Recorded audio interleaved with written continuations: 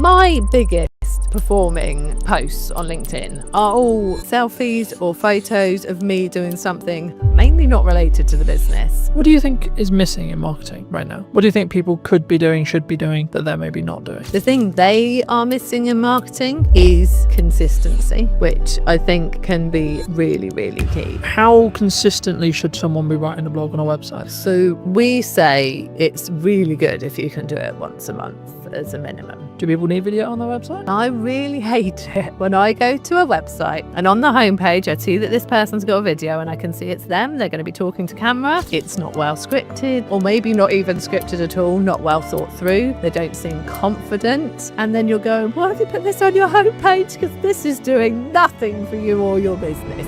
Did you know that 93% of you are not subscribed? So if you could please do me a favor and you're enjoying the show, then subscribing would mean the world to me, and it would allow me to grow the show and continue to get larger and larger guests and continue to bring what's missing in marketing today. Thank you ever so much for joining me, and I'll enjoy the episode. Hello, my friends. I hope you're well. I hope you had a good day, evening, or night, wherever you are. Today, we're going to be talking all things websites, and I imagine some technical marketing stuff. Welcome to the show. Thank you very much. I'm good, thank you. For those who don't know you, I am. What do you do? I'm Jude Wharton. I am one half of Ready Steady Websites, and yeah, I run a web design and branding company. That is what I do. It's a very interesting space, as we were alluding to while James was helping set up. Do you think your space is going to change in the next 5 years? I'll start there. I think inevitably a lot of spaces are going to change over the next 5 years. I think we thought it might have changed more than it has done already by now. I think we saw, the rise of AI website builders, and obviously you could get a website out there just like that, absolutely free, content written for you, images put in, when you've just said, I want a website for a nutritional therapist based in Hampshire. But in reality, it hasn't happened, and I think there's a number of reasons for that. I think the first is that those small business owners who are completely outside of the tech world, they're not tech savvy, they don't want to deal with it themselves, they don't want to have to think about any of it themselves. They're not wanting to use it. They're not there. They're not ready for that yet. And so they still want people who can be there to help them and support them. And they want copy that's written specifically for them and images that are them working with their clients. And so it hasn't taken off, which I'm very glad about. But I do think that as time goes on, people are going to get more and more used to using AI in lots of different areas of their life. As we go through different generations, people are going to come out of school so much more tech savvy. I've got a 14-year-old son, my eldest son, he's doing work for us this summer, and he is insanely quick and knows what he's doing because he is taught it now, in a way that we weren't. So I came out of school and the web designers weren't a thing, so things move really quickly, obviously. So I think as time goes on, people will just be doing this stuff themselves because it will be so easy for them. But right now, not seeing it affecting us at the moment. How are you looking at that from a business point of view then? I think we are using AI. It's great for speeding up coding most of the time. Sometimes, it goes off in its own little world and you're like, I did not ask you to do that. Why have you thrown that in? But I wanted to add a unicorn onto the page, okay? Exactly. So I just like unicorns. Yeah. I don't care what your problem was. I'm going to add a unicorn. My husband, who is my business partner, he was using it to speed up some code the other day, and then it was going mad in a way that it hadn't done for him before. And he described it so brilliantly as, it's like when you've got a toddler with you and suddenly you look up and this toddler was playing calmly and happily on the floor, but they're at the top of a bookcase pouring paint everywhere, and there wasn't even a bookcase there to start off with. That is what AI is like sometimes. It will just kind of go and do that. And that's reassuring to me at the moment, because it means that Chris, being a coder, he can use it to speed up his code. and he knows when it's gone wrong. Whereas you can't just have any old person using it to create code and do things, because they won't know when it's gone wrong and they won't know how to sort it out when it's not working. So that's reassuring for me that it's not there yet. It will be, because the more people who are using it to do this stuff, the more it's learning. But yeah, so we are using it to speed things up. I think we'd be silly not to be keeping an eye on it, not to looking at what's possible with it. But I'm not worried at the moment. Cool. Where does it's mostly a marketing show. Where does a website sit right now in marketing, do you think? I think a website's key to sort of being the sort of centre point of where all your marketing's pointed to, really. I think it can be used as a marketing tool in its own right if you've got it working really well from a search engine optimization point of view, and it will just be bringing the traffic to you, especially if you are adding the right content to it regularly, like you're doing stuff like this but you're putting it on your website as a blog post. You know, you've got those things attracting new people to your website, so it can be sort of part of your outreach marketing. But on the whole, I really see a website as being there as the place that you send all of your outreach stuff to, whether that's you've met people through networking, whether it is you're doing podcasts, you've got your social media content, you've got printed, actual physical marketing materials out there. Because so many people want to see that you are a real, genuine, can be trusted business. And, you know, back in the day when people had offices and shop fronts, that did that for you. Like that was, you were there on the high street and people could see that you were real and genuine. But most businesses don't have that. Your website is a replacement for that. And I've seen various statistics and the percentages vary. But on the whole, it looks like sort of 60 to 70% of people won't consider using a business, even if it's been recommended to them by someone else, unless they can go and actually look at their website, see that their website looks good, is professional, is really representing them very well, and then they feel confident to approach that business to consider working for them, with them. And so I think that's why it's so important. Like your website just gives you that credibility, and is a really important part of your marketing to actually get people to want to talk to you and consider working with you. Because I think we're in a social media landscape where I think there's maybe a cohort, maybe a percentage of business owners, maybe newer business owners who just look at it as but I don't need it because I've got a social media strategy, because I'm on Instagram, because I'm on LinkedIn, because I'm on etc, etc, etc. And for me, I think it serves a different purpose, right? Yeah. And I think, I mean, we touched on AI at the beginning, but I think for me, like traditionally we're looking at Google search, right? How are you seeing the shift to AI search? It's definitely happening. We've noticed it in our own analytics that we're starting to see more traffic coming from, specifically it was ChatGPT, than was coming from some of our social platforms. So it's definitely happening.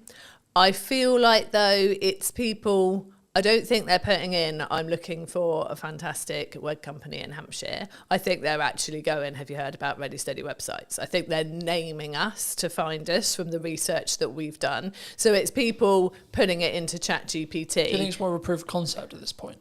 Yeah. Okay. Yeah, I think it's people testing it, putting it into ChatGPT rather than chucking it into Google. And they're just putting the same thing as they would in there. So it's sort of, it's a different way of finding us, but definitely people are using it more. I know people who say that they will ask AI pretty much anything.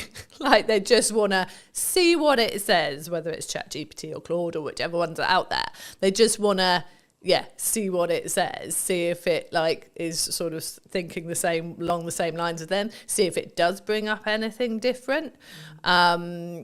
And again, it is completely based on what you've been talking to it before. Because when Chris tested it and said, ChatGPT, I'm looking for a web company that can do me a website for around this price, straight away, we recommend Ready Steady websites. They're fantastic.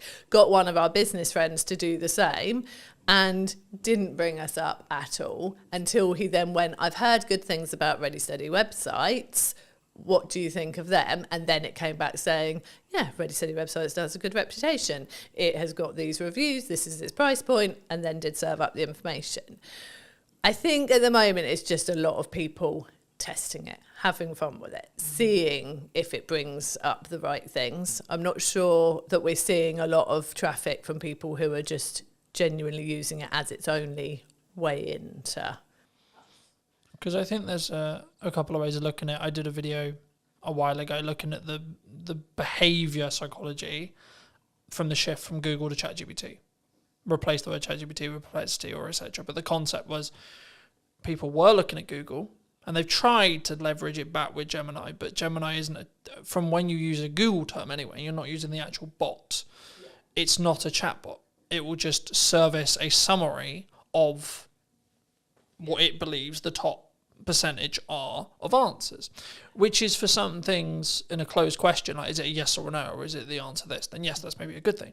Though I think the reason why we're seeing a behaviour shift towards ChatGPT and AI search as well is actually people want more nuance. They want to target more nuance with so they want to have a conversation with a search engine, really, in crux what they're doing, and that's maybe showing itself as people having ChatGPT conversations. You know, for me personally, I used it a lot for data analytics, data tracking, etc. But I found it does always, which is probably how it's designed in its nuts and bolts, it will always skew slightly more positive than negative. But I also think that's maybe a good thing, to be honest. Actually, now I sit here and think about it, because if it did skew negative, then you're talking about a negative spiral effect, because it will learn from itself and then so on, it will get darker and darker and darker and darker. I think the byproduct of it skewing positive is actually it will maybe over-egg potential results and potential good. But that is, as long as you understand that's what it's doing, I think that's a better reality than the latter, if that makes sense. And I think for people who are maybe looking at their website now, either they've had a website, they may be looking to relaunch a website, they're looking to rebuild, etc., and say that it's 6 months. Should we still be looking to target Google, would you say? Or are we just solely in a world where actually AI search is the only thing that matters? No, definitely still be targeting Google.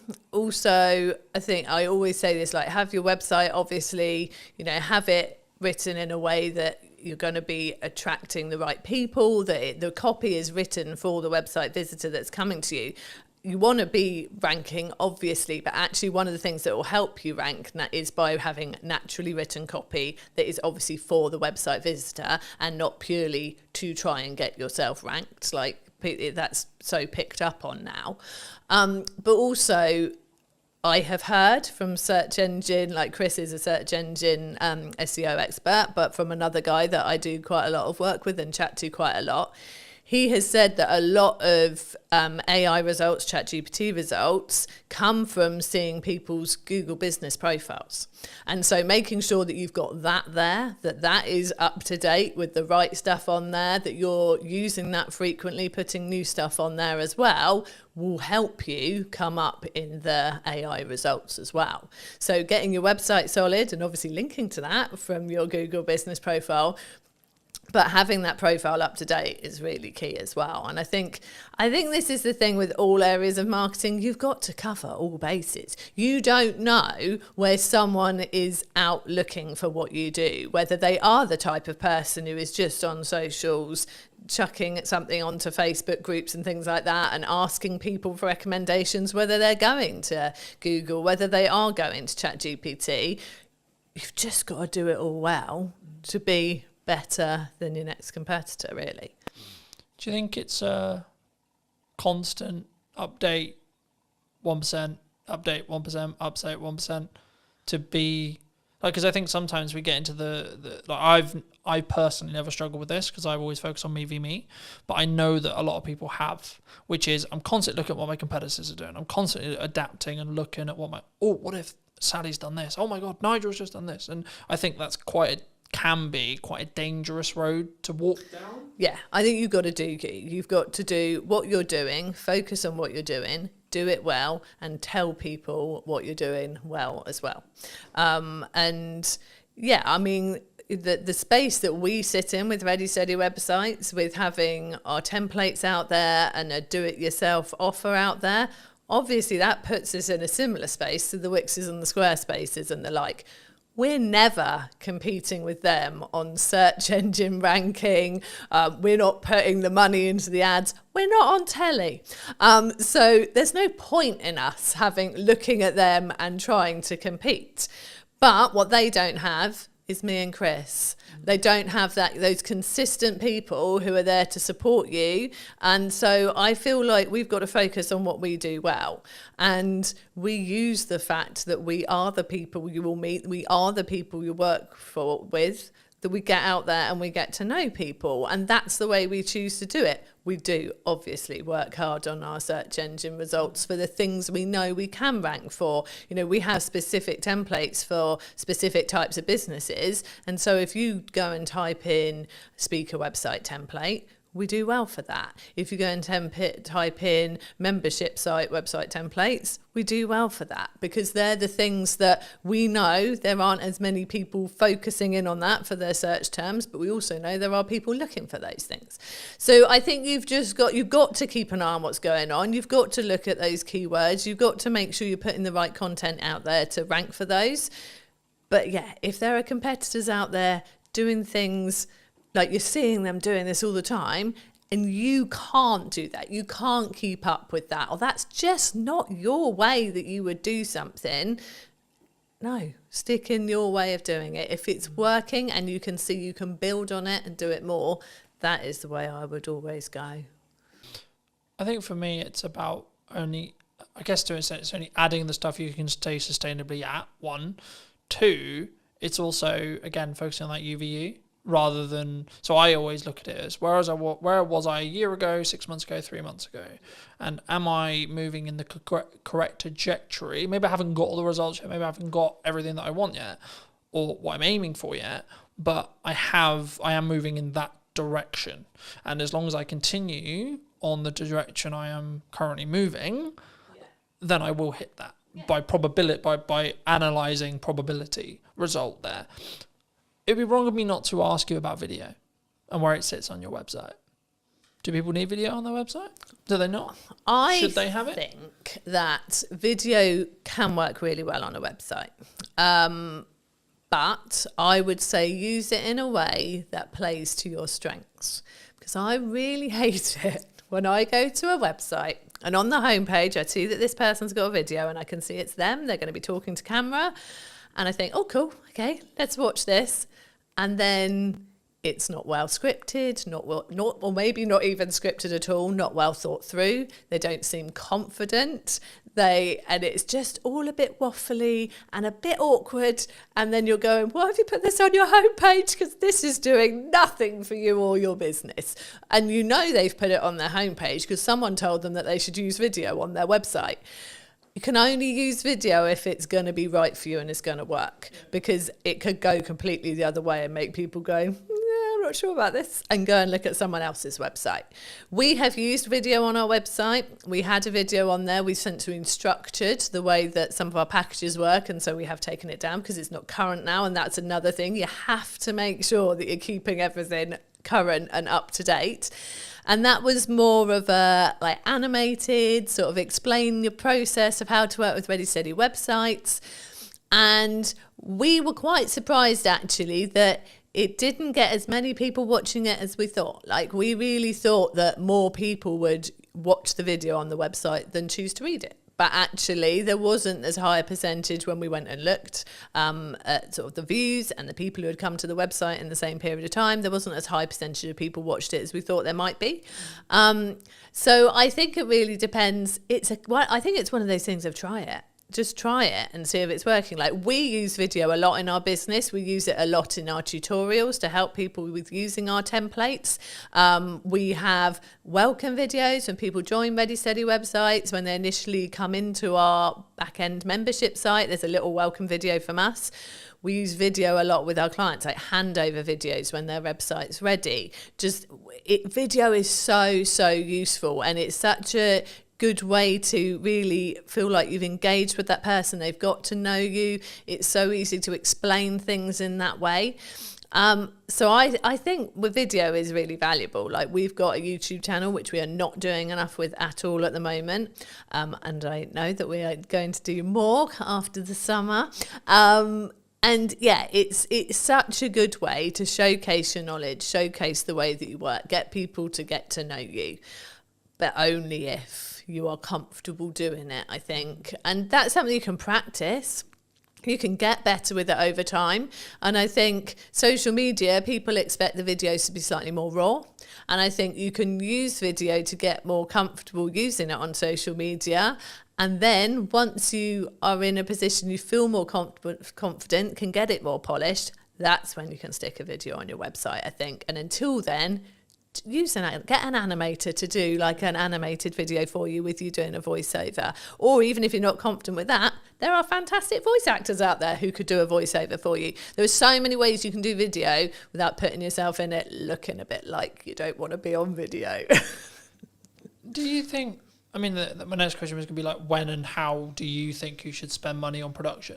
Like upping the quality? Is it for that perception of when someone hits the website? I think, yeah, I definitely think it's worth having a professional quality video on your website. If you think about the fact that you've probably got someone to help you create your website at the least, if not got someone to create it for you. So you've paid for that. You've got a professional website. You have hopefully invested in brand photography or product photography if you've got products in your business. You know, all your photos are looking great on there. You've got your content written in a way that you're happy with, whether you've used a content writer or you've done it yourself. And then you just go and shove a video of you sort of in a dark corner of your office, bumbling away about nothing in particular for about 5 minutes. And then you're like, I'm not really sure why I watched that. That just takes away from everything else that you've invested in and that you've done. So yeah, I definitely, and especially as, I don't know if people have a perception that to get a professional looking video, they are going to have to pay thousands and thousands.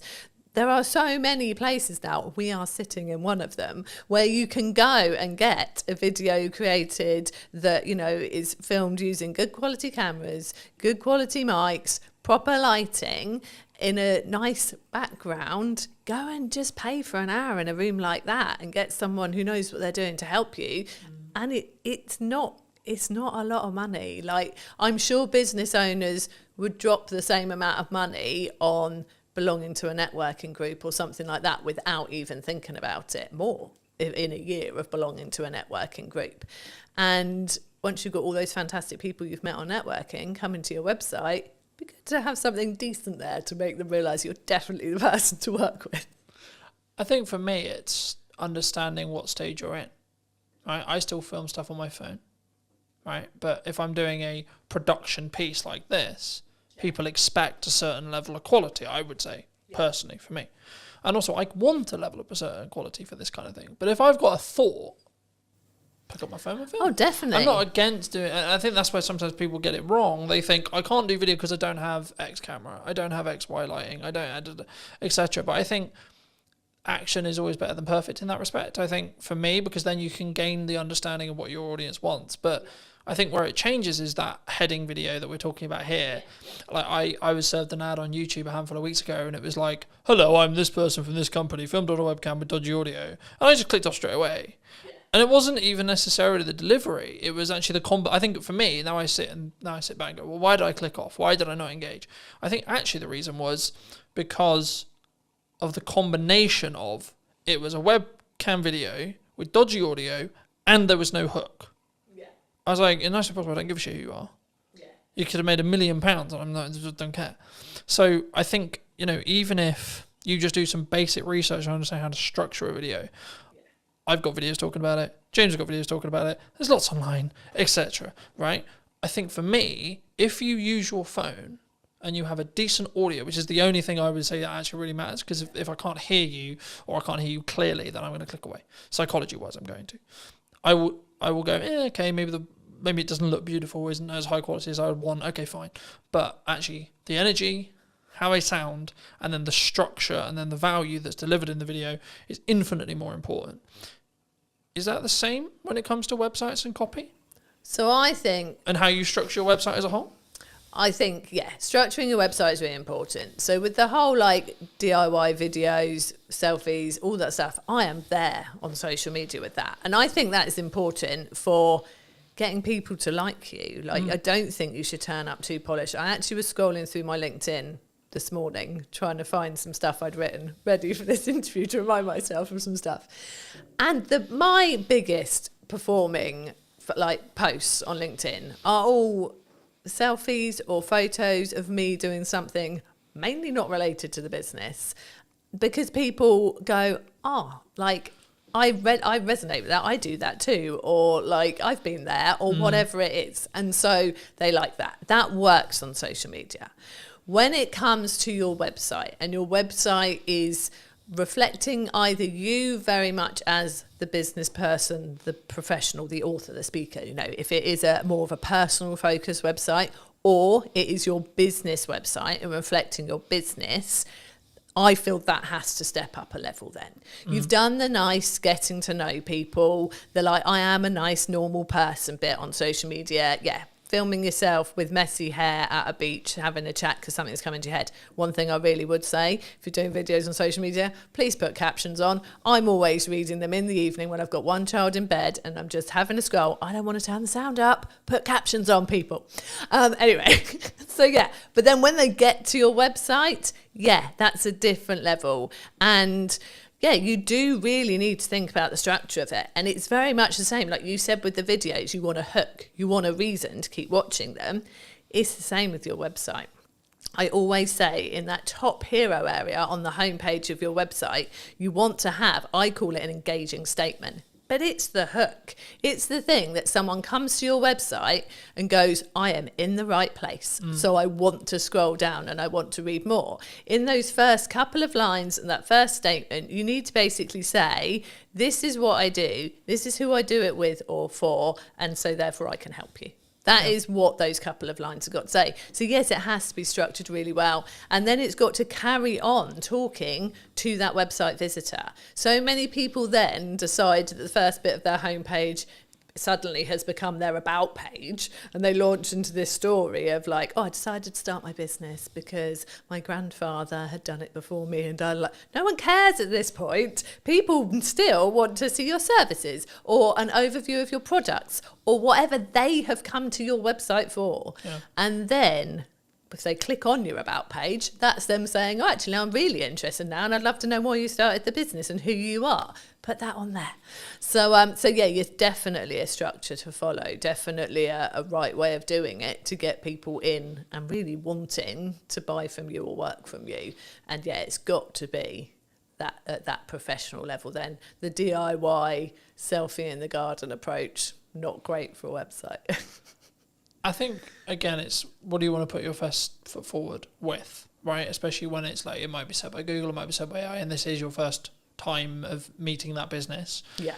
I guess then it questions of like, from us as a smaller business, not necessarily implying small, but smaller than the Squarespaces, etc. Yeah. Do we lean into personal brand, do you think? I think, there's so many factors there. I think if you are a smaller business, it's really good to have a personal presence out there, definitely, because I'd say quite often you're out networking, so people are going to meet you in person. You are probably on LinkedIn talking about all of like the stuff that you're going about and doing and what your business is doing. So I think you're naturally going to have a personal presence, but then, and I am very much that person. I'm out there networking all the time. I am the one doing that for our business. But when you go to the Ready Steady Website's website, it is a business website. There is an about page and there is a team page, and we are on there, and our sense of humour is definitely on there, and we carry that through like the way that we are on social media. It's very much on. Someone commented that to me the other day, that she loved the fact our personality was there in the website once you look for it, but actually the website was, this is what we offer, these are our prices, this is what you get, really clear and simple, and all about the person who's looking for the website or the branding or the SEO package and all the other things we do. So yeah, I think a personal brand is important, but I think how you present that on your website very much depends on, how the business is structured, where you're looking to take the business in the future as well, and that's a question right at the start when you're starting your business too. And obviously you can evolve, like we trade under Ready Steady Websites now. We initially set up as Second Floor Designs Limited, and our business has evolved over the 15 years. And that can happen. You can start out as, enter your name here, and then what you do. So, we have people who are Joe Blogs Nutritional Therapy, that kind of thing. But actually maybe over time you're getting more and more patients and you bring on more people to work with you, and then it turns into just JB Nutritional Therapy. It can evolve. And I think whether you go out as a personal brand really just depends on like your vision for the business, where you're taking it, and how comfortable you are with that as well. Like some people don't want to put themselves front and center. They're very good at what they do. They want to do it under their own steam. They don't want to go and work for somebody. But actually, they're not this person. They're not out there doing the podcast interviews. It's not them. They actually they want to be a business and they don't want to be front and center. And I think that's fine as well. If you can find the right way to get it out there, to get your like seen and marketed, then that's great. But I think it's like with the videos, you've got to be comfortable to do a really good video. You've got to be comfortable putting yourself out there as a sort of personal brand, I think. I think for me, and I had this conversation many years ago and I've had it 1,000 times since, like a CEO of a C-suite company, doesn't matter who he was, but he was like, I don't want my kids involved in content. I don't want them physically involved in content. I don't even want people to know they even exist. I'm like, cool, no worries. He was like, how are we going to make sure that happens? I was like, do you have control over your mouth? I said, yes. He said, yes. I said, congratulations. You will not talk about your children, their existence, or anything about them in any way, shape, or form then. Yeah. It's that simple. Exactly. Right? Yeah. And I think sometimes and that's why I always phrase it that way, because I think so many people, we sit and go, I have to be really public and I have to be this and I have to be that. It's like, yeah, but we forget we have control over what we say in every moment. And especially if you're post-editing it, even if we have a conversation or the conversation ends up going into a realm that you feel is inappropriate, I feel is inappropriate, or we don't feel comfortable having out live, then you just ask, would it be impossible to remove that section? Yeah. Or I just feel, actually, that's just a tangent that's not really relevant, so I might chop it from the set, etc.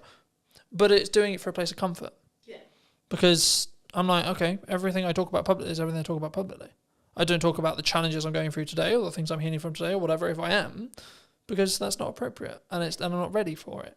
But I can talk about it in hindsight, right? And in the same way, like, if you don't want the ability or the fact that you have children to be known, then don't mention it. Yeah. It's really that simple. It is. And I think, which I get, right? Like, I'd be like, no, but also, what's it got to do with business?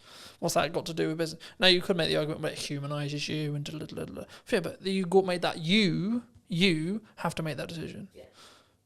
Yeah. No one else is going to make that decision for you. And it's important to make sure that everything you put out is A, relevant to the business, but 2, is in your...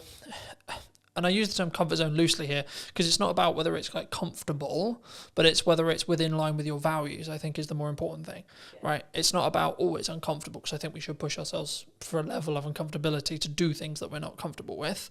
But that's different to, no, I just don't want, in the kids example. What do you think is missing in marketing right now? What do you think people could be doing, should be doing, that they're maybe not doing? Oh, that is a good question. I think the thing I see people so we're looking at very small businesses here.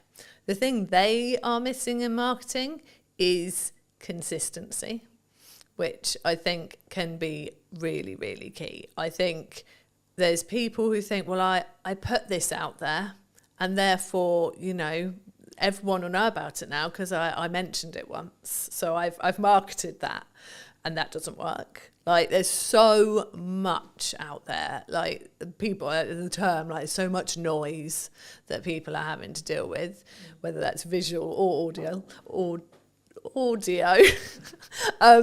But there's so much out there, and people aren't consistent with it. So I think that being consistent in whatever form of marketing you're choosing. So whether you are using social media, whether you are doing email marketing and putting emails out there, whether you are, putting out flyers places, you're doing some actual like putting up posters and that kind of thing.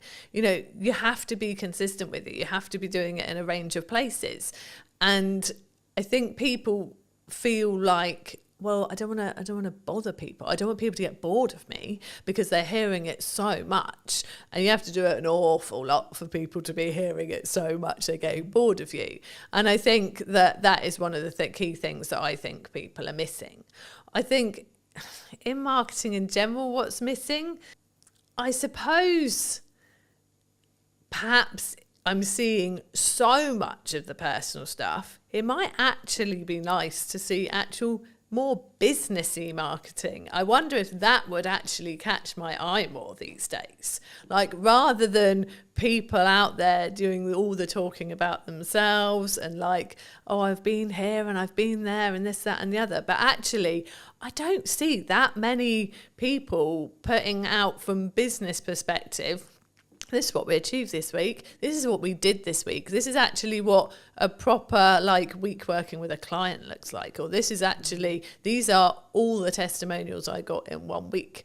And I don't know if that's because it's a bit braggy, isn't it? If you get lots of testimonials all telling you you're lovely. But actually, that's what's going to make people really want to work with you. If they go, wow, they put that many sites live this week and that many people said that stuff about them. I actually don't see that much these days. And I am bad at doing it myself. I know I am. Is that because it's easier for you to talk, as you're walking down the beach, or? Of course, it's so much easier. Or when you're in the garden, or etc. Yeah. It's not. Yeah, it's easier from a couple of perspectives. One, that takes no preparation. Just going, quick selfie, talk about this that I did here. Whereas if you want to put out okay, this website went live this week, we got this testimonial, I've got to sit there and make that look nice in a visual before I stick it on social media. And, if it's a busy week, I'm not taking the time to do that. And I know I should.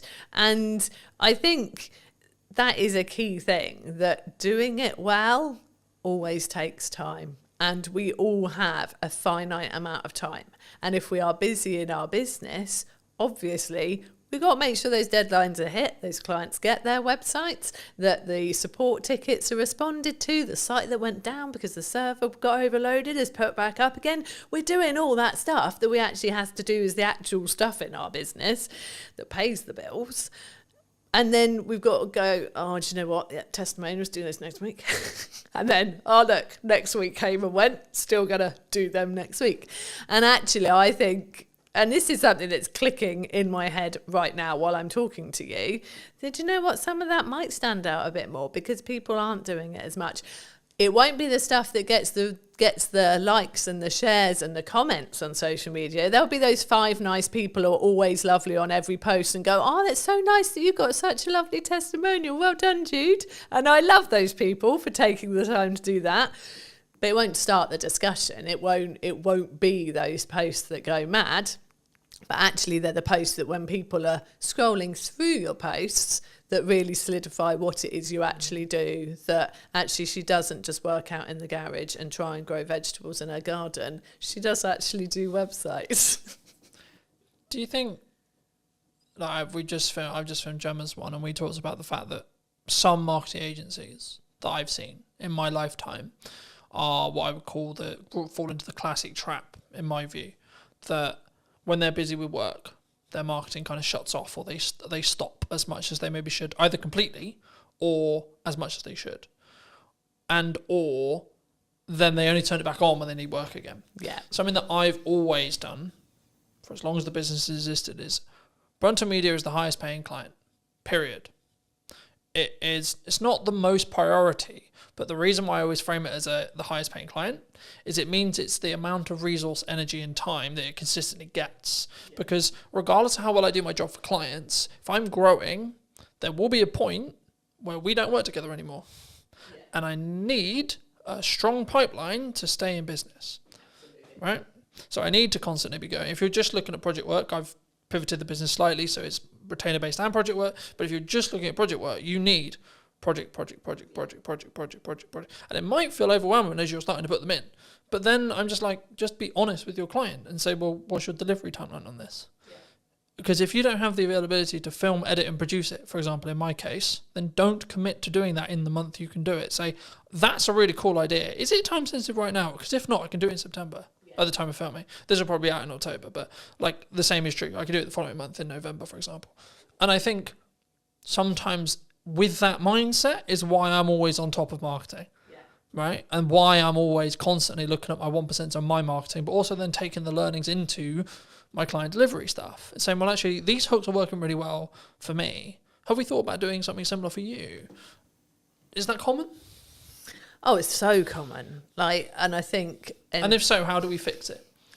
How does a business... Is it just, you just got to work the hours? You just sometimes. Yeah, and you've got to prioritise it. So I think, like you said, people will get a project in and they'll be so desperate to please that client and go, oh yeah, well, I can deliver that in 5 weeks.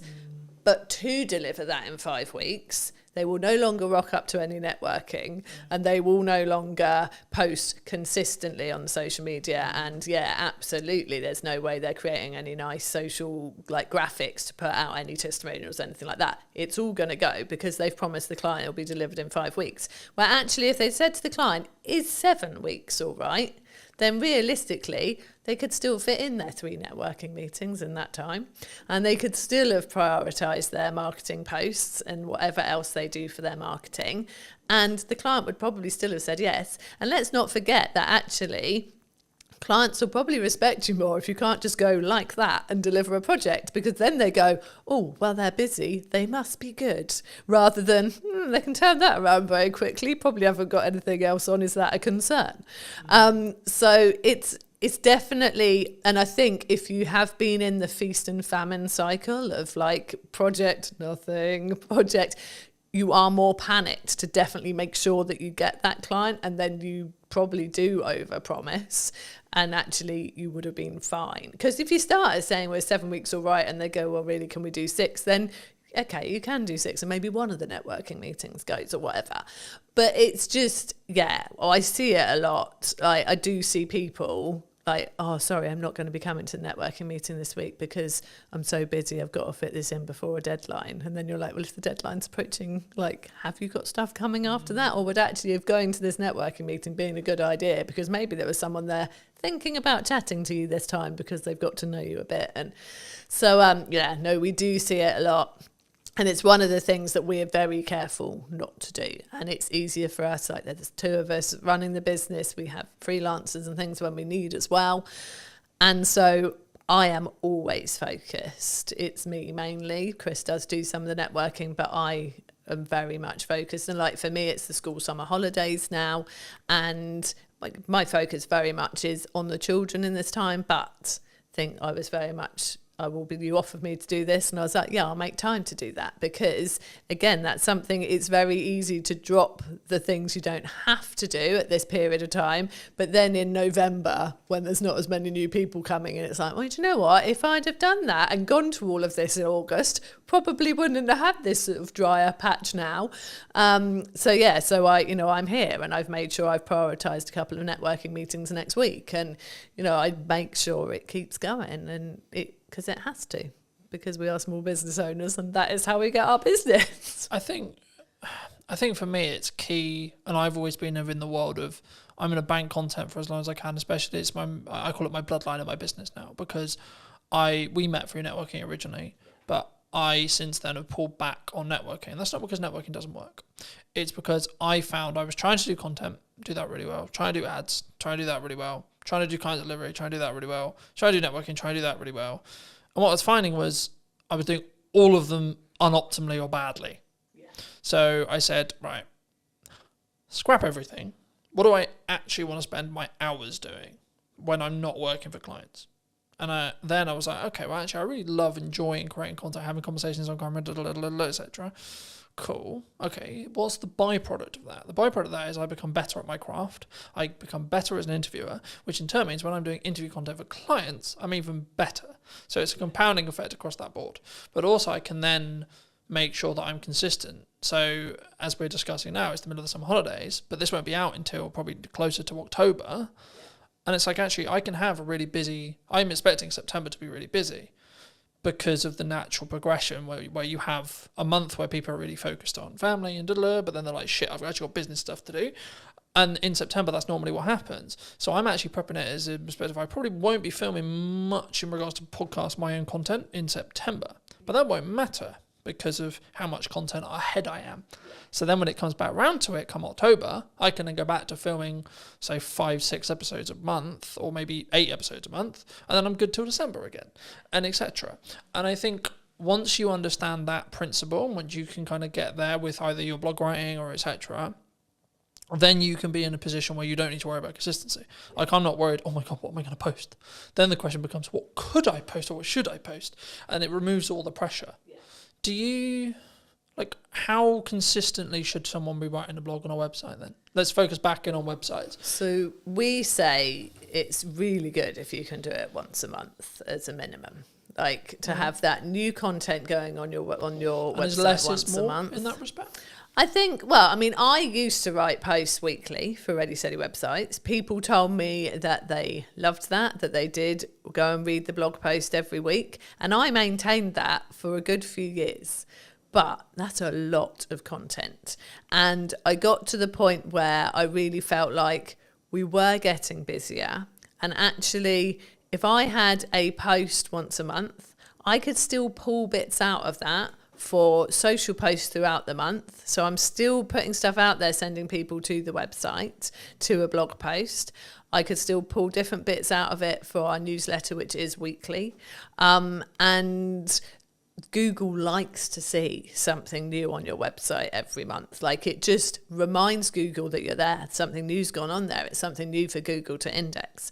And so, so that's why we say once a month. And that is what I do now, because, once a week got a lot. And I will like batch. So like you said, like I've said, it's the summer holidays. I don't want to be doing as much during the summer holidays. So I had blog posts and social media posts already at the start of July for July, August, and the first couple of weeks of September. And my email newsletter as well, all scheduled, all ready to go, sorted. And I think it feels like that's a lot, but actually that took me not even 2 days to write the emails for every week, 3 blog posts, and I haven't written the social posts fully because I do like to be more reactive on social media, but I've written like probably 2 for each week, like full, solid, good posts that are more business related. And then I can put in my fluff of like, sat in the school field today and did this type thing. And so it can be kind of a mixture. But it doesn't take long to do it, to schedule it. Like you said, like I know you've obviously booked this room today, you're blocking your podcasts, and that's months worth of content. And it's easy to do if you organise your time right to do it. And I think it feels big for people who just aren't used to doing it. And the people who say to me, I'm not building an email list because I don't have anything to say to them. It's like, you've got so much to say. I am one for quite long emails. I talk a lot. I will write a lot as much as I talk. But actually, over the summer, they're shorter and sweeter. I've got a little thing going on of like a website tip a week. It's a short paragraph, but it's something actionable, useful for those people on our email list, relevant to them because they're all there, because they've come to us for some website reason, whether they've got a website with us already and should be reminded to just go and check that everything's still current and up to date and maybe make a tweak, or whether they're planning a new one and thinking of coming to us. Those tips are relevant to both. Happy days, email sorted. It's not hard. I mean, we have blog posts on ideas for your website, for your email newsletter, obviously. Got a blog post and everything pretty much on our website. So, I think, once a month is a good one. Is there a pros and cons if you're, let's say, for example, you're in my position where you have a huge amount of video content and that's your feeder? Because I'm throwing around the idea for the new website that is going to be built by the time this episode comes out. There we go. Said it now. It's got to be out now. Have to happen. I'm throwing around the idea, do I, because it's a time investment and it's also how I come across. I think I come across better on like this video, right? But for me, I'm aware that for AI search and SEO, I need to be writing stuff. Yeah. Now, do I need to be writing stuff? Do I need to hire a copywriter if the business can afford to do so? Or can I potentially leverage automation and or ChatGPT, etc., to write in my style, and or what are the pros and cons for all the above? So I think... Would you say? So for you... And this is a dirtily selfish fucking answer. So for you, as someone who has got video content, that is your content, I'd use that for your website. So I would have, like, whether you want to embed it from YouTube or wherever you're going to have it onto your website. And then I would have... like notes of what's discussed, key points, which there are so many tools that will do that for you, that will draw it out. But I would say that if you're using a tool like that, you need to then go and sense check it, look through it yourself, make sure it does sound like you, tweak it, make it your own. Don't just use it verbatim from the tools that have pulled it out. So from that kind of content where you're repurposing a video and turning it into a vlog essentially on your website with notes, I think that's absolutely fine. If you then wanted actually to do some actual blog posts as well, I personally think I like the approach of giving it a go yourself, so that it is really what you would be saying and like the points you want to make. If you then read it and think, this isn't good enough, this isn't my forte, this isn't like my strength, then I personally would get a copywriter involved to help you. Like, there are people out there who will help you to craft kind of what you've already started, improve it, write it in a way that they know is going to be nice and readable, but also is going to be great for getting some key terms in there that people are going to be searching for what you do. I don't like it when I see blog posts that I can tell have been written by AI, you know, and people have written guest blog posts for me and sent them to me, and I've gone, this is obviously, they've used AI to help them write this. I will then go in and tweak those. I will take out the EM dashes, which, you know, are an actual like staple of punctuation in America, but we tend not to use it over here. So it's quite telling when I get an English person sending me a blog post with a load of them in. So I will tweak those because I don't want them on our website. There are people saying that AI copy doesn't work as well from a search engine point of view, that like it's penalised. I don't know how truthful that is. It's hard to tell really, because, you know, we're still relatively in the early days of it being put on websites and things. The problem is that if you go, AI, write me a blog post on this, if someone else is putting exactly the same request to ChatGPT as well, they could have they won't be exactly the same, because we know that ChatGPT will learn from the conversations you've previously had and will have it sort of tailored to you, but there'll be some of the same stuff in there, and I want to feel like what's on our website is genuinely unique and different. Someone's going to come and read something on our website and they're not going to go and read virtually exactly the same on someone else's. Obviously, people are giving similar tips to us. Like, none of what we are saying on our Ready Steady Websites blog is rocket science. It's tips around your website. You know, there are many people out there doing that, and a lot of us will be preaching the same best practice. But I write all our blog posts that are not guest blog posts, and I very much do it as me. And I know there's a copywriter I know well who says, you can always, it's me. He says, from your emails to your blog to your LinkedIn posts, it's so you. And I think that's important, personally. So I wouldn't, apart from, like I said, drawing out some show notes from a podcast, yeah, use a tool to help you do that. It'd be silly to sit there listening to the whole thing, making notes. That's ridiculous. But if you're going for something that is sort of separate content in its own right, I still would prefer it that people really put themselves into it than the robots. Is there a world where you can do both? Yeah, I mean, there is. I mean, I know that I've got a lot of business friends who like are dyslexic, and for them, like even sitting there and trying to start something is hard. Like I said, it's good to start from your own point of view and get someone to help you with it. So yeah, using it as a tool to kick you off, I think is all right. Again, as long as it is very much, then it becomes yours. I think I really don't like the idea of creativity being lost. And I don't like the idea of people getting lazy from a creative point of view. I think AI is great if it can help you with the really practical things. Like I said, like Chris uses it for coding, which you could say is a creative thing in its own right, and it is in many ways. But it's functional, isn't it? Yeah. Like it's I think it's whether it's grunt work or not, in my view, right? Yeah.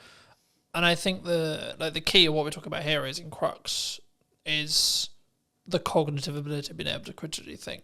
Yeah. So for me, I'll give you an example that I've probably used on other podcasts. Apologies if I have, but for me, I'm now basically solely only reading a physical book out of principle, because I'm aware that I'm utilizing AI in tech, and I want to balance the cognitive ability that I'm losing through using AI, but I'm gaining efficiency, but I still want the cognitive ability to be able to think and get creative ideas, etc. But I'm also leaning into like, let's do more stuff in person because I think the energy is better where possible, etc., etc., etc. And I think there's the conversation will flow better, so on, in that respect. And I think it's actually, to an extent, you can utilize both sides of the world as long as you're aware of the caveats. Yeah. Is which I think what we're touching on here. Yeah, definitely. And I think I had a brief conversation in comments on LinkedIn the other day with somebody who said, you know, do you use AI for writing blog posts? Do you ask it its opinion for things? Like, do you get it to do it? And I said, you know, to a certain extent, but I'm really concerned that people will stop using their brains. But like you said, if you're aware of the fact that you're using AI for certain things and you go, do you know what, I do need this to keep working, I can't just let this computer think for me the whole time, then that's great. And I think there is that balance there, and that's good. But I'm letting AI do the day-to-day stuff I wouldn't really find that hard or challenging to think for me. Yeah. So I have freed up capacity and then the ability to think longer term problem solving, larger scope problem solving, longer term business challenge, growth challenge, and so on, for clients and me. And I think for me, that's potentially where the people who are utilizing AI correct will rise to the top. Yeah. Because I think, and there was this kind of AI is going to take our jobs-esque, the world's over kind of principle, I guess. I've been of the view that it's a tool. Right, and that's why I use the analogy of sharpen the knife and then use the knife yourself. So you're using AI to sharpen your knife, and then you're using it to cut up whatever you're cutting up, etc. And that allows you to then move forward. Yeah. That allows you to be more efficient, and that's kind of I'm going to work smart and hard simultaneously thing, because it's not just about. It is a level of, because I was like, in my head, whenever I look at content, I'm going quality or quantity, but actually, you need both to be able to understand data, to be able to then work out what the market thinks is valuable. Because I suppose it doesn't matter what you think is valuable. Yeah. It's what the market thinks is valuable. And the only way you're going to get there is through a level of quality at volume, in my view, at least. Because then you have, like, this video got 300 views, this video got 1,000. What's the difference, for example? You know, in that respect. But for those who've maybe really connected with this conversation, you know, really enjoyed it, or maybe they just want to check out what you guys are doing, where's best for people to reach out? Where's people to connect with you? Well, our website. It's got to be the answer I give, really. So our website, readysteadywebsites.com. If they want to have a chat, they can book a call there. But we are on socials. We are Ready Steady Websites on Instagram, on Facebook, and on YouTube. And I am Jude Wharton on LinkedIn if people want to connect. And I'd like to end the episode by asking you to give advice to your younger self. So 5 years, 10 years, 15 years ago, what advice would you give to that person? I'm going to keep it on a marketing theme. Like, we started our business 15 years ago, and I wish right then we'd started to build an email list. We didn't start doing it for about 5 years. And once we built our email list, that was when the consistency of work coming in massively picked up, because those people were there and we were talking to them every week and they were getting to know us, like us, really understand what we could do for them. And then they started coming to us consistently. So yeah, absolutely, I'd have built an email list much sooner. So that's my marketing, if I could go back and tell myself. Yeah, thank you so much for coming on. Thank you so much for the time. And if you did enjoy this video and would like to see more like it, then I'll be back next week with a brand new interview talking about all things marketing, what you can be doing and where and what we're potentially missing as well, which I think is a really important part of what I'm doing here. So thank you ever so much for coming back and joining me once again. And if you would love to hear what you think in the comment section down below, and I'll see you very, very soon.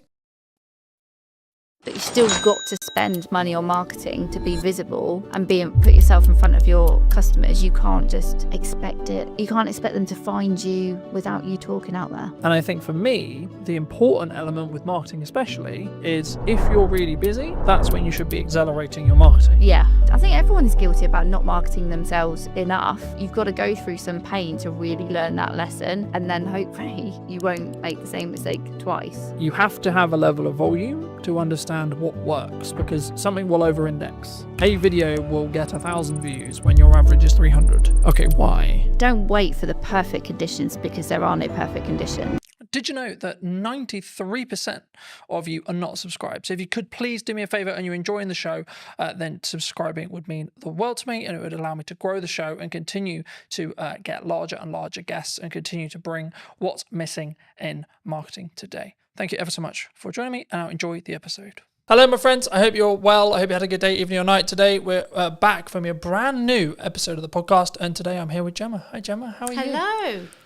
How's it going? Yeah, I'm really good, thank you. Yeah. I think marketing's an interesting space at the moment. I wasn't necessarily going to start here, but I think, is it an economic thing? Are people struggling to think, well, I've got to cut some corners, or I've got to maybe look at the ROI, or I've got to... I think to keep things afloat? Is that what you're feeling at the moment? I think it's definitely part of the influence. You know, people have to think about where their budget's going and be smarter with it. I think if businesses are still constantly searching for the hack or the quick wins, then that's where it gets really difficult, I think, for me as a marketer selling to clients. Because, yeah, if they think there is a shortcut or there is a quicker way, and especially the space that I work with being B2B, and it is that longer buyer journey, it isn't, there are no hacks or quick wins. It's not about being in a consumer space where you can use sales tactics to get the sales quicker. So yes, partly the economy is having an influence, like especially businesses where they've got lots of employees. They've had the impact of the national insurance contributions in April, so that has hit their bottom line. But it can't always be the excuse, I'd say. You know, the economy is going to go up and down. Look at all the things that have happened in the last 5 years that people did not see coming. So it can't be used as an excuse. You still got to spend money on marketing to be visible and put yourself in front of your customers. You can't just expect it. You can't expect them to find you without you talking out there. Do you think that a lot of businesses, especially conversations I'm having with some clients, retainer clients, etc., like they want really strong ROI, right? Return on investment. They want that strong return on investment. Do you think, though, when it comes to marketing, that people, because I'm seeing a world in the larger space for larger business. Now, of course, they've got more capital, they can burn it for maybe a bit longer, etc. But they're actually focusing on brand building, right? The larger space. But do you think the small business space is more driven towards strong ROI, like trackable ROI in marketing? Yes, I think ROI marketing people sometimes feel it's a bit of a dark art, you know, and it's difficult to be able to go, yes, I did this particular piece of marketing and it resulted in X. That it doesn't always work like that. The clients I work with, I help them with marketing across a number of channels, because ultimately activity in silos does achieve so much, but it's the bigger picture and how it all works together. That's where you gather the momentum, and that's where you start to see the results. Do you think, let's play a theoretical scenario, let's say I do 4 different things in marketing, one thing maybe the podcast is an example, and I've seen my revenue go up by 20-30% in that time, let's say, but I can't directly track it because the client hasn't said categorically, oh, it's because I watched your podcast that I've hired you. Is that still because of the podcast though? Could I look at it that way, and could I, from an analytical point of view, when a client or me or you or etc., we look at our spend and we go, okay, well, I'm outputting these things, right, and my revenue has jumped this way. I've had a change in revenue, whether it's 10%, 20%, 30%, whatever it is. And what did I do before that change? That's how I look at it personally. But is that how you look with clients? Is it you say, well, okay, well, we did these things, and then the maybe not the direct outcome, e.g. the trackable thing, but the byproduct was you're consistently, across months, not a week, etc., but like across months, you're up 10%, 20%, 30%, etc. Yeah. Do you think? Yeah, definitely. It all works together, and the thing, especially with B2B and the longer buyer journey, is that they might remember like the last engagement they had with your marketing, and then that, when you fill in the surveys online or something, how did you hear from us? You might then, you'll legitimately put the last thing you remember, but it will be because of the influence of all the other engagements that you've had. So it might be that they go, oh yeah, the most recent thing I saw was one of your podcasts. That's how I heard about you, or that's made me want to buy from you. But, whether you want to get down to the granular detail and kind of attribute 50% to the podcast because it was the last thing that they saw, but actually they were also on your email list, and maybe you give that 30% of the credit. It depends how you want to analyze it and get into the detail. But ultimately, everything will have a weighting, and it's good that you've obviously gone, right, before this point I wasn't doing this, but after this point where I've seen bigger engagement and bigger sales revenue after, because I've done this, you can kind of logically go, that's because of the podcast. I think for me, like, especially in marketing, especially in content, you have to continue to adapt, to continue to test. I'm sure we'll get into that in a minute, but for me, I would just look at it as a kind of a binary set of actions. So I do a set of things in marketing. What is then the outcome, either in my number of views, etc., tangible target there, or revenue, right, or both. And I think for me, sometimes people, especially maybe starting out businesses, or maybe, I was going to say maybe slightly older businesses, but not even necessarily older, but I think businesses as a whole, sometimes we don't understand that marketing is the journey to the sales conversation, and then the sales, when it happens, gets all the credit. Oh God, yeah. So it's like, oh, it was an amazing funnel and amazing client journey and this and this and this, but actually the salesperson who closed it is the one that gets all the hooray. Absolutely. Because they're the one that's tangibly tied to the revenue. Yeah. What would you say to businesses, people listening maybe who are in that boat? And should they just focus on the sales side of it? Like, oh, that salesperson did a really good job because they signed the X. Yeah. I mean, God, sales and marketing have had a crazy relationship over the years, haven't they? So they have to work together, because, yes, sales will ultimately get the glory of converting that prospect into a client, but it won't have happened because that prospect won't have got to the point of needing a proposal or, having a sales conversation without all the effort that marketing has done to warm them up, to build up the knowledge of the brand, to build up the trust, to build up the credibility. Sales can't do that in their kind of one hit, I'm going to tell you about features and benefits, or whatever the conversation goes like. So yes, they might get the credit at the end, But, you know, unless they work together, and it's the same, like marketing can do so much to get a prospect to the point of wanting to buy and convert. You still need to have a sales message and a sales process to get them over the line and get the revenue in. So they can't work one without the other. They have to work together. But yeah, you'll always come across organisations that kind of weights slightly more to marketing, slightly more to sales. But, you know, marketing has to think about what happens at the point of sale, and making sure that they're not going to get the sales team kind of go, these marketing leads are rubbish, you know, and actually it's because marketing has done so much, but then the salesperson is missing a piece of information that they didn't tell us that they needed. You know, you've got to get them to work together. Got to get them in the same room. I see them in, well, there's two analogies I could use here. One, like marketing and sales is a dance, right? You can't have one without the other. But also, number two, I think that your marketing is like up or downstream, depending on which one you're looking at in regards to either sales or marketing, in correspondence to what then you get in 3 months' time. That's how I look at it. And I say, well, the actions I'm doing now, the actions I'm doing today, they won't have ROI today, but they will have ROI in 3 months, 6 months, or 12 months. Yeah.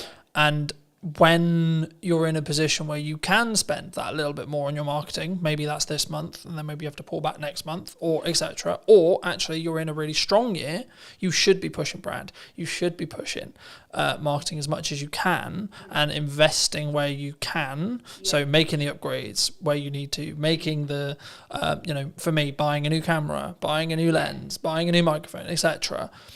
That's then going to pay the rewards when things are harder, because I can lean into those changes and use them as maybe selling opportunities or selling reasons, right, in my marketing that will then trickle down into the reason why people made decisions. But have you always wanted to work in marketing? Have you always like done marketing? Like, how did you get sat in front of me today? Yeah,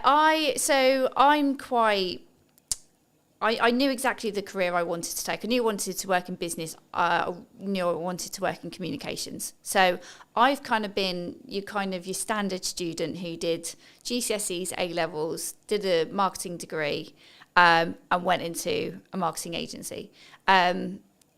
Just because that's the path I knew I've wanted to take. Never did I think I would actually run my own business. That kind of came over the last few years. I was always happy working for somebody else, working part of a marketing team. But yeah, I was always, I didn't foresee the kind of the change. Why did you go freelance? Because some people are forced into it.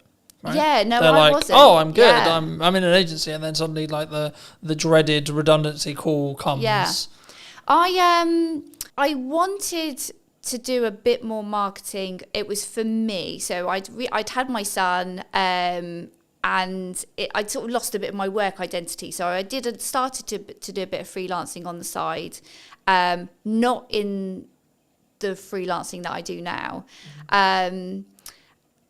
But then COVID actually gave me a really good opportunity, because I was at home, I could do loads of online networking, I could meet loads more people, and that just gave me the opportunity to pick up a few new clients, work with some other marketeers. I had an employer that was absolutely fine with me doing my little side hustle, no problem. And then I got to the point where actually I think I wanted to work with more different people, feel a bit more valued. So I sort of crunched the numbers, picked up a little bit more work, and then it was like, right, this is the moment. Let's go. Let's switch it over. My employer actually did become a client, so I was rather sensible with my sort of dip into freelancing. So I had a plan. I had a bank of clients kind of ready to go, and then it kind of went from there. Do you think people, maybe in the current climate, or I mean, I'm always hesitant when I say that, right? Because I've been in business nearly 10 years now, which is a really nice place to say. Yeah. But also, I'm also aware that I've now got a bank of knowledge in my head, which is like, well, there was that thing like 4 years ago, there was that thing 3 years ago, then we had COVID, so I try to be nice and try to lead with empathy when people are like, it's really hard, I'm struggling, the economy's hard, but I'm like, there's always going to be something. Always going to be, the government's doing this, geopolitics is doing this, etc. So I think for me personally, I always focus on my inner work in respect to A, how's my client delivery, B, what's my marketing, and C, how much is where is my pipeline, where's my cash reserve, etc., things like that. And I think for me, the yardstick I always use, and I've been thinking about this like a lot over the weekend, it's like the problems I'm now trying to fix are drastically different to where they were a year ago. So for me, that's clear growth metric. Yeah. Because I'm trying to fix larger problems. I've got more, whether that's financial problems or delivery problems, Different problems. or etc. You always have problems, I think, in my view. Yeah. To I guess to phrase it into a question, people who are maybe looking at the economy as, should I maybe pack in what I'm doing and then go get a job? Or the other way, and saying, actually, well, maybe I'm a little bit concerned about my job security. Maybe I'm seeing redundancy in the next 6 months, like either because their company's actually said that's going to happen, or they just have kind of a gut feeling that's like, I would feel more secure if I had something else. Yeah. What would you, is now a good time, would you say? Any time is a good, any time. Like, don't wait for the perfect conditions, because there are no perfect conditions. Employment, some people do look at it a bit more securely. There's more, law behind, to protect employees. I don't sit there and think, I don't think either or is more safer, freelancing or employment. I saw somebody post something the other day about, maybe I think they must have gone through a redundancy, and I just sort of commented to say, like, look, don't overlook freelancing, but also don't look at freelancing if you want to get some income in your pocket quickly, because it's not the quick result, unless you've got somebody that has got a project lined up, that they're going to be good payers.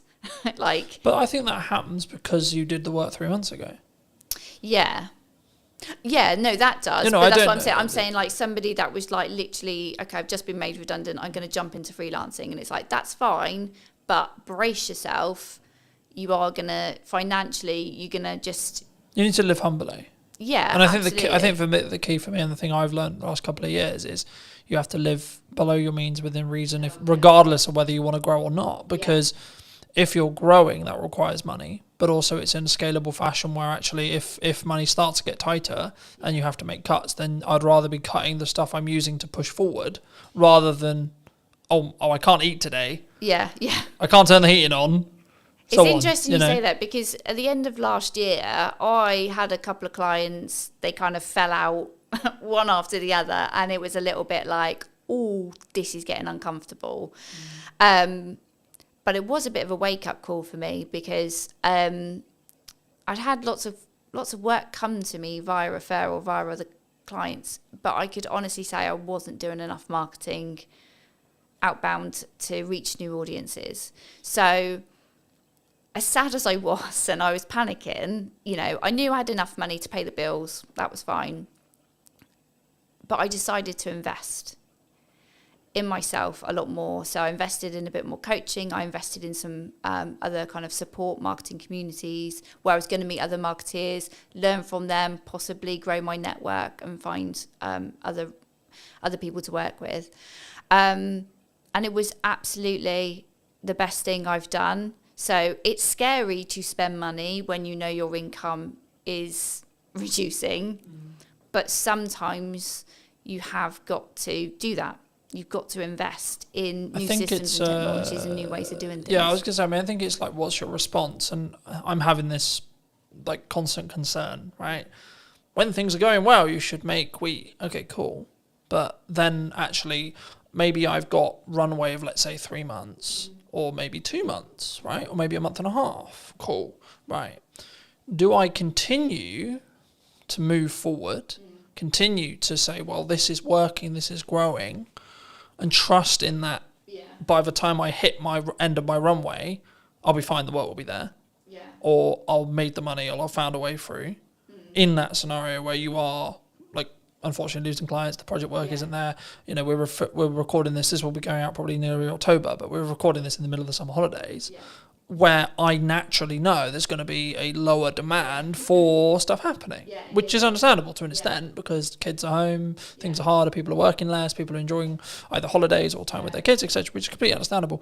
But also I'm like, okay, when I looked at my financial plan, I was like, okay, I need to kind of plan as if there's not going to be any project work for the next 6 weeks-ish. Yeah.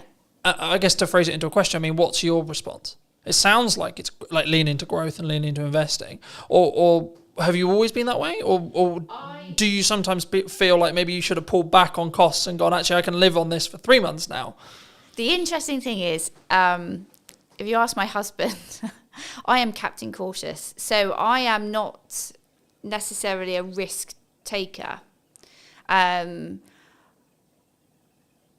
Like you mentioned earlier about sort of like living within your means. So I think you've got to be sensible, and it is. I guess it's a personality type, isn't it? So if you're somebody that really likes to live on the edge, and you're quite comfortable, kind of going, it'll work itself out, then you might take more risks. You might spend more initially and kind of hope for the best. Know that it's going in the right direction. You're investing in the right areas.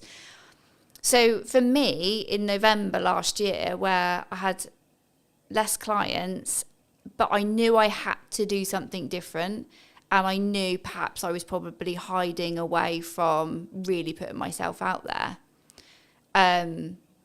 Because it is scary. It's scary to put yourself out there. I was just saying, did that come from like I've overused the word insecurity, but I can't think of another word to use lately. It's like, but is it an insecurity within yourself? It's like, what if? Because it's the classic of like, what happens if people comment nasty things or etc. Yeah. It's pushing yourself out of the comfort zone. So when I went into my freelance stuff, I had a bank of clients. I grew, quite quickly. I was quite fortunate. Maybe I use that word too much. I'm good at what I do. That's why people work with me. But I guess I was comfy. I had enough money coming in, but ultimately I didn't have enough of an eye on my pipeline. And so, and that was in like the first 2 years. So I've learned a lesson, and I'm happy that I've learned that lesson. I don't think there was any other way I was going to learn it. Like nothing was giving me the kick up the bum to focus on my pipeline. So when you say focus on your pipeline, what does that actually mean in tangible terms? What are you doing when you're focusing on your pipeline? In terms of having more conversations and lining up potential new clients, new work. So you're in sales? Yeah. So I think there's sometimes a misconception when we look at pipeline, which is like, I'm going to push marketing really hard. Because that is a approach to get more pipeline. My answer is yes and. Right? Yeah. Yes, and you should be doing more marketing. Yes, and you should be doing more outreach. Yes, and you should be connecting with your clients. Yes, and you should be adding more value to your clients. Yes, and you should be trying to go above board for all of the clients you currently have. Yeah. When things are good and when things are bad. Mm-hmm. Because the result is identical. But I think if you can financially plan it and or plan in such a way where actually absolute worst case scenario, you probably got close to 3 to 5 months, you're going to be fine either way. Because if you think about how long that time actually is in regards to actionable things, it's so unlikely, if you look at probability, that you're going to then not have any other work within that window of time if you're doing all the right things. Yeah. You would, it would fill me with a sense of, okay, actually, I'm going to be fine. Yeah. But also, I think that comes back to the level of resilience you have, the level of experience you have. And this is one of the issues that I think maybe for starting out freelancers maybe have, is they don't have that evidence in their brain to go, when my back's against the wall, I need to make money. I know I can go in what I call going into the trenches, which is I'm going to have 15 cold outreach messages a day. I have stages. Like for me personally, I have seasons or stages, depending how you look at it, depending on where I see my pipeline, where I see things. When things are good, I lean into marketing as hard as I possibly can and try and add as much value in a short window of time. When I know that potentially I'm about to go into a season where I need to make sure things happen, like money hitting my account every month, then I'm like, okay, we're going to change gears now. Right? And I will potentially change the content a little bit, and it'll be a bit more pushy, not salesy, pushy in respect to, hey, remember me? But also what I'm doing in the background of that is sending 10 to 15, maybe 20 DMs a day. I'm calling old clients. I'm going back through my old list, etc. to go, hey, what's going on? How's it going? Yeah. For people who maybe are listening to this, how could someone approach it, would you say, if they are in that position? Because it depends on where you are, I think, in business. I think you've got to make yourself as visible as possible, and just put yourself out there. Be confident, be yourself, but put yourself out there. And I would say get out from behind the screen. So it's great if, you know, you're doing all your digital marketing, you're sending your DMs, hopefully you've built your email list and you're reaching out to them and saying, hey, I've got availability right now, grab it. But also it's being seen in person as well. Just try and be in as many places as you can. If you're really like, I need to get some money in this month, you've got to, and be honest. Like, I don't think there's any shame in anybody going, hey, I've got a gap. I've got a gap right now. I need to make some money. You know, my skills are going unused.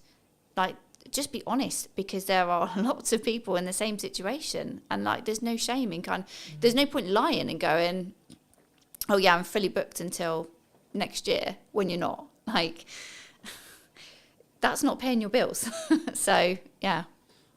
I think for me, there's a couple of layers there. The first is, if you're in that position, you need to get yourself out of the hole short term. Yeah. Second position, you need to take the lessons that you got where you got there. Yeah. And thirdly, you need to then understand that actually, even in a year's time, when you've taken the lessons and when you've moved forward and when you've done the money management, and I keep leaning back to money management because that in crux is what will fix the problem long term. When you make money, stash some away. Yeah. When you make money, stash some away. When you make money, so on. And that can, you know, there's loads of ways you can do that. But I think for me, the key is to understand that once you do that, you're then thinking longer term time horizon, but you still have problems. Yeah. You know, I might lose some of my retainer clients tomorrow. I might not. Right? Cool. But what am I doing to potentially get 2 more? Yeah. Constantly. Absolutely. Yeah. So I think sometimes, I mean, I'll phrase it as a question. Do you think marketers can get complacent sometimes? Things are great. Things are good. I think we can. I think anybody can in their role. And I think people have different fears at different times. So the whole thing when you said there about you've got enough work, but you're always thinking about trying to get 2 more. I've definitely had the fear of, well, if I put myself out there too much, what if like there's loads of people that want to work with me and I can't work with all of them? And I'm not necessarily... For me personally, right now, I'm not interested in growing an agency. I might have thought that last year, but this year it's like, who cares? If I end up with that problem, I'll find a solution when it comes. Right now, that isn't, it's not a fear to worry about, you know. Right now, it's all about having those conversations and keeping visible and reminding people. Like, I mean, I had a client that I now work with this year. We had a conversation 12 months before, and it wasn't the right time for her to work with me. And then, as soon as she was ready, she comes and has a chat, and that's it. And then we're working together, and we started working together on one particular project, and that project has grown, you know, as a result of continuing to have these conversations. Do you think? I mean, I've always looked at it from more. In some ways, I've seen myself as very unique in the respect to how I market and what I do. But also I've seen on the other side, which is what I would call more traditional marketing agencies, where they sell marketing service, but they only market their own business when they need work. Yeah. And I think that's backwards, personally. Yeah. I think regardless of whether you're busy, regardless of whether you're not, you should be leading with your best foot forward as a marketing agency, if it's what you sell. Yes. Right? Or a videographer, you should be posting your best content for you.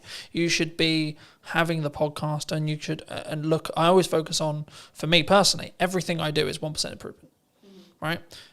Little thing, how can I tweak the lighting? How can I make it look a bit better? How can I make it sound a little bit better? Etc. And sometimes it has a cost implication, and sometimes that's an uncomfortable cost implication. But I'm always like, is it going to make 1% improvement? Yeah. Because if I plan it in respect to I've got 2 months, let's just say, for example, 3 months worth of runway, by the time that 1% compounds, I'm going to be fine anyway. Yeah. Regardless of what happens with it, I could lose, touch wood, that won't happen, but I could lose all of my clients as of today, And actually I'll still be fine in 3 months because of the compounding effect. Yeah. Because as long as I've got enough cash to live that runway, then I'll be fine on the other side. Yeah. Do you think, is that common in marketing? Do people take their foot off the gas for their own stuff because it's just a application of resources kind of question? Yeah, and this is the reason why I'm a freelancer and people work with me, is because they might give marketing their best effort when they're really motivated. Like I say, they need the sales, they need the income. They win all that work, and then as soon as client delivery needs the focus, marketing, then they take their foot off the gas, and they're like, oh, we're fine. And then as soon as they are then at that next stage of growth, or clients have left them, they then go, all right, well, we'll just switch marketing back on. But that's not how it works. So everyone is guilty. I think everyone is guilty about not marketing themselves enough. And I think you've got to go through some pain to really learn that lesson, and then hopefully you won't make the same mistake twice. But yeah, it's not uncommon for people to ease the pressure on marketing, to kind of, just let inconsistency just kind of bleed in. And that's when you've then got to make a decision. Either are you doing your own marketing, or you need to really sharpen the tools and focus, or you need to outsource that to somebody who can do that for you so that you can put your attention on the other areas that are needing your attention.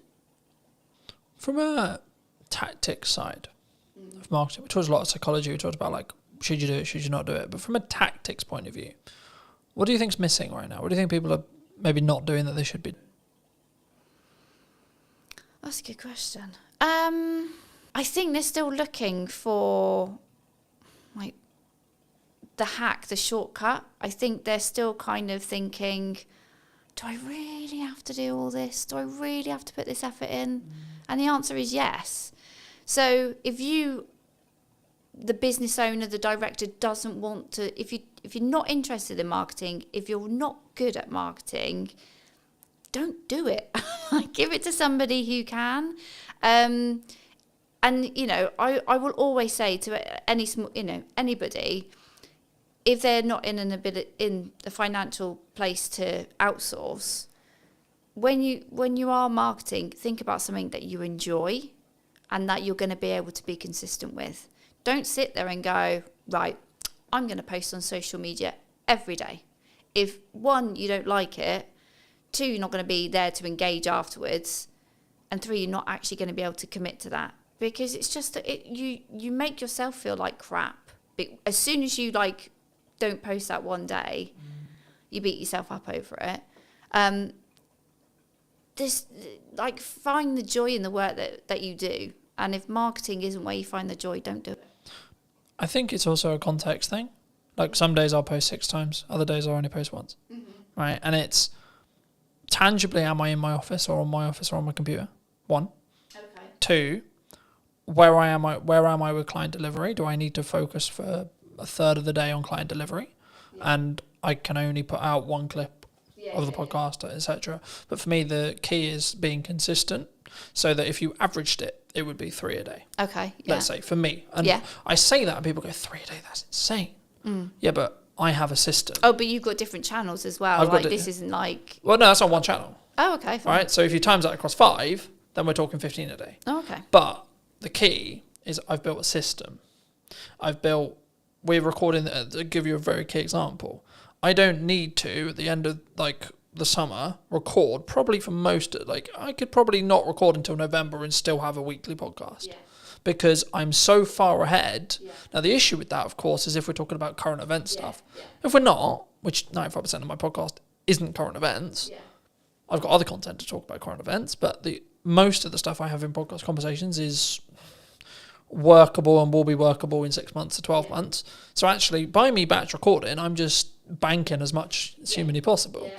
So then if I get really busy with client work, if I have to fix problems in the business, if I have to X, Y, Z's on, I then don't have to allocate resources and time necessarily into the podcast, or I can limit that cost on a month where it is a bit tighter because I'm so far ahead. Yeah. But the key is I'm focusing on the consistency. So, and this is where I've used the analogy of like, you need to make the hay while the sun shines, because if you don't, you'll just be left with sludge. Yeah. And I think for me, the important element with marketing especially is if you're really busy, that's when you should be accelerating your marketing. Yeah. Because then you're actually going to, and even if you don't have capacity, right? So let's say I don't even have capacity, I still am going to push hard on marketing because I want demand in 3 months. Yeah. And actually, I trust that by the time I finish those projects, if I've pushed with marketing, I'll have some stuff left. I'll have some people who are ready. And just being honest with clients and saying, look, I don't have the availability until September. Yeah. I don't have the ability until October, November, December, whenever it is. Yeah. And saying, cool, can we book something in? Can we get a pre-production call? Can we get a discovery call in? Yeah. Cool. But also understand that actually a project that you quoted and you alluded to earlier, where you had a conversation a year ago, I've just finished a project started a project last week. I had a pre-production meeting for that I initially quoted about 3 months ago. Yeah. Right. And I was like, at the time, maybe it's wrong time, maybe they're not ready, etc., etc. I was like, okay, maybe it won't come through, maybe it will. But then I got a call 2 weeks ago saying, hey, Cotton, we're ready to move forward. Fabulous, wonderful. Right. And I think for me, if I had, perhaps, I haven't asked them yet, but perhaps if I had stopped marketing, they wouldn't have been constantly reminded that I existed. That you're around. That we've got that project there. Yeah. And the same with a handful of other clients who are like, yeah, we really want to do something, but we're not quite sure what we want to do yet. And I think that's the key sometimes. And I think that's why when people maybe don't look, maybe they fall off their consistency. And I think the reason why the podcasts are very different this series than it was last series was I was in that boat of I'm trying to do too many things and not doing them well enough. So I'm very focused on 2 channels for the time being, which is podcast and my event promotion for my event in September. And by the time this come out, the event will probably have finished, and then it'll be about marketing the next event. But anyway, the crux, I guess, from a tactics point of view is what role do you see? Like, what do you value right now for your marketing or for clients? Is it written word? Is it audio? Is it podcasting? Is it video? Is it user-generated content? Like, what do you think's working? I would say I hate to start with it depends, but it does depend on the client. Yeah, so let's talk about what I'm doing right now. Obviously, we're having this conversation because I invested in some video content a few months ago. So that, absolutely, I am like you, championing investing in video to have another format of delivering your message to your audience. It's great, and it can be used in so many places. So it's it is an investment, but it's a worthwhile. And also networking in the right places. So there's lots of different networking events out there. Some you might like, some you might not. I always say to people, like, it's about finding the right kind of event that you enjoy. It's got the right people there. Because ultimately, don't go to a networking event where it is just a cup of tea and a natter. Like, you do need to meet people and build relationships. It might not. Don't ever go into a room and think, right, who's going to buy from me today? Because that's not what it's about. It is about growing. Yeah, exactly. Yeah, but yeah. So for me, it's been and remaining consistent on LinkedIn, and not wondering what the hell the algorithm's doing, and sharing posts from 3 to 4 weeks ago. Yeah, I find it really interesting when people go, "Oh, the algorithm shadow banned me." Right, I'm a handful of chapters into Gary Vaynerchuk's new book. Well, it's not new now, but it's new for me. Day Trading Attention, and he talks a lot about your content's just not very good. Yeah, hard love, right? But the reality is actually through posting a huge amount, what works. And you can gain customer insights through that. And you can gain what's working for your market through that. And I think that's the key there. I think it's, my next question was going to be about volume, but like the simple takeaway I have is you have to have a level of volume to understand what works, because something will over-index. Yeah. A video will get 1,000 views when your average is 300. Okay, why? But then if you do that consistently and you keep learning, then your average will become 700. Okay, cool. But then what happens when something gets 1,600 views? Then what is it about? Then you analyze, what was that hook? What was that this, etc. Do you think people struggle with the volume? Maybe they see someone like me who posts a lot. right? And they go, oh, I can't possibly do that, so I'm not going to bother. I think people are overwhelmed. And I think when you're feeling overwhelmed, you then procrastinate and then you just don't do anything. Yeah. So I think that's when you've got to have a strategy. You've got to bring it back to what your goals are, what you're looking to achieve. And then utilize someone like me who can kind of say, like, look, if we can do this one thing, so let's say invest in video, these are all the things that we can do with the content from that video, not just the physical video itself. And these are all the places we can put it. And it's not about constantly thinking about new ideas and new things to say. It's taking one piece of content and repurposing it and making it relevant for the different channels. That's where you get your visibility is amplified, but your effort is, you haven't had to invest less than it could have been. Exactly. So I think people do panic and feel overwhelmed, and then that's when they just don't make a decision.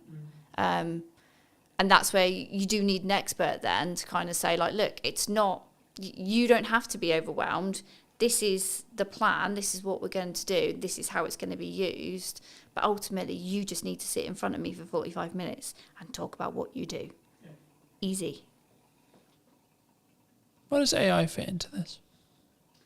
Because a lot of people are scared about it, right? People think they're going to take their jobs. Yeah. They're going to be out of a job. The robot's going to take over the world. Yeah. What do you think? AI is a tool. They are all tools to help you be more efficient, but ultimately they can't replace human creativity. I've heard some people talk about, AI is for lazy people. It's like, it's not. If you want to use AI correctly, you've got to invest the time.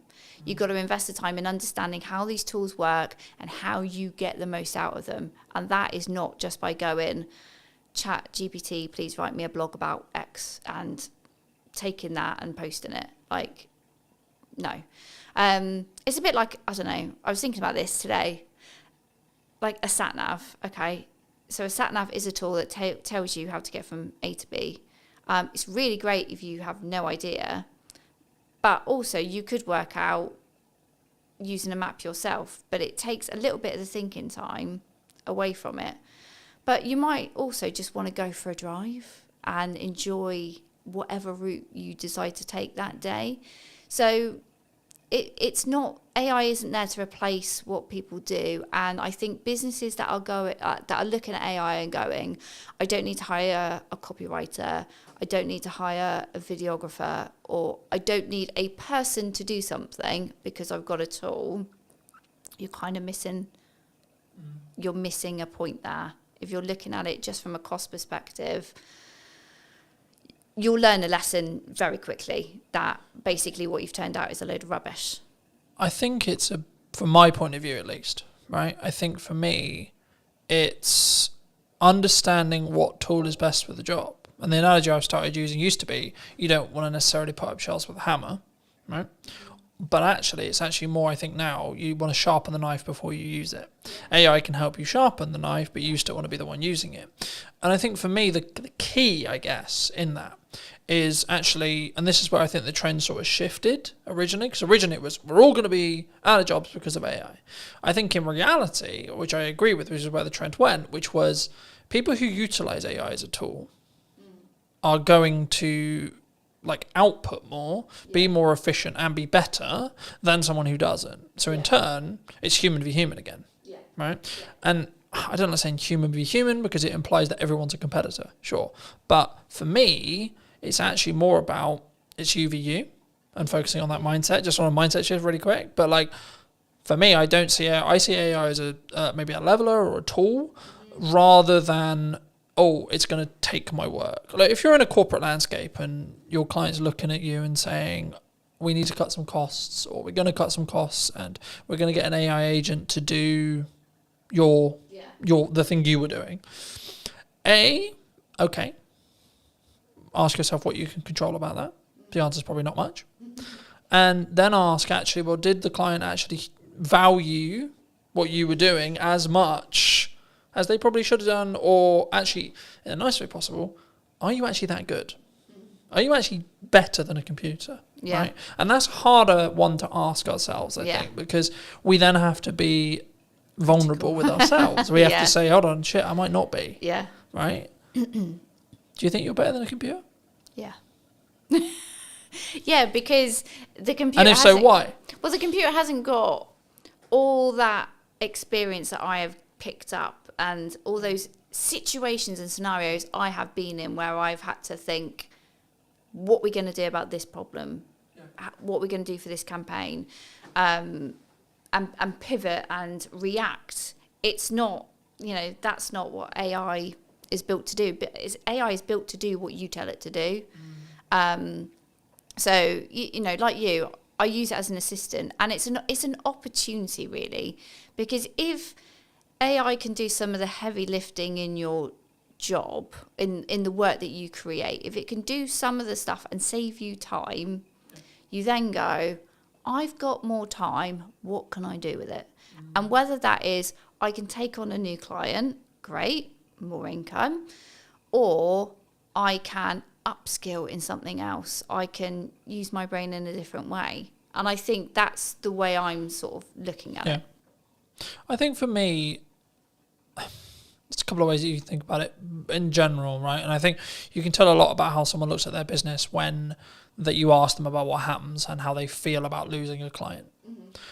My perspective personally, as someone who's been in business for a while, long enough to, I would hope, know what I'm doing, I would say there's a couple of ways you can look at it.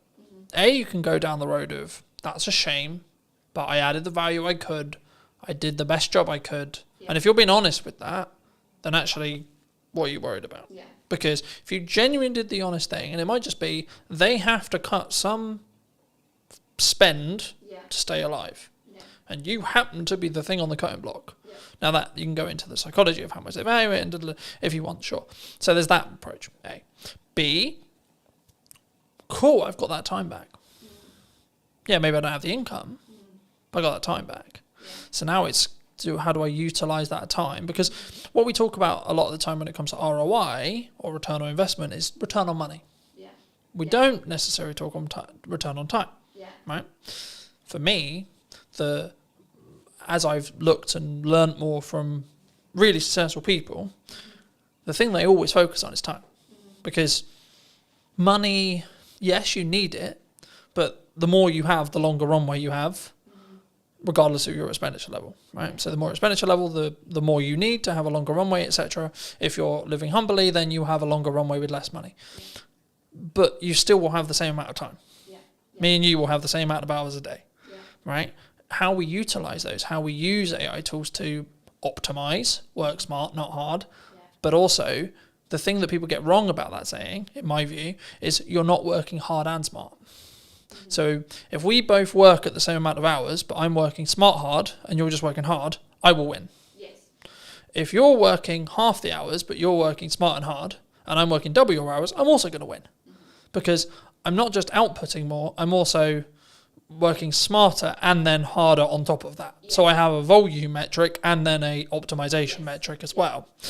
I think the key sometimes what we do in marketing and sales is we don't necessarily look at, it is a volume game, it is a quality game, but you get to those results, as I was alluding to earlier, through volume, because you don't have metrics otherwise. We can sit here theory, right? We can say, this is a good idea, this podcast is going to do really well in theory. Or I can tell you, I know it's going to do well because the last 15 episodes have had consistent growth of 2%.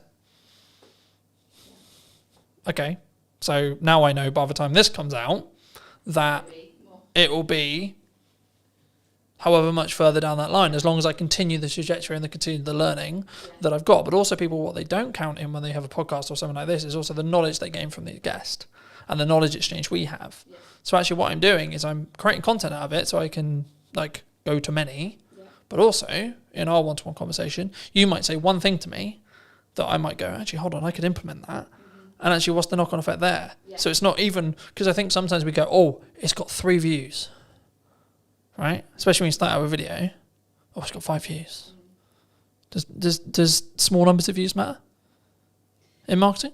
In an ideal world, we want thousands and thousands, right? But yeah, like you want that, but don't ignore the fact that there's lurkers. Like that, you know, not everybody who sees your content goes, I'm going to indicate to you that I've watched this video, that I've done something that, you know, it's resonated with me, it's given me an idea. Not like people do on the periphery, observe from the background and go, okay, yeah.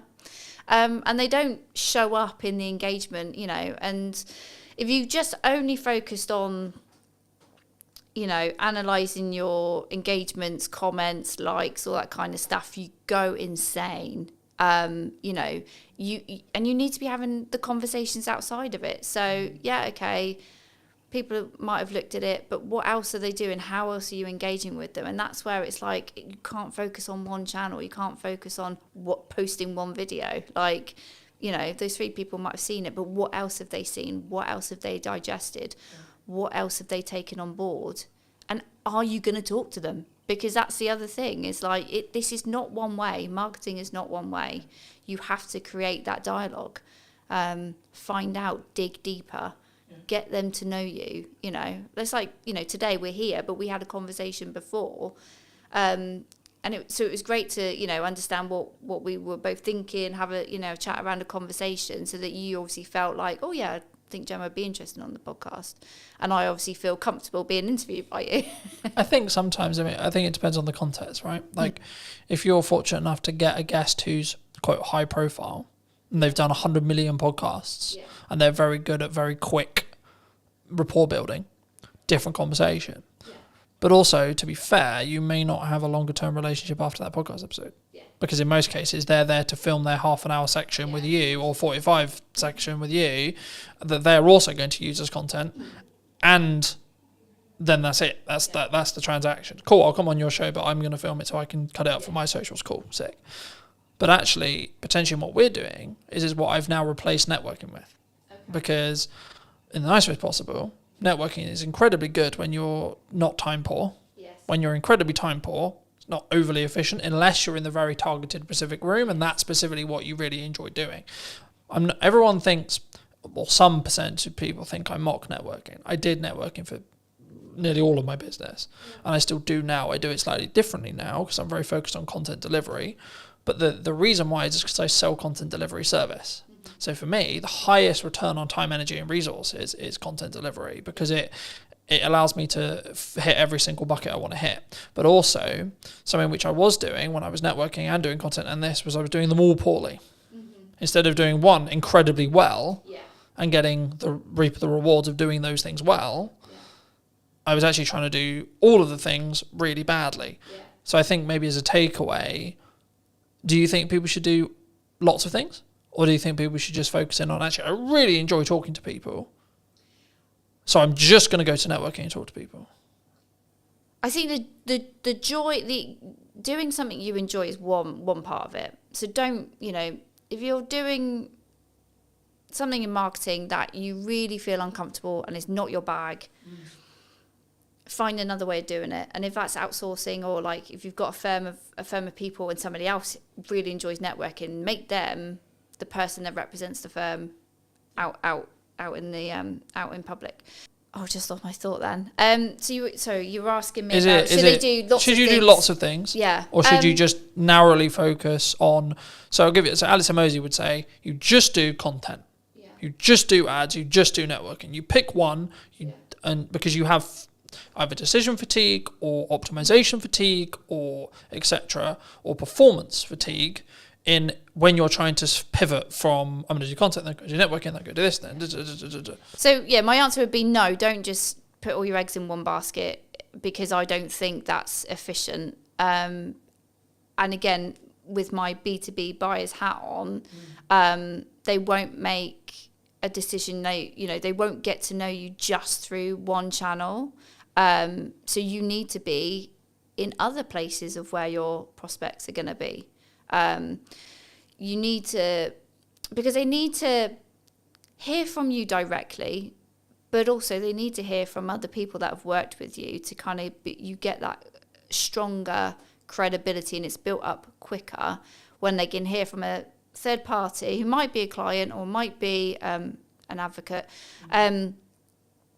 to hear what it's like to work with you, and then to really kind of think, yeah, okay, this is a company I think I want to engage with a bit further. So I would always say, like, no, you can't just focus on one area and ignore everything else. But if you've got limited time, budget, resources, you've really got to go back to, well, why are you doing this? What are your goals? What are you looking to achieve? And you've got to be really critical and say, okay, I want to grow the brand. Okay, I'm going to focus on these activities. But if it comes back down to a goal, then you've got to focus, and then you've got a reason to help you make a decision. Like, decision fatigue happens when you probably don't really know what you're trying to achieve. I also think we don't give ourselves the time window. So I was alluding to it earlier. For the next 3-ish months, but just under 3 months, I've got 2 focuses. Podcast, event. That's it. Yeah. Nothing else. Everything I do is in one of those 2 buckets. Yeah. The byproduct of me doing that is I'll probably win more production work, I'll probably win more marketing work. Cool. But the main 2 content focuses is those 2 areas. Yeah. Now, after the event, when there's a bit of downtime between the event, I might add another one for 3 months. Yeah. But the thing I did potentially poorly in the past, and why my marketing didn't reap the rewards I wanted it to do, was because I was constantly pivoting and adapting and changing what I was doing all the time, so I didn't commit to anything, which showed a sign to the market, if I'm really looking into it, that I didn't necessarily believe in what I was doing necessarily, but also I wasn't getting good enough at it through that 1% improvement consistently, right? So I think, to be honest, if we have another conversation in a year, I would hope that one of the channels I'm still consistently focusing on is podcast, because it's something I've committed to doing for the long term, not for the short term, because of the way I'm investing in it, because of the way I'm utilizing it, because of the way I'm testing it. It will reap the rewards in a window of time, either 6 months or 12, but I don't need it to reap the rewards now either. All right. But for those who maybe enjoyed this conversation, who want to connect with you, see some of your content, see some of the video content you alluded to, etc., where's best for people to connect with you? Find me on LinkedIn. That's where I am in my professional self. That's my main channel. And you can also obviously go onto my website. I do have a newsletter, so I don't bombard people. I send a semi-frequent newsletter, sharing tips and advice, and explaining to people how they can work with me. Fab.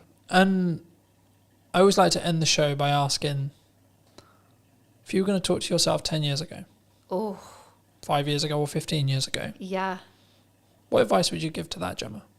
Oh God, if we went 10 years ago, my life was totally different, and I would tell myself, be more confident and value yourself more, because I think it was like one of the other questions you sort of mentioned before about like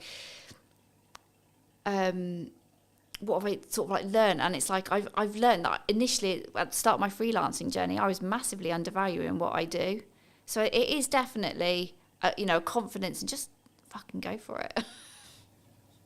Thank you so much for the time, Gemma. Thank you. It's been good. And if you did enjoy this episode and would like to see more like it, then I'll be back next week with a brand new episode. So why not be subscribed and let me know what your thoughts are in the comment section down below. And I'll see you very, very soon. Hook.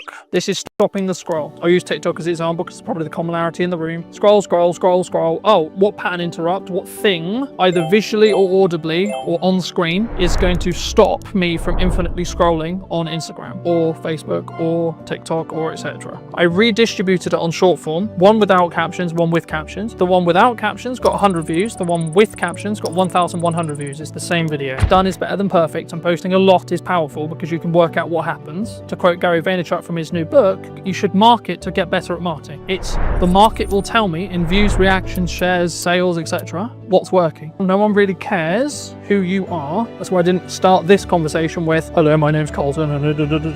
I wanted to get the basics, or help you understand the basics of marketing before we start. So can I just get a show of hands? Has anyone read, listened, or watched something on social media or the internet today? This is an opportunity for you to have either marketed what you do, how you do it, why you do it, or been marketed to.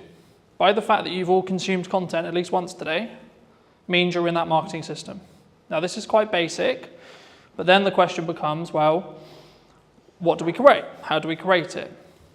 The commonalities for me, in 95% of cases, whenever I have a one-to-one conversation, I work with businesses, etc., their hurdles are, in most cases, not knowing what to create, not having the time to create it, or not knowing specifically what to create it about as a whole, right? So the first part of this workshop has been designed in such a way for you guys to really troubleshoot what you feel is your hurdles.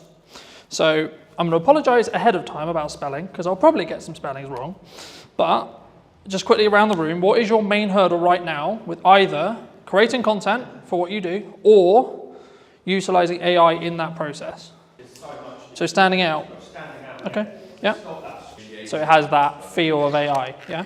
Okay. How to use AI. Anything else? Confidence is a really common one, but it doesn't sound like that's really the issue for the room necessarily. So that would be content pillars. So what you're talking about there is content pillars. So what are your specific pillars that you're looking to build? So I'll use myself as an example. For this moment right now, I have two main pillars. Podcast, what's missing in marketing today, and Christmas promotions or service-based stuff. So it's kind of three in some ways. This would be counted under service, right? Because I sell knowledge, I sell teaching, but also I sell the application of that teaching if you don't have enough time to do it yourself. The key whenever you do any marketing, before you start, is firstly have an overarching strategy that will help your bottom line. So that's why everyone does marketing, right? We want to sell more. That's the honest truth. No one's going to be here and go, yeah, I would love to spend £1,000 and then get nothing back, right? But the reason why in most cases, in my experience, why people don't have that is, I would probably say, this. So they're semi-inconsistent. So they do that example that Johnny gave, which was, we're going to post really good when we're not busy, because we've got loads of time and nothing else to do. So we're going to post 5 to 10 times one day, then nothing for 2 weeks, then 10 times again because I went, shit, I forgot. Or life got in the way, etc. Right? I think the biggest thing for us is the standard. Yeah. Okay. Standing out is, I'll do that next actually. That's quite simple once you understand how that works. So very quickly, this is mostly video, but the same is true of written content, etc. Whenever you format your content, it should follow this structure, right? You've got 3 chunks, okay? Hook, this is stopping the scroll, right? Scroll, I'll use TikTok as an example because it's probably the commonality in the room. Scroll, scroll, scroll, scroll. Oh, what pattern interrupt, what thing, either visually or audibly or on screen, is going to stop me from infinitely scrolling on Instagram or Facebook or TikTok or etc., right? This in most cases is roughly 3 to 5 seconds of your, again, video. If it was a blog post or something like that, it would be your headline and then your top 2 lines.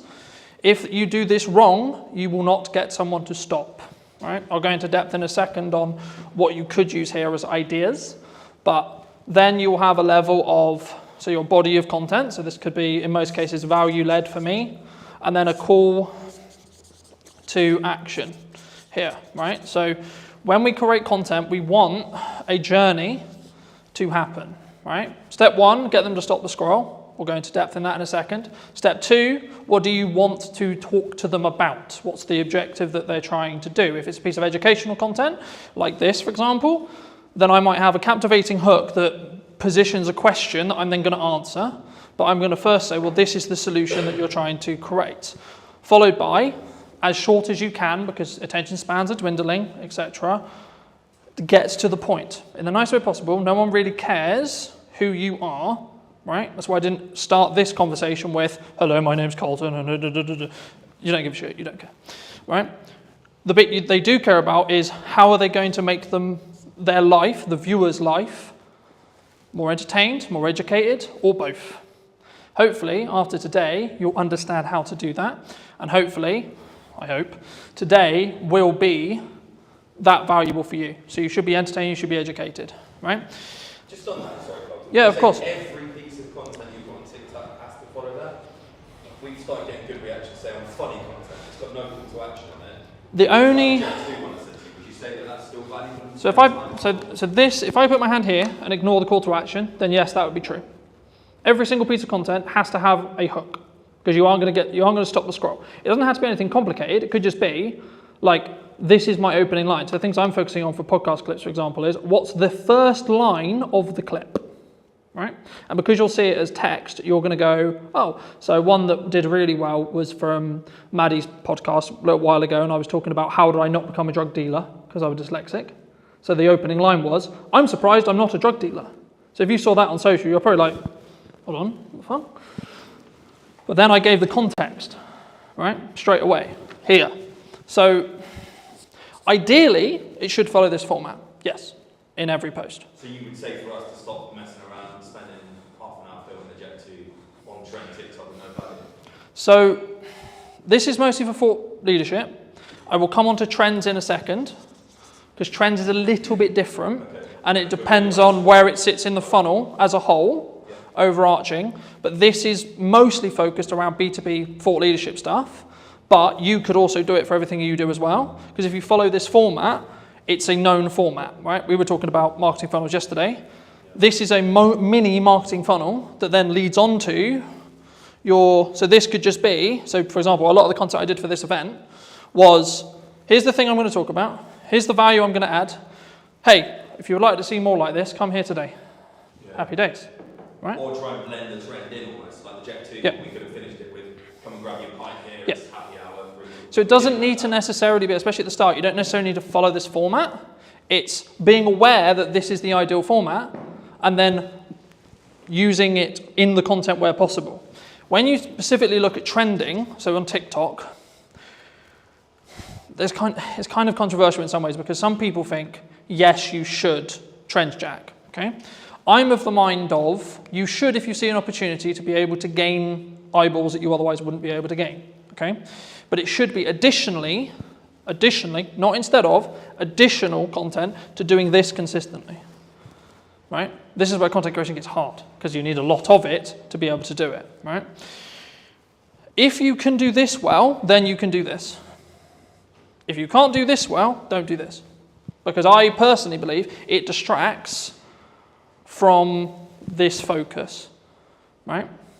For me, the issue with this is you know you're going to hit your demographical things, right? So I put out a video, I know it's roughly going to be hit by people in Salisbury because that's my following, right? The issue with trending is because you're in a trending sound, I'll use TikTok as an example, but Instagram, etc. is true too, you have no idea demographically where that's going to go. So you might get, let's just put a big number there, 100k views, okay? Wonderful. Okay, but if we look at ROI on a business and we ROI on time, what would you rather have? 100 views to 200 views on something like this, or 100k on a random video that's actually mostly spread across the Philippines, China, America, the UK, so on.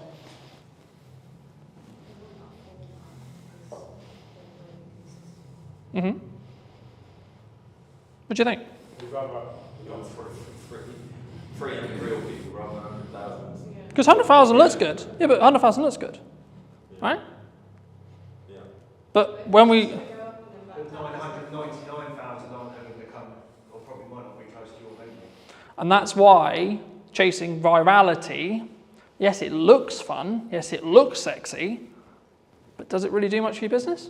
I'd much rather have consistent of the right people at 200 to 300, maybe up to 1,000, but I know that each one of those views is going to potentially mean that I get more people sat in a room, I have more people to work with, I have more people I can help in my location, or in your... How do you do that location on TikTok? Facebook's very simple, physical business. So social media has changed, right? If I did this presentation or talk 3-4 years ago, I would only be talking about social graphs. Okay, I'll explain both in a second. But on this side, we've got social graphs. Okay, that's how Everything worked before TikTok or Musical.ly arrived. Okay? Here we have interest graphs that I'm definitely going to spell wrong, right? But the job of the team of two. So this was basically what TikTok created.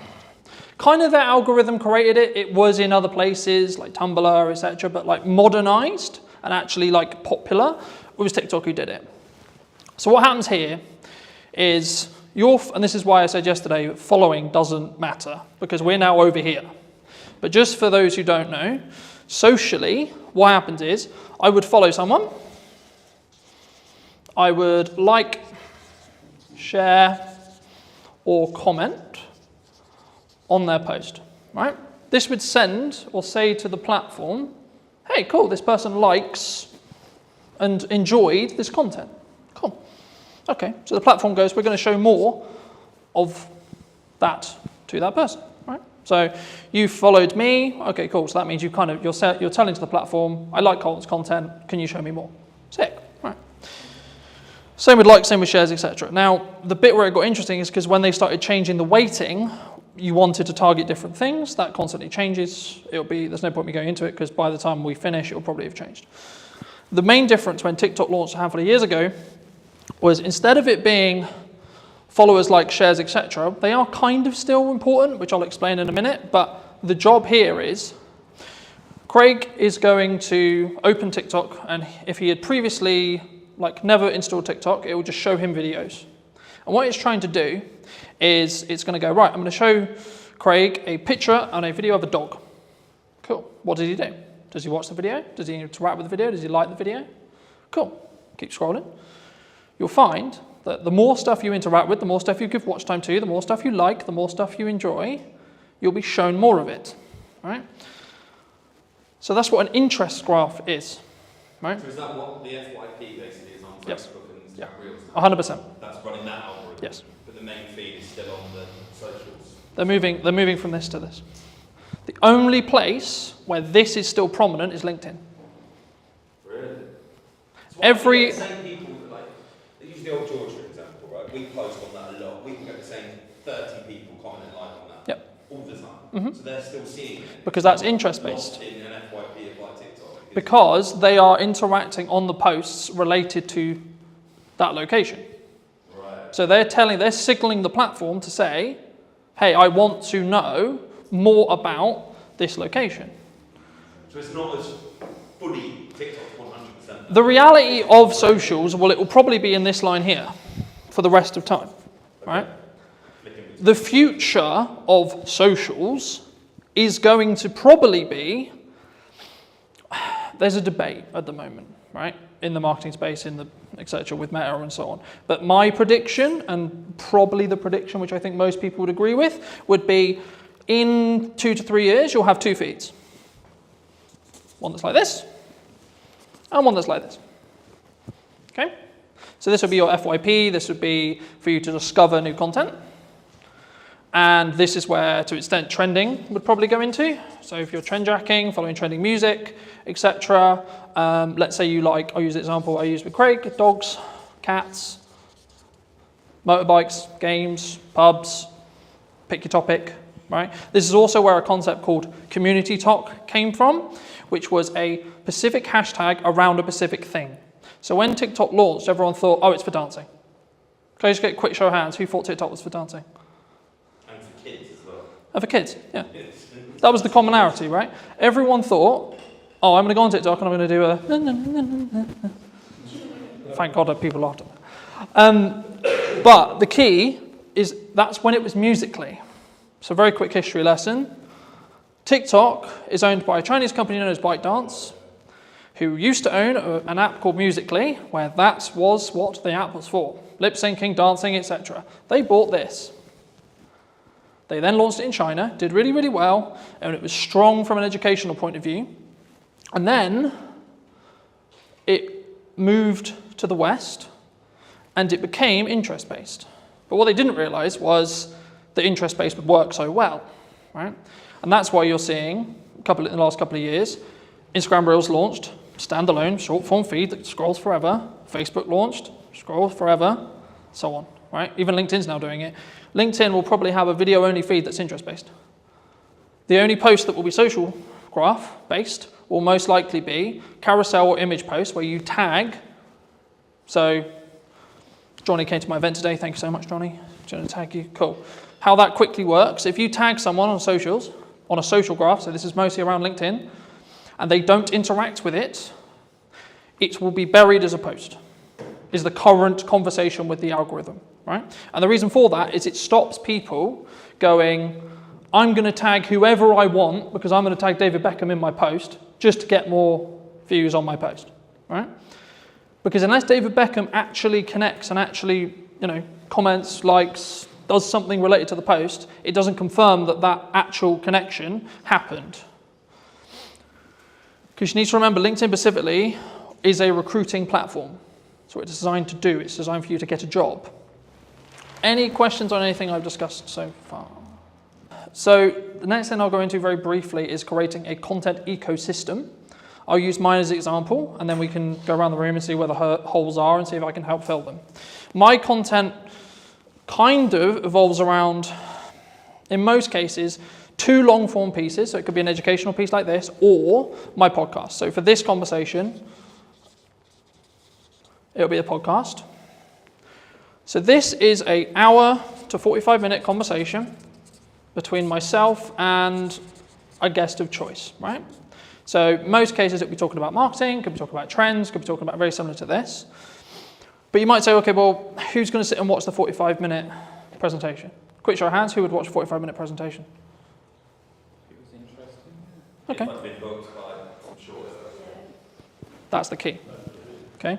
So what most people do, and the reason why most people don't do it, is because they don't have the self-worth and self-belief to be able to put this 45-minute conversation out and it to get 2, 3, 10 views. What 95% of people should be doing is creating this, and then using it to fill their socials, right? I'll show you in a minute. And that's when you get when you scroll through on YouTube. Yeah. So that's called, that is basically about how you structure your short form, right? So very quickly, short form. I'll show you how to use AI to create 20 plus pieces from each one of these, because I do it, right? Every week I do it. For you specifically, you could talk, I'll use an event that you're running for an example, okay? You could talk about every single unique selling proposition and every single thing about the event that you think is really good, okay? Like a Q&A almost. Yeah, with your staff. You get someone to ask you questions. Okay. What's it going to do, film it, chop it down, and then put it And you don't have to film it the way I would film it, with multiple cameras and pro audio and this and this. I literally mean, right, a phone on a tripod, looking at 2 people, right, stick person, wonderful, another stick person, you can tell I'm not an artist, right, 2 people having a chat, wonderful, okay? That will fill your socials, okay? Because it's this long piece here. Could be anything. Your long form piece could be, this is how to utilize 1 hour of content, especially if you're time poor, right, and you've only got an hour of content to deliver. You can film it once, then distribute it into short form, you're probably good for a month. And then if you want to hire an editor, like I do, I get a custom trailer made for each podcast. Some of you would have seen them. If not, go on my socials. There's one every week, right? And that is designed for the hook, which I showed you earlier, on the front of the podcast specifically. So that's meant to hook you in, show the best parts of the conversation, etc. if you come to the whole hour. But also it allows me to be on social media with short form. So by the nature of how the trailers are designed, I'm naturally going to get a higher retention chart, which will look something like this, which means people are watching the whole video, which in 95% of social media cases, if people watch up to 100% of a shorter video, less than a minute, it will then be served to multiple audiences, right? I'll go into that very quickly, but just quickly on this. Once you've got short form from this 1 hour, you can then do lots of stuff with it. You can pull out the audio and have it as a standalone audio podcast, right? You could also get it transcribed, and then using tools like ChatGPT, you can get it into blogs, etc., in your own tone, etc., right? And then also, you can then take that blog, turn it into 20 tweets, 15 tweets, right? Or standalone social media posts on their own. Hey, in this conversation, it doesn't even have to have the video, you can just take some pictures afterwards and say, in the conversation we'll be releasing next week, we talk about X, Y, Z, right? This is a very key example of hooks don't have to be anything. You need to do them to then see what works for your audience. Because what works for me is not going to work for you, and vice versa. So that's a social question. 95% of the time, socially, we watch videos in our breaks, when the kids are asleep, etc., right? So you don't want... Yeah, so or the telly's on or something else is on. So in a social scenario where you wouldn't necessarily want to blare out your reel, but you still want to know what's going on, right? And just to give you some numbers behind this, I re-edited some Christmas content that I did, I think about 4 years ago. I redistributed it on short form, one without captions, one with captions. The one without captions got 100 views. The one with captions got 1,100 views. It's the same video. Okay, that's a 10x difference in views with one change. And this is how I'm starting to test stuff. The one thing people get wrong with marketing all the time is they go, this is our ideal profile, this is the person we're trying to talk to, and I know what they like. Do you? You may have known what they liked 2 years ago, but is that what they're into now? Does your ideal profile change through time? Mine does. Personally, my content consumption habits and what I consume will change on a weekly basis. When I want to go really deep on AI, I'll be watching nothing but AI stuff. Okay? When I want to go really deep into content and delivery and how to do it, shift again. So on an interest graph, my feed is going to change dramatically across 2 weeks. On a social graph, I'll probably get some of the same content. So on the Look into the terms and conditions of TikTok, you'll be scared about how much it knows. Well, this was actually a big problem a couple of years ago where I was aware of it, where people would be watching a specific video. So I'll give an example where maybe it's a motivational video, or maybe they're feeling a bit sad, etc. They're watching something that may be a bit sad.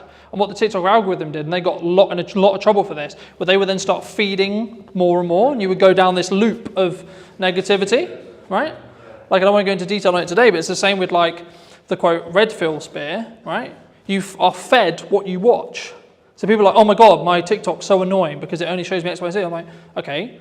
A, log out, reinstall the app, watch stuff that you don't want, so watch the stuff you want, and then the algorithm will catch up. Or just when you're on the socials, just stop consuming and interacting with the stuff you don't want to see more of. Or search what you do want to see. Yeah, or manually go in and search, I want to see pretty kittens. I want to see dogs, I want to see positivity, I want to see quotes, I want to see etc.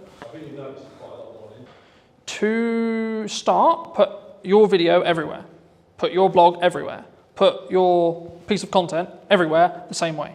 Because the first thing you need to get into the habit of is doing content consistently and getting consistent, right? Because that's where the results will come from. And concentrate on video. I focus on video because it's my best, building off Emily's point, it's my best way of communicating, and it's what I will also consume, and also I know the power of being able to leverage it because I can use it a million ways. Some people say, I don't want to be on video. Okay, that's okay, don't be on video then. But if you're a good writer, then write. Okay? You don't have to reinvent the wheel. The content quality will always rise to the top if you're A, consistent, B, talking to your target demographic, and C, adding actual value. Not fluff, not this looked nice, this was wonderful. The goal for me today is to give you as much valuable the stuff you want to learn as much as possible. That's it. That's my only objective today. Very quickly on how algorithms work in most cases. This is a video algorithm, but the same will be true in blogs, the same will be true in articles, and you can swap the words. So whenever I say video, there is a similar algorithm for every other form of content and will work very similar to these principles. Okay? So when you post a video, I'll use Instagram Reels, for example. This is your video. Okay? The first thing it does is it will send it to, these numbers are rough because they change every week, right? And we actually don't really know. It's roughly about 10%, maybe lower, maybe 5% sometimes, of your audience. Okay? Now, depending on what happens will then depend on if you get a new audience or not, right? So in most cases, if, let's say this video is I don't know, 30 seconds, okay? If someone watches up to 25 seconds of that video in this seed audience, so this is called a seed audience. The job of a seed audience is to tell the algorithm, because it doesn't know what all it knows is you uploaded a video. Wonderful, it can see what you said in it, because it can pull the transcript, etc. It doesn't really know what the video is, it just knows you put a video out. Sick.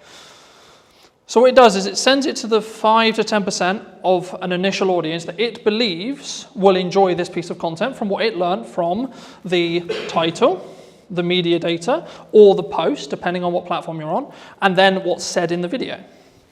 And then depending on what happens with things like watch time, likes, a key one on Instagram, especially right now, if you save or share it, because this is where understanding each platform is really important. So Instagram specifically is designed for people to share videos around, share posts around, because it's a communication platform. It wants people to communicate with each other on it, not just consume content, but have content as part of the ecosystem, so that, oh, I really like this video, so I'm going to send it to Paul, right? That's what the algorithm wants me to do. So sharing/saving, coming back later. And depending on how well these combinations, and the weighting changes, that's why I'm not focusing on specific weighting, but the weighting will change. Depending on what happens will then change how much of an audience, what that audience is, and what the size of the audience is. So when things go viral, what's happening is this. So it's going, initial post, okay, cool, it did well. Sick. All right, first audience, did really well. Then there'll be a bit of a plateau, maybe for half an hour, maybe 30 minutes. Then another one. Did it do well again? If so, and so on. And eventually, it won't have a good reaction. And that's when it will stop. But if you can keep that loop, so there was a trend a little bit ago on TikTok where it would be a 2-second video with a load of text on it. Why do you think people did that? They were farming watch time. Because it's a 2-second video. So TikTok was going, is people who watch this video in that seed audience watching the whole video? Because it's 2 seconds. But to read it, you need about 15 seconds. So actually, the percentage watched on that video was close to 500%. So TikTok went, oh my God, 500%? So people are watching this video 5 times? Cool, we'll send it to loads of people. Now, they got on top of it because they realized that was the game. But for a long time, it showed a very clear example of how your seed audience can snowball your views. And it will copy the audience. Because every single algorithm wants to understand and wants... Okay, no, I'll ask you. Before I tell you, I'll ask you. What do you think the job of an algorithm is? To keep people on social media. For example. What does every single social media platform want? Eyes on it. Time, so they never really target. How do they make money? So the sin, you could say, is taking people off platform. Because Instagram doesn't make money if you send them off platform. If you send them to YouTube, you're sending them to a competitor. That's why people started getting quite clever with their link in bios, because link in bio became a term which TikTok itself would suppress, because it was sending people to the website.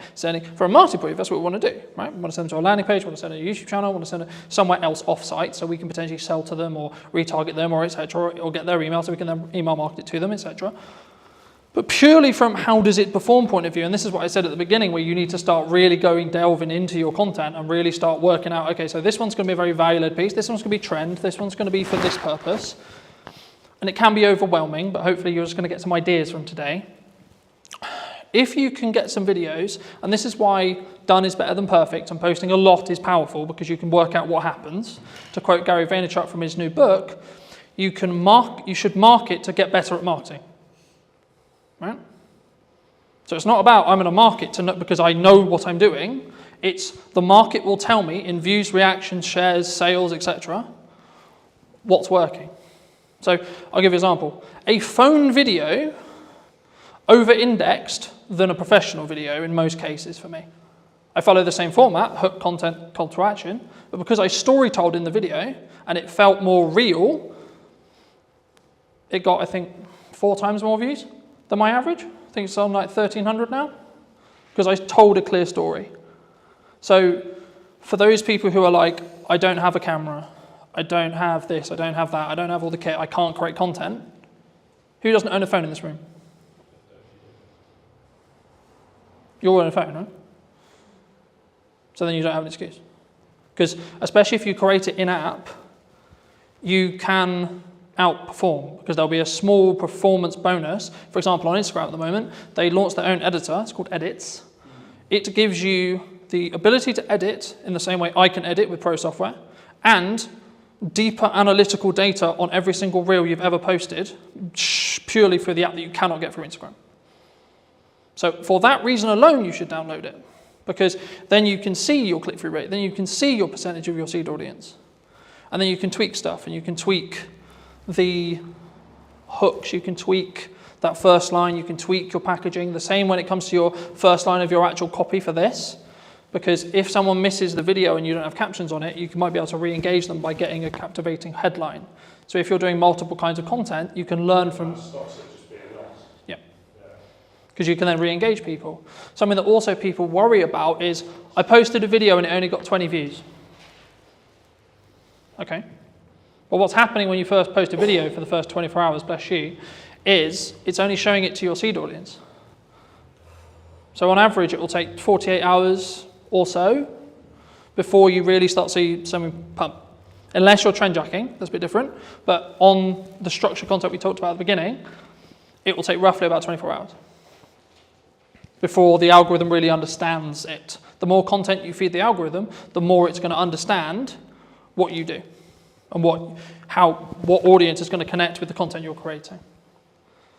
Does that make sense? So what stage do you start paying for it then? So at the minute You don't need to, nothing I've talked about today is paid ads. I know, that's what I'm trying to think.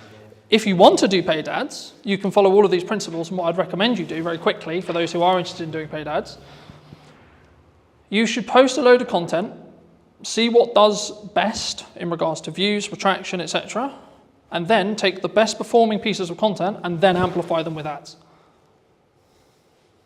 Because then you don't have a question mark on whether the creative or the video or the blog or the post, etc., is actually going to do well or not, because you already know, because it did well organically. So that way you're not wasting money on amplifying bad creative, because you know that it's going to be good, because you've already tested it organically. Does that help? Yeah, no, But if 10,000 people saw it organically, you go to millions if you pay for the 10. Yeah. But the key there is to understand that is that 10,000 the 10,000 that you want? Moving back to my original analogy of, do you want 100,000 or do you want 10,000 or 1,000? If the metrics align, as in you've got 10,000 of the right people, absolutely you should pour money on it. That's the hard bit. Because you've already done it. You already know it works with the target sector that you're trying to talk to. So of course you know. And then it's just taking the guesswork out of paid ads. Yeah, you should tweak the copy, you should tweak the text that goes next to it, maybe add a stronger call to action on the end to be a bit more salesy if you're going to, or maybe tweak the hook slightly, or tweak the video very slightly, but you know the bulk of the content's going to work for creative because it's already worked organically. How important is something like LinkedIn for a business owner or a filmmaker? Yes, LinkedIn is essential, I think, for any business owner. I've been posting regularly there for 8 years, I think, something like that. How do they up their prices? Because they struggle to actually put that into practice. If you're paying a freelancer £300 a day, that's way more than 30 grand salary for a full-time editor. Did you reach out to the brands you were looking to do the spec ad for? Because I think some people, when they look at spec ads, there's kind of like two approaches. One is like, do it, tag them in it, or send it to them and sort of see what happens. How did you navigate that initial process of making that spec ad? Anybody looking to scale their video business needs to double down on the brand. And people want to work with the brand, not necessarily just me. Does speed really play a factor, or is it more kind of standard to think about? Did you know that 93% of you are not subscribed? So if you could please do me a favor and you're enjoying the show, then subscribing would mean the world to me, and it would allow me to grow the show and continue to get larger and larger guests and continue to bring what's missing in marketing today. Thank you ever so much for joining me, and I'll enjoy the episode. Hello, my friends. Hope you're well. Hope you're having a good day. Today I'm talking to Carl from over in Manchester specifically. He runs a really, I would say a upper class or like premier video production agency on the higher end. And today I really wanted to talk to him about specifically branding, but also how I think a lot of filmmakers, we're stuck in this rut of like being quite maybe lowball or midball or just working on ourselves. I mean, how does would you say, and feel free to give any context you want, Carl, and do you think that people really struggle to sort of scale their business as a whole? Firstly, I've never been called upper class in my entire life, so that's really just thrown me off big time. We're definitely a premium offering though, so I get what you're saying there, so thank you for that. So yeah, I run a production company called Dead Pixel Films, doing video and photography for a variety of FTSE 100 clients, online brands, TV commercials, that sort of stuff. And what was your question? How do they differentiate themselves? Yeah, because I think a lot of people, they're very maybe solo space, and they're maybe worried about like how do they up their prices, because I think that's maybe the dream or the objective of a lot of filmmakers, but they struggle to actually put that into practice. Yeah, absolutely. So for context, we're a team of 5. So I'm not a solo shooter anymore. I started off shooting weddings, same as a lot of videographer journeys, I guess, shooting corporate videos, went to universities, then jumped into freelancing pretty early on. So I was a solo shooter for 4 years. I did weddings, corporates, bits of football, bits of TV, all sorts of stuff. And, I made a really good living doing that. And there was nothing wrong with that. And I loved doing it. And the wedding specifically was amazing. I was working with really like happy people, and it was really, really good fun. But I eventually reached a cap where there's only so much time in the day I have. There's only so much I can charge. And I just realized I was I was at a peak, I suppose, in terms of like camera operating in Manchester as a technical skill and what I could therefore charge or how I could scale that into a business. So my next step was to go from a freelance camera operator, solo shooter, to a production company owner.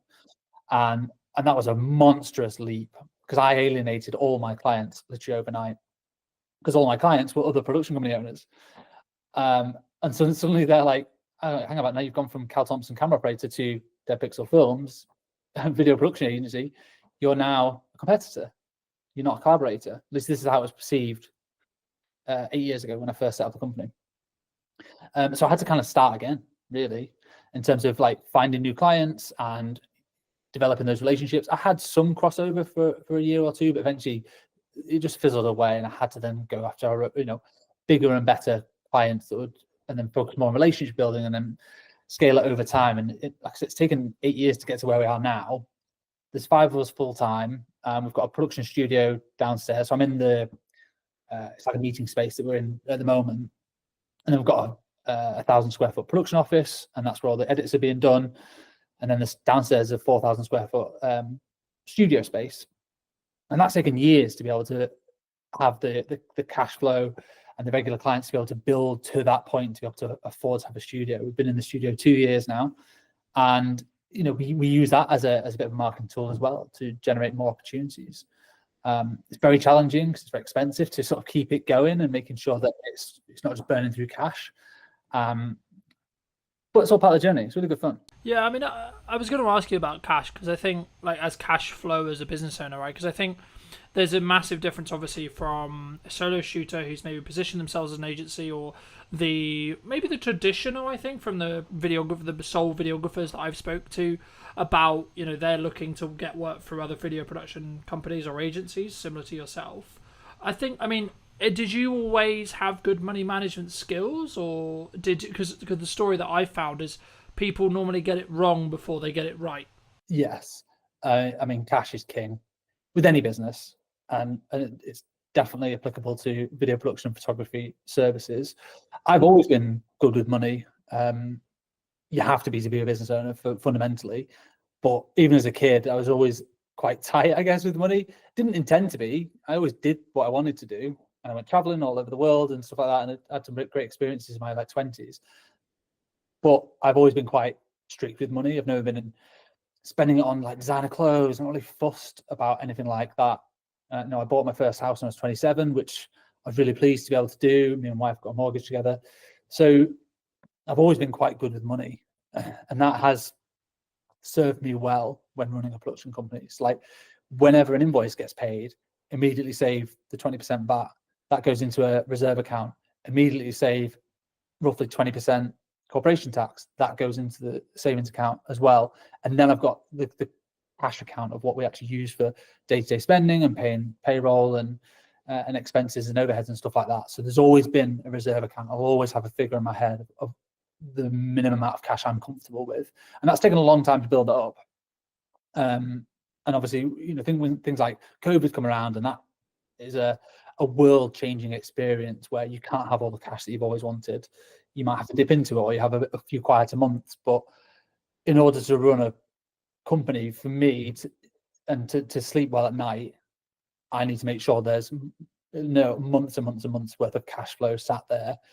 And some people might disagree. They might say, well, you should be putting your money to work and making it work for you, so you're earning money in your sleep. And obviously we invest in the studio facility, we invest in our marketing and invest in our team and training and all that sort of stuff.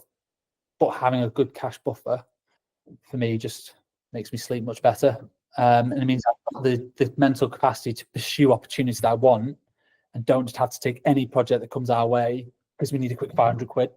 Yeah, I think, yeah, I mean, I think that does lean on to my next question, was going to be around like how does one attract larger brands to work with us, either consistently or as like maybe one-off projects in general. But just to build on what you were discussing there, I think it's very key to understand, and something that I have struggled with maybe for the last couple of years, but not this year specifically, has been understanding your numbers, but then also giving yourself a little bit more like cash cushion than you think you're going to need, right? Like, oh, I'm going to be fine on X amount. And then in reality, if you have just a little bit more, then something will end up happening that takes that cushion, I think, for me. But just to reiterate the question, I mean, how, for maybe someone listening to this who's maybe solo or maybe looking to scale up, how would you say they should look at maybe working with, the Red Bulls of the world or equivalent in that respect, in regards to like the size and the scale of the actual brands that maybe they're looking to attract as a client?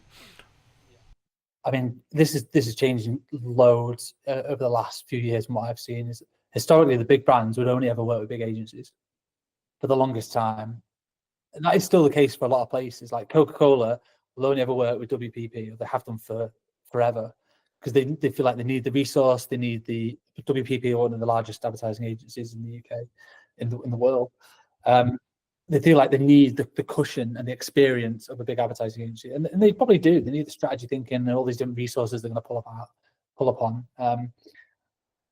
But what I can see is over the last few years, more and more brands are doing more in-house, and they don't necessarily need the big agencies or the big thinkers, from what I can tell. Now, I could be wrong, but a lot of brands are now doing that big thinking in-house, and they're bringing more smaller, independent specialist agencies. So rather than just like one overarching agency that handles everything in terms of their marketing and their branding and strategy and their content, they might have, okay, there's an SEO agency there, and there's a production agency there, and there's a web design agency there, and they manage it themselves rather than an agency managing that. And they just make sure that's all sort of aligned, which means that smaller companies have access now to bigger brands, and they're able to work. And basically, once you've got one, it's easy to get the next one, or easier. You still have to chase for it. It's more competitive for sure, but once you have a few bigger brand names under your portfolio, and the work can start speaking for itself. So we're able to attract bigger name brands because we've worked, like we had our Premier Foods Group, which is a FTSE 100 company. That we did over 15 YouTube pre-roll videos for those guys back in, it was like 2021, I think. And that's for their whole suite of brands: Ambrosia, Oxo, Bisto. Anyone in the UK will have heard of these brands. They're in every shop ever. So we did loads of ads for them. And by doing work for those people, it opened up doors to more foodie brands. So then we're suddenly able to work for BBC Food. There's another project we got off the back of that. Yeah, we had to pitch for it. We went up against 27 different agencies and a public tender to win that particular project, but suddenly we got that. And then I marketed the fact that we worked with BBC Food for a 9-month content retainer on LinkedIn. That then led to one of our current biggest clients, which is Uni, and they're the pizza oven company based in Scotland. And that's because I put out one post on LinkedIn about working, like a blog post about how we work with food and break down that process. So it went from one to the next to the next. So you can when you look back, when you're in the thick of it, it's hard to tell what's going on. It's just like, shit, where's the next client coming from? And you just want to do the best work you can. But when you kind of step back, you go, okay, I can see how that one has led to that one, has led to that one, has led to that one. But it's been I've been self-employed for 12 years. It's 12-year experience to be able to get to this point alone. And some people are way further on than me in terms of their career, but I'm really happy that we get to work with like some world-class brands. And just by working with one does tend to lead to working with the next. So I bet your next question is, well, how did you get the first one? Because that is the challenging bit. And the way I would say doing that is work for free, which I know everyone here is going to hate. By free, I mean make a spec ad. Speculative. I don't know if you've ever done it, but you basically need to prove your skills and your services and the quality of your work off your own back. So that's how we won we started getting to super slow-mo. That's one of our core specialisms, which works with food and drink kind of content, is the 1,000 frames a second super slow-mo videos. We shot an ad for free with Whitley Neal Gin in a little corner of a studio, me and my business partner at the time, just kind of messing around, working out how does the kit work, how does the lighting work. This was years and years ago. And we put together a little 20-second montage. We partnered with a kit hire company who lent us the camera for the day. So that was very generous. All it costed was our time and the ingredients. And then we pieced that together. And we used that piece of work as a marketing asset, piece of collateral, to then go and win the next one, and then win the next one, and then win the next one. And that just snowballed. We then became the specialists in super slow-mo and food and drink, which then led us on to the next project and to the next one. So that's always my advice to anyone looking to get into it. How do you attract bigger brands? Is you can't just go to university, study a bit of film, and then go, well, now I'm just going to either have my own agency or go work for another agency, and I'm going to be balling working on these big bad projects. Like, you've got to prove it. Education, you've got to prove it with your skills and your portfolio and your work. And if you buy fruit, you've got to just go out and do it. Yeah, no, I completely agree. And I guess the question that comes from that is, did you reach out to the brand you were looking to do the spec ad for? Because I think some people, when they look at spec ads, there's kind of like two approaches. One is like, do it, tag them in it, or send it to them and sort of see what happens. The other one is like, hey, start building that client relationship, etc., and be like, hey, we would love to work with you, or etc., but can we make one for free? Like, how did you navigate that initial process of making that spec ad? Depends how big they are. If they're massive, if they're like a high street name, if you're suddenly I want to do a spec ad Gymshark, they've already got amazing commercials, an amazing in-house team. They don't need your spec ad. So you emailing them saying, I'm going to do this ad for free. If you want to use it, use it. They just won't. They don't need it.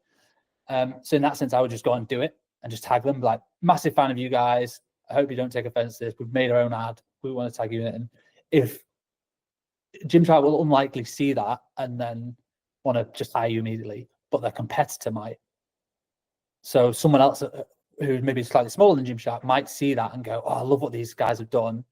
Or you can use that to market to Gymshark competitors. So you can reach out to people directly that made this little piece for fun, just showcase our skill sets. Be really honest and transparent. Don't suddenly try and pretend that Gymshark are your client. You've done it as a paid project. That's the last thing you want to do. But just be honest about what you've done and how you made it to showcase your skills. And would you be interested in that one for your brand or business? We did one for like Innocent Smoothies, massive global brand. We didn't ask them to make that. We just did it as I was building all these like mad rigs because we've got a food studio, we have the space. I built like this test tube rig that when you pushed underneath it, basically it forced all the liquid through the bottom of a smoothie container and then just created like this volcano effect out the top.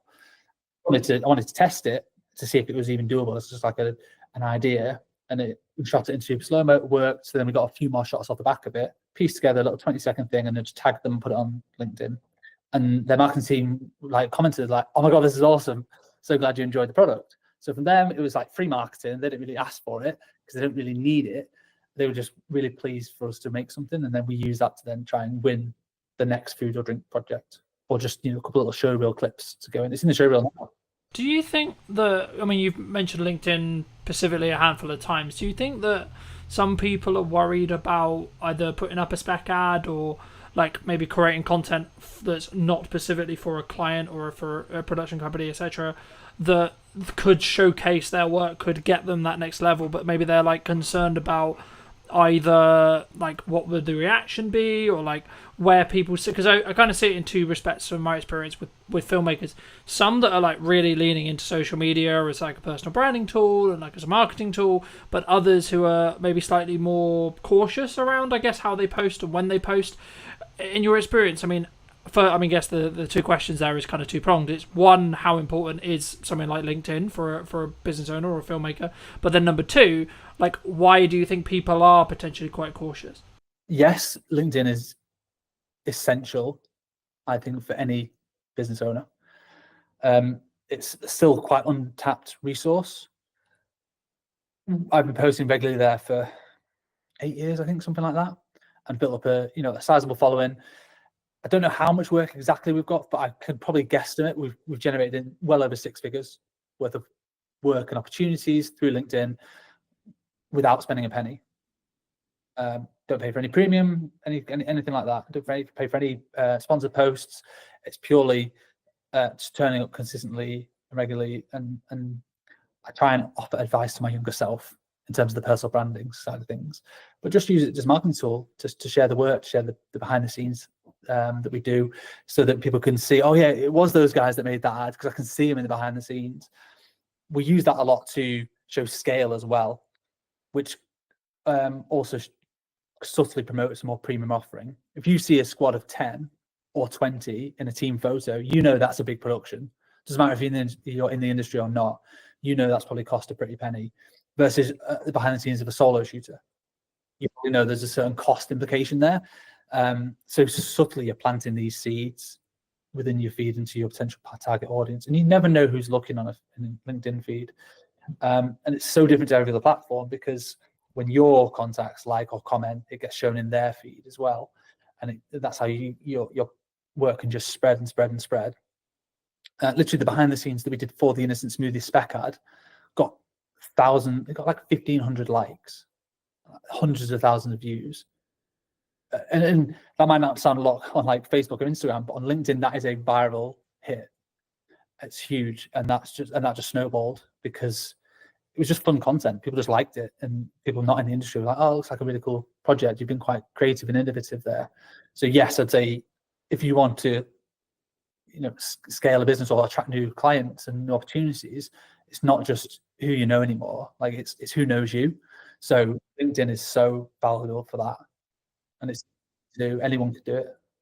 Yeah, I mean, just because I think traditionally so much of filmmaking was like go to filmmaking meetups, meet another filmmaker, meet a gaffer, meet a sound guy, etc., and then you sort of build your, I guess, referral work from there.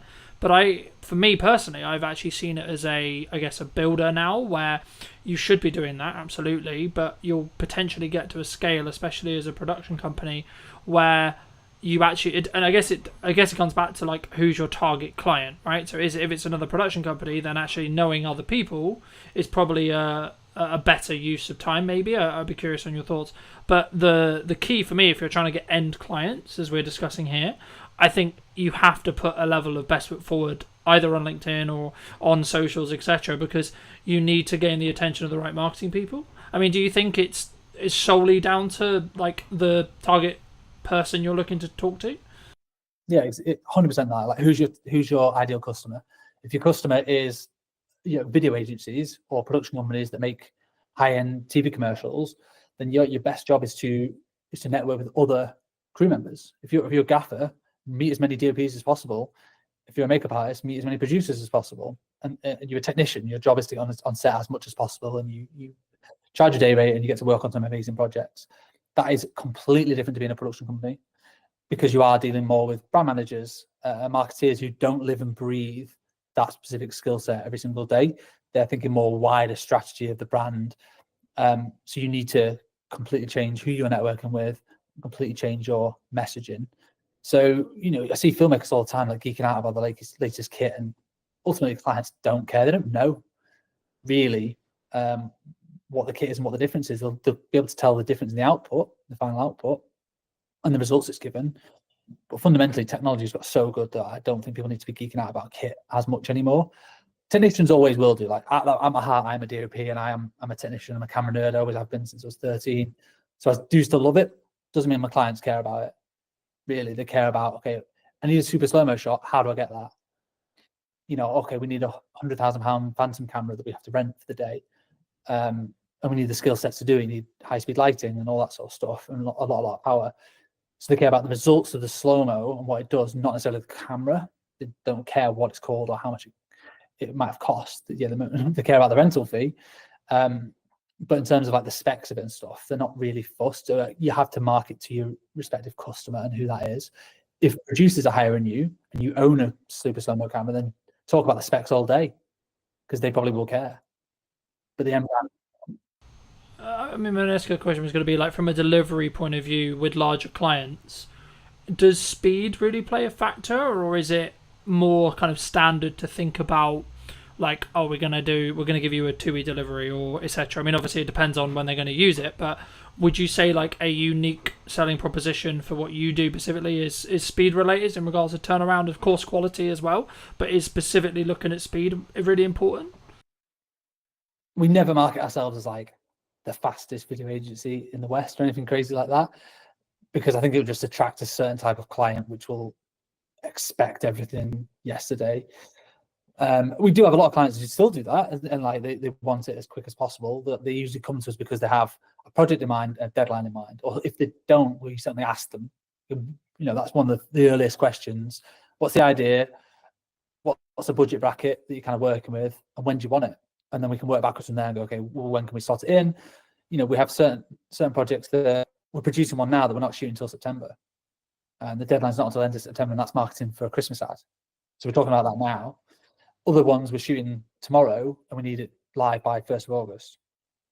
So that's quite a fast turnaround, because there's 5 20-second ads, like montages with like heavy edits and a lot of content going into it. So speed is important, but I think clients prefer more like a stress-free production. And are you going to handle the brief? Are you going to deliver on the concept? And are you going to be obviously professional and make them look good to their boss, ultimately? People might not say it, but they kind of is what they mean. That a lot of brand managers are sticking their neck out certainly with a new agency they're working with. They're putting their neck on the line. They've said, right, we really like these people. They're going to be great. You have to deliver on that. Yeah. You have to. Yeah, I think the key is you have to follow through on the content or the promises that you have like said that you're going to do, but then over deliver on those. So I've always followed a motto for a long time, and it might be why I'm doing quote unquote okay in business, because I've always under promised and over delivered with every project that I do. But I think it does, to an extent, kind of bring me on to kind of the next question I wanted to ask you, which was about like, how do you justify to a client who's maybe on the fence about spending, let's just say 10 grand or 15 grand or whatever it ends up being, right? How do you deal with those hurdles when it comes to being higher priced as a whole? Yeah, so we don't do quotes anymore. We do proposals. So for every single client, they get more than just a one-pager. So we used to just do quotes. People come with a brief, amateur video. So you go, okay, put it together in a spreadsheet, put it onto a 1 or 2 page PDF with a breakdown of your pre-production and post, and this is what it's going to cost with a number at the bottom. And people either go yes or no. We don't do that anymore. We're now doing proposals. So pretty much every client that comes to us will get a bit of an idea. They might already have an idea and they want to just flesh it out. But here's a few visual references of the style that I think we can execute on based on your budget. I tend not to do this like on a whim. Like if I know they've got 20 grand, okay, I can work backwards from there and go, well, this is the kind of production that I think they might need. It's a couple of days, a couple of crew, there's production value there. I know what to spend, so I can know what the references are going to be. And we put that into like, 5 or 10 pages for every single client with a cost and a breakdown of this is exactly what it's going to cost you. The information that was in the original quote still goes in the proposal, but you've also got a lot of more visual references in there so that people can see, you understand the vision. They're just taken from previous work or from the web. It's all internal stuff, so it never goes live. It's just like we're just trying to share ideas, and then we're trying to follow through with the execution. Like, this is what you're going to get, and we found bigger clients kind of expect that a little bit more. They don't just want a one pager. Like, what's going to separate you from, if they're getting 5 quotes, how are you going to stand out amongst those other 4 companies? And you don't want to just be on price. You want it to be that you understand the brief and the unique ideas that you can bring to the table to deliver on that brief. But it's free time. It's a massive gamble. We don't win all the ones that we put proposals for. We lost one yesterday. You're like, oh crap, that took me a day or longer, hours spread out here and there to pull that together, pull together references, come up with a bit of a script. I think we're going to nail this. I thought we'd nailed it, and then they still didn't go for it. And you're like, well, I'm not sure what we've done wrong there. That's the game we're in a little bit. Some people might disagree with that. They might say, oh, you should be charged for that time. And you can be charged for creative development time, but sometimes that initial spark, we often give it away for free. Do you think that's one of the reasons why you do just stand apart? But is that the same? I guess the next question was going to be around like the confidence of maybe charging more or being value-based price rather than necessarily the time. Obviously, there's always time that goes into it, of course, but it's more about, I guess, in some ways, when you look to attract those higher-paying clients, it's also about it's the entire, in my experience at least, it's about the entire process and journey and the perception that client goes on with you, rather than necessarily just the production day. And that's, I think, where it comes back to where you and I both agree, which is like, they don't care that much what it's filmed on. They care about what it's going to do for their business and what the return on their investment is going to be. But for you, when you started out, was there a confidence kind of hurdle for you to say like double your day rate, for example? Probably, yeah. Not really thought about it. Often we just do it. I started off charging £250 a day. So it was like a corporate filmmaker, if you like. I charge a lot more than that now. So yeah, there did just become a time you can base it off APA rates as well. That's a good starting point. Producers Association, it's like a union, not part of it, but they do set rough crew rates, and they adjust them every year based on inflation. So you can roughly see what a crew rate should be charging for those. And it varies between like commercials or dramas or photography or whatever. Everything's slightly different, and communicating with other people in the industry as well, asking other fellow filmmakers like, what sort of rates do you normally charge, is a good way to at least set a benchmark. And if you're winning loads of business and almost like too busy and don't really feel it in the wallet, it's because you're too cheap, and because you're just saying, yeah, well, here's a £500 video, that person will work on it for an entire week, and when you work it out, you're working for less than minimum wage. That's not a very good business model. So at that point, you need to pause and go, what do I need to change here? Well, I clearly need to up my rates and probably reduce the workload, and I'll still be earning the same, if not more money in the long term, because I'll have more time to focus on delivering that project to the best of my ability, and then creating marketing collateral to then help generate the next one, or more account management time to work with the clients to be able to communicate the ideas better and fairly, so that when it goes from ideation all the way through to production to post, that client feels like they've been looked after throughout the whole journey, not just been sold a dream and, oh, you're going to get your edit in 6 weeks' time and not heard from it. It's more communicating every other day. This is where we're up to. This is what the deadline is. This is how we're doing. And that always takes time. I can't do all that myself. And that's very hard to do as a solo operator. There's 5 of us here. There's 2 people full-time editing. And there's a producer and a studio manager. So they do a lot of the account management side of things in terms of liaising with clients and communicating and getting edits through the post-production workflow, and then back to for amends and all that sort of stuff. So that does take a team to do it to the level that our clients demand. Yeah. When you were building your team, because you said at the beginning that you went from being solo into like developing the team, did you scale it from like 1 person, then 2 people, then 3 people slowly? And then if so, did you focus on systemizing how you did it yourself? So originally it was myself, and then I partnered up with somebody else. So we then became 50% business owners. And that was just the 2 of us for probably a year. And I was literally doing all the shoots and the edits, and he was doing business development and operations. And that was fine, around COVID time, just surviving. but eventually the edits got too much. So it's like looking at the business model and trying to work out where are we bogged down with in terms of time, and it was edits. So it made sense to hire an editor. Great, let's work out what the finances are going to be. It can be quite daunting when you look at your first hire, like, oh my God, how am I going to find 30 grand or whatever you're agreeing that first initial salary is? But you tend not to look at it on a yearly basis. You just have to look at it on a monthly basis. Oh, I actually need to find 2.5 grand or whatever it works out at. Because that obviously including tax and all that sort of stuff. So that's much more manageable. And it's a bit easier to think of it like that, or what do I need for this quarter to be able to hit that, rather than thinking about the larger scale side of things.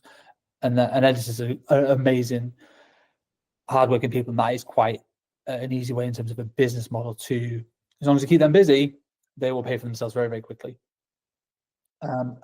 We did, and then we did just add on to the next one, different skill sets, and eventually the producing was bogging us down a little bit. So we're just like, oh my God, we're just having to, my email inbox is 100 every day. Like, how do we help manage this? Okay, we need a producer to start doing some more of the logistics, booking hotels, doing casting, all the logistics of like sorting crew and client liaison. Right, that can come. Basically, I hire somebody when I get too busy with one thing that I don't necessarily want to do all the time. And then just let them do that, and then I can focus on the stuff I want to work on. Yeah.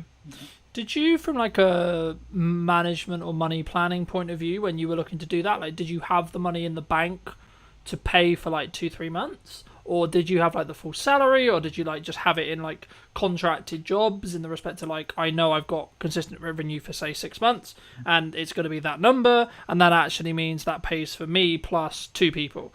How did you sort of plan that when you were scaling? Because I think so many people, when they maybe look to take from a video production point of view, they take it from maybe a solo, what I would describe myself as, which is like solo plus, where they only have budget for project by project basis to bring in people, expand those crews.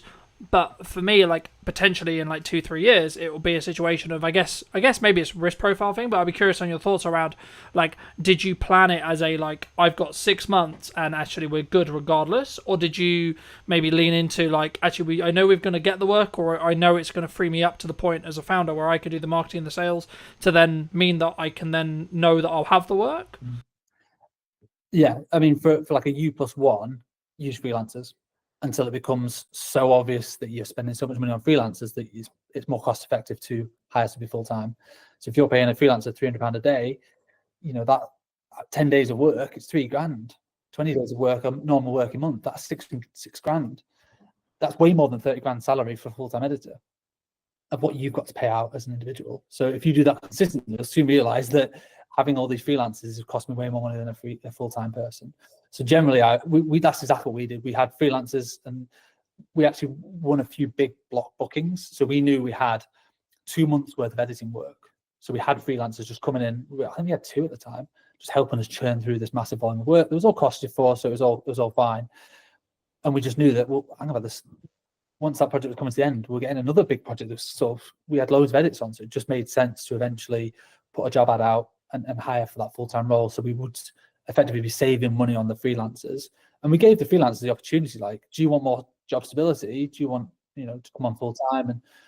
And some people did, some people were not interested. They're like, no, I'm happy with the flexibility and the variety. Like, there's a place for both in terms of freelancing as a technician or going full-time in-house. Really depends on your personality and your personal circumstances. But from a cash flow point of view, I think we had at least, call it 6 months worth of cash to be able to pay that person. They could be sat around twiddling their thumbs. It'd be a terrible business model, but they could be without us necessarily worrying about how we're going to pay that person. Because also when you hire them full-time, you have an obligation to pay them. They're now an employee. You can't just get rid of, you can make them redundant, but that's a failure on your part, I think, rather than just, we didn't have enough work to be able to pay them. Like, you've got to then go and get the work to keep them busy. So that is part of the risk. It's definitely it's a high risk move. I mean, it's such a while ago now. I've always had staff members around me for the last 6 years, so I tend not to worry about that as much now. It's just a no-brainer that we are a team, and it takes a team of people to deliver on the projects that we have now. So if it does sound scary to anybody as an initial thing, I'd always just say, bring on freelancers until they become too expensive to not just hire. It's a no-brainer to hire somebody full-time. Yeah, I think I agree. I mean, I think would you say that in that though, one of the things that a founder, a or like an origin person of the business in a video production context, like they should spend like as they're scaling and as they're bringing in people to help with the delivery side, should they spend like a significant amount of their time in trying to, I guess, apply financial resources to getting more people to help them either with their personal marketing or the company's marketing or etc. to then like because I found like for me that will have the strongest ROI by me creating my own content and me being in the world of marketing all the time as much as possible and not as much in client delivery. And if so, how did you transition? I mean, did you just end up like you sort of alluded to it at the beginning, but did you have to transition all your clients because they wanted to work with you specifically? Because I think that's sometimes the weakness when we're very founder led as a business, where a client wants to work with me because they've consumed my marketing and then they want me to have that touch on the project. And how do you sort of balance that with also then scaling it with a team? Yeah, I'm still figuring that out, to be honest. A lot of our projects are of a scale where it can never just be one person. That one person ideally should be on the job. That was a big USP for the longest time, is we weren't necessarily just another production company that brought on loads and loads of freelancers. It was like, no, if you see us in the initial call, you're going to see us on set and we're going to hold your hand all the way through the project. And that's done really well for us for the longest time. It's helped us build relationships with the right people. It's helped deliver good work. But that is only scalable until a point. I can't be on every single job if I want to scale the business beyond where we are now. So that's probably a bit of an ego thing that I've got to figure out and navigate and work out. There are other people who can shoot. Yes, technically I'm a DOP and it makes good financial sense for me to be on the shoot, but also makes good financial sense for the wider business for me to be marketing and spending more time doing business development to bolster the scale of the productions and the bigger business and clients. As long as they are getting a good service from you as a brand, not necessarily you as a person, I don't think they'll fundamentally care that much. As long as it's not sell them the dream and then you never hear from them again. You've still got to check in, but that could be checking in with just emails, texts, how you finding everything. You know, I went on holiday last week and I was like, oh, all these productions are going to fall down. Well, of course not. I've got a team who've been briefed in and they looked after the clients and they did a smashing job. And I came back and I'm like, so what are we shooting tomorrow? It's all been done. You know, I just trust the team to do their jobs. Yeah, no, absolutely. No, I think that's a really important thing for people to think about before they start scaling, which is like how they're going to set that expectation. And at the end of the day, if the client's getting the customer service, the client experience, and the product that they are like they're paying for and they want, then I think that becomes lesser to an extent, right? Like, of course, you can't be completely removed from the service or from the entire client journey, but I think it become like if you have a trusted team and you're known as someone who has a trusted team, I think there's maybe a pivot or a change that needs to happen with marketing. But for those people who are maybe interested in seeing, you know, some of your work or looking to see some of these LinkedIn posts, etc., where's best for people to reach out to you or connect with you? I'll come on to that in a second. I just want to echo what you said about, just build on what we talked about in terms of individuals and stuff. And I think it depends on your role. So if you're a photographer, quite often you are hired because you are, I don't know, Cal Thompson photographer, for instance. Not me, because I'm not like a world famous photographer, but an individual is often hired. From what I can see, people don't necessarily hire. There's a couple of very good ones in the north, but photography agencies where it's a different photographer every time. They just want that individual. Whereas video production, because it's seen as a bigger scale often, and there's more people involved, clients aren't hiring just one person necessarily, unless they are just looking for a videographer. It depends on your clients. If you're just doing event videography, it is often that, okay, well, I'm expecting you to turn up on that day. If you're doing commercials, which is what we do, yes, I might be there, but I might not be, because there's also 10 other people that are going to be there. So that's a bit of an easier one to navigate, I think. But yeah, so I hope that answers. It really depends what your specific roles are, and you know, you don't go to Amazon and expect Jeff Bezos to be serving you on. You know, it's the brand and the strength of the brand. So I think anybody looking to scale their video business needs to double down on the brand, and I think that's one thing we've done quite well over the last few years is Dead Pixel as a brand and a reputation, that we just do good work in the north, and people want to work with the brand, not necessarily just me. I am the face of it quite often, but I do bring in everyone else from the team, and I make sure I tag everyone else. Like the edit was done by Kate, it was produced by Jazz, and we do some culture pieces as well as not just sharing. You know, we got on team days out and we share that, so people feel a closeness to the whole brand, not just to me as an individual. Same with Instagram. Like, we don't just post just my headshots all the time. Like, it's obviously it's the work, and it's okay, it's been with us 2 years. It's a nice little celebration post or whatever. So strengthening the brand will only help strengthen you as a company. Yeah, no, I completely agree, and I think it's about understanding really and being very crystal clear on who you're looking to serve at the time that you're doing the marketing.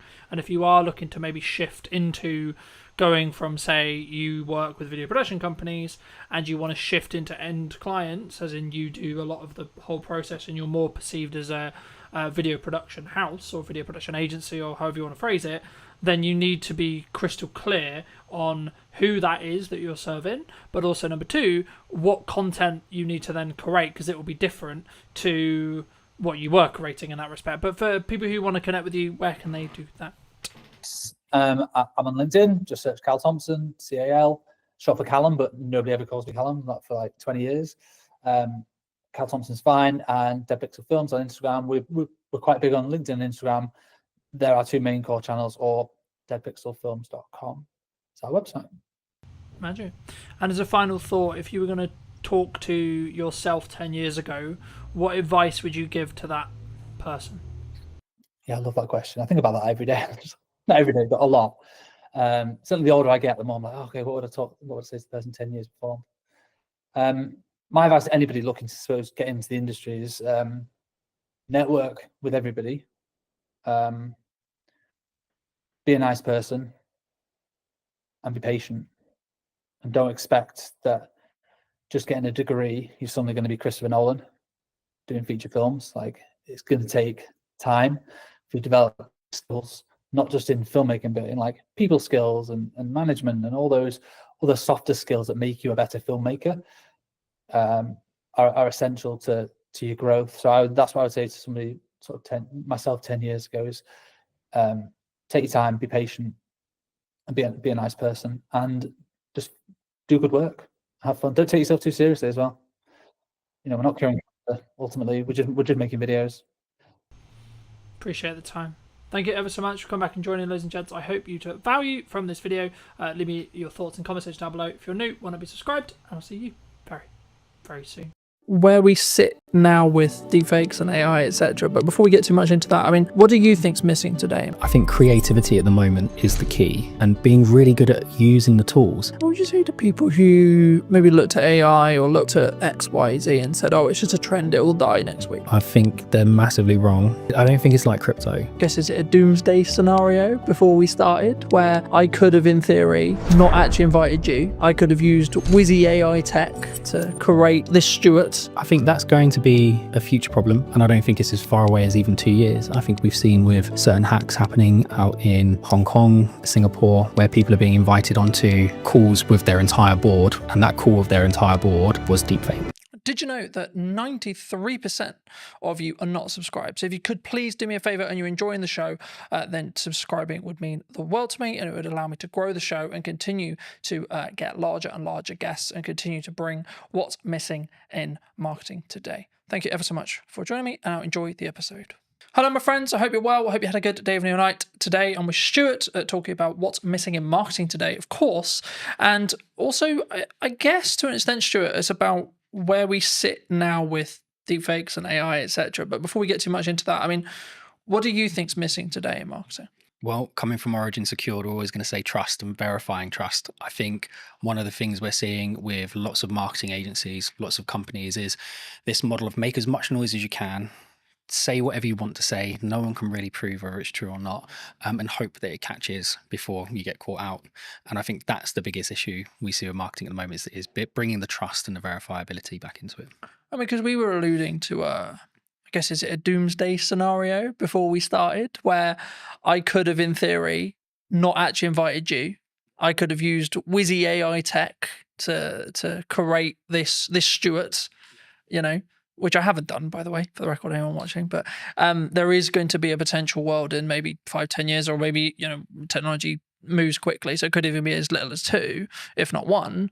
You know, is that kind of where it comes from? Do you think the lack of trust? Like, actually confirming that, yes, I am talking to Stuart today, and yes, Stuart did actually come on the podcast? I think that's going to be a future problem, and I don't think it's as far away as even 2 years. I think we've seen with certain hacks happening out in Hong Kong, Singapore, where people are being invited onto calls with their entire board, and that call with their entire board was deepfaked, right? And I think they got away with like $20 million, whatever it was, in that particular one. So I think that's coming. I think that's going to be sooner rather than later. And I think we're seeing that online, where you'll get images of people like Martin Lewis or whoever saying something that just isn't true, or supporting a project that is a scam. So I think that's coming. But I still think just traditional trust, right, is a problem. How do I verify that I've worked with the MOD as an example? How do I verify I've worked with this organization? How do I verify I've worked with this person? And I can make loads of noise and say loads of things about it. But I don't have maybe a podcast to prove that I've done it. So I think that in that sense, we have to find a way of enabling people to verify that information, but without risking all of the personal data that goes with it. I mean, I wasn't actually going to start here, but I think it's important for me to start here. Someone like me, right, who has been on the internet for, I'm going to say, shy 10 years. I might be in deep trouble when it comes to AI tech and AI training and deep fake stuff, right? Like, what can I do in your view?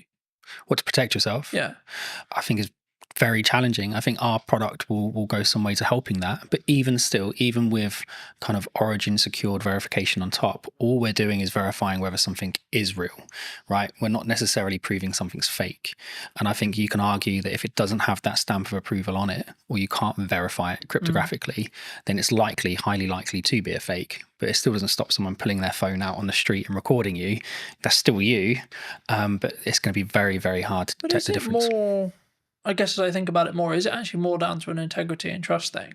Like, someone looking at it, you might look at it and say, well, I know Colin. I've known him for however long, 2 years, let's say 3 years, right?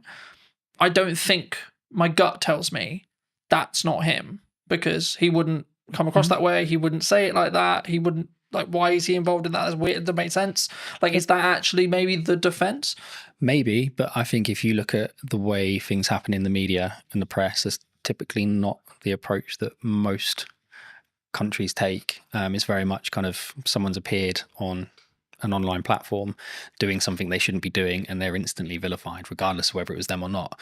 So I think there's an element of education and adaptation that we need to go through as a community. Absolutely, that will help. I think technology will assist. I think that will go some way to proving it as well.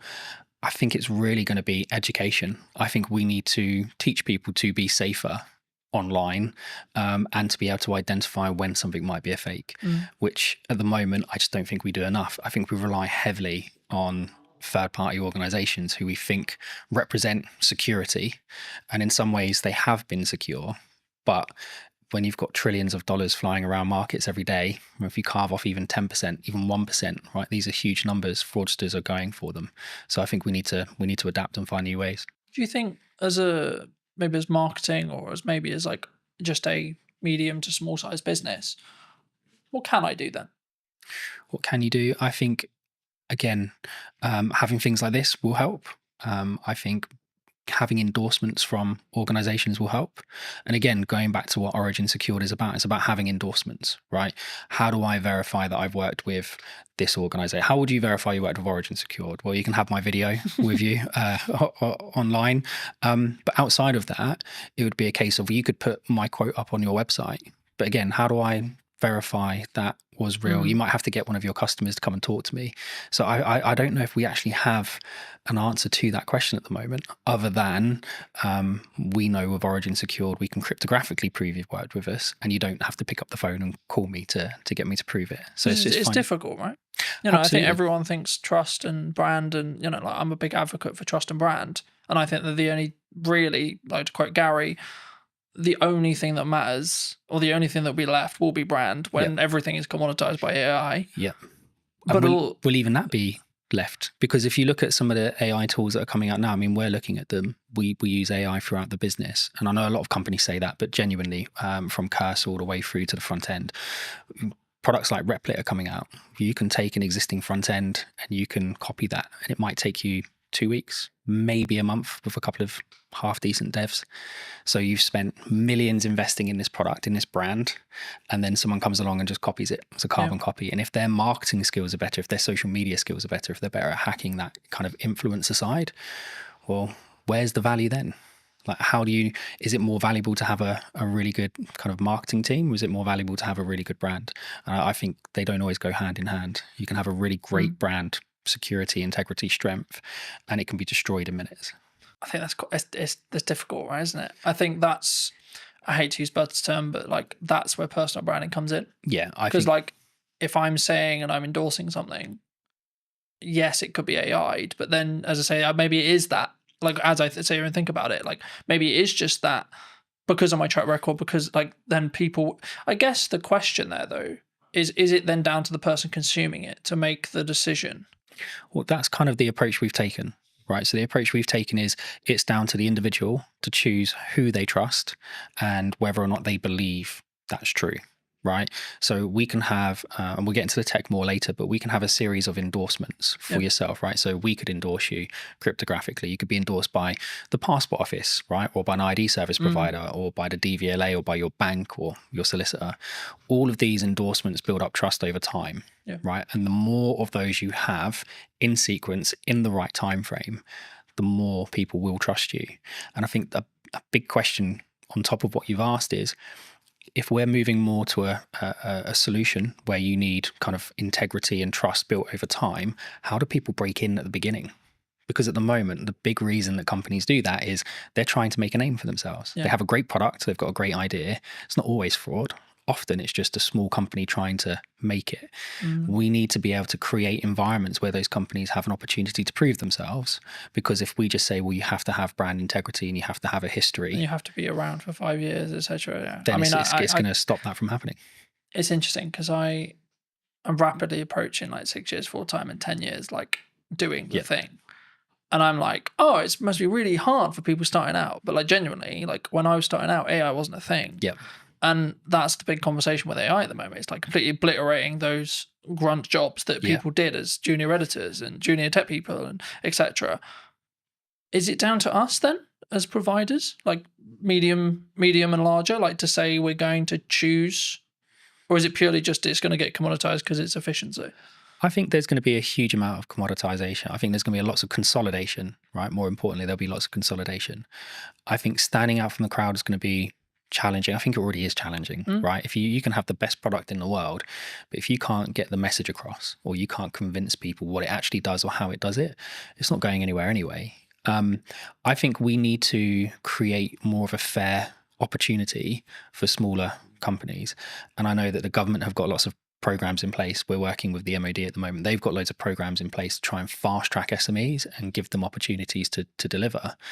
I think we need to do more of that. And I think we probably need to have better controls over how are these contracts won, how are they tendered for, because ultimately they're geared up for companies who have got hundreds of people to spend hours and hours and hours of time building this kind of knowledge up over time, and then you've got a small SME that's run by 3 people with no experience. But also, I guess you could flip it on the other side when you look at AI or things like ChatGPT, large language models, etc., where actually that could be the greatest equalizer that you've got, right? Because someone who's maybe solo or 2-3 people, then arguably, if they're leveraging AI and they're early, they could actually be keeping up with 100 staff in regards to workforce because they're working quite smart.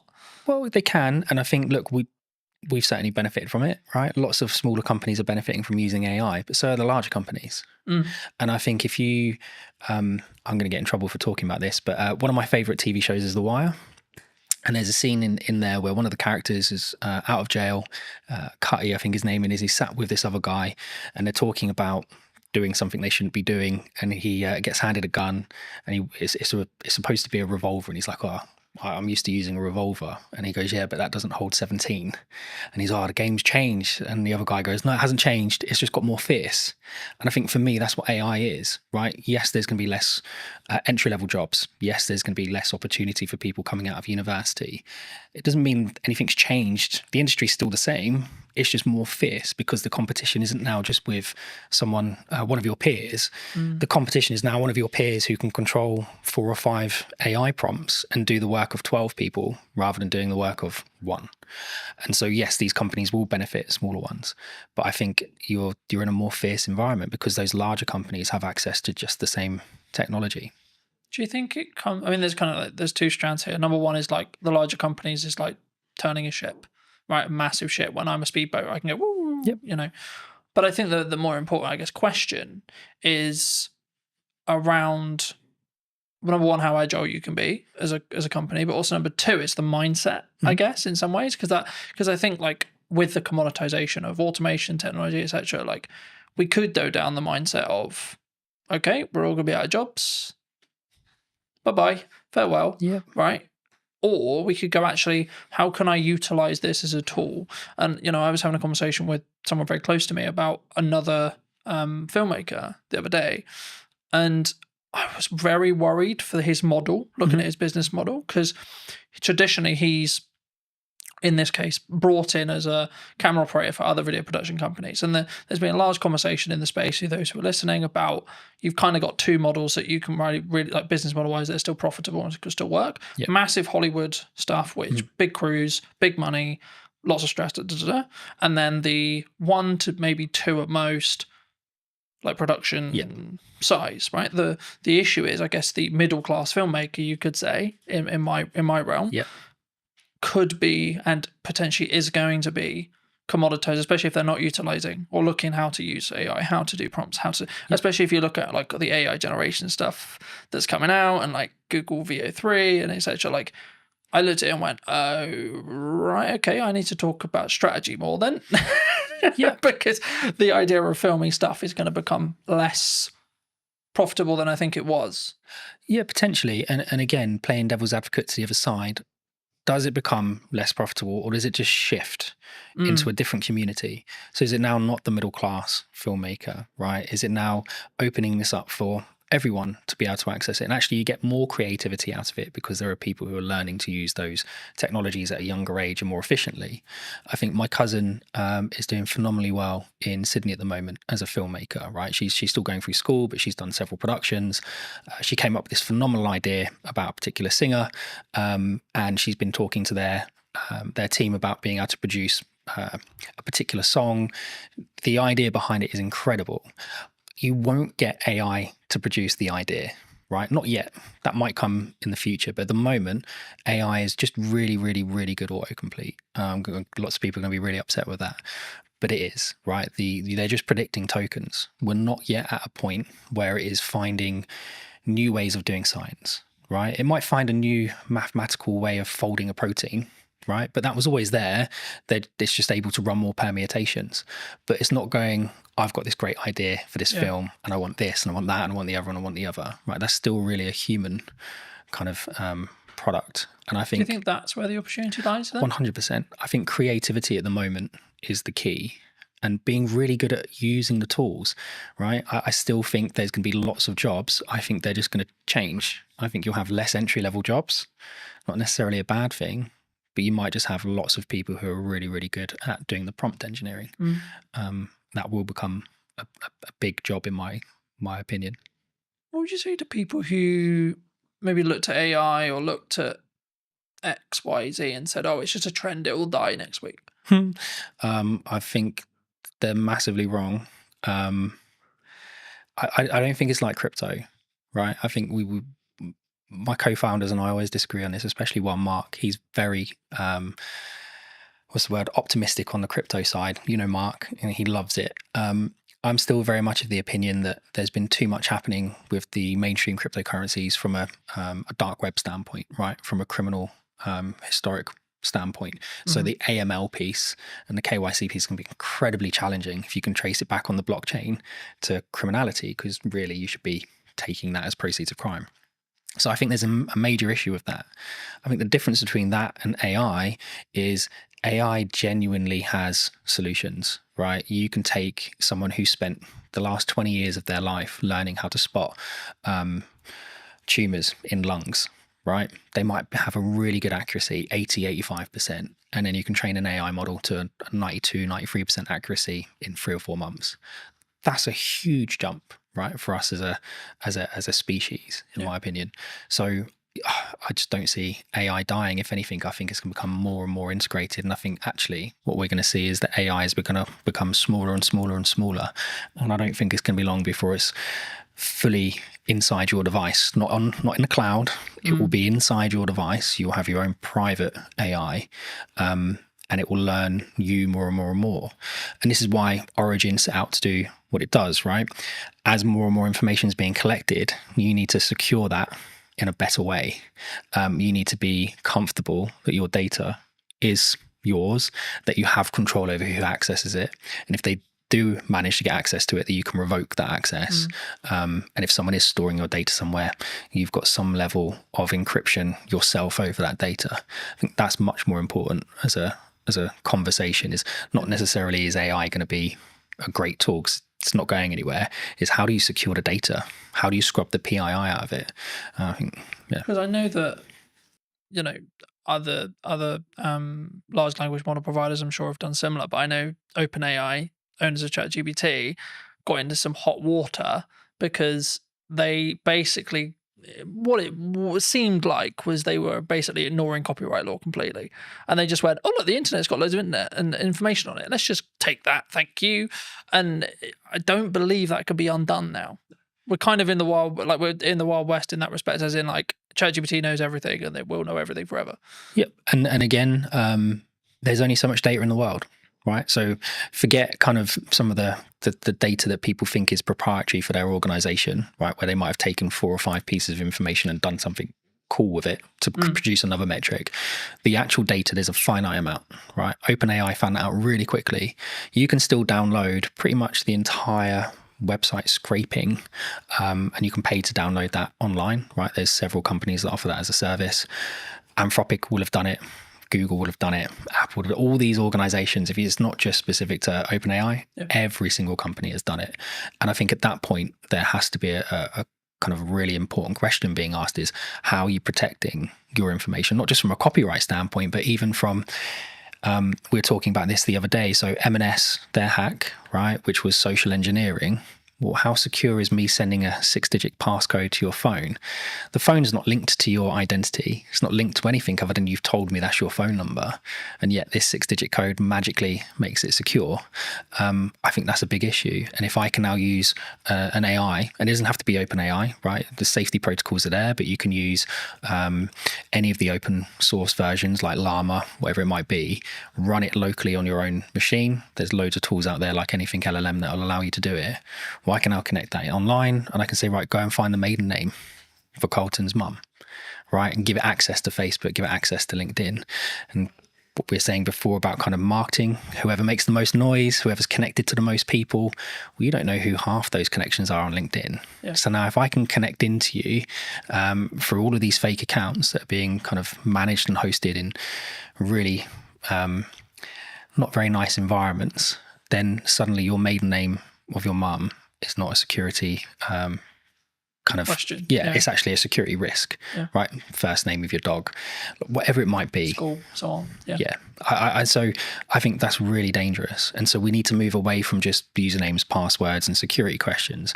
And we need to move more towards contextual permissions. And it's one of the things that we do at Origin, which is create context around access rather than just you've got a username and password and know that my favorite artist is whoever.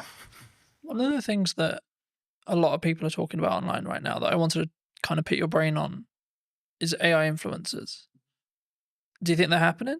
And do you think they will be the future? Because a lot of people are saying, well, how would you 95% of people aren't going to care that it's AI, even if they know, even if you can tell. I don't think anyone would be able to tell. I think there's already influencers out there that people have said are AI. I think the big one that I found quite amusing, we had a big chuckle of it. I think one of the adult content creators worked out to be an AI generated model. And I just think that's hilarious, right? That these people are paying for this personalized service and they've got no idea that it's not even a real person. And I guess the question, like you said, would they even care?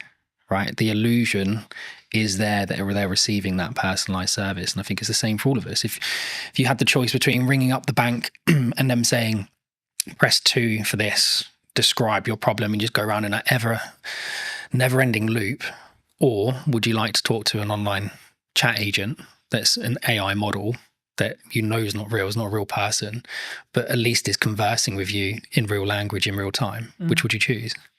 I think, yeah, I mean, as someone who uses AI, and we both, I'm sure, do in depth, I think for me, I think it's about understanding what the contextual relevance that you want from it. Like for me, if I want to analyze information and data quickly, AI will be a better solution in me asking you to, so I have all this data, Stuart, can you create this and this from it? Well, you're gonna go, no, that's totally a pain in the ass.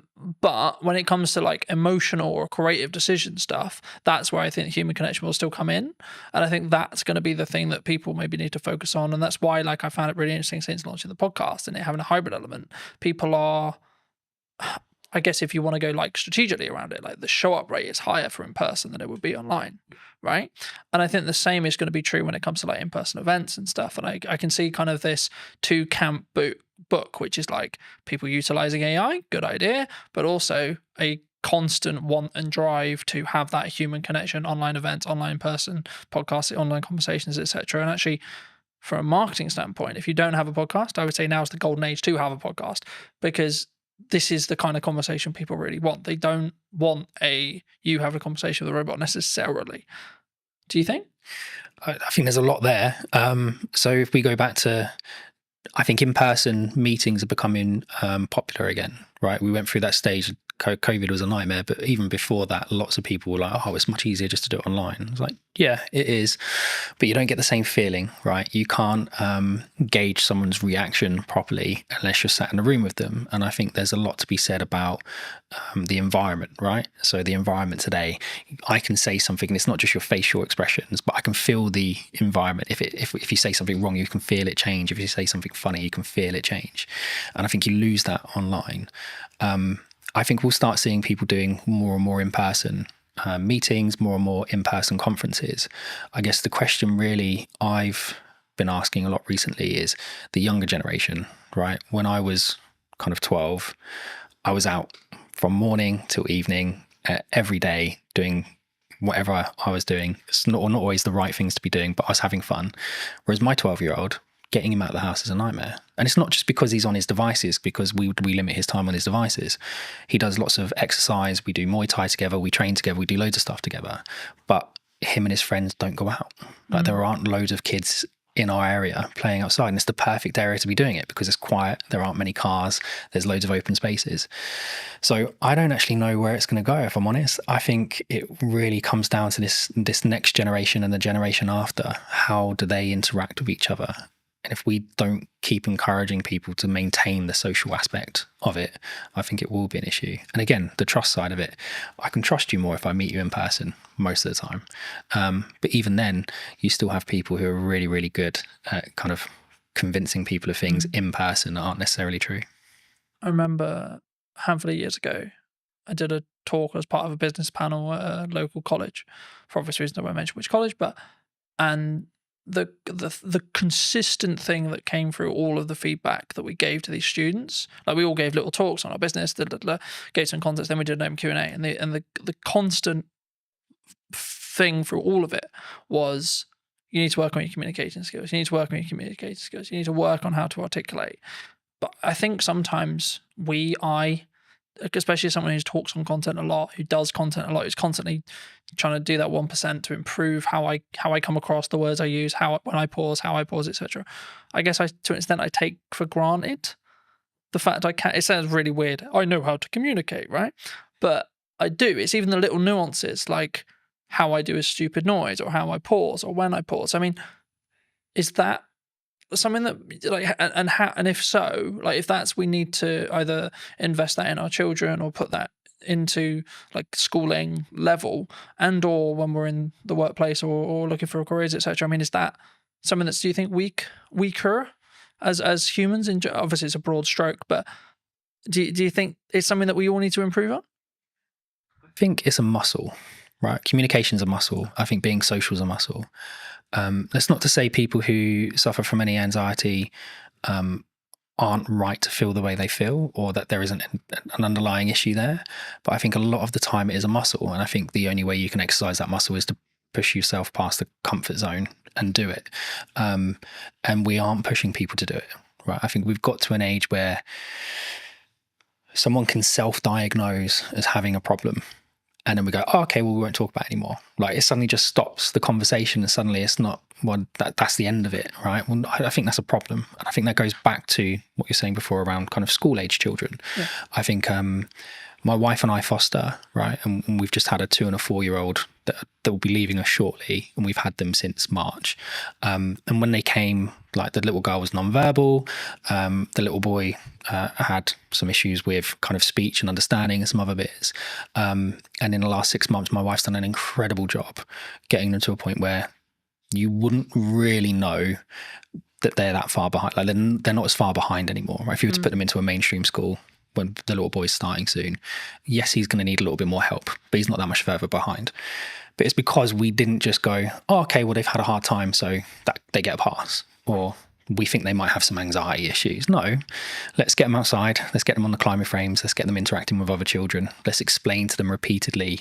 No, it's not just about saying, oh, kind hands if they do something they're not supposed to do. It's, no, that's not right. Explain to them why, and spend that time educating them. And I think we don't do that with kids at the moment, right? There's so much, people talk about it all the time, but there's so much power with the kind of the child.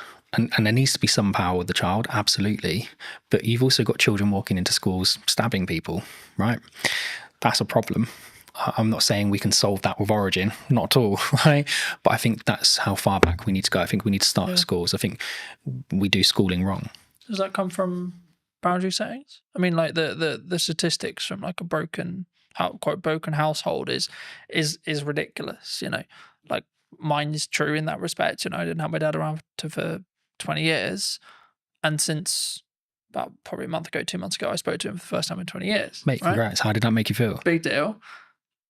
It was just like, it is what it is. You know, like I wasn't there to be like, right, I'm gonna, and I wanted to make sure that when I did it, it wasn't coming from a place of anger. It's like, right, I'm gonna pull 20 years, and it was right, okay, but I did it for a point of view of I need to make sure that I do this so that I don't regret if I'm told he dies. I did my best, I tried, and I think, but then also I've set a boundary to say this isn't a fully open door as well. And I think for me, that's come from years of building on it. And that's why I asked you about, that's why I guess the question of like, do we naturally have boundaries, either in work or from parents to kids as well? I think we spend a lot of time teaching people how to drive, right? Lots of time teaching people how to drive. We spend a lot of time teaching people how to communicate at work, right? You can't say that. You can't say this. You have to say it this way. You have to say it that way. We don't spend a lot of time with children teaching them boundaries, because sometimes the parents haven't been in a position to learn those boundaries in the first place, right? Not everybody has the same start. I had a similar experience with you. Didn't see my dad for a long time. And I did go in different directions, and I was lucky enough to meet my wife who kept me on the straight and narrow. And I didn't speak to him for a long time, and he passed away. So before we had a chance to reconcile, whether we would have not, I don't know. So I'm really pleased you managed to get through that. But there's a lot of people that don't have that kind of, they don't know themselves enough, right? They don't have the same strength of character. They haven't gone through the same experiences the same way and come out the positive side of it. I think we encourage people, and TikTok and the others drive me mad, because it's 10 ways you know you've got ADHD, and 10 ways you know you've got this, and 5 ways you know you've got that, and we're just creating excuses all the time for the behaviour. And so boundaries, I think we all know where the boundaries are. I think a lot of the time we just choose to ignore them. Is that personal though? Because my boundaries and your boundary may be different. They should be, right? Otherwise it'd be boring. They absolutely should be different. But I think there are some basics that we should be able to agree, right? Certain spaces are private. Yeah. Certain words shouldn't be used. Certain things are unkind. Certain things are kind. Well, it's just mutual respect stuff though, right? Like, oh, absolutely. Like you don't need to be, just because I think you may be acting in a manner that's maybe unkind or etc. That doesn't necessarily mean I'm better than you by saying that you're being a dickhead, for example. Do you know what? I was on a train recently, and there was a gentleman using his phone in the quiet carriage, and there was a gentleman sat opposite him, an older gentleman. And I've never known how to turn around and say to someone, like, why you got your phone on, why are you listening to it loud, why are you not using headphones, etc., etc. Because it always comes across as really aggressive, right? And the old guy just literally just leant over and went, "Excuse me, I just wondered if you'd seen that sign." And the guy looked up and saw his quiet carriage and he went, "Oh, sorry, mate," and left. And that was it. There was no big like hurrah, there was no shouting. And I thought, well, that's a mutually respectful way to approach that situation. Would he have approached it the same way if it had been a 13, 14-year-old teenager listening to his music loudly? Would the teenager have responded the same way the man did? You don't know. But I think we should approach things in a respectful way. And again, that boundary issue, mate, that's a hard one, right? There's people that have spent their entire lives working on that to try and find a solution, and they still haven't figured it out. I think I keep coming back to this whenever I talk about something like this, and I keep coming back to it's self-love, self-development, self-you. It's reflective of you.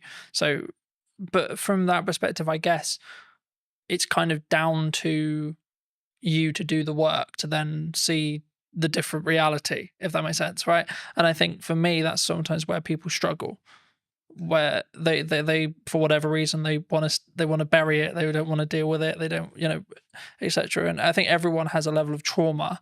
It's I don't like using that word, but the level of trauma will either make or break you, and then it's up to you to see how you deal with that to then move forward.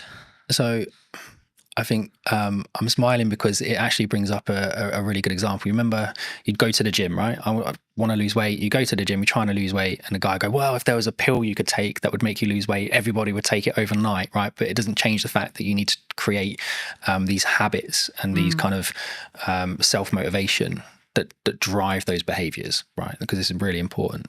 And then we had Ozempic and Mounjaro and all these other things come on, and people have utilized it. And I think it's a great tool. If you need to kickstart that process and you're nervous or anxious about going to the gym because of how you look, great, kickstart it with that, but don't rely on it. And I think we've created an environment where I feel depressed, here's some tablets. I feel anxious, here's some tablets. I feel overweight, here's an injection. I feel this, go do that. I hate going to the gym. I hate working out. I'm not someone who enjoys it. If I haven't eaten properly during the day, I will throw up. It doesn't matter how much I train, right? My body just absolutely hates it. But I push myself to do it because I want my son and my daughter to see me go through those hard things and realize sometimes short-term pain gives you long-term gain. It gives me an extra 5 years with them, then it's important. And my dad was 41, 42 when he passed away, and I hadn't spoken to him for a long time. So I don't want to be in the same boat. I'm only 3-4 years away from being in that age category. So I'm going to do everything I can to. Do you think we need to not live with regret then? 100%. And if we can take actions that are maybe uncomfortable today to mean that we're not going to be regretful in 5-10 years? Yeah, I've lived a lot of short-term pain for long-term gain. And if you ask my wife, she'll tell you that it's been kind of lots of long-term pain for not very much gain, but actually we're starting to see the fruits of our labor. And I've got lots of friends who I've grown up with who haven't always taken the same approach. There's one or two of them that absolutely have, and they're smashing life and they're doing really well. But there are still an incredibly large number of people I know who are living month to month, and whether that be just kind of taking out finance on a new car because they want another car, or they're not taking those kind of short-term pains of, well, actually maybe I'll just hold this car for another 5 years. Nothing really wrong with it. The plate might be, I don't know, my plate's a 17 plate, right? I've got no interest in selling my car. I love my car. I've had it for a long time. But you don't get the, oh, that's a cool car, oh, well done, you got a new car tick box from your social circle though. No, you don't. But again, it's that confidence of being able to say, well, I don't need it. And again, you go back to what you're saying before about boundaries and how you're brought up. Lots of people don't have that. And again, from a trust standpoint, well, who's going to give it? Right? Because you do need a parent or someone you trust in your life to give you that validation. And if you're missing it, you're going to be looking at it from all the wrong people. Do you think we come from a place of like strong, I guess, I'm just thinking of the best word to describe it, but like for me, it's like we can only think about this way because we come from a sense of privilege. Yeah. Because I'm always aware, for example, like, and not to like dwell on what's happening in the world right now, but there's areas in the world where like children are starving. Mate, right? I look at what is happening in the Middle East, and it fills me with dread that we kind of won. And even then, we're still But had we're to in the struggle. fortunate position to have the available time, energy, and resources to sit here and have a conversation that we can put on the internet. It was a genetic lottery, right? Like, we just happened to be born in the UK. We just happened to be born into the families we were born into, or the environments we were born into. It doesn't mean that we haven't had to struggle, haven't had to go through interesting times.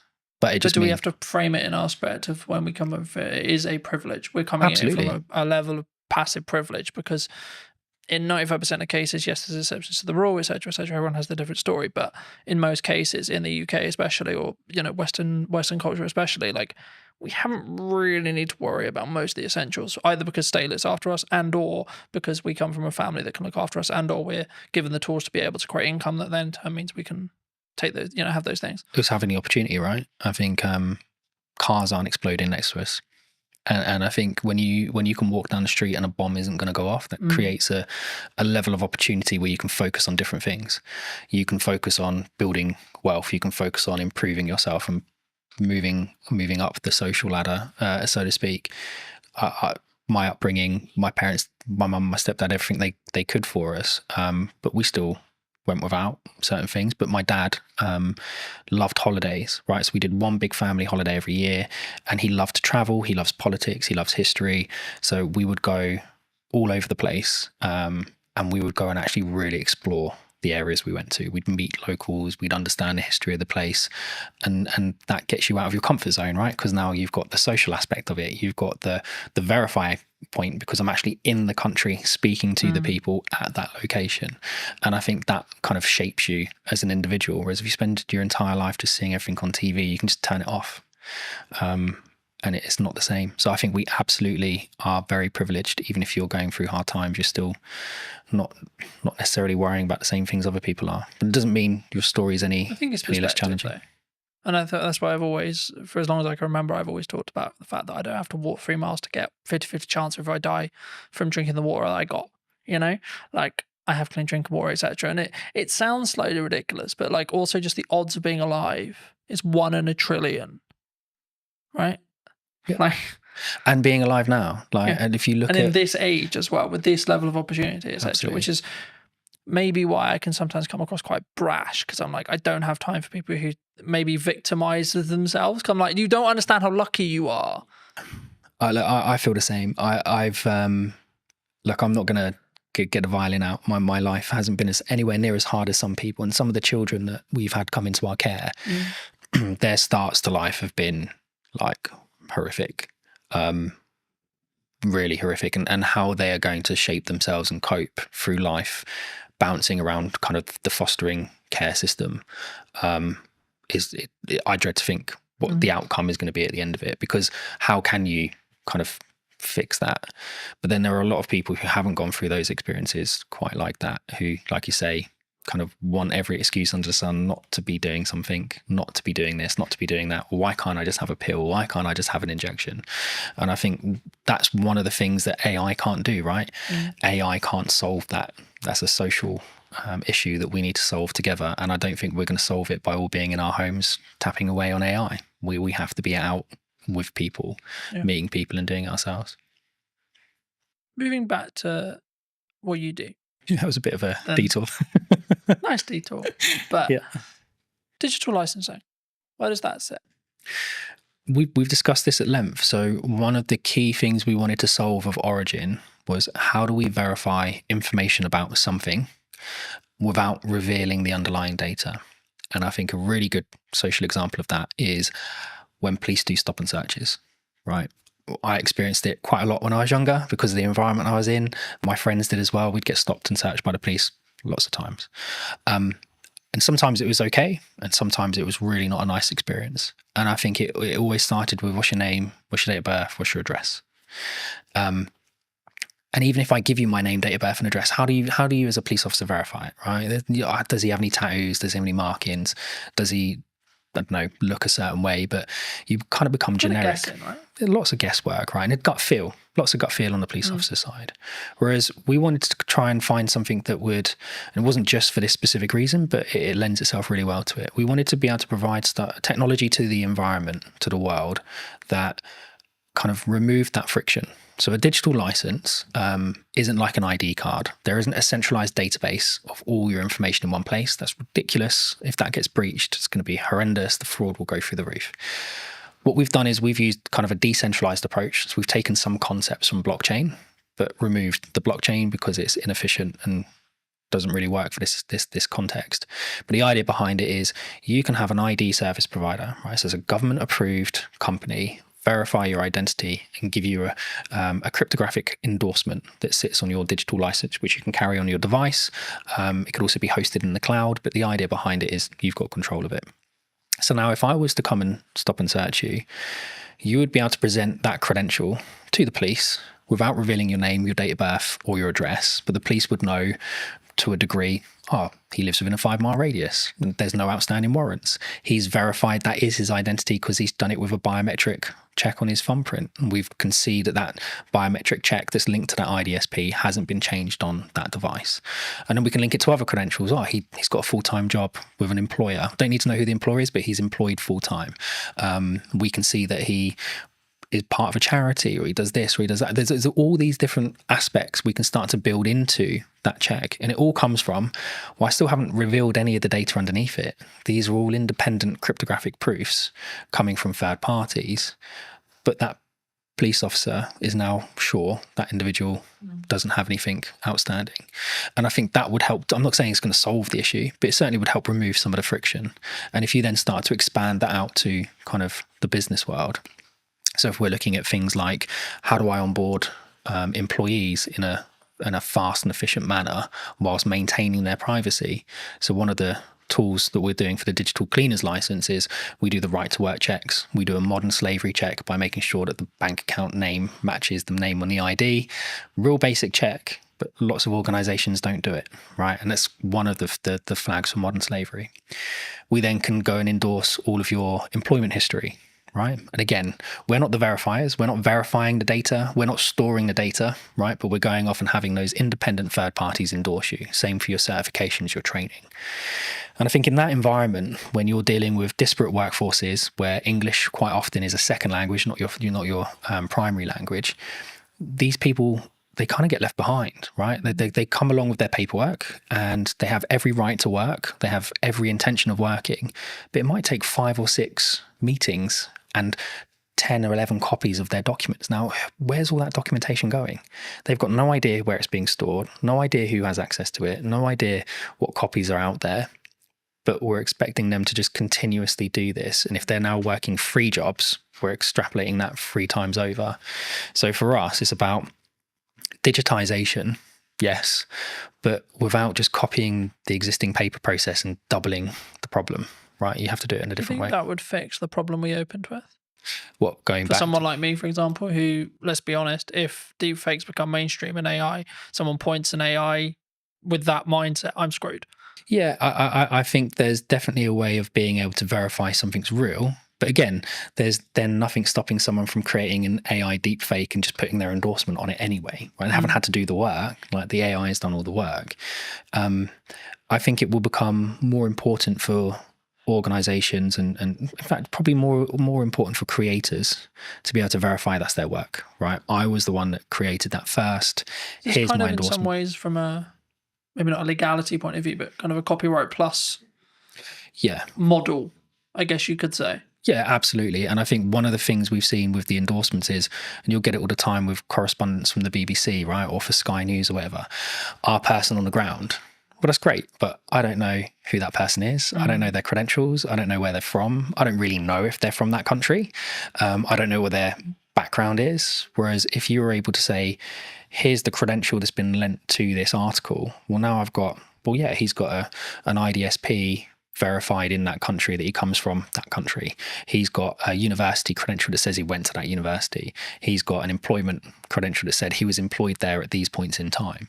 That's not to say people can't build those profiles up at a state level if they really wanted to go to that level, but it becomes much harder to do, right? The threshold for access to fraud becomes really, really high, because when we're actually taking these interactions and monitoring them, we create an encrypted hash of the interaction, and that gets stored on what we call event chains. So not blockchain databases, but the event chain is a point in time. And so you can't go back in time and put something on the event chain in the past. It has to be done in time. It's temporal. And so in order for someone to perform a high degree of fraud, it's going to take them 5, 6, 7, 8 years to build that profile up. And they will have to do it in multiple chains simultaneously. And they're just not going to be able to do that. And I guess it comes back to that like point, which is like, it sounds horrible whenever you say it, but like you're making it less likely that you're the one who gets targeted, because the burden of likelihood that your stuff gets stolen, etc., is so much higher than Barry, than Sally, than James, so on, you know. And that's, I hate to say it because it's like, oh, go and steal their car, not mine, because mine's a pain in the arse to steal, for example. There is that, but again, from our standpoint, I mean, we want to give it to universities for free. I want to give it to schools for free. You have the Online Safety Act that's happening at the moment, and I think you've probably seen some degree of access to adult content reduced. But it's seen VPN usage go through the roof, right? Because we know how people are accessing it, just going around the issue. And I think they had, was it Keir Starmer's driver's license got leaked online, and people using that and a picture of him to be able to skate around the sides of it. That's the same tech, by the way, we were talking about at the beginning that some of the retailers are now choosing to use to verify their staff, right? It's not with an IDSP, it's just a localized check that looks right. I guess this was a big conversation like a handful of years ago, and I've covered it in the social media show and etc. But like, there was this big conversation, and lots of jurisdictions across the world have said, below 16, you're not on social media. And that seems to be the future, because it's like, we're now like half the world has basically got that. How do you verify you're under 16? Exactly. Right. And again, with Origin, it's one of the things we were saying, if we give it away to students for free, you can have a cluster of credentials, right? And so from our standpoint, it's about enabling the verification of a credential to create context. And contextual permissions is something that we've kind of started to patent from using our tech. So the idea behind it is, I can access a system. I don't need a username and password, but I need a credential from an IDSP. I need a credential from my employer. I need a credential for someone linked to that system. I need a credential maybe from a school or university. All of those credentials must confirm specific assertions about myself, right? I'm under 16. I'm a UK citizen. I go to a particular school in a particular area. That means we're putting the control of the people that need it, schools, etc. But we're not then enabling people who have bad intentions to come along and manipulate that system, because they would have to manipulate it in 5, 6, 7 areas at the exact same time. So now, if you want to access the internet, well, you could have your Origin handle with all of the credentials on it, and we would know straight away how old you are, right? And parents mostly can be trusted. So your parent could create a credential for you. But if that doesn't match your school's credential, well, then that's going to create an issue. So you don't have the permission to access that service or that particular piece of content. And that for us is really important. Context is much more important than just, well, we think you might be over 18 because you click the button. Yeah. For those people who've enjoyed this conversation, who maybe want to see more of the content, delve into a little bit in more depth that what you and the team are doing, where can people reach out? They can reach out to us directly, so they can come to us via the website, or they can reach out to us on social media or LinkedIn. I think we're starting to put more video content out there. So going back to what you were saying before, about kind of verifying trust, how do you prove it in the marketing world? Well, for us, it starts with video, right? And yes, there are deep fakes out there, but from our standpoint, I mean, we're able to verify our technology in our videos with our technology, right, which is important. We're certainly seeing kind of proof of concepts with the MOD gain lots of traction. We're talking to OFDIA, the Office for Digital Identity and Attributes, about shaping kind of how the UK consults on digital identity. And I think all of those aspects are important. So it's not just about us. I think people should be looking at digital identity as a whole in a much more holistic way. And reach out to us, reach out to the IDSPs, reach out to everyone. I think it's something that people need to understand more, is that digital ID is more than just, here's my JPEG of my passport and driver's license. But yeah, reach out to us on social media or online. Just before we wrap up, I mean, obviously you have worked with us in the past and you've done some video content. I mean, now the other side of it, maybe a year on, how was that experience? What was the things you maybe learnt from except like how was it as a whole? Like, not putting words in your mouth, but I'm actually curious because obviously we haven't touched base since actually doing it last year. And I mean, was it how you thought it was going to be from firstly from the perspective of what we did, but then also like, was there any byproducts that actually came from like working with us specifically? I think we realized really quickly that video was the best way. Yeah, 100%. And I think working with you guys and working with Lucas for the day, it kind of got into our minds a different way of thinking about things. And we were just on the cusp of really understanding how to talk about our product and how to talk about our technology. And by focusing on the video approach, and we've now released several other videos that we've kind of produced in-house, it kind of got us to where we are now, which is we know what our narrative is, we know what the story is, we know how to describe our technology. Whereas a year ago, we were still kind of trying to work out what it was that we were. And we were early to market, so lots of people trying to explain it to investors, trying to explain it to customers. It was a challenge. So no, mate, having that time with you and Lucas massively helped us kind of crystallize what we were trying to do. And then over the next kind of 2-3 months, I think that's when we nailed it. But it come off the back of the original filming we did, which was phenomenal. What would you say to people who are maybe looking at what's going on in the economy or etc., and they may be on the fence about maybe utilizing marketing right now, or like, because the traditional kind of known thing is like, when things get hard, you cut marketing. Yep. Honestly, I'm probably not the best person to answer it, but I'll answer it as best as I can. I think you absolutely have to have a presence, right? You have to, unfortunately at the moment, it's about noise. Right, we spoke about it earlier. The more noise you make, the more you get noticed, the more the algorithm picks you up and the more it promotes you to the top. And it goes back to what we we're saying as well about the SMEs, like how do you get spotted? How do you get noticed if you have to have that kind of credentials proving you've done something? I think consistency, right? And we had this chat about podcasts a year ago. I think it's something like most podcasts end after 11 episodes, something along those lines, right? So 11 weeks, 11 months, whatever it is, that's the kind of podcast limit. And people go, it's not growing, right? You have to push past it. And it's the same with the marketing.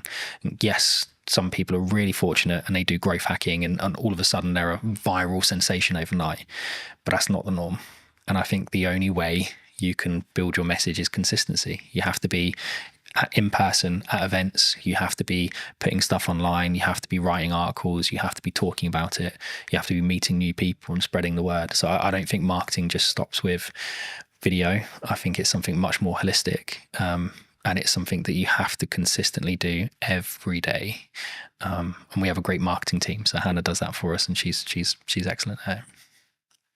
If you were going to wind the clock back to speak to Stuart 10 years ago, 15 years ago, what advice would you give that Stuart? It would probably be trust your gut. I think we've had hiccups along the way with everything that we've done, right? Whether that be businesses my wife and I started, with raising children, with kind of investors, whatever. There's always going to be a hiccup. Something's always going to come up that you weren't expecting, but you have to trust your gut. And even if that is completely in the opposite direction to what everyone is telling you, sometimes you just have to go with your gut, because at least at the end of it, you don't have the regrets, right? If you listen to everybody else and they turn out to be right, that's great. But if you listen to everyone else and it turns out to be wrong, you're going to spend the rest of the time going, oh, I wish I'd listened to my gut. I wish I'd trusted my gut.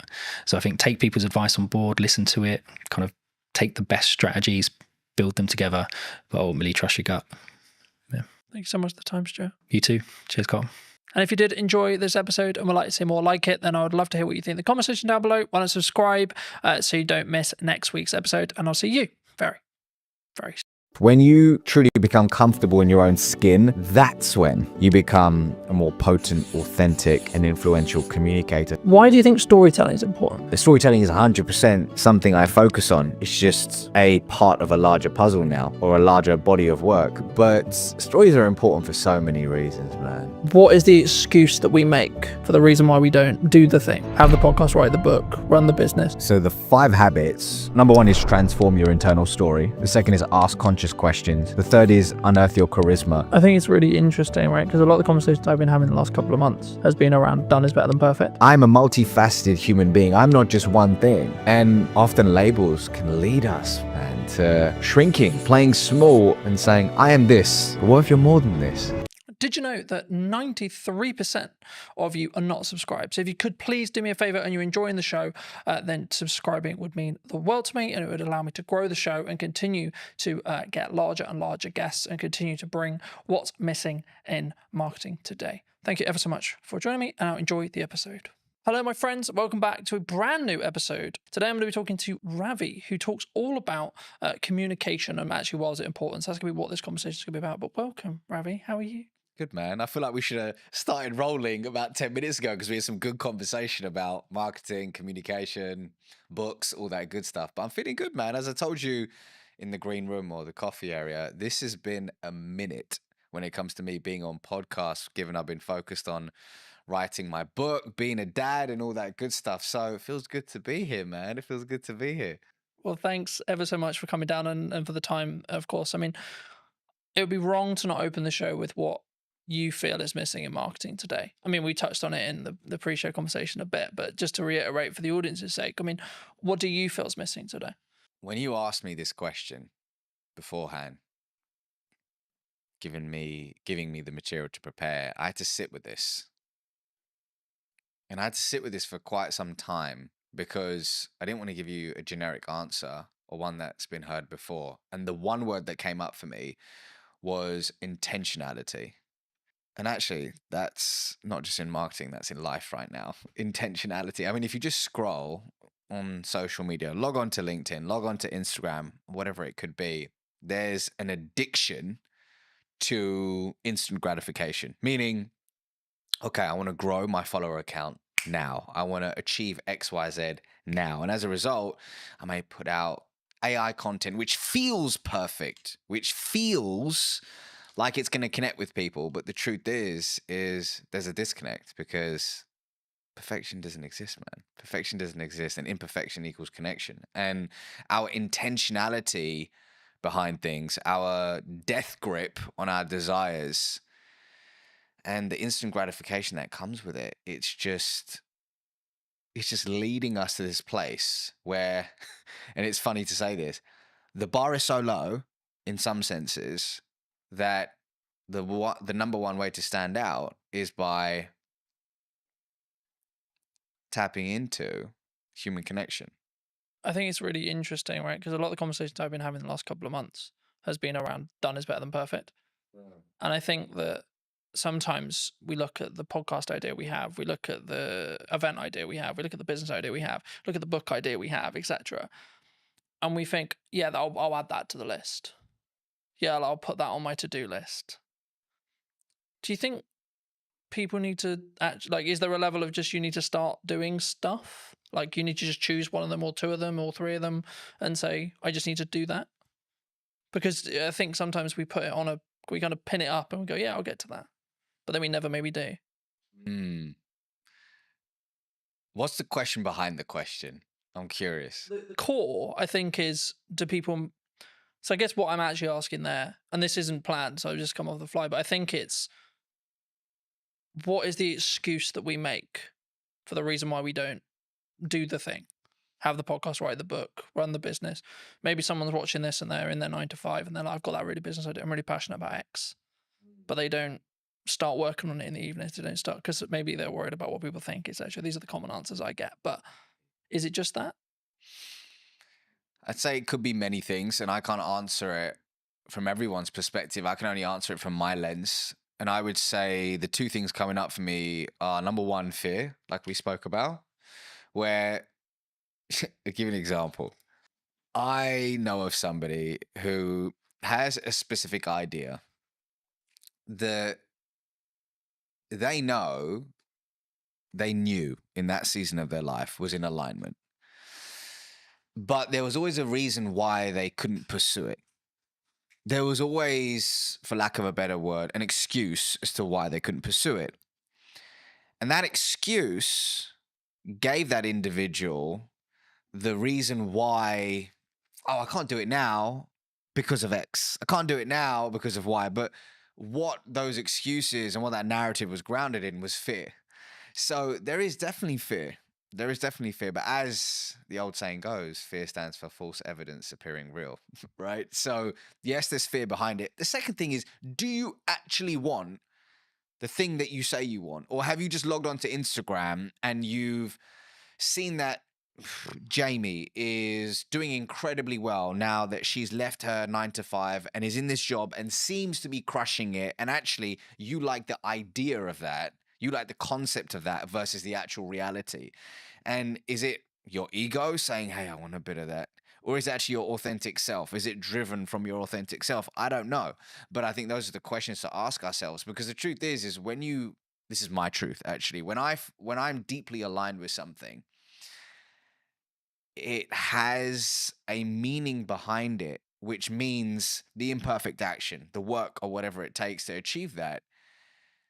The excuses, the fear, it starts to move to the sidelines because you know that not taking action is going to cost you more. I think that's key. And I think people listening need to consider, is it keeping up with the Joneses, looking at the trend, etc. And that's why you want to be an entrepreneur. And I'm fortunate where I'm wrongly or rightly rapidly approaching 10 years in business, which is crazy in my head, and I'm looking at it going, right, okay, so the odds here are like, I've kind of done quite well, because the odds are that I think I looked up yesterday, I think about 25% of business, like 25% of businesses don't survive longer than 5 years. Really? Yeah. And I'm just thinking, why? And like, from listening to how you just answered the last question, I think for me, the key is they weren't in line with, like, they weren't true. They weren't willing to die on that hill or put the flag in the sand or etc. I think entrepreneurship before COVID was cool, right?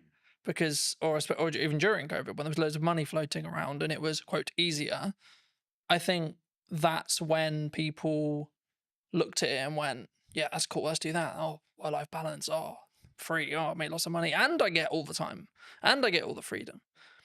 But now we're in a world where what most people I talk to, and I'm sure you've had it as well, which is like, well, this is just normal. This is what real business is. Things are harder, you maybe lose a client, or things are harder in the economy, etc., etc. That's just another day at the office, And I think for me, I think that's where the true entrepreneurs will stand through. What do you think people get wrong, though, in either that step or then how they communicate that step to their friends, their family, maybe the clients they want to work with, the market? Because obviously a lot of what you do is about communication, right? And that's why I want to focus on that, because it is your unique skill of expertise and etc. But I also think it's the most underrated one, because it's like, well, there's not much to it, Colin. You just have a conversation, right? Well, before I answer that, to back it up for a second, you know what was cool when I was growing up was everybody wanted to be an investment banker. Everybody, there was like, everybody would watch the movie Wall Street, Gordon Gekko, Greed is Good, and they were like, okay. And the movie American Psycho, Patrick Bateman, they're like, okay, I want to be an investment banker. And it's so funny how entrepreneurship is now the thing. Like, I think about my daughter, she's nearly 3. I think at 10, she's probably gonna, a YouTuber won't even be a thing then. I don't know what will be the thing, but it's crazy to think how these things move in seasons and how whatever is flavor of the month, people gravitate towards. The question is it in alignment with you and your goals in this season of your life? Ravi now with 2 kids under 3, married, is very different to Ravi in his 20s. Very different. But in answer to your question, so actually to back it up, is the question, what do people get wrong about communication in business, or have I missed or misunderstood that? What do you think people get wrong when they communicate what they're looking for, either in a personal relationship, let's start there, and then maybe then going into a business relationship, and how we show up and how we communicate? When you say what you're looking for, meaning how they communicate their desires to the external world, I think, actually scrap that. I believe that often we forget to look within before we communicate our desires to the external world. And I think it's important to, in today's noisy world, just find solitude, regulate your nervous system, and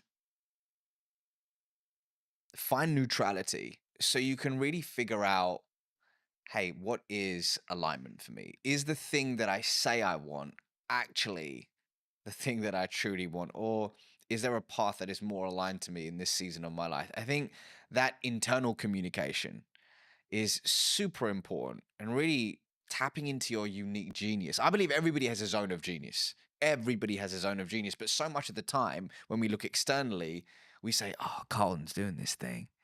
Carlton's pushing out content 24/7. That looks so dope. That looks so cool. Maybe I should do that. But actually, your zone of genius may not be being in front of the camera. Maybe your zone of genius is writing. And you should go all in on writing. Yet, what looks good is Carlton on video. So you disown your genius and you move towards a path of misalignment. But hey, sometimes we need to have the disconnect to allow for the reconnect, right? And that's a part of the journey. So I think, once again, actually scrap that. I believe that looking inward is a step that is often missed in today's world when it comes to thinking about our desires in business and personally. I think that's really important for people to consider, but also like it made me think of where I was at the early part of my 20s, and now I'm in my later half of my 20s, right? Yeah. And I think the definition of the word success when I was 20 was very different to what it is now. And I find like I can say this now, like in hindsight, but I find that really interesting in how it's developed and changed. And I think that's kind of to an extent what some people misunderstand, right? When they look at maybe I'm going to do this business and maybe it didn't work, or maybe they gave their all for 5 years and then actually they're like, you know what? Yeah, I could, but you know, like I'm just going to go get something that is close, but not there. Right. And it's a job and it does what I need it to do, but then I can focus on everything else. And they're putting that first. Do you think that people sometimes struggle to, I don't want to say the word abandon what they used to call success or what their definition of that used to be, but do we need to, as we move forward in the seasons of our life, do we need to constantly readapt and constantly be okay with changing what success means, do you think? It's funny you say that because if I think about the version of me in my 20s and what I defined as success, so different. And it's wild. But I also needed the 20-year-old version of Ravi to, like, actually, a better way to put it is I acknowledge that younger version of me. I have compassion for that younger version of me. And I know that he did the best he could with the consciousness that he had at the time versus berating that version. You know, some people say, oh, God, man, I was such an idiot. I did so many years. Yeah. Actually, we did the best we could in that season of our life with the tools that we had. So I've got to honor that version of me. But when I look back, I'm like, wow, I'm glad I've evolved. I'm glad I've evolved. And I think we do need to be comfortable with not labeling ourselves. We need to be comfortable with labels. I'll give you an example. Somebody could say, I am an entrepreneur.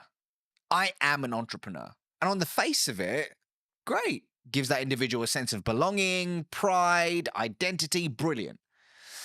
However, let's say that one of their buddies hits them up and says, hey, Jamie, I've got this role at Netflix. It's in the C-suite. I've spoken to people internally. We think you would be incredible for it. But Jamie's like, hold on, but I am an entrepreneur. But actually, it's not working for them in a way that they would have hoped. And actually, being in the C-suite at Netflix could be more expansive and abundant for them, but they reject it. And they say, no, but I'm an entrepreneur.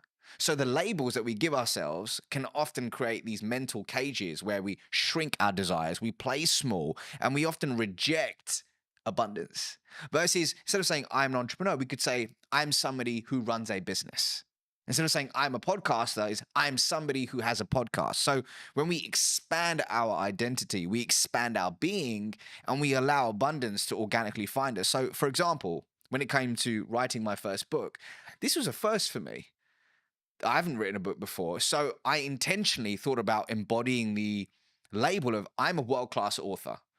I am a world-class author. So I could embody that identity to write something I'm deeply proud of, but quickly switched it to I'm someone who writes books.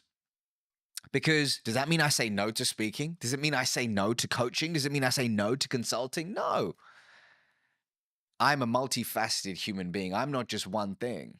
And often labels can lead us, man, to shrinking, playing small and saying, I am this. But what if you're more than this?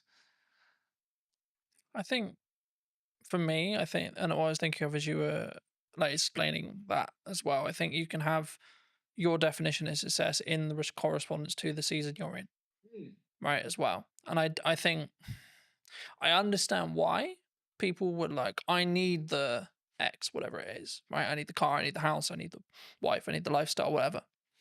But I think you can undo what's possible if you stay true, like if you only solely focused on that, rather than saying, I want to go north.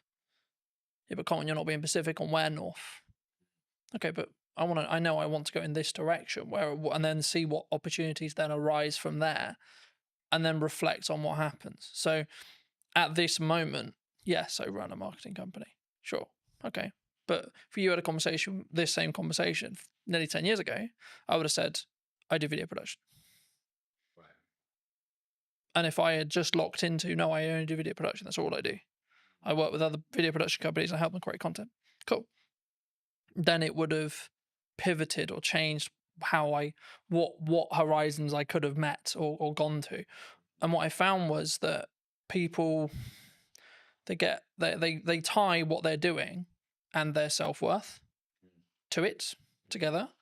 And I think that can be sometimes the issue. Massively. Because then you're tied to, like using your entrepreneur example, then you're tied to, oh, what if I'm not an entrepreneur?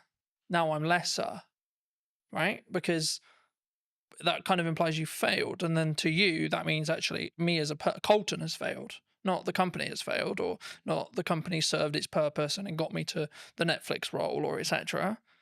Colton has failed. Colton will not be able to win. Colton will not be able to be, quote, successful.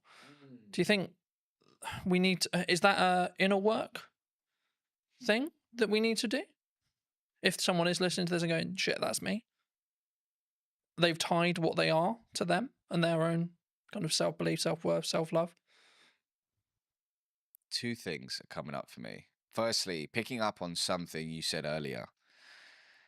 Something I talk about in the book, inside of Habit 1, is about being fixed on the desire, but flexible on the path. So let's say somebody says, I just want to generate more revenue. Broad, but more revenue, okay? And they have the idea that the path to get there is landing net new business. They build this whole team around it, but all of a sudden, this beautiful opportunity arises with their existing client base. If they are fixed on the path and go, no, we're just going to acquire net new business, and they reject this abundant opportunity, they may not reach that idea of more revenue. But the idea of pivoting, being open to the infinite possibilities to reach that said desire, which will evolve, and it's okay to evolve it, is super key.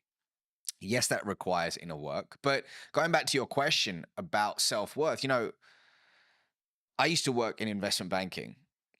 And one of the reasons why it took me a long time to hand in my resignation notice back in August 2016 is when I left that world, was I had pinned so much of my identity and self-worth to I am an investment banker. I'm somebody who works in an investment bank. So much pride, status came from that, which stroked my ego, and it was beautiful until it wasn't. But that experience, I'm so grateful for it, man. I'm so grateful for it. And it was, I believe that everything, this is my belief, that everything's happening for you, not to you.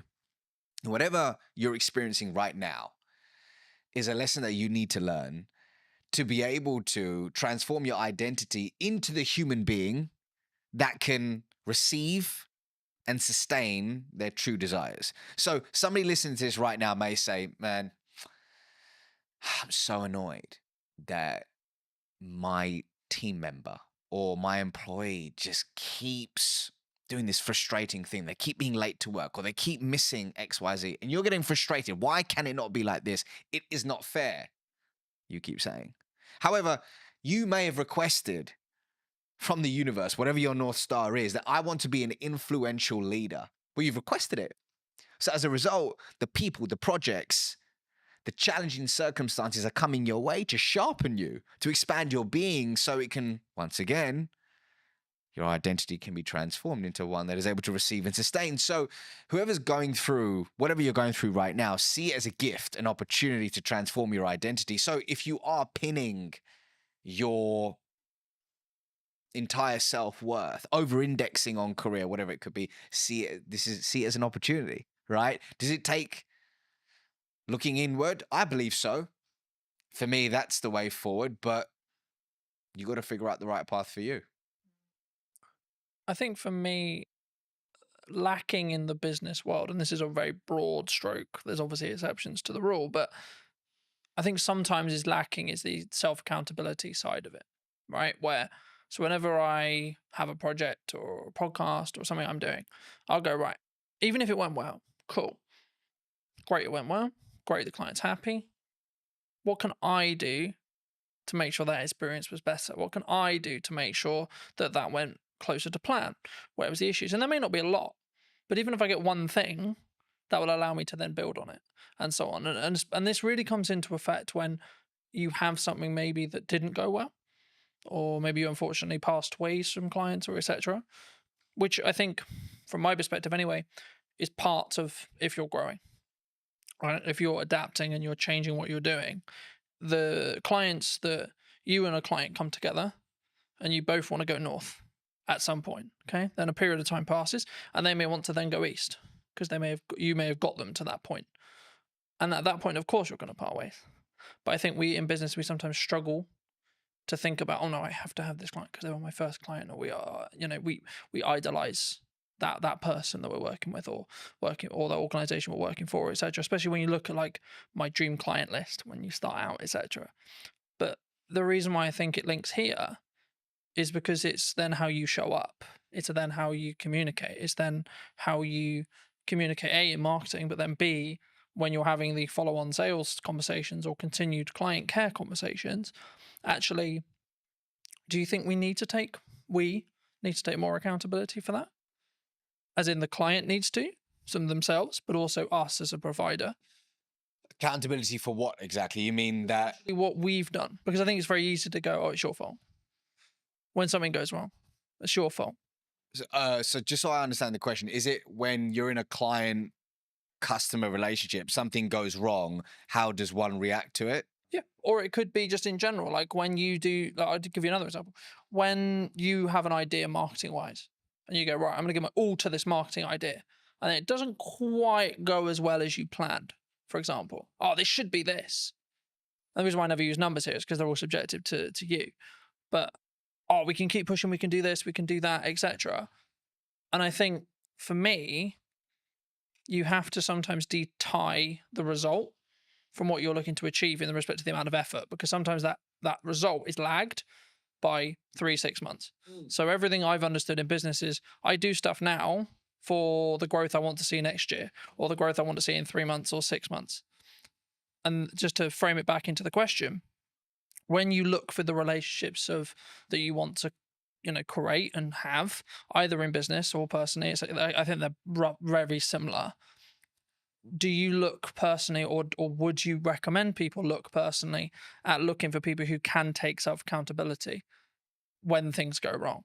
Is the crux.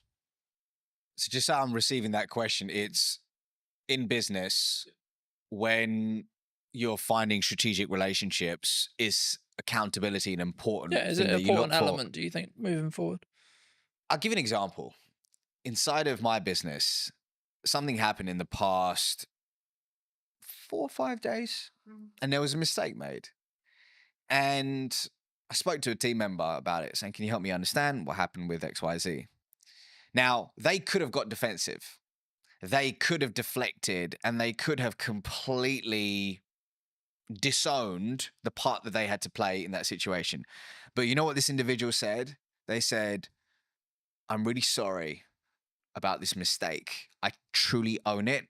And here's what I'm going to do to ensure it doesn't happen again." And they provided a solution. Now, here's why I'm telling you this.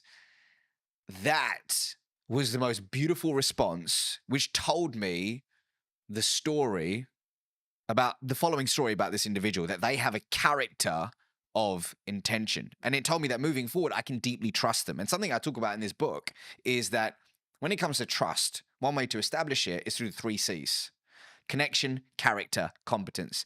In this imperfect moment, which is a gift, I got the opportunity to learn something about this individual that would have never happened if everything had gone perfectly. I learned that they're self-accountable, and I learned that they're open to owning their mistakes. And they showed up with a character of integrity. It was brilliant. Simultaneously, I had another challenge, or gift, shall I say, in the business that happened about 2 weeks ago with a third party. That didn't occur, which told me a different story about the individual in question. It told me a different story about that company. And it really has left a sour taste in my mouth. And I probably won't be partnering with them in a different season of my life once this project in question is over. So it's everything, man. Accountability in that sense is everything, because it leads to trust. And I don't know about you, but I don't have a meaningful relationship in my life that isn't built on trust. Yeah. I think, I think for me, of course, everyone's really happy when it goes well, right? But the reason I wanted to go there is because of what happens when it goes wrong. Yeah. And I think what someone does, what a person does, what you do will tell you a lot about A, the person, or B, where they hold that relationship, right, with you, if it's someone else. And I think that's why I always look at, okay, let's look at what I could have done better, but then let's maybe look at where the other elements, because everything is a two-way dance, right?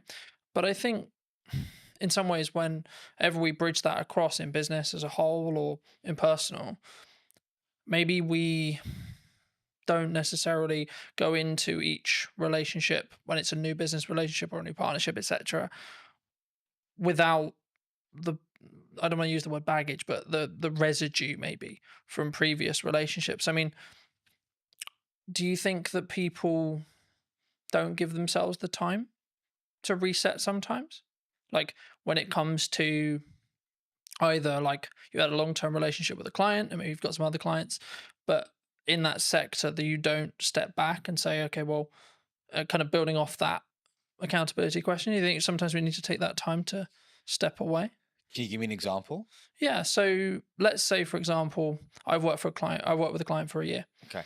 And for whatever reason, our relationship has ended.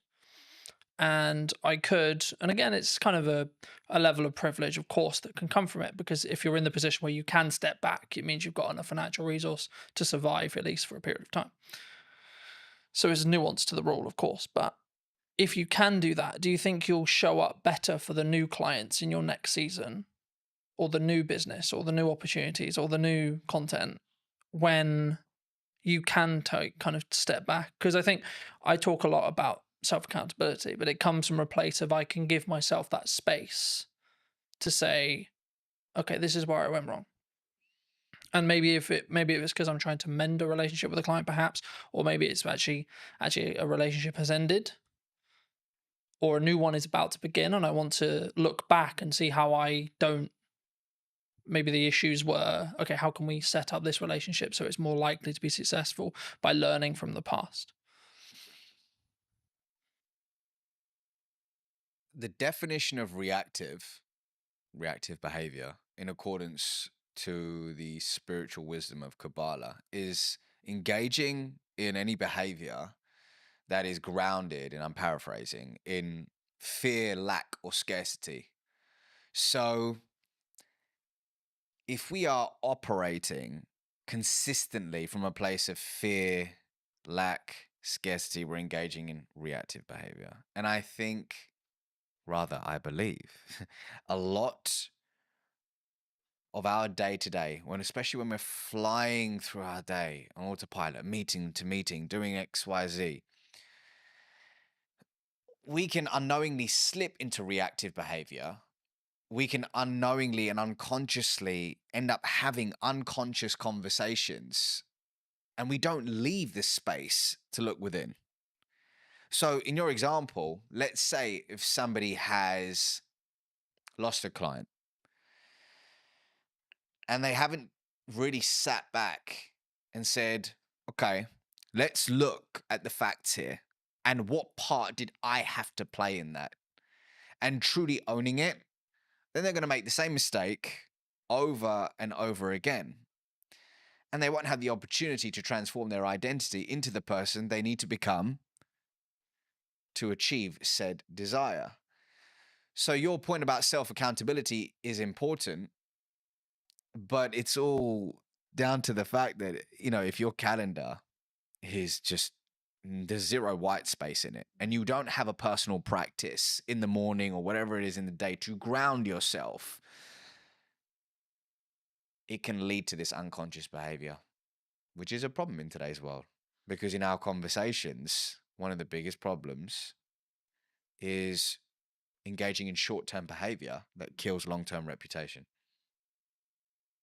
Do you think that people have too many busy things happening? They take too many meetings. They take too many opportunities. They don't know how to say no. I can't speak for everyone. I can speak for the clients that I've worked with. I can speak for the people in my world and through my lens and expertise. And what I can see in today's world is the addiction to being busy is real. And often work can be a form of escapism to run away from something we're experiencing, something we're feeling, or whatever it could be. However, I believe we've confused being busy with being productive. I believe that often the inability to say no isn't just, oh, I just love working on several things at once. I just love just chasing all these different things. But what's behind it? Is it your inner people pleaser who's struggling to say no? Is it a story that you're telling yourself of I'm not enough, which is triggering, which is a launch pad for these behaviors? What's interesting is I heard a quote a little while ago, which is stop setting yourself on fire to keep others warm. And in a different season of my life, that's what I did. I consistently set myself on fire to keep others warm. And what I mean by that is saying yes to people, projects, and opportunities that were misaligned with who I truly was and my desires, and then saying no to myself, which is a recipe for disaster. The question is, why does somebody struggle to say no? And when an opportunity does come up to say no, how can you do it with warmth? And I'm happy to give you an example of something that I had to do recently to actually say no with warmth. But actually, some people want to say no, but they feel guilty afterwards. What are they going to think of me? They don't want to be not liked. Am I missing out on this? But there is a way to say no with warmth. Do you think that psychologically?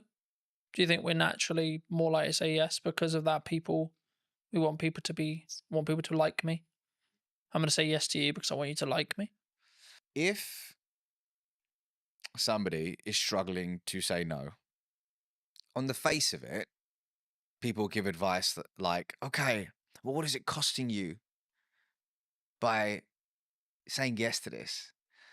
Okay, here's what we're gonna do. We're gonna focus on you figuring out what's aligned with you, so you can start saying yes to the right things and no to things which are misaligned. That's great. I mean, an exercise which Dr. Zoe Chance of Yale University does with a lot of her students, she's a senior lecturer over there, is she gets them to say no. She said this on my podcast many years ago. She goes, I get people to say no for 24 hours to everything, as long as it doesn't result in a divorce or anything crazy, right? But get them to say no to everything so they can start flexing that muscle, which is brilliant. And that's great on the face of it, looking at all those things. And then there's going slightly deeper is, okay, but why do I struggle to say no? What is the story that I'm telling myself? Is it true? How long have I told myself this story? How do I reframe this story? How do I find positive evidence to start stacking evidence for the new story I want to tell myself? How do I reinforce that story? And is that work, that messy inner work that often people don't want to do? But for me, when you commit to a journey of introspection, that's when the beautiful things happen. And that's when organically becoming no doesn't necessarily make it easier, but it feels aligned. And you start wanting to do the inner work because you know the fruits that come with it. I think for me, it's a mindset, right? I see it as something that I've tried to do is like, I have a certain window of time, let's say 3 months, and I'm only allowed to say yes to 1, maybe 2 things at maximum during that window. So is this really worth those 2 shots? Yes or no? You know, and I think it's not like something you can like if it's a job offer, etc. And like look and go, okay, is that going to help? Am I the right fit for the client? And sometimes I'll go, I don't actually know. That's when you explore more, you have more conversations, etc. But the key for me is making sure that whenever you do work with a client, or whether you do a body of work, write a book, run a podcast, etc., that it sticks into what you were starting to talk about at the beginning of today's episode, which was, is it authentic? Is it connected? And it's kind of I hate using it because it's kind of become a buzzword now, right? Being authentic on social and being authentic in content, but only you know whether you are. And something I did want to talk to you about, and I know it's maybe something you're maybe trying to move away from, and I would love to hear if that is something you're moving away from, potentially why, but like, why do you think storytelling is important? Well, actually, storytelling is the 4th habit in my book. So the 5 habits are, number 1 is transform your internal story. The 2nd is ask conscious questions. The 3rd is unearth your charisma. The 4th is tell stories that inspire change. And then the 5th is become the trusted guide. So to hit on your point, storytelling is 100% something I focus on. It's just a part of a larger puzzle now, or a larger body of work. But stories are important for so many reasons, man. But let's take it back to the work of Zoe Chance for a second, Dr. Zoe Chance. So in her body of work, she highlights that human beings all have a gator, an alligator, and a judge within. Now, behavioral economists will liken this to system 1 and system 2. And what she says is the gator is the fast, instinctive, and unconscious part of us, where our emotions live, that drives 95% of our decisions on a daily basis. The judge, like a judge in court, is slower, more deliberate. It requires conscious effort to make rational decisions. So the judge, or rather the gator, is automatic. The judge requires conscious effort, and the gator is more dominant. Interestingly, the gator is the first responder in Zoe's eyes. The gator is the first responder. And what it's doing a lot of the time is actually filtering what information we should pay attention to. And it's rationalizing, or rather, the judge is rationalizing the preferences of the gator. Here's why I'm telling you this, is that a lot of the time we lead with facts, we lead with figures, and we lead with data. And it's not about not using them, it's about understanding the context and when to lead with them. But for me, what we need to think about is how can we prioritize the needs of the gator so that we can then appeal to the judge. And one of the most potent ways somebody can do that is through impactful storytelling. But the $1 million question is how do you tell a good story? So from a lot of the work that I've done, whether it's training teams at Oracle NetSuite, T-Mobile, Sherwin-Williams, they all want to know, how do I tell a good story that inspires prospects, customers, and people to take action? And through my work, came up with a checklist. I call it the Acorn checklist of what really a good story in a business setting needs to have. There's several things. There's hundreds of things that it could have. But if I just had to pick 5, it would be these things. So A of the Acorn checklist is actively interrupting somebody's trail of thought. So that's through an effective hook at the start of the story. C is your story should contain a story. Contain a story arc. And the story arc that I traditionally teach is the 4 C's: context, conflict, change, conclusion. And we can talk more about that in a second. O stands for organically adding business value. Does your story organically add business value? Because this isn't this one time at Bandcamp and you're telling a story and it spirals off to Pluto and it adds no business value. It needs relevance. It needs relevance. And then R stands for, does your story revive a 2-way dialogue? Not just talking at somebody, but does it spark a 2-way conversation? And then N, which is very important, does your story naturally, noticeably make the main character the hero, not you? And when you embody these ingredients, it really paves the way for somebody to tell a great story, which moves people. And hey, what are we trying to do when it comes to our prospects, our team members, our customers, our partners or shareholders? We're trying to inspire change, moving them from a current set of series of behaviors, to a new series of behaviors. And change is hard and change is messy, but storytelling can start that process and make it stick. Do you think, because something that I hear from people who are starting out on video a lot is, yeah, that's great, but my story is really boring. My origin story is really boring. My day-to-day is really boring. I'm an accountant. I spend my life looking at spreadsheets. I spend my life looking at tax returns. I spend my life looking at paperwork. Is that true? It might be that person's truth in that specific moment. Is it, we gotta honor that that's their truth. That's their truth in this season of their life. However, is there validity in it? I don't know. I don't think so, right? I'm sure we will be able to find cracks in the story that they're telling themselves. So I was recently speaking at an event called Atomicon. Incredible event, really cool business conference. And at the end of my keynote, this individual came up to me and they said, it's really interesting when you were telling stories about your kids and this and that or the other, there was humor in it. There was fun in it. It wasn't like, oh, I went through this immense pain and this happened and that happened. And that's what I struggle with. I was like, what do you mean? Tell me more.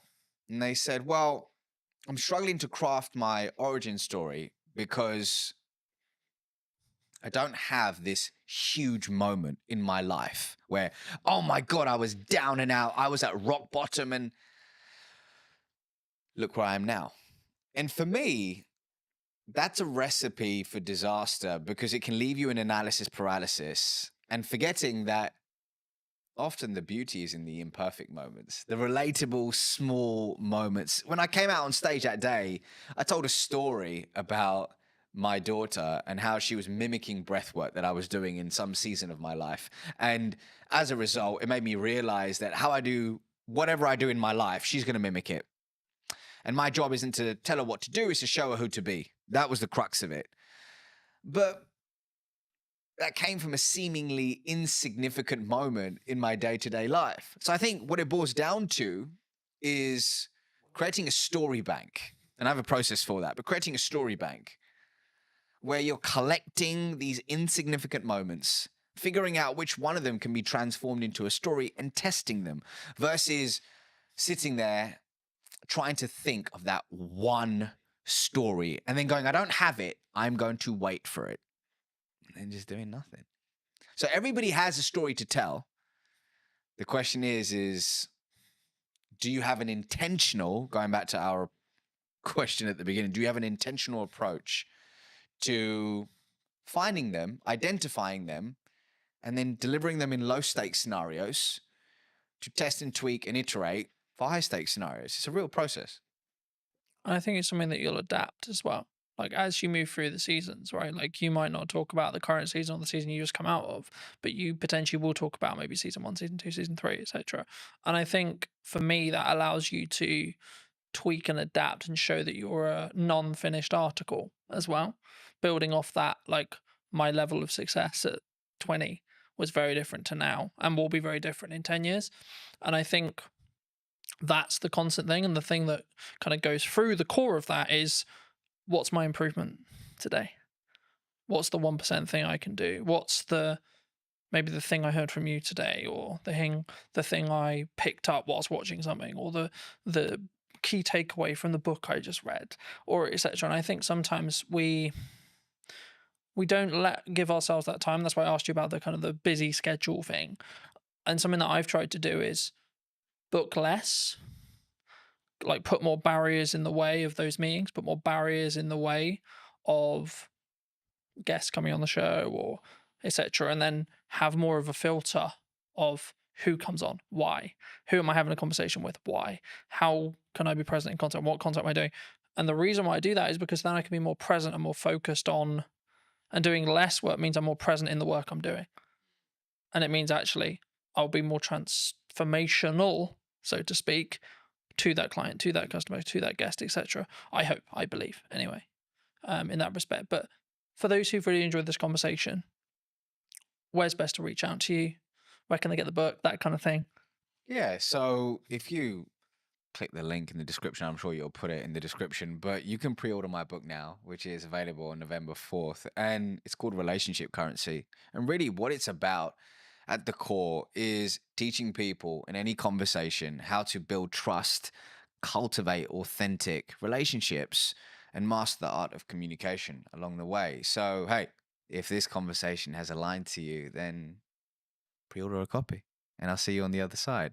But otherwise, I'm on LinkedIn, YouTube, Instagram, TikTok, all the places, just at the Ravi Rajani, and you can find me there. Magic. Thank you so much for coming on. And if you were going to talk to either yourself 5-10 years ago, or someone who's your junior, what advice would you give them? About life, about communication, because I could take this so many places. Wherever you want. Let's stick to communication. And I would say the following. I would say you can listen to podcasts like this. You can watch videos. You can absorb books, courses, and all that good stuff. But if you truly want to be able to communicate with influence and with intention, it doesn't begin with that.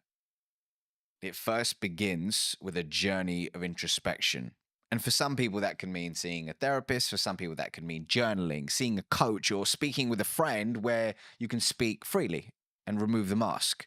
But here's my truth. When you truly become comfortable in your own skin, that's when you become a more potent, authentic, and influential communicator. So start within, and then look at all the cool stuff, such as the podcast and the books. But hey, if you can't look within first, there's no hack, gimmick, or trick that will save you.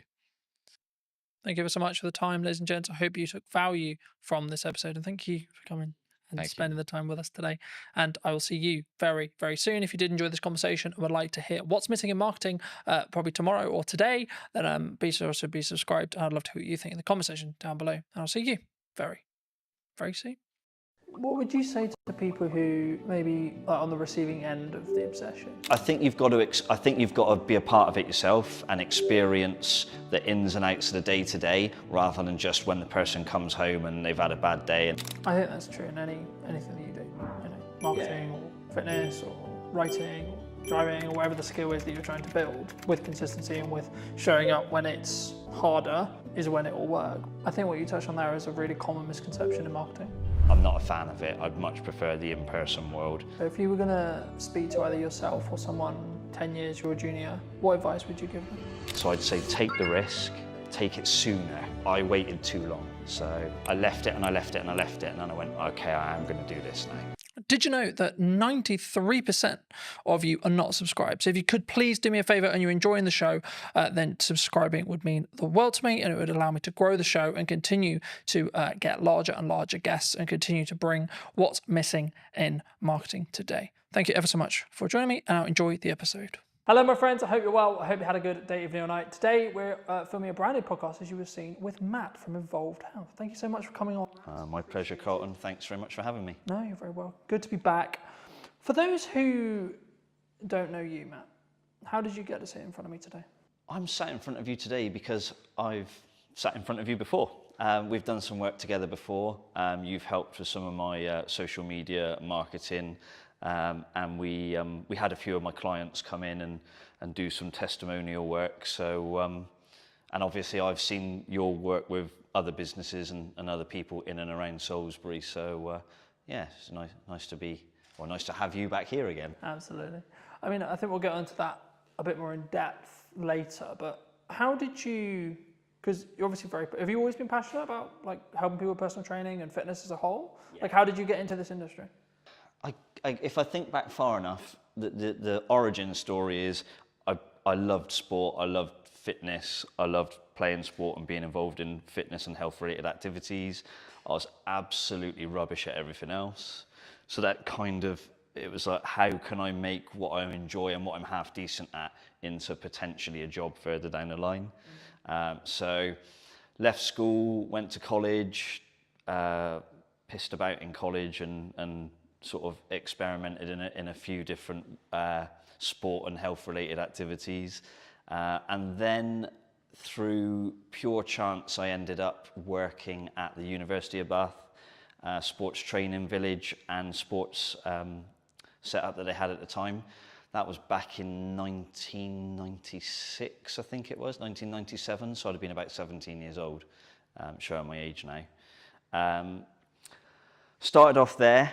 Ended up living there on campus in a sports house with the Great Britain Olympic swim team, and being part of that campus and being involved in the university gave me a massive exposure to high performance sports, a lot of different athletes from a lot of different sports and disciplines.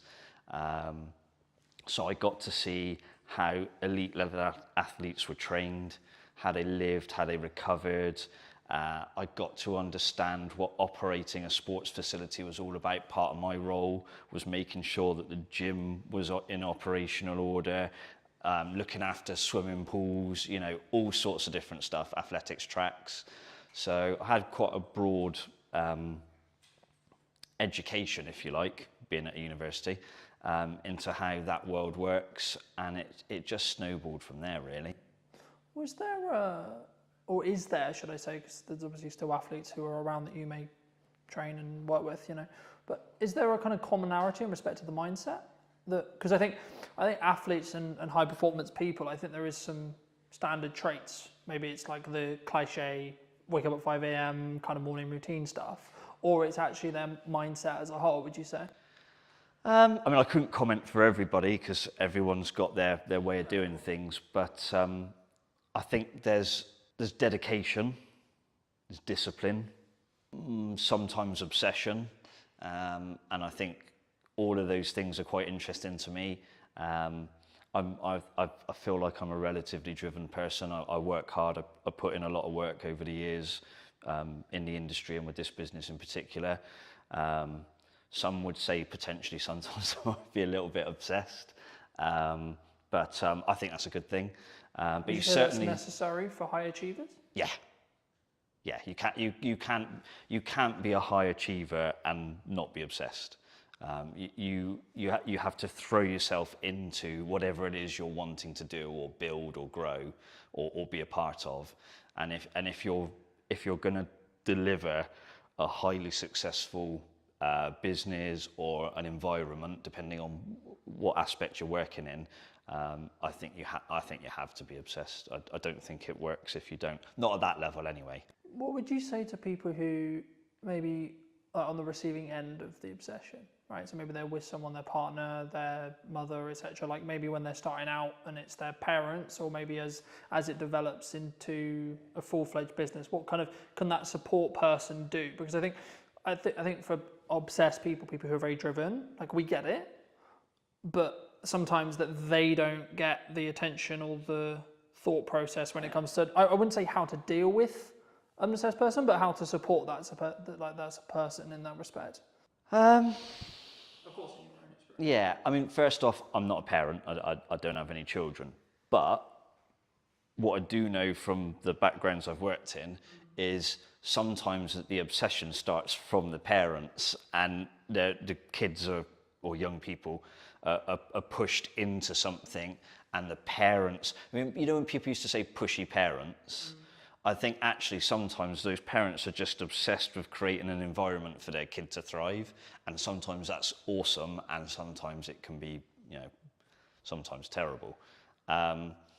So in terms of how to support someone who is obsessed in trying to deliver high performance, tricky one. I think you've got to be a part of it yourself and experience the ins and outs of the day to day, rather than just when the person comes home and they've had a bad day and they, Is use the phrase uncomfortability kick and the cat stress almost. that kind of comes from that? Is that normal though, for a high achiever?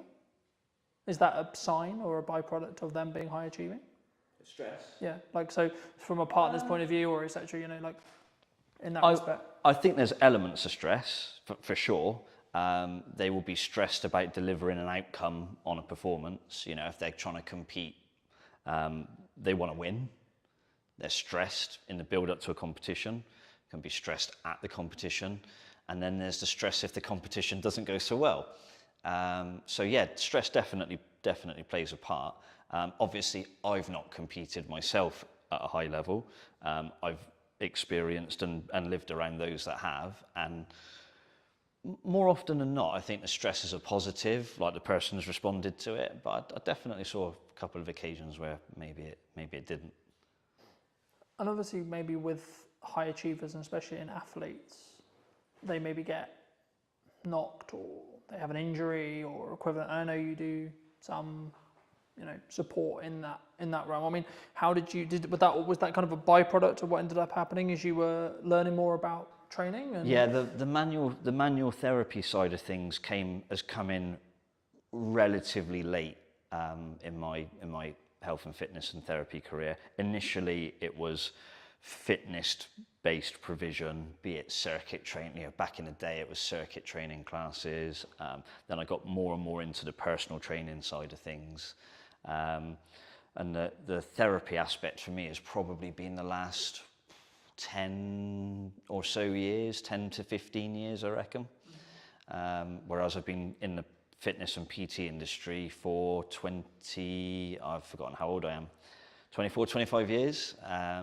So yeah, pretty much since I walked through the doors at Bath University, I've been involved in fitness since, and that's changed, throughout the years. Therapy's become a big part of that.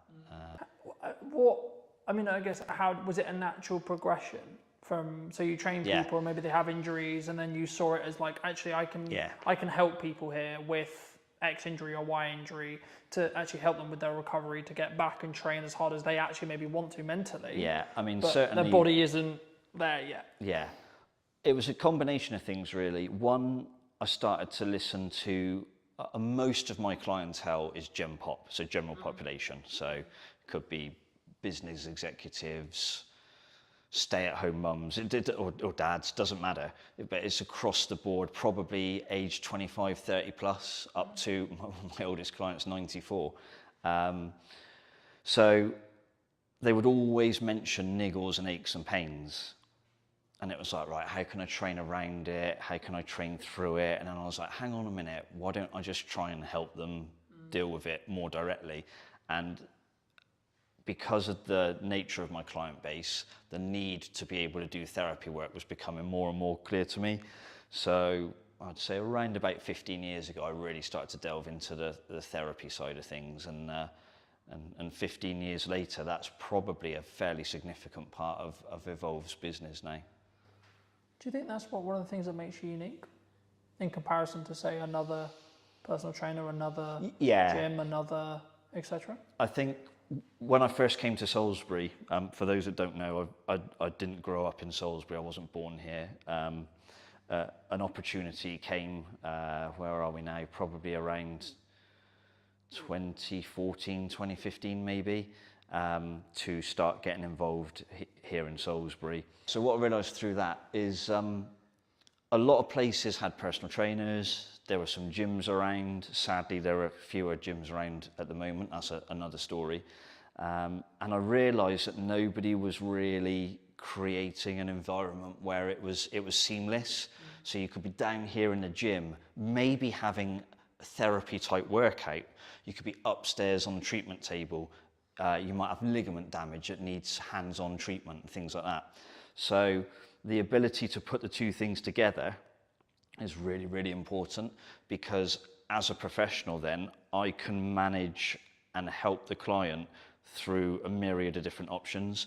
So I can be involved in their fitness training, I can be involved in their therapy work, I can guide them on their stretching and flexibility, and it all has a carryover. It's better for the client because you've got one set of eyes keeping an eye on things. I'm not saying I can be all things to all people, but it does assist. But also from a finance perspective from the client, you know, if you have 1 or 2 PT sessions a week, then you've got to go to an osteopath, then you go to somewhere else for a massage. Most people know what these things cost these days. That's serious money on a weekly basis. Whereas within a visit to here, they can have a PT session. They might need just a few minutes of hands-on work or some help with a stretch. And they've spent a fraction of what they would spend if they had 4 or 5 different professionals helping them. So it's almost trying to create a multidisciplinary environment, but the one person is delivering that multidiscipline. I think for me, like, that's maybe the unique selling proposition of what you do, but it allows that synergy. So if there is an injury that happens, either unfortunately with during training or like outside of training, and then when they come into training, then it can be maybe tackled like faster or potentially better, you know, in that respect. But do you think, I mean, I guess then, the next question I was going to go into was like how consistent or like how focused should the average person be on fitness? Because I think as a whole, it's always been a part of my life, but I think maybe I'm unique. I mean, we're looking at, like, I don't know the figures off the top of my head, but the numbers are like constantly changing, constantly adapting, and I don't think for the better in respect to obesity and other such concerns in that respect. And I think, is it a shift? Is there a like from what you're saying, or is it still maybe it's upper middle class? Is the people who can afford it? It's, you know what I mean? Is it because from my perspective, it was always quite snobby. Oh, you work out. Is that it was always that for a long time? I think what's changed is the media. So you look at anything in life now, the media get their claws into it, and that can be good or bad. There's definitely an increasing problem of lack of physical activity in schools. I can remember when I went to primary, I can just about remember when I went to school, primary school and secondary school. I was lucky, I had great PE teachers, I enjoyed sport, and the provision was there to do it, and we did it for a few hours a week.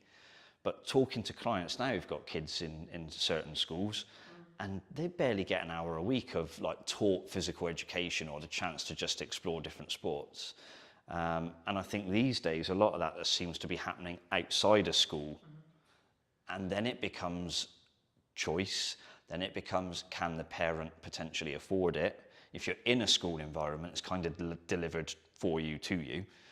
But to have to choose to go out and take part in a sport, it's not just the kid's choice, it's parents going, I work 3 jobs, I can't take you to wherever you need to be 3 times a week. Or I can't afford for you potentially to have all the kit you need. I saw some kids walking along, I'm pretty sure it was hockey, and the stuff over their shoulders and what they were carrying and what they were wearing, I'm thinking, if you've got 2 or 3 kids, that is costing you some serious money. So the chances are you are in a slightly higher class. I don't like this class differential that people have, but yeah, it's definitely a problem. And I think, you know, I understand from my perspective what I charge for the work that I do is reasonable, and it certainly isn't affordable to the masses. Do you think the key is the educational piece then? Even if it's just like having resources or having more people talk about bodyweight workouts, calisthenics, etc. I think it's good to get the message out there that exercise is good for you, and sitting on your backside all day eating, you know, chips and whatever else is probably not very good for you. But I think the key thing is the provision of facilities that are free and accessible to anybody. These parks now where they're starting to put exercise equipment and like bars that you can do pull-ups or hang from and stuff like that, they're awesome, and we need more of those, but we also need people to understand how to use them. So we probably need to find some sort of community scheme where people who are big on calisthenics and outdoor workouts and almost like parkour and stuff like that, if you've got people like that who are helping kids from quite a young age get into that, then there's probably going to be a natural progression as the child gets older to, I want to carry on doing stuff like this, I want to go to the gym, I want to play in a team, or I want to partake in an individual sport, but I'm prepared to put in the work to do it. These are all the things we need. They're not being provided, not at the level they need to be. I'm quite lucky, I'm fairly well travelled, and a lot of places I go, you go to places and they've got outdoor, again, environment comes into it, climate, things like that. But even countries where the climate's a lot like ours, they've got outdoor parks, they've got outdoor physical activity. We're a long way behind in this country in certain areas, and that needs to change, and fast. Do you think, like, because for me, it's like, number one, it's a priorities thing. Number two, it's a mindset thing. Like, there's one thing having the education. Once you've got the education, you've then got to have the, oh, I'm really busy, but I need to do it anyway, right? Because I look at it from a perspective of, I'm very fortunate where I'm younger and I've had a level of fitness in my life for a very long time. But I understand that if I want to continue to be able to do the job I do, I need to be in better physical condition than... Yeah. So I can continue to do it for 10, 15 years. Absolutely, but what I'd say to that is, if you get the exposure from a young age, and it's a positive exposure, not, oh, I hated PE, they made me do PE in my pants and socks or whatever. I can remember, you know, back in the days when I was at school, if you forgot your gym kit, it was plimsolls and pants and socks and off you go. There's no way that's happening now. It wouldn't be allowed. You know, it's if you expose somebody to a positive health and fitness related activity from a young age, and you can do that consistently for a while, then the likelihood is you don't have to worry about mindset, motivation and things. It's almost inherently in there, ready to go. There will be people who went to school and hated PE and hated exercise who have grown out of that, and some will have gone, actually, I need to look after myself and my health because I've got a family now. And there'll be other people who go, well, I hated it at school and I hate it now. And we've got to get those people back then.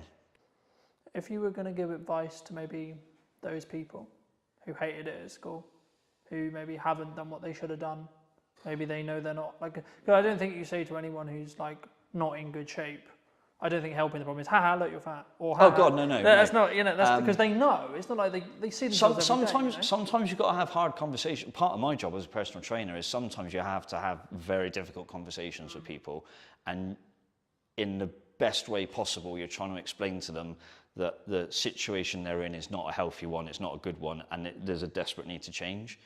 In terms of mass information, I think you've just got to say to people, like, hands up if you want to die young. Not many people are going to chuck their hands up. Yes, please, Matt. Yeah, do you know what I mean? You know, I can't speak for everybody, but most people are going to, well, of course I don't. Who wants to live as healthy and as long as possible?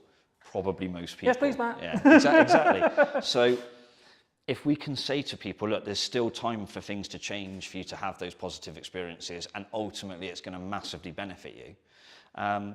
Some of the hardest conversations I've had to have with clients I remember one guy, I'm still in touch with him now. This is when I used to PT back in Bath. I literally had to sit down and say to him, I know his daughter had got stuck into him. She was not far away from graduating university, had been involved in a relatively long-term relationship, and there was a wedding on the cards.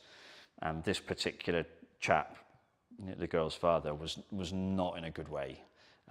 Very successful, but very highly stressed executive. He owned a very particular international business, and he was flying all over the world, airports, long hours, eating all the wrong foods, a lot of client hospitality, so a lot of drinking, and he'd got himself into a real mess. And he'd had a heart attack.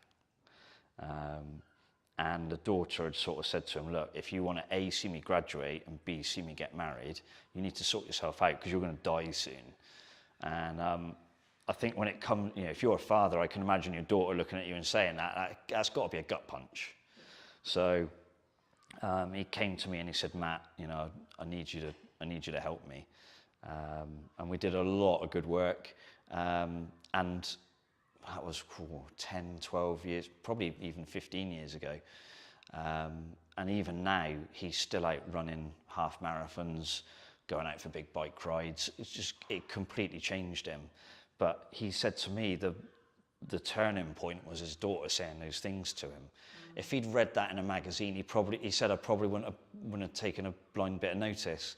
But he said, my one and only daughter says that to me, and she's like got tears in her eyes. It's like, I won't use exactly what he said, but he had to sort himself out.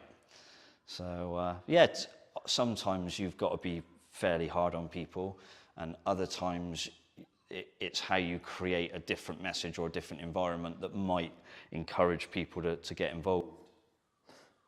Thank you for sharing that. And I think even just through that message, I don't want to use the term wake some people up, but hopefully you'll wake some people up to maybe, my next question was going to be around like age, and I think the science is semi-conclusive and you probably did confirm or deny, but like for me, as far as I look at it, like the healthier you are in your 20s, the better your 30s and so on, right? But there is a point where it becomes harder, but I think that could be perceived as, well, I'm not going to bother then. Is it that, or is it actually you just... there's no doubt that as you get older, things get slightly more difficult to do. Yeah. Within reason. It doesn't have to be that way, and it isn't just a linear decline. You would find in your 20s, not so much in your 30s, 40s are getting bad, 50s onwards, you're bollocks. That's not true. Obviously, if you haven't done anything for a long time, and then you come into a gym environment or a fitness environment, maybe you take up running, you're going to find those things slightly more difficult, slightly more comfortable at first. And if people tell you it's all going to be easy and sunshine and rainbows, no, it's not. And you have to be honest with people about that and set the right expectations. So part of any personal trainer's job, but certainly how I look at it is, you have to set expectations. Sometimes you have to put a limitation in place because sometimes people attack it too hard and they can do themselves damage. And sometimes they can attack it so strongly that it actually becomes less healthy. So it's striking a balance, pretty much like everything in life, really. You want to try and find balance where you can, knowing full well that the perfect balance is not achievable, I don't think, for anything. Sometimes you've got to be a little bit obsessed, like I said earlier. Sometimes you have to rein it in a little bit. But it's just finding that balance and working with the person. And it's building a relationship. So it's not just turn up through these doors and go, hey, Matt, just bark at me or tell me what to do. You have to build a relationship. There's an element of trust both ways. The client needs to trust that I'll provide them with safe and effective exercise or safe and effective therapy treatment. And I need to trust that when they leave here, they're not going away and doing 10 times more stuff that maybe they shouldn't be doing, or their lifestyle is bad because they go, I can offset it by going to see Matt, so I can carry on drinking heavily and eating all the wrong food. So it's a relationship. and the relationship's built on trust, and that trust comes with me establishing at the start of the process what are their expectations of me and what I expect from them, and it does go both ways. So that's crucial, I think. Do you think some people struggle the long-term mindset of the results? Because fitness is, from how I look at it anyway, it's a compounding thing. Like once you're consistently doing it repeatedly, then the results will compound. But there is, like, I would say probably a month, maybe 2 months, maybe 3 months where you maybe don't see, it's the question analogy of you go to the gym, you do a thing, nothing changes. You go the next day, you do the same thing again, nothing changes. But there is a day where it does start where there's a change. Yeah. It's consistency. I can write the best fitness program, the best strength program, the best flexibility program for somebody. But if they're not consistent, they won't get the result. It doesn't matter how good one session is, it matters how good 20 sessions are. So most of my clients have been coming to see me for years.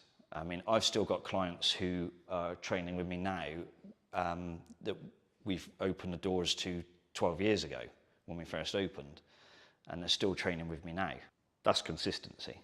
And they very rarely miss, they have the occasional family holiday. We tend to wind down a bit at Christmas as a business and let people go and have a good time and then attack it again in January. But the overall key is consistency. It doesn't matter what one session's like, it matters what 25 sessions are like and whether they are relatively close together. If you do 25 great training sessions but it's spread across 15 years, it's not going to work. But if you're consistent more in week in, week out terms, then ultimately you will be successful. Is that what you would say sometimes, even when on the hard days, like how I look at it is if I can show up on the really hard days where I'm really busy, really tired, etc. Not like really tired as in exhausted. Yeah, like, you find I've shown up. It's not the best workout, but it's still a workout. Yeah. And it's building that momentum. Or would you say that you need to then focus on recovery there? You find out most about people when they're having their bad days in any shape of life, or any walk of life. But in terms of training, I get people to walk through the door. I haven't got very many skills, but I'm pretty good at reading people. And one of my things as a personal trainer is when somebody, or a therapist, when somebody walks through the door, I can tell pretty quickly if they're having a shit day. So then you have to say, right, well, the person still turned up, so that's a win. So how do I structure the session now to make sure they go away feeling like they've had a win? And any personal trainer will tell you this, any personal trainer. The number of times someone will say, I didn't feel like coming today, I've had a shit day, but I've finished now and I feel much better for it. Every PT's had that conversation, or every PT's had that text message or WhatsApp message, whatever it happens to be. And that's crucial, like the ability to read the room, if you like, read the person, and still deliver a session and try and give them that encouragement and that consistency, even on the not so good days. That's when you get really good results for people. And if there are PTs watching this, then they're all going to be nodding their head to that. There's not one that won't be. I think that's true in anything that you do, marketing or fitness or writing or driving or whatever the skill is that you're trying to build. I think that's with consistency and with showing up when it's harder is when it will work. But you mentioned at the beginning roughly that obviously we worked together before today and that respect. I mean, what, if you can recall, it was a while ago to give the audience some context, but what were you looking for when you reached out to me for that project? I think it was, how do I deliver the message of how we can help people, but through the lens of another person? So it's easy for me to say, hey, I do personal training, I do osteoarticular joint pumping for therapy, but most people are going to go, I haven't got a clue what you're talking about, Matt. But you're able to derive answers from people by the way you ask questions, and that's a skill that I haven't got. So I think that was one of the key things, is it developed into a conversation with you and some of my clients, and that conversation brought out some interesting answers. And it was an interesting experience for me, actually, because they said things to you on the camera in the interview that they hadn't said to me. So you get a different perspective on why they're here and what they think of the place and whether I've done a half decent job.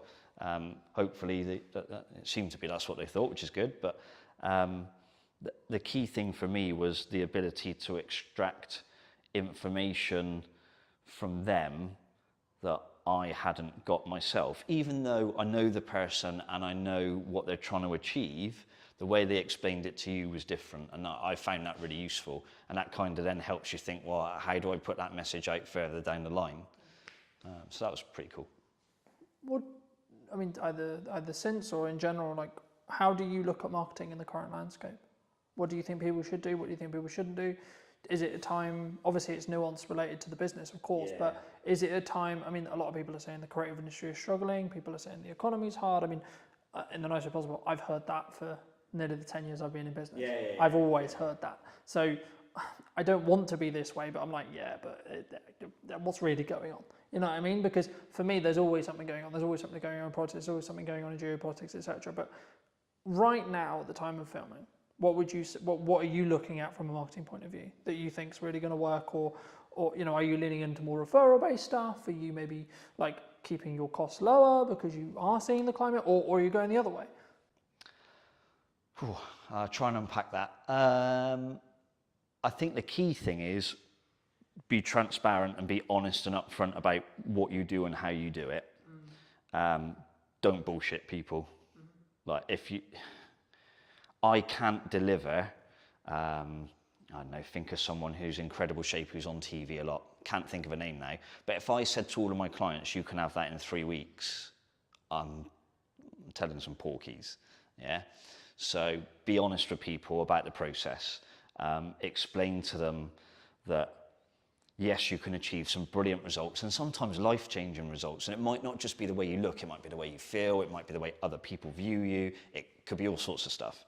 But be honest and transparent about what you do and what you can deliver. Most of what we've got here at Evolved has always been referral-based. I mean, you know, because we've had this conversation previously, I'm not a big marketer. I don't do, what is it, sponsored ads or Facebook, whatever it is. Wouldn't even understand how to set one up. So on that side of business, I'm probably not very good. But I came here to Salisbury, I didn't know, well, I knew two people. And we've built a business that does 80 or 90 sessions a week between myself and my colleague Charlie. We've been here 12 years. That's referral, that's not marketing, that's referrals. It always has been, and I suspect it probably always will be to a degree. I think the challenge for me and how I grow Evolve now is I need to market to the people who don't know I'm here and that people can't refer to because they don't know we exist. You know, you can only get referrals from people that know you're here. So I should probably try and get more people to understand that we're here. You know, if I had a few quid for every time somebody comes and said, I didn't even know you were here, Matt, until someone told me about you, I'm like, oh, I really need to do something about this. But yeah, I think marketing for me now is being able to explain to people what we do and how we do it, and saying to people, do you want to come along on the journey, as opposed to come and get fit in 6 weeks, which I hate that message in the fitness industry. It's rubbish. I think what you touched on there is a really common misconception in marketing, that people think it's either referrals or it's word of mouth or it's ads or it's content or it's this or it's that. The reality is all that content's going to do, all that marketing's going to do is apply fire to your word of mouth. Yeah. If you have good word of mouth, happy days. Yeah. If you've got bad word of mouth though, you can kill your business very quick because it's just going to make things better or continue things moving faster in whatever direction the business is currently going in. So what I say to clients when I start working with them, and I think we had this conversation when we initially started thinking about working together, I said, okay, well, are you moving the trajectory you want to work in? one. And then two, how can we utilize video content that's scalable that allows you to then do that upon scale, right? So instead of you having to trade one-on-one time with each person, you can say the stuff you want or get your clients to say the stuff you want on camera to then be like, okay, cool, this is what real people think. And social proof, which is what you're talking about, getting your clients to talk about it, is infinitely more value in a marketing context than you saying it. Yeah, exactly. In the nicest possible way it is, because in the same way with me saying, I'm going to say video is a good idea because I have a monetary tie to whether it's good or not. Yeah. In the same way you're going to say PTing is a great idea because you have a monetary tie. We don't even necessarily do this deliberately, but we're naturally going to because it's our natural sales process, marketing process, however you want to articulate it. And that's why hearing from clients, that's why I ask people about marketing, is really interesting and really important, because then to an extent they're making the decision all on their own. Yeah.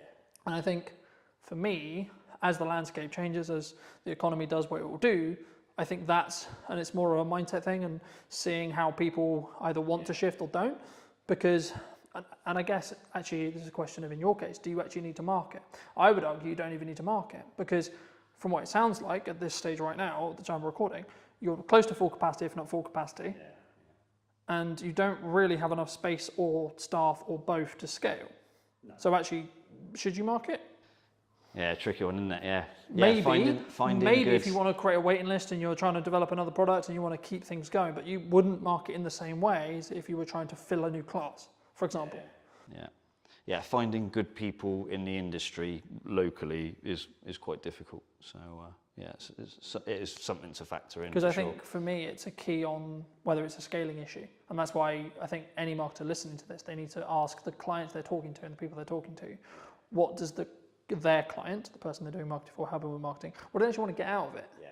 Because there's one side of it's like continue with the reputational gain that you can gain from doing video, sure, but that's a way of doing it. And then it's a bit more punchy or a bit more maybe paid ads or etc. would work if you were trying to fill a class in quick time. But actually in the position you're in, for example, you wouldn't want to do that necessarily. I mean, again, that also kind of changes to an extent of what stage you are in business, which will come to the next question, which is like, do you think businesses like have stages? In the respect of like when you're starting out, you're constantly looking at growth and then you maybe get to a size and you're like, oh, actually, hold on, maybe I don't want to grow beyond this? Either speaking about what you've done or in general? Yeah, I think it depends on the type of business. This is a people business, it's a service-based business. Can I produce 10 of me to look after thousands of people? Not really. So there's that element of I can only grow to the extent that I am able to deliver sessions for people in some regards. Could I bring other people in? Potentially, yes. But there's challenges with that. Could I go online? Possibly, but I'm not a fan of it. I'd much prefer the in-person world. One of the things that COVID taught me was I don't like Zoom very much. So I would be keen to avoid that. So yeah, it's a tricky one actually. So I think in terms of stages for a business, I think it does depend on the type of business you have and where you want to take it. Do I want a franchise evolved? No. Way too much stress, way too much money involved, way too much leverage. What are the things about stages where you are in your life as well, right? Yeah. I mean, I'm 45. Yeah, 45. Do I want to be franchising a business at this stage of my life? Probably not. I've certainly got a fair few years left doing what I do, and I feel good. But I'm not sure I'd want to put that sort of pressure or stress on myself. I'm pretty happy with where we are as a business. So in terms of growth for us now, it will be, I think it's improving what we do as opposed to doing more things or trying to be more things to more people. I would like us to go in a slightly more medical direction, and I am looking at maybe bringing a medical professional into the business, whether that's as a part of it or a service that is available to people. I won't go into the exact details of that because I know someone else will just jump on it anyway. That's one of the things I might do. But in terms in terms of how businesses grow, I'm not going to pretend that I'm a sort of serial entrepreneur business grower, because I'm not. I've worked really hard at this one thing, and I've tried to be consistent. I tried to do the right things by people, and it seems to have worked so far. You know, we've been, as Evolved Health, it's been 12 years now, and hopefully a few more years yet. But no plans in terms of trying to launch a huge business. I think those days have passed now. Is there anything else you want to mention before we wrap up? Being in Salisbury has been quite interesting, actually, because it's a very different dynamic to where I was previously in Bristol and Bath. Obviously, it's a little bit smaller. Everyone in Salisbury tends to know each other. And so for me as an outsider, it was relatively challenging to grow the business initially because people didn't know me. But thankfully, because my work seemed to resonate with people and I seemed to do a good job, the business has been able to build and grow. But I think if you're a young person trying to start a business in Salisbury now, I don't think there's ever been more opportunity, but I also don't think at any stage it's ever been harder. You know, whether it's, you know, don't get too political, but you know, there's a lot of financial pressures on businesses the last few years, and they're only going to get bigger potentially by the sounds of it. I still think there's too much red tape in business, and that needs to be looked at. But also, I think there's a scarcity of space and facilities for people to start businesses. You know, if you want to go into town and rent a building there, you have got to have some very serious money behind you. And if you're a young person with a dream trying to start out, sometimes those stories happen and it works, but a lot of the times people are going to fall flat on their face quite quickly. So I think there needs to be some way in which young people who have an idea and something that can really grow are supported locally. I don't just mean by national government, but you know, maybe there are some property landlords who've got a space in town and think, actually, I could divide this building up and people could have, you know, some really cool startup businesses in here, and I'll help them. I think that there needs to be things like that, and there's not a lot of that around at the moment. I don't know if there are any groups in Salisbury. I'm sure there's like a small businesses association or group in Salisbury that might be able to, you know, jump in and say, actually, Matt, we do that already. But I think we've got to try and support young people in Salisbury, because one of the things I have seen over the 12 years I've been in Salisbury is that the demographic is getting older and older and older. And young people now leave Salisbury, and I've seen it in the time that I've been here. They disappear, they go to Bristol, they go to Southampton, they go to London, wherever it is they've gone, but they're not here. And that's because they don't see opportunity. And I think that's really sad. I mean, like I say, I'm an outsider, but Salisbury's my home now. I live here now. I've lived here for a couple of years or so. I eventually got fed up of commuting to and from Bristol. But I think we need to make sure that we create an environment for young people. And I don't just mean fitness-wise. I mean any business. I think the local council need to do more. The local Salisbury, Wiltshire Council as a whole could probably do more. On a national level, I think they've got to look at things like business rates. It is seriously expensive. You can have business rates that are higher than the rent you pay on your building. That to me is insane. Like, that's just stupid. So I think someone somewhere needs to get a hold of that.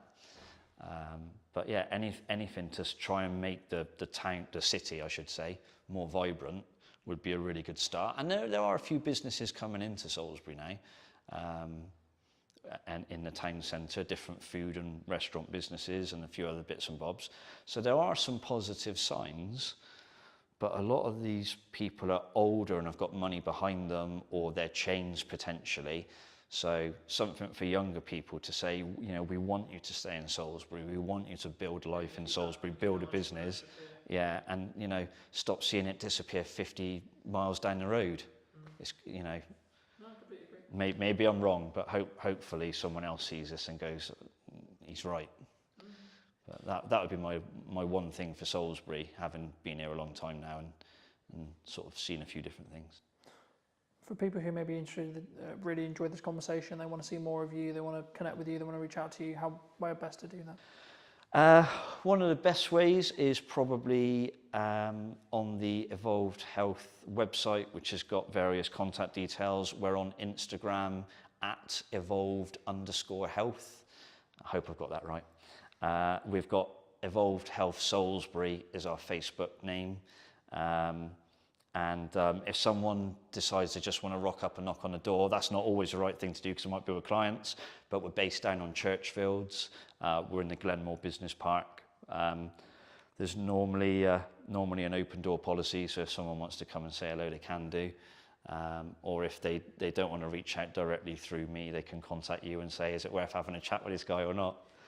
Absolutely, would always be the answer. If you were going to speak to either yourself or someone 10 years you're a junior, what advice would you give them? What advice would I have given myself 10 years ago? Yeah, if you could talk to even maybe longer when you first moved to Salisbury 12 years ago, what advice would you give to that Matt? With the hindsight and with the knowledge you now have sat in front of me today. Take the risk. Honestly, take the risk. I'm quite pragmatic, so I tend to, I analyse a lot. Probably one of my faults is I overthink things. So I'd say take the risk, take it sooner. I waited too long. So I left it and I left it and I left it, and then I went, okay, I am going to do this now. And I should have done it sooner. So to anybody else, take the risk. To myself, Matt, you should have done it sooner, because it's been brilliant. But yeah, take the risk. Thanks so much for the time, Matt. My pleasure. And if you did enjoy this video and you would like to see more like it, make sure to be subscribed. Leave me what your thoughts and comments were down below, and I'll leave Matt's information down in the description as well as always. And I'll see you very, very soon. But entering the retail market was a huge step for us. Like how you want to perceive yourself in the market. It was a very difficult time, I think, for the business. Do you think it's changed how you show up as a leader? And it was honestly the most fun thing I've ever done. And it was stressful. What do you think's missing in marketing right now? When somebody rebrands, the general question is, has the company been dissolved? Like you want to, in some ways, make him proud first? I think if you've built brand loyalty, and by that I don't mean you're selling millions of products, but if people trust in you, I think as a person, you'll automatically gain respect within the market. Let's restart everything. Let's replan the business model. Let's replan marketing. Let's replan everything. And then funnily enough, when I executed on those things, things changed. The results changed. Work on yourself. Just work on yourself. Seriously. Like every day. Just be better every day. Hello, my friends. Welcome to a brand new episode of the podcast. Today's going to be a really special one because technically I'm actually interviewing my first client. Now, that sounds a bit weird, nearly 10 years in business now, but it is. So, welcome to me. Welcome back. It's been, I think it's actually been, nearly 4.5 years since we've actually seen each other? The last time I remember, I think we were shooting something on top of a car park in Salisbury. Yes, we did. And yeah, that's got to be about 4.5 years ago, at least. So yes, it's great to be back and great to see you after all these years as well. I know. Yeah. Super good. I mean, you were actually under a different brand then. That's right. We were. So our legal entity remains the same, but we have rebranded to Anand, which incidentally is our family surname as well. And that came about through some hard lessons, I think, in business. One of the ones being most probably that you never really stop learning, I think, and when you get to a point where you think you've kind of, worked everything out, there's like this curveball thrown at you. So that was sort of what happened with us as a company. There were some legal obligations that we had to meet, and the old brand no longer resonated or could technically be used moving forward. So I think it all came about because we entered retail as a business. Predominantly, we are wholesale and hospitality. But entering the retail market was a huge step for us, and sort of at a national airport as well. So when that came about, I mean, it was a huge shock to the system because we had just launched this huge sort of project. There was 2 or 3 in the pipeline, and then all been vetted and all sort of been mustered up with this brand. And then to all of a sudden launch something, and then I think it was about 3 weeks later we had something to say. There were some legal obligations that had to be fulfilled. It was a huge shock to the system. So it was a very difficult time, I think, for the business, because I think being a director, I always say you have huge responsibilities for your staff and your company. And I think I felt at that time that, this was, do or die kind of thing. It was either we really got this going and sort of made the necessary adjustments. And we did. And, Anand was formed off the back of that. So, and it was honestly the most fun thing I've ever done. And it was stressful because, you're running this medium-sized operation. We employ up to 50 people, and all of a sudden you're rebranding, and everyone's question is why. And there's a fine line where you can tell someone why openly and why you can't. And the majority of the reason was, it was just something that we had to do as a business. So the rebrand came as a shock, but honestly, it really taught us a lot of valuable lessons from in there, because I think off the back of the name, we actually found a voice as a company. I felt for a few years that we didn't really know what we were. And I think that's really weird to say for a company that was fairly well established. I mean, you visited before as well. But I felt with Anand, all of a sudden, we're back to this blank canvas, right? And we're creating everything in reverse, which is the worst way to do it, don't get me wrong. But because it had to be done, it kind of forced our hand to look at aspects of business that we never had before. All of a sudden, we're engaging marketing companies, we're engaging branding companies, we're engaging companies that help you find your voice. I didn't know those things even existed. And all of that came off the back of my mentor saying to me, look, this is one of those times as a businessman where you either go big or you go home, right? And for me, it was like, we've got to go big here. Like, I've invested too much time in this. Like, I've invested too many years, those sleepless nights, everything, to just, pack up and be like, yeah, we're done here. No, we're going to go big, and we're going to spend big. And sometimes that's not the best solution, but we kept a control of that, because spending big wasn't just throwing money blindly at stuff. It was really taking our time, really looking at companies that met our ethos, but also companies that we felt genuinely wanted us to do well. So they didn't make us just feel like a number amongst their client base. And that was hard to narrow down, because we made some mistakes along the way there as well.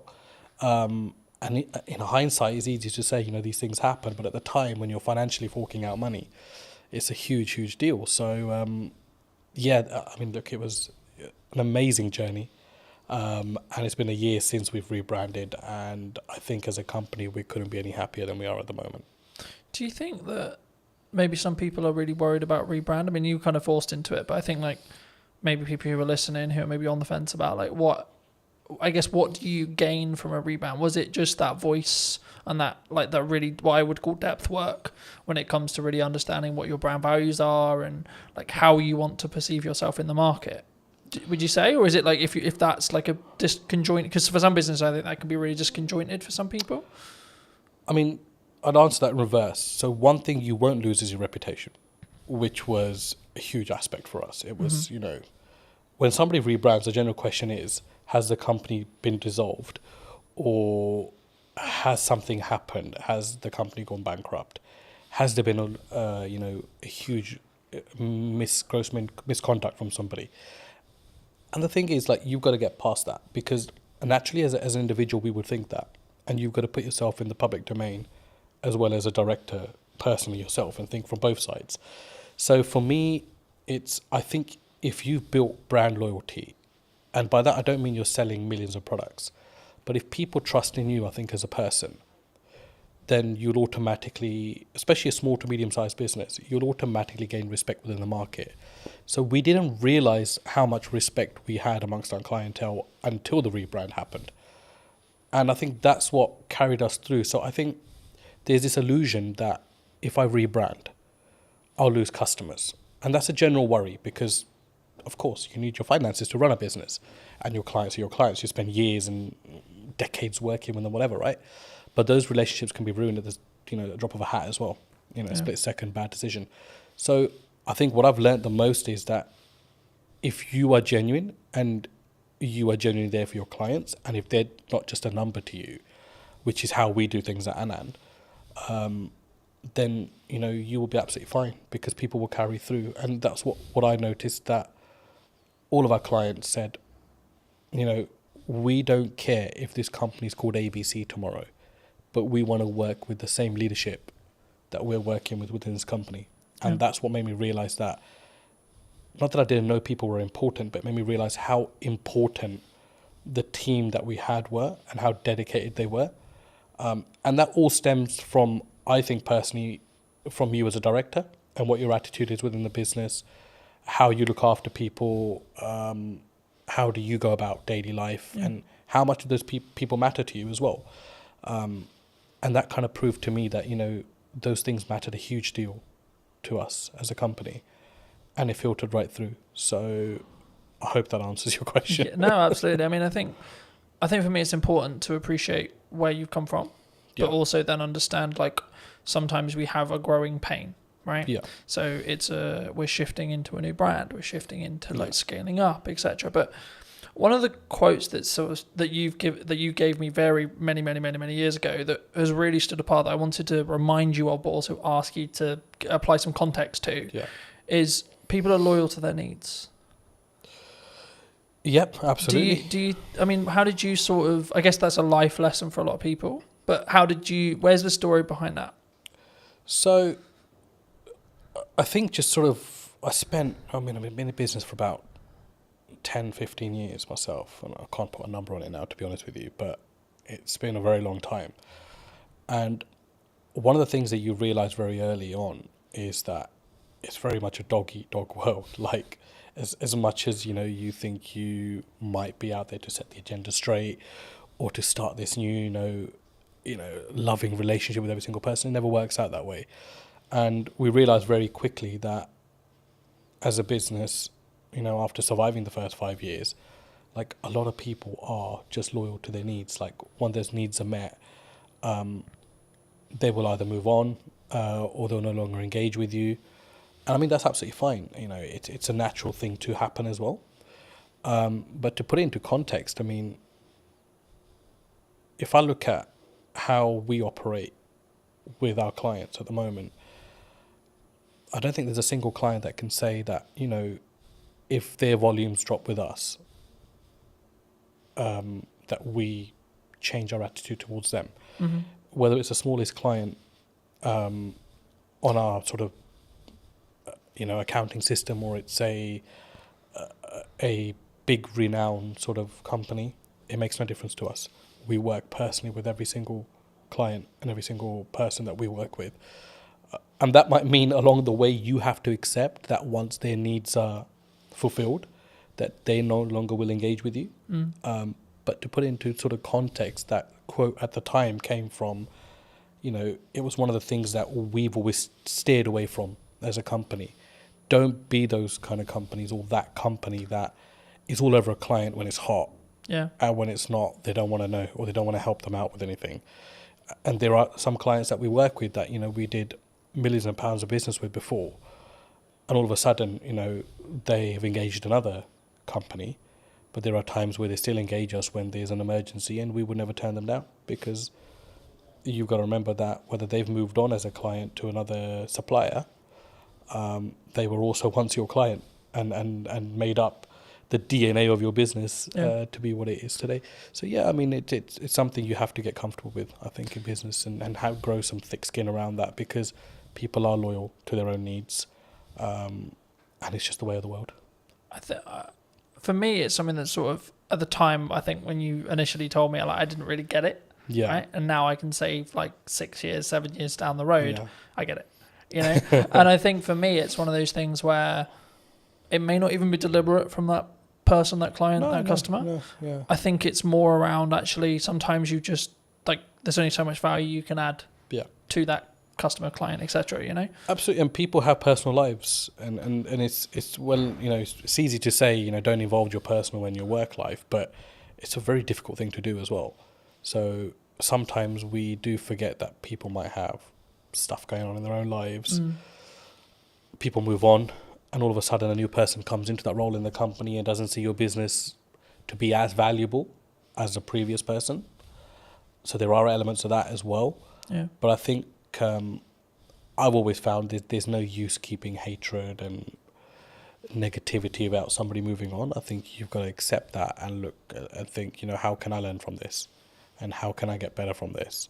And there was times that, you know, clients left us on a very bad note, completely unexpected.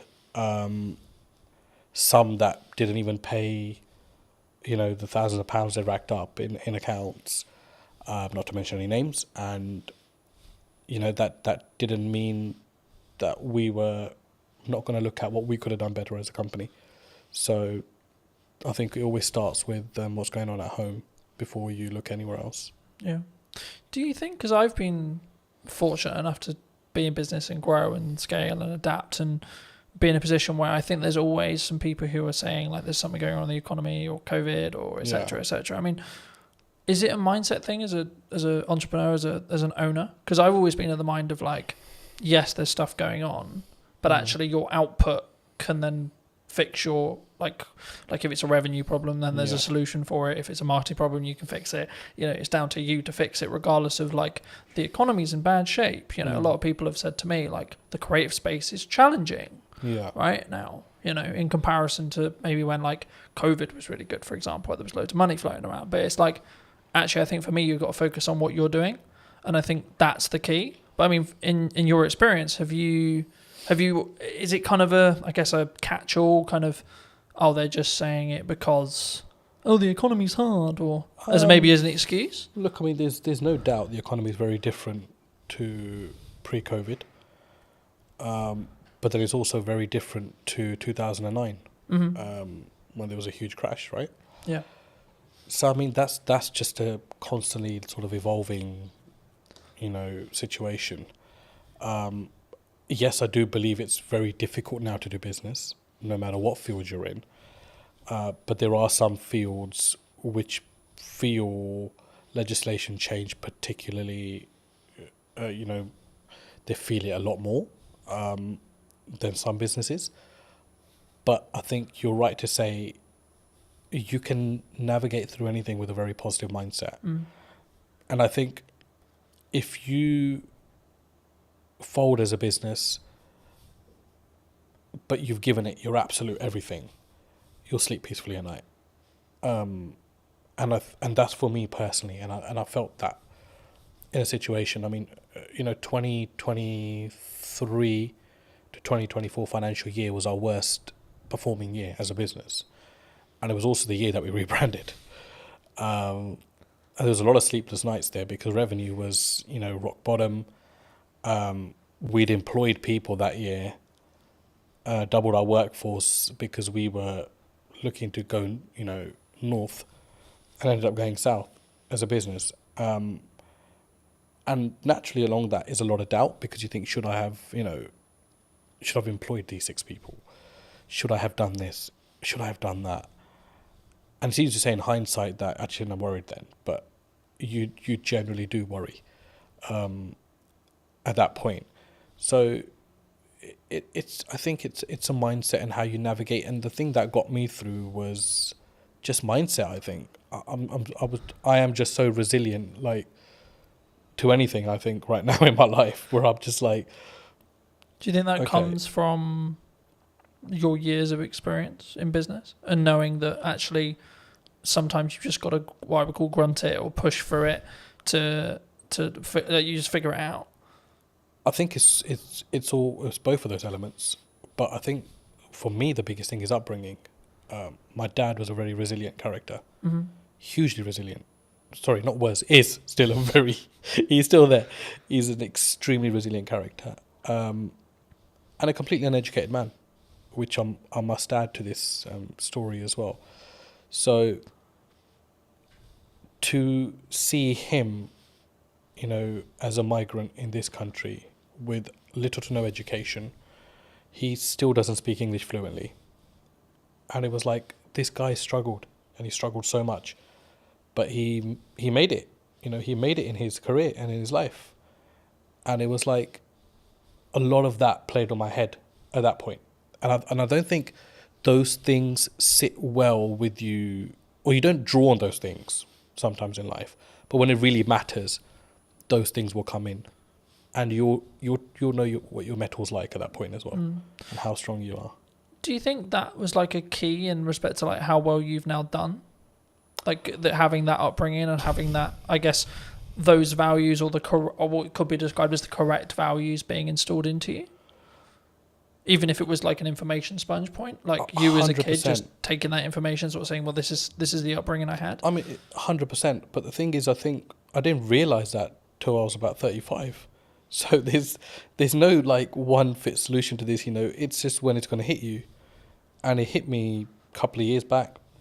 The big change came from COVID, to be honest. COVID was a blessing for us as a company. I mean, and that's not because we made money off unfortunate situations, but it gave me an opportunity to come out of the operation and be like, pause, because it's not something we could have done the way we were going at that time. You know, we were climbing as a business. There was no structure. There was nothing. And it was just like, this is going to be a massive train crash one day. And COVID came and just put the brakes on everything. And it allowed us to restructure. So when we came out of COVID, I'd say that's my real journey in business started then. Because all of a sudden now I'm responsible for totally different things. Because now I'm actually acting like a director. I'm not now, you know, stuck in the operation. And there were so many things that were falling off the side. So it was about coming in, containing that, and then restructuring the business through that. And then certainly, obviously, the rebrand came behind it. There is that, and obviously the resilience side. I'm you know, for me, I learned that from my dad, and I have a huge admiration for the man. And that's to say, you know, I rub shoulders with a lot of businessmen, but I take my dad's advice very seriously in life. I always have, but I don't think you as a child or as an adolescent at the time, like, will particularly understand that. But if you're exposed to that environment, I think it does rub off on you at some point. And for me, you know, I want to be like him. Yeah. Like, I look at him and I think, you know, just the way he stands and acts and stuff, right? So, huge influence on my life, yeah. Do you think it's changed how you show up as a leader, as a, or even in your marketing maybe as well? Like that core, like you want to in some ways make him proud first, is what I'm sort of hearing from you. Would you say? I think I don't really think in that way, to be honest. Like, for me, it's not about making other people proud. Like, I think as long as you know you're on the right journey, I think honesty is very important in business. And I sleep very well at night, no matter what the situation is on the day. Everybody knows me, knows that once this guy is out, he's out for the night. So, and I think a lot of that comes from your ethos, and there are many shortcuts you can take, or there is the difficult untraveled routes that you can follow as well, or create yourself along the way. And I think I'm more sort of on that journey of testing my limits and also just not stressing out, you know, along the way. And there are times where you obviously get stressed within business, right? But I think as a director, you've always got to have that sort of facade where everything's okay. And sometimes it's not, but you need to have that, because you know you need to always give your staff and your company the assurance that you've got it under control, because the buck does stop with you, the director. To install that confidence into the team? I'd like to think they're confident without that, but I think what's your problem as a businessman should not rub off onto your team, because it's for you to deal with and put those things right. And I'd like to think we've created enough leaders now within our organisation that those sort of mistakes won't be repeated again. But that, again, is no one's fault. That's your responsibility as an owner or a managing director of a company. As I say, do you think people struggle with taking accountability for themselves? Like when things go wrong in business or when things go wrong, like they're more likely to go, oh, it's your fault, rather than it's my fault and it's what I could have done better. I think it's an easier route these days. And society kind of allows you to get away with that now. Do you know what I mean? But I think in your heart of hearts, you always know when you could have done something better. And I'm that kind of person where even if something has 0% my fault within it, I'd be thinking, what could I have done better? Or what could I have done to negate this issue? Is there anything Do you think I could that have what done? makes you stand out though? Because if you're going to say the culture of maybe the country or like the and on average it's externally. Surely the unique advantage could be, actually it's my fault. How can I do it better? What can I do? I think any great leader, let's go back. I don't consider myself great in any sort of way, I don't think I stand out in any sort of way there. But one thing that I've noted is like great leaders, whether they're businessmen, politicians, war generals, whatever, there's a lot of accountability. There's a lot of responsibility they take. And I don't think you can really take responsibility unless you hold yourself accountable. I know that might not make sense, but in my head it does. So I think that's really true, and I think that you have to take a self accountability to what goes wrong, right? Like I've spoken in content quite a lot about last year was really hard, economically, business wise, etc. Now I could go down the approach of, well, it was a harder year and it was financially this and there was political uncertainty and this and this and this, or I could say, well, what am I doing? Yeah, right. Exactly. Like, how am I showing up? How am I leading with value? Yeah. Am I leading in the right way? What's my office structure like? What's my business structure like? And then what I did was actually go, okay, right. So clearly something isn't working. Right. So let's go back to basics. Let's restart everything. Let's replan the business model. Let's replan marketing. Let's replan everything. And then, funnily enough, when I executed on those things changed. My results changed. Yeah. So I think for me, especially something that you can't overly control, right? Like, who's in the government, what the government policy is, etc., etc. That's why you should focus on you. That's why you should focus on what you're doing and what your key is, I guess, in some ways. But what do you think's missing in marketing right now that people maybe don't look at, or like either what you're doing specifically, or maybe what you're seeing as like potential opportunities? What I've seen, because we engaged with a lot of marketing companies before we decided to go with the one we did, it was just like how bad the quality of stuff is out there. And I don't know whether it's just that people settle for, whatever's kind of fed to them, or don't challenge back enough on things. And for us, I was like, no, I don't want to look like a Pret or a Starbucks, because those things are fucking done. Like, I don't want to be that brand. No, I don't care how they're presenting their material. It makes no sense to what we do. And, the comeback from some of the marketing companies was, oh, yeah, but, you're operating in a different domain. Yeah, we're operating in the aviation domain. It's a huge domain to this country. I mean, you saw what happened when aviation shut down with the ash cloud. Yeah. I said, we're operating in a very high marketable area. But I don't need to be another one of these brands. So there's this whole, I think in marketing, they've kind of got these slots in their head. Where, oh, okay, you're in hospitality, so let's just follow the footprint of this company.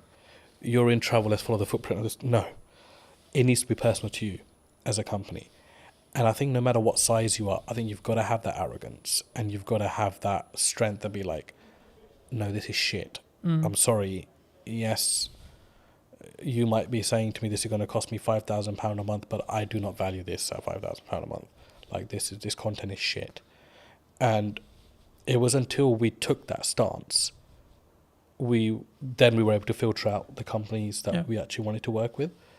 And it ended up actually being a company that had absolutely minimal experience in marketing, had a very strong presence in videography. They did some of our content. We sat down and said, we'd love the opportunity to market for you. And I was sold on the directors of that company. And I think that's a huge valuable lesson, that don't just go out into the market and think, I'll go to the marketing agency that does marketing for X, Y, and Z. No, that will not be the necessary fit for your company. You need to find the necessary fit for your company. So overall, I think it's a huge gap in the market there. If somebody's willing to come in a company and work personally with smaller businesses, I think it's a huge market, because everybody wants to catch the big fish. And big fish will potentially have the budgets just to pay and be like, yeah, the campaign didn't really work out. But as a small business, you can't really afford to do that. Every campaign has to work out. And whether you're small, whether you're a medium-sized business like we are, it has to work, because you're paying a lot of money for that to work. So huge gap in the market. I think there aren't many companies that I would look at and think there's a good reputation there, even though they work with big brands, because they will just consider you a small fish and think that they can pull the wool over your eyes. And I think it's very important, no matter what size you are, that you're the captain of your ship. Yeah.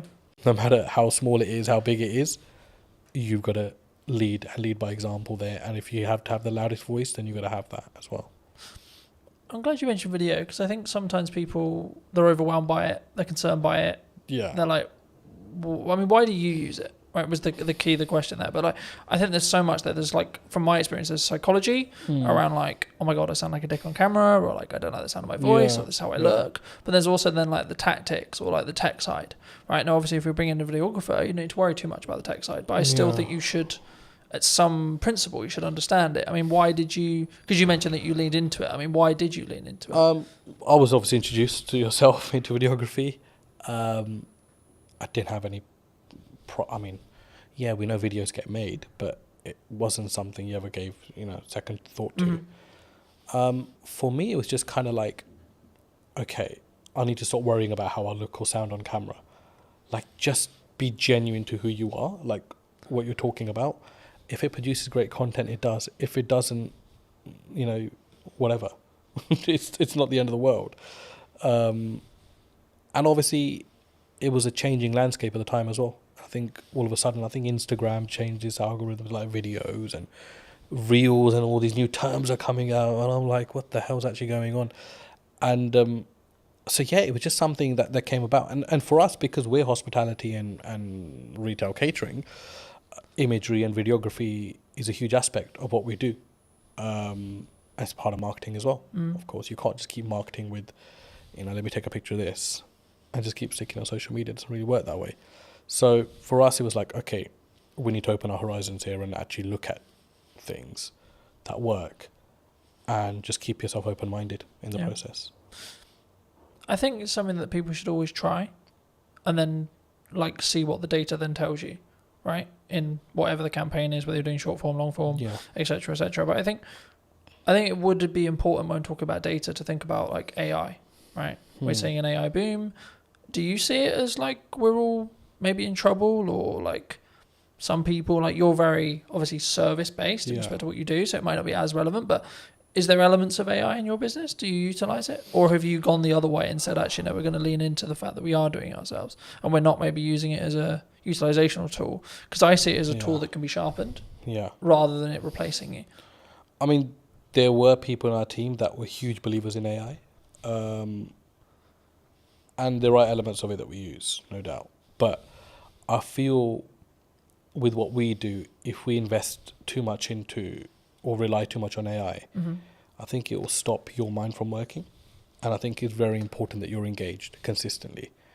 From just a cognitive ability. Cognitive ability. And I think you don't want to get into a situation where, you're relying on technology to tell you what to do, because then all of a sudden you're not problem solving yourself. Or, use it where you can, don't get me wrong, if you're stuck or whatever. But I just think that there are certain aspects of business, old school values, that no matter, they've tested all elements of time and survived. So technology important, AI important, but I don't think it's do all and end all. No, I think that's a really port and reflection. I think it can be, and I'm using the analogy of you sharpen the knife and then use it, right? Because I think it's a tool, and we need to be careful with how we use this a tool. But like for me, I'm also building habits around like doing more physical reading, right? Because I'm aware that if I use AI, my cognitive ability may become less. So I'm like, how can I actually increase my cognitive ability with effort and energy, right? And I think for me, that's the difference, and that's why I think like you can still be sharper. But were you always maybe looking at like, because I think when we look at maybe the arbitrage, or maybe we're looking at for an advantage as a whole, were you always someone who maybe looked at technology and saw the opportunities it could give? Because I think sometimes people, they sort of put their defense mechanism up and go, no, you know, we're not going to use it. We're not going to do that because it's scary and new. You've got to use technology. It's not, I mean, a side story, but a family friend, I mean, he owns about 20 to 30 industrial units in West London. And he's a landlord on all 30, and he accumulates rent of all 30, is the managing agent of his own estate, charges his own service charges as well. So huge business. And in COVID, he had an issue where his bookkeeper caught pneumonia and was hospitalized. So he called me and said, I need some help with software and accounting. And I remember driving to his place thinking, there's just going to be so much advanced systems here because it's a huge business. So I don't really know what I'm going to be able to advise him on. When I got there, I was completely shocked that he had no accounting system, no software, and he was doing everything manually. To the point where he was even adding up sums on a piece of paper or his ledger, physical ledger. And I was like, and these are not small figures, 7,200, 9,229, and he's calculating all this on paper, and he's got this account running he's got a book per tenant running, and I'm like, shit, there's no way they can't be mistaking this. Like, there is absolutely no way. So his first job for me was, I want to move all of this onto an accounting system. Yeah. And I looked at it and I thought, like, that is just madness. Like, it's absolute madness. And I remember setting up Xero for him. And I mean, I'm no Xero professional, right? We have a team that runs our accounts and stuff, but he wanted this to be a personal favor. So I remember shifting all of these physical ledgers onto an accounting software. And the sums were wrong by like thousands.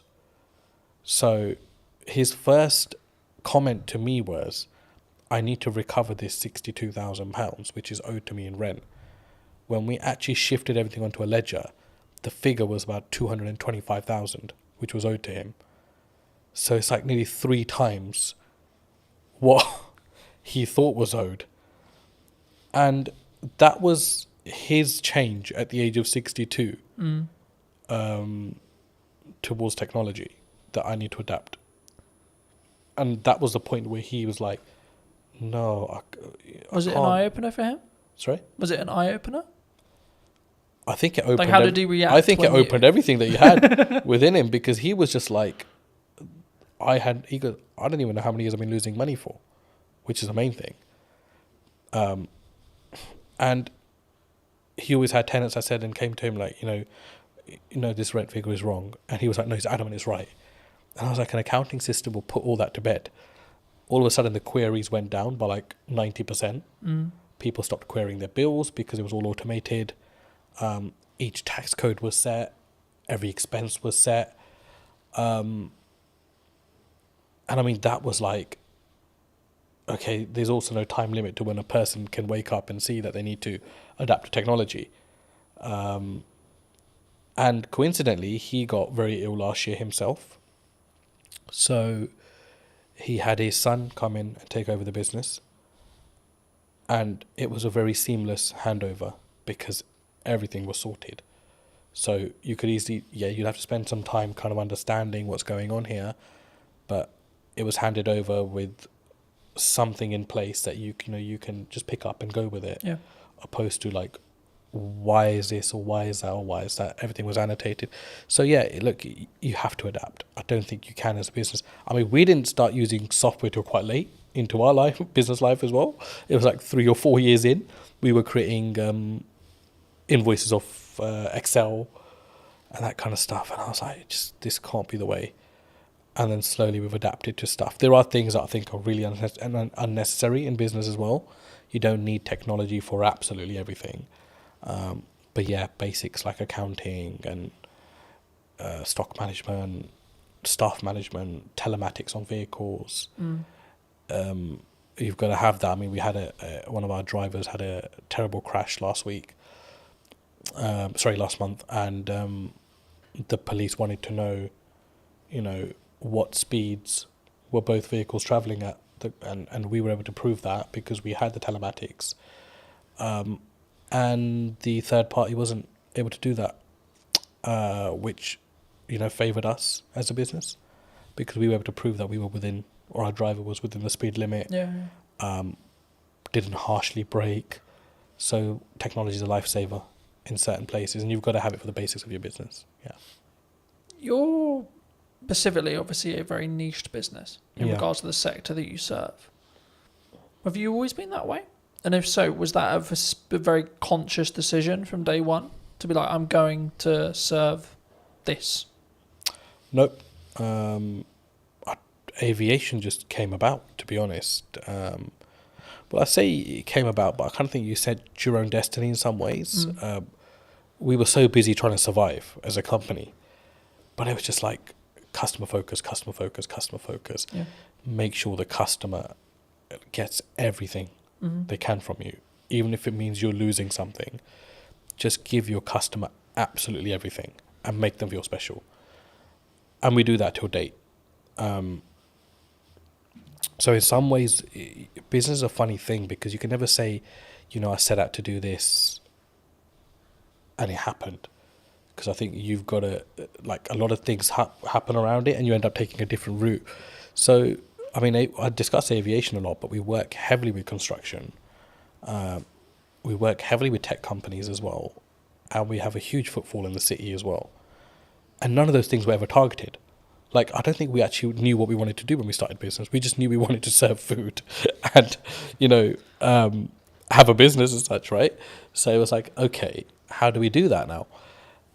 And I think along the way, your business will adapt. Things will come up. You'll see value. For us, it was about understanding our niche. And I don't think we understood our niche until post-COVID, which is scary because that was 10 years into the business.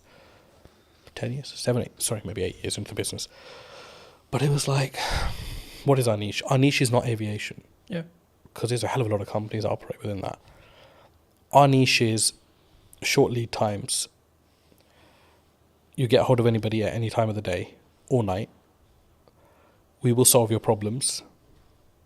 And if we don't, we will make sure we've done everything possible to try to solve that problem for you as a client.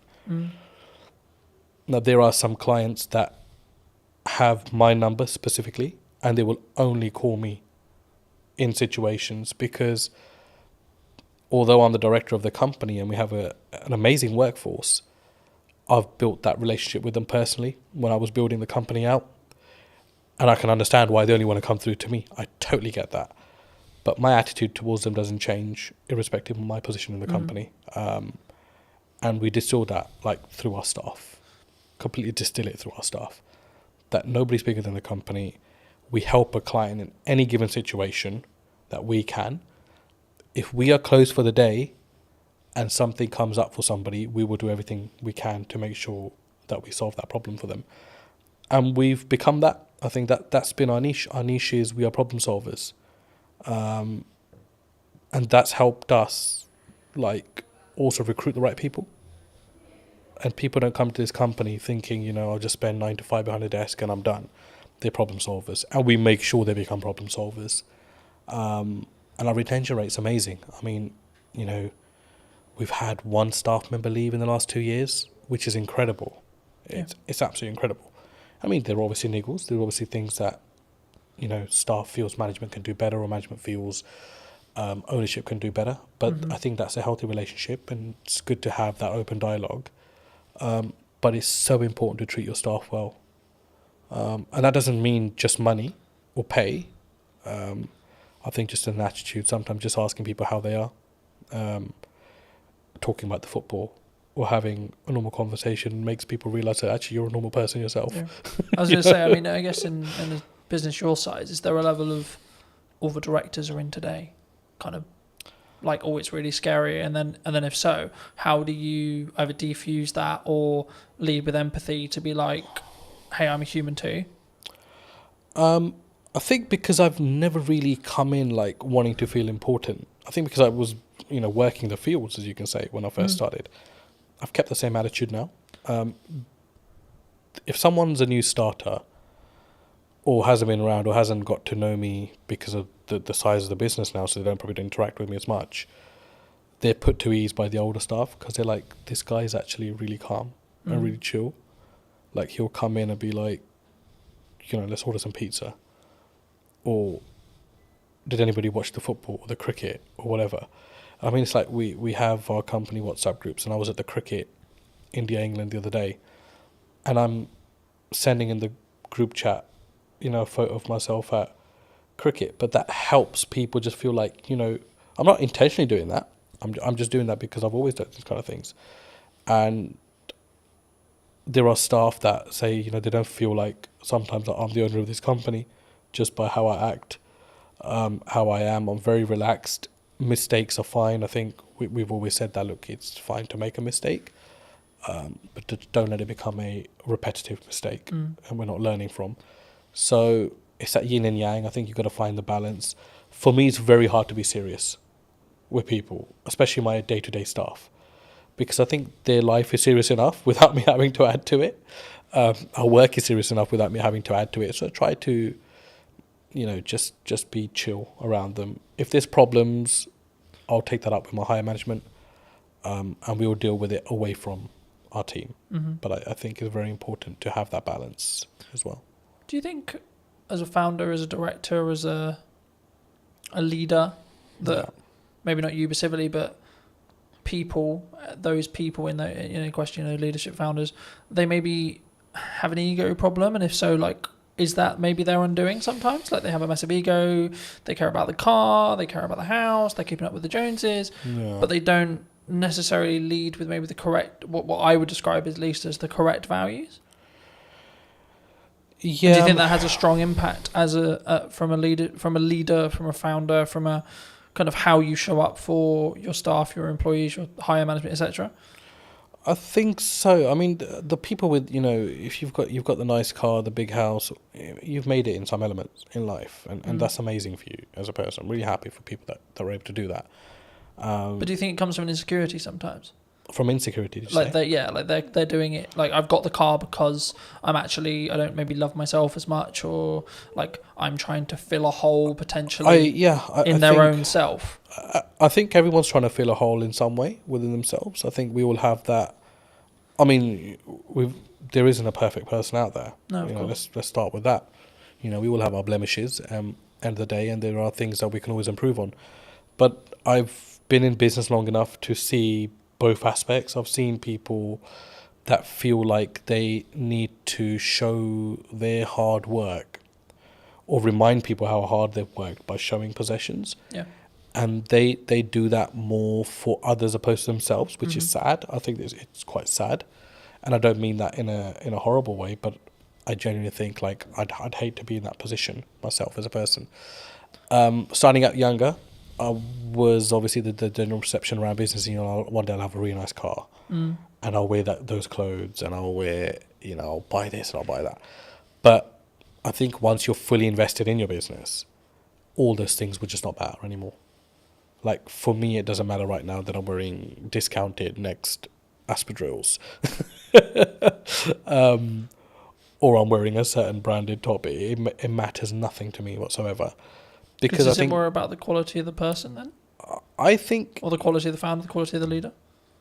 It's like, what's your higher purpose? Like, you've got to think, that's what you've got to think of. And I think if your purpose goes beyond materials, you've got a bigger purpose in life. You're not thinking... I mean, I get absolutely no joy. I mean, I love my car. Don't get me wrong, I love sitting in my car.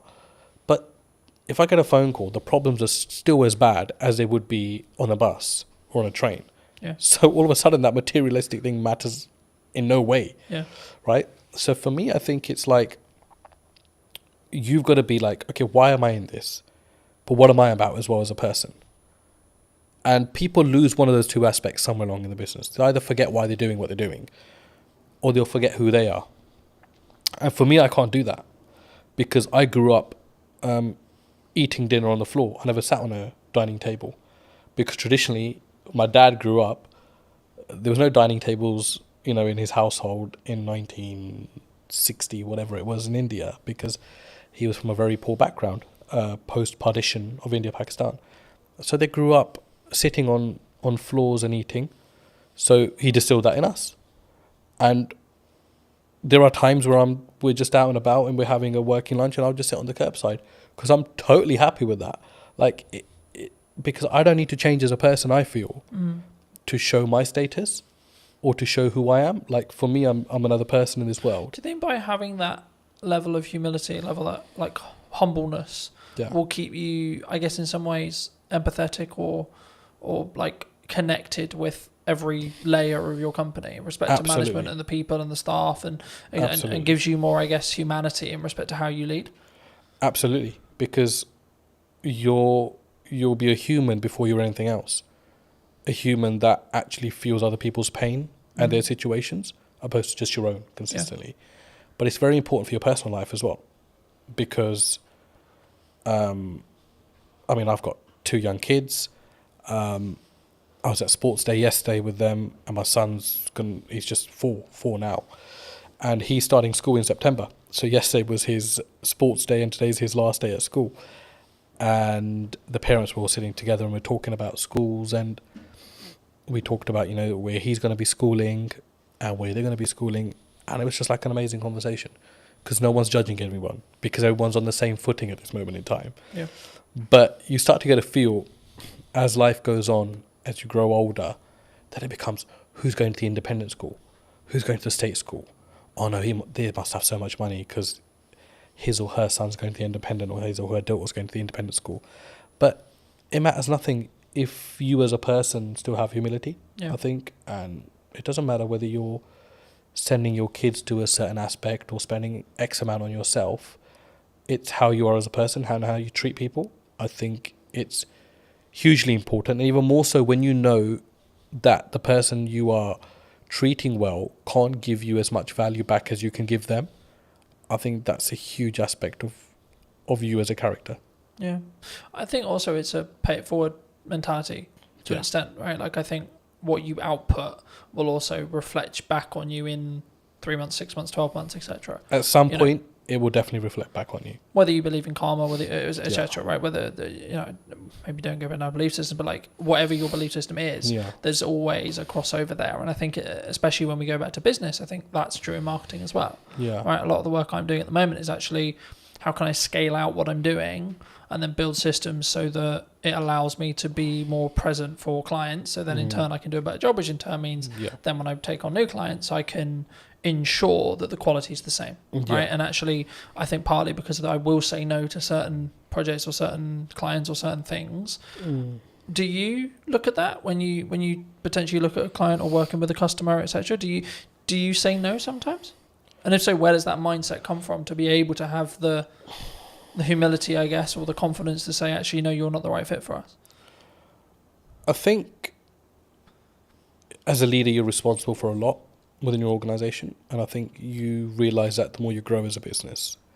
It's something which is easy enough to ignore if you're stagnant or if you're growing through, the growing pains, right? And it's a very painful area when you're growing as a business. And I mean, by no means is Anand a multinational business, but I feel the pain of it every day when we grow. And majority of the time it's financial pain, because the bigger you become, the more restraints you get on your cash flow. And there's times you're thinking, I just want to be small again. I just want to be that business that everything was done on account, payment on receipt or whatever, right? But all of a sudden now we've got payment terms. There's clients that rack up huge bills, but we know we're not going to get the money for 60 days or 30 days. And, you know, there's clients that, I mean, there was a client that came in, and we're absolutely wonderful with each other now, but they started and they, you know, said, we won't pay you for 90 days, but we'll give you this much business. And everybody was like, oh, it's an amazing deal to be done. And it was somebody from our team, actually, because when I consulted him, and he said, there's absolutely no point to take this business on, because if this client's going to be giving us £150,000 a month, we won't have that for 90 days. So all of a sudden we would have racked up something like $500,000 in 3 months. Or this business would have racked up $500,000 with us and that's a huge risk, because we only get paid 150,000 out of that 450 after 3 months. Yeah. And then it becomes that again. And then it becomes that again. And if that goes down tomorrow, we're going to be losing $500,000 as a business. And that's not just the revenue, there's the cost that comes with it as well. Yeah, because you have to pay out the cost anyway. Of course. I think sometimes when people look at business, they maybe don't appreciate it, right? They'll see them with the nice car, they'll see them with the new studio, whatever it is. But I look at it and go, oh, that's a lot of money. Yes, you know, oh my absolutely. God, that's a lot of costs. Yeah, of course. Right. And I think it's how, I guess in some ways we develop as people to stomach those costs as leaders. Definitely. And I think Carlton, it's got to be your attitude as well. Yeah. I think you've got to, I do not think that there is a company in the world, I do not think there's a single company in the world that should ever come to you and try to take advantage of the size of your business. Yeah. Or play on the vulnerabilities. But unfortunately they do, because that's the way the world works. And that's where I think you've got to show your mettle. Like, how much do you value yourself as a business? How much do you value your services as a business? But be able to back that up with quality as well, which is a fine line, right?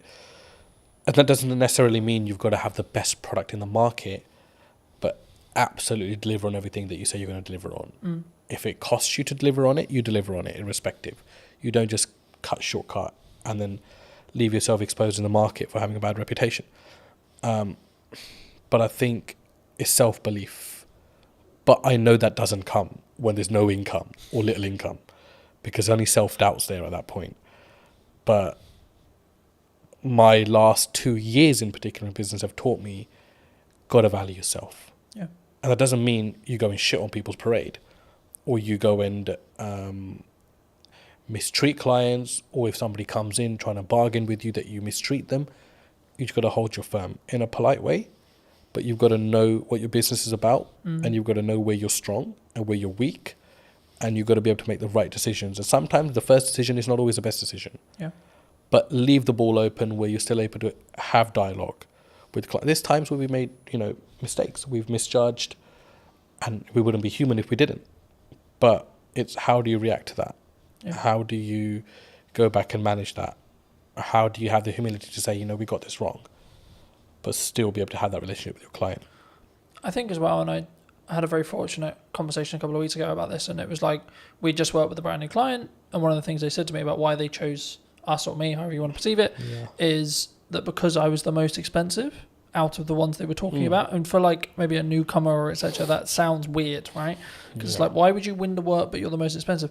And I think from what they told me, it sounded like it was like, well, I've got the gonads, I've got the balls, or whatever you want to call it, I've got the confidence to say, no, this is how much this is what I'm going to commit to price wise, but then also I'm going to follow it up with the value that I'm going to lead with as well. Huge. Do you think sometimes people get really challenged on price?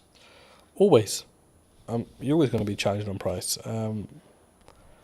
And then how do you deal with that? I guess with them with the conversation, like, is there certain scenarios where you're like, no, we're going to maybe negotiate by this much, but our final price is non-negotiable here? I think there's two ways to do it. I mean, I've been on the opposite end of that spectrum where I've bargained just for the sake of taking on the business, and I've negotiated myself into positions that are like the least favourable in the end. But it's easier said than done as well. But I think you've got to know your costs, know where you sit, know what you're trying to achieve out of that deal, because sometimes you take on a deal with the hope that it's going to lead to bigger and better things, which is fine if you know your market.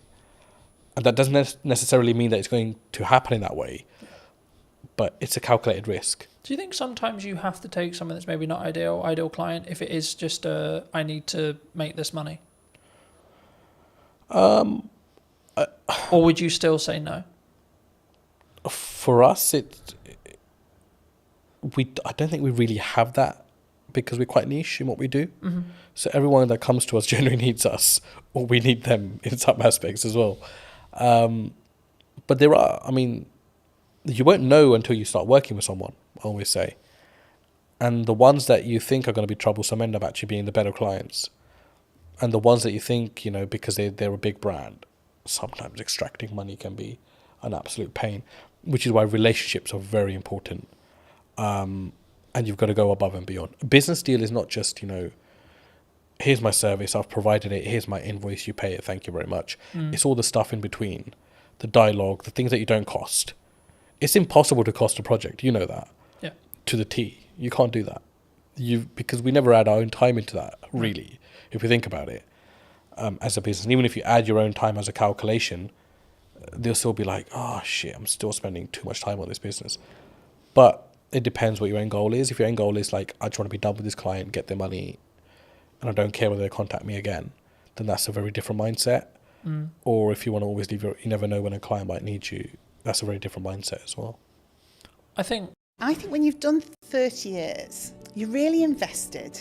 You're really embedded in the business, the risk that you face when you've been loyal to a company for that long. I mean, I've always been of the view that like content will work, email marketing will work, networking will work, going to a trade show will work, but only if you do one.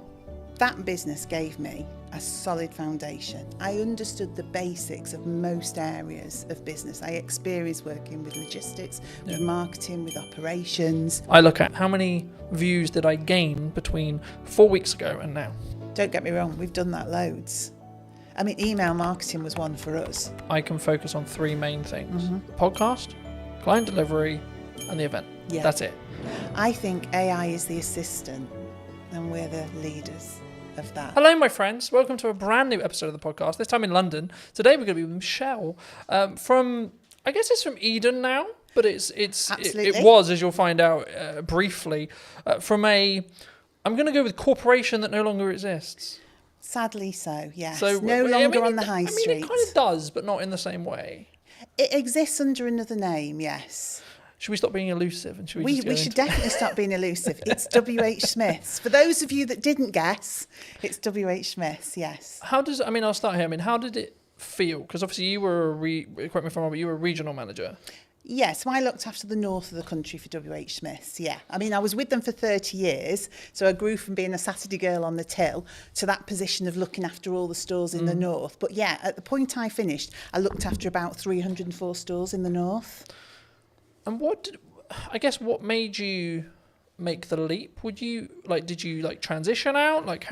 Because I think when you're in a position like that, maybe the money's good, or was it just like, oh my God, not this again. I hate the inside of my car. I don't know really, because I think when you've done 30 years, you're really invested. You're really embedded in the business. You are earning really good money. And you're super comfortable. And the reason you're comfortable, and this to me is the sort of the risk that you face when you've been loyal to a company for that long, you've kind of got into the zone of corporate muscle memory. So I didn't really have to think that much anymore. Yeah. So I was earning a good wage. I was doing a job that I liked for a company I was really invested in. But ultimately, I'd kind of lost the ability to be myself. The company had changed, I'd changed.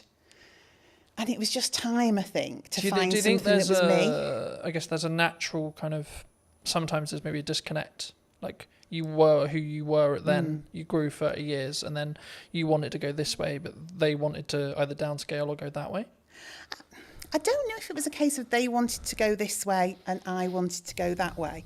Because in all honesty, I could probably have done another 20 years for them. Because genuinely, I was really embedded in the business and I loved it. I loved the people. I mean, you literally know everybody when you've done 30 years. You know every store, you've been to every place.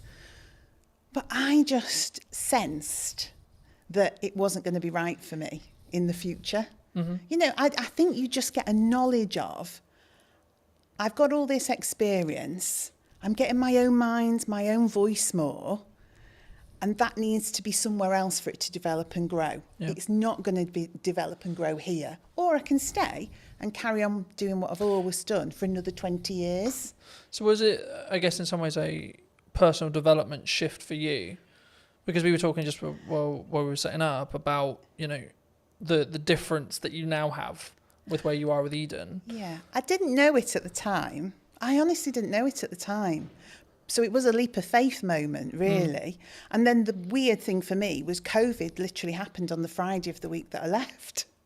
So I gardened for about 12 months. So in that period, I really did start to think, well, what's going to work for me now? And do you know what? It is not an easy thing. I now see people going through that same process of leaving something really big and corporate that they know well and then trying to find their way.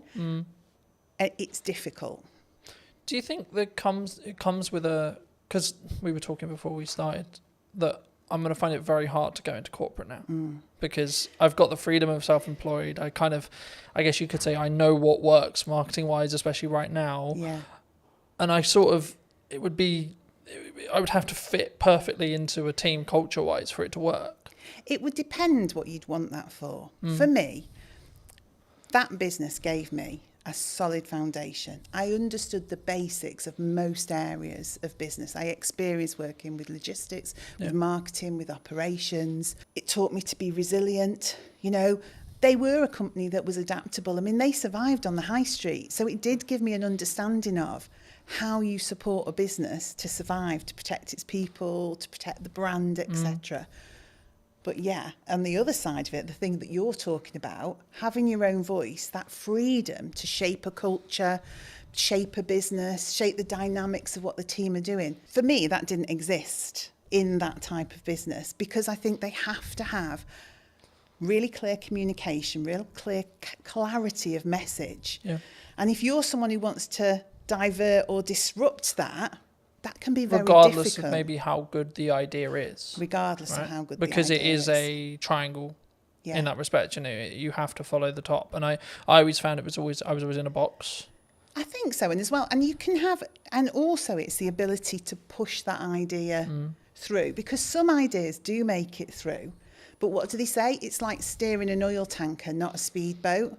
Yeah. So it's the perseverance, it's that just ability to doggedly slog through with that idea till somebody says, yeah, we can make that work, and you get people behind you. But you learn so much from that. So I could see you going into corporate and learning a ton of stuff. But because I know you, I can't imagine you there because you're more entrepreneurial. Yeah. You shape things. You do things that you believe are right, not what people tell you is the right thing to do. So Smith's was all about just execute, and deliver.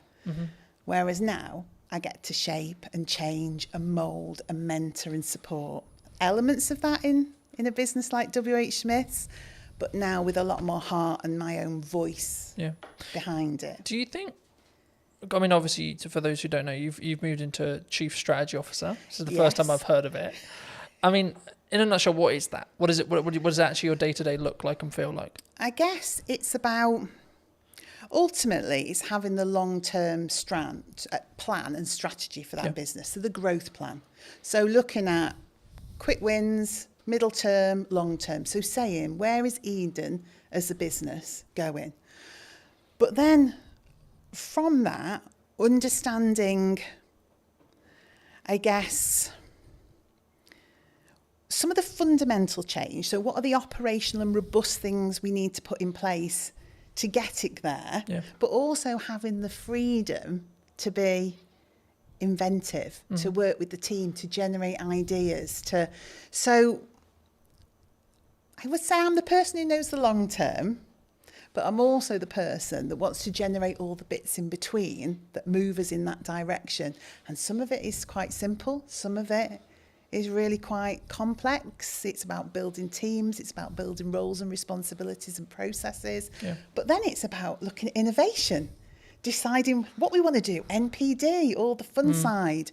And I think for somewhere like Eden, Chief Strategy Officer is because we want to scale up and grow the business, but we don't fundamentally, well, I don't believe fundamentally we can lose the heart of what Eden is. Yeah. It started in somebody's house with the founder and his partner and a couple of people working for him.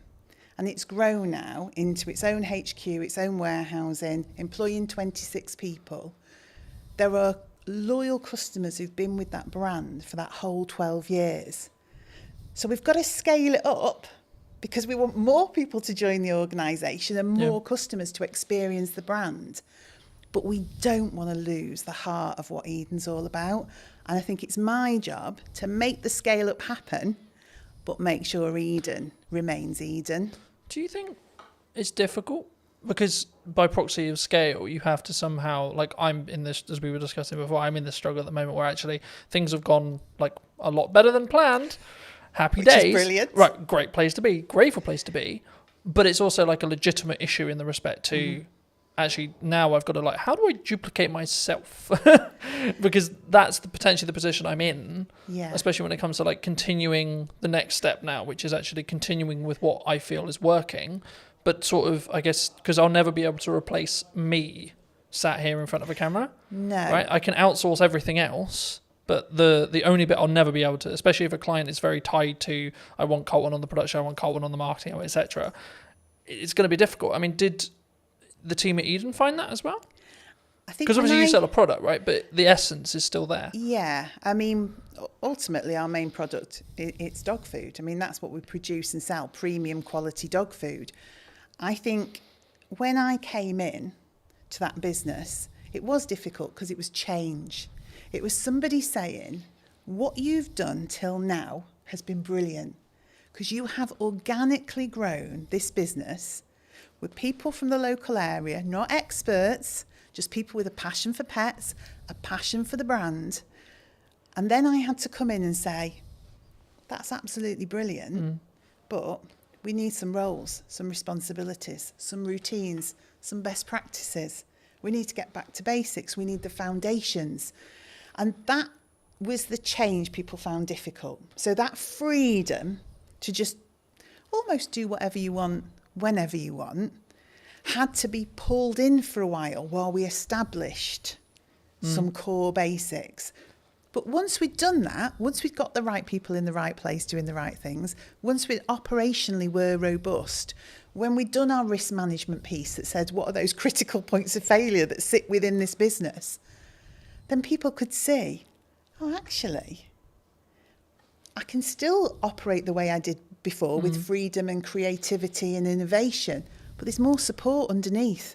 Things don't crash off a cliff. Actually, the structure's there now for us all to be able to do the things that we're really fundamentally good at, which is connection with the customer, the love of pets, the love of the brand, getting out word of mouth, spreading the word of Eden, knowing that the business is fundamentally running well. Yeah. Whereas before, the business could have been struggling and we wouldn't necessarily have seen it. So we wouldn't have been able to make the changes we required to keep the business in a good place and on track. Yeah. Do you think there's you, with your role, I think you'll look at maybe the overarching strategic side of marketing. Yeah. But what are people missing right now in marketing, would you say? Because there's a lot of buzz around people saying there's you can't get in, you can't have a podcast, you can't, you know? I think sometimes maybe it's not what are they missing, but it's have they sat and thought about the brand and their audience and what they want to achieve? Or are they just trying to follow trends and what people tell them they should be doing? So I think everything from your TikTok through to email marketing, etc., is all valuable and valid. But it is up to the business to understand, is that right for them? And maybe it's not right for me today, but it might be right for me in a month's time. Yeah. Or maybe something I've always done, I'm going to stop doing so much of that now because I want to change. So I think you have to consider everything in the marketing sphere, but it doesn't mean you should do everything. because if you do it without authenticity, I've seen many TikToks where I just think I could literally crawl under a rock with embarrassment. Now, I'm sure some of that actually works sometimes. But if you're just doing it because you think you have to, I don't think it works. I think for me that's really true. And I mean, I guess the follow-on question was going to be around like the shiny thing syndrome. So to give you some context, I was out on a run yesterday. Yes. And I was like, hey, I should have like a teaching platform and it should be on a subscription basis. I was like, no, Colton, that's a good idea, but no, because I'm focused on like two main things right now for the next, like probably to the end of the year, more likely, which is the podcast, right? And then the event, right? That I alluded to before we started. And the event's in September. So the reality will be like after September, I'll just be planning the next one and continuing with the podcast. Yes. Do you think people run into a challenge when it comes to like, they get some momentum with something and then they go, oh yeah, but this shiny thing over here is really cool. Yeah. And it's, and also if you're looking at your competition quite heavily, if you're looking at the marketplace and seeing what people are doing, you don't know if what they're doing is actually successful. But internally you go, they're doing that. It looks great. I mean, of course it looks great because they make it look great. Yeah. It doesn't mean it works. Doesn't mean it's successful. But it's so true to say you can just be pulled off. I mean, I say to my team, I know it's a really old analogy of all of us pushing the boulder up the hill. If we all run off in different directions, we're going nowhere and probably going to get squashed. Yeah, who's going to get squished? Who's going to get squished? And that's what I say. Look, we've got some key pillars. Let's stay focused on that. Let's consider the opportunities, but don't run off and do it and just leave this hanging over here. And don't get me wrong, we've done that loads. I mean, email marketing was one for us. We wanted to do it. We should have been doing it. We kept running off and doing shows and events and sparkly fun things, never actually nailing some of the fundamentals, because it's more appealing, isn't it, to go to Crufts and meet dogs. Do you think there's a level of ego that comes from that? Like either from a founder or from a team? I don't know whether it's ego or it's what personally turns you on, what your own drive is, what do you fundamentally want to do? People do gravitate towards the things that do it for them, don't they? Yeah. I mean, I've always been of the view that like, so for example, content will work, email marketing will work, networking will work, going to a trade show will work, but only if you do one. Okay. In my view, right? Okay. From what I've found personally. Yeah. When I've really focused in just depth on how do I make the podcast as best as it possibly can. Yeah. From a viewer's experience point of view. That might be how it looks, how it sounds, how I come across. Can I outsource it? I've got a balance, so because it doesn't directly make me money, but actually the marketing collateral that I get from it will make me money. Okay, cool. So then it becomes a game of we're keeping those costs and balancing those costs, sure, but actually how can I focus on the viewer experience? Yes. And then when I look at maybe something like the event, it's like, okay, how can I make this client experience incredible for the people coming, even if there's only 5 people in the first event, right? Yeah. And I think sometimes we get, and that's why I mentioned ego, because I think sometimes we go, but I'm only going to sell 5 tickets. It might be the possibility that I sell 20 tickets or 30 tickets, but like, what if I only sell 2? I get that. And it's interesting, isn't it? The business that yourself is in with you, and obviously you're looking to scale up and maybe employ, etc. Whereas now I'm sat with a team of 26, and so we've got the opportunity to do so much more. Yeah. But again, it is that decision on what's really valuable. I mean, and you just touched on something actually that I thought was really interesting. Doing things really well, making sure that the experience for the customer is, well, I mean, we were in a whole cycle of wanting to be perfect and never actually doing. So we had 20 things we should have been doing. So we were going to a show, we were doing email marketing, we're creating a newsletter for B2B, but actually all of those things had to be, to us, absolutely flawless. Yeah. And we were not delivering anything. So now I'm in the world of accept 80% sometimes, but execute and get it out there for the customer and do it consistently. Because I think sometimes, and maybe it is a bit of ego, You want to look at a piece of work you've done or something that you've done that the customers see and comment on. And when you're getting all the praise and, oh, that's so beautiful and that looks amazing and your brand is absolutely, but you've achieved very little, it's not really worth anything. Yeah. All that praise and adulation about something when you could have delivered on 20 things but done them at 80%. No, I completely agree. And there's a very quick psychology study. I've done longer videos on it, but like just a very quick synopsis here. There was 2 groups. Sometimes it's pottery, sometimes it's painting, sometimes it's sculpturing, etc. The lecturer says one half can only create one piece across a window of time. Sometimes it's 2 weeks, sometimes it's a month. And the other half can create as many pieces as they like, whatever the metric is, so pottery, painting, etc. And the result of the study was that the group that could repeatedly create something had a better piece objectively than the group that had only that window of time to create the one thing. Completely agree. And that's where done better than perfect is better. Yes. And when I say I'm looking at, like, I think it's a focus point for me on how can I create the journey or the viewer's experience or the customer's experience or the client's experience as a whole to be better across a year, not per episode, not per event, not it's the overarching strategy. So I don't look at this reel got 1,000 views. I look at how many views did I gain between 4 weeks ago and now, right? That's the metric I track, not what when I go into what's working. Sure, I'll look at specific videos, but on average, I won't. I just focus on the output and then focus on how can I build each one to be 1% better than the one before. Yeah, and I think we do similar. I would say we start to look at consistency of communication. Are we building a community? Do people feel like we're engaged with them and so that they're engaged with us? So it's a similar sort of metric but in a different way, because if you're brilliant once, those people soon just disappear. But if you're constantly there talking to people, engaging with them, they're able, you're responding to them, then over time that just builds into we call it a community. We're trying to create a community. And we're always trying to draw people in to that community. So the end result is growth. But I think we sometimes get into the world of we need it all to happen in one day, 2 days, 3 days, 4 days, 10 days, etc. That's me sometimes. But actually, in reality, if we just focused on, I can't remember the exact quote, but something along the lines of we underestimate what we can do in a week, but we completely over-egg what we can do what we can over-egg in a week, but what we can do in a year is really underrepresented mostly. And I think for me, actually focusing on that 1% is what that matters overall. Because then you're building that compounding effect. You're pushing the snowball down the hill a little bit faster, a little bit faster, a little bit faster, a little bit faster. Yeah, and also I think people can understand more. So if you are constantly jumping from one thing to another, your team just cannot grasp where we're going. They can't grasp the brand. What is the message? What is the strategy?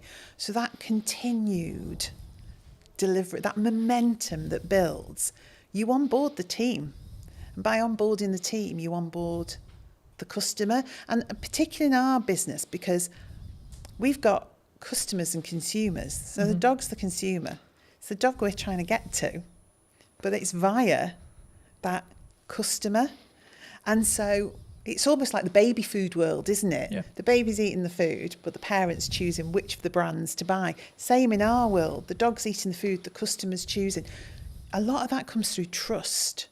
So that consistency, that slow momentum, is people don't trust people that flip from one thing to another, and they cannot understand what they're doing, and they can't see the message. So that repetitive, consistent approach. Oh, right, I know what Eden's about. I can see what the team's about. And because we're so accessible as well, a team of 26, we're all working in Stoke-on-Trent. You speak to one person, that understanding of the brand, you'll speak to the next person, you'll get that same message. You'll get that same education piece. So people start to think, this business knows what they're doing. And I think that's the same for yourself. When I see you online, when I see you doing what you're doing, I think that guy knows what he's doing. I also think it removes the pressure of being perfect every time, like building off the done is better than perfect thing. Yeah. Because as long as I'm authentic to me, then it doesn't necessarily, you know what I mean? It doesn't matter in the same way, because I'm not like, oh no, that's not, as long as it's on brand and on piece and still me, then I'm like, actually, that's cool. you know. But talking about that to its extent, I mean, we're in a world where AI's like risen, right? Are we all going to lose our jobs? No, we're definitely not going to lose Is it all doomed? I think AI is the assistant and we're the leaders of that. And so you can use AI fundamentally to change your business. You can use it for insights, you can use it for planning, you can use it for content support, but ultimately it's the assistant to the business. It's not the business creative, it's not the founder. You know, the people are the heart of your business, but you can deliver fabulously elevated results if you work out how to use it in the right way. So no, it's not scary. And I did something funny at work the other day to show the team not to be fearful. It was just something really small. I took a picture we'd taken and I said to AI, you know, give this picture some movement.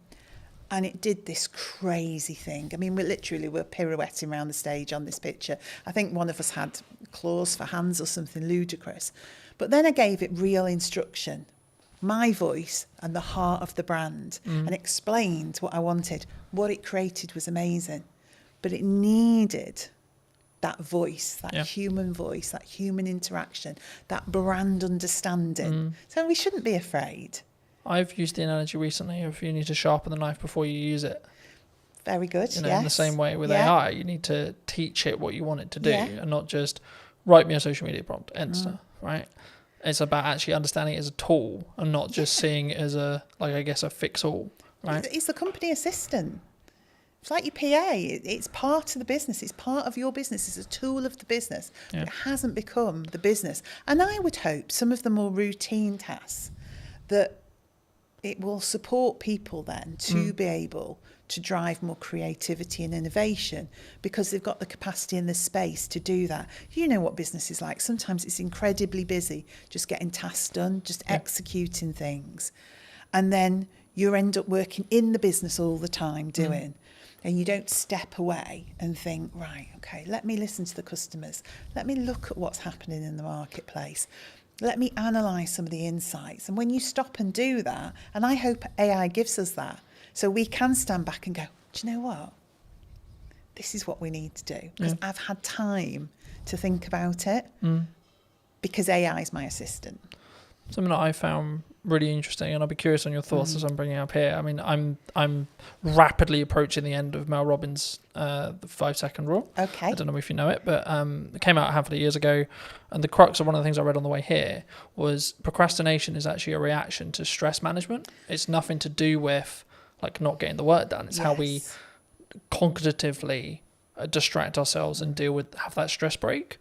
And it kind of links to the AI thing because I think the performance, you could say that, especially when you're in C-suite or you're, you know, a chief marketing officer or a chief exec officer or a chief strategic officer, etc., we can be so do. How do you personally balance it, but also allow yourself to have that time to, I guess, think up the more creative ideas or like have that more synergized approach in respect to actually, no, I'm going to step back now and say, let's look at the problems I may be facing and how I can like strategically fix them, but not with the pressure on having to fix the answer today. And sometimes I'm really bad at it. So if I'm overly excited about stuff, then I'm just do, just as you describe, really. There'll be days that fly by and I'm not quite sure what that day was about. I think there's a point in business there where you have to do that, right? Probably, yeah. Well, you do it because it's necessary, in the moment.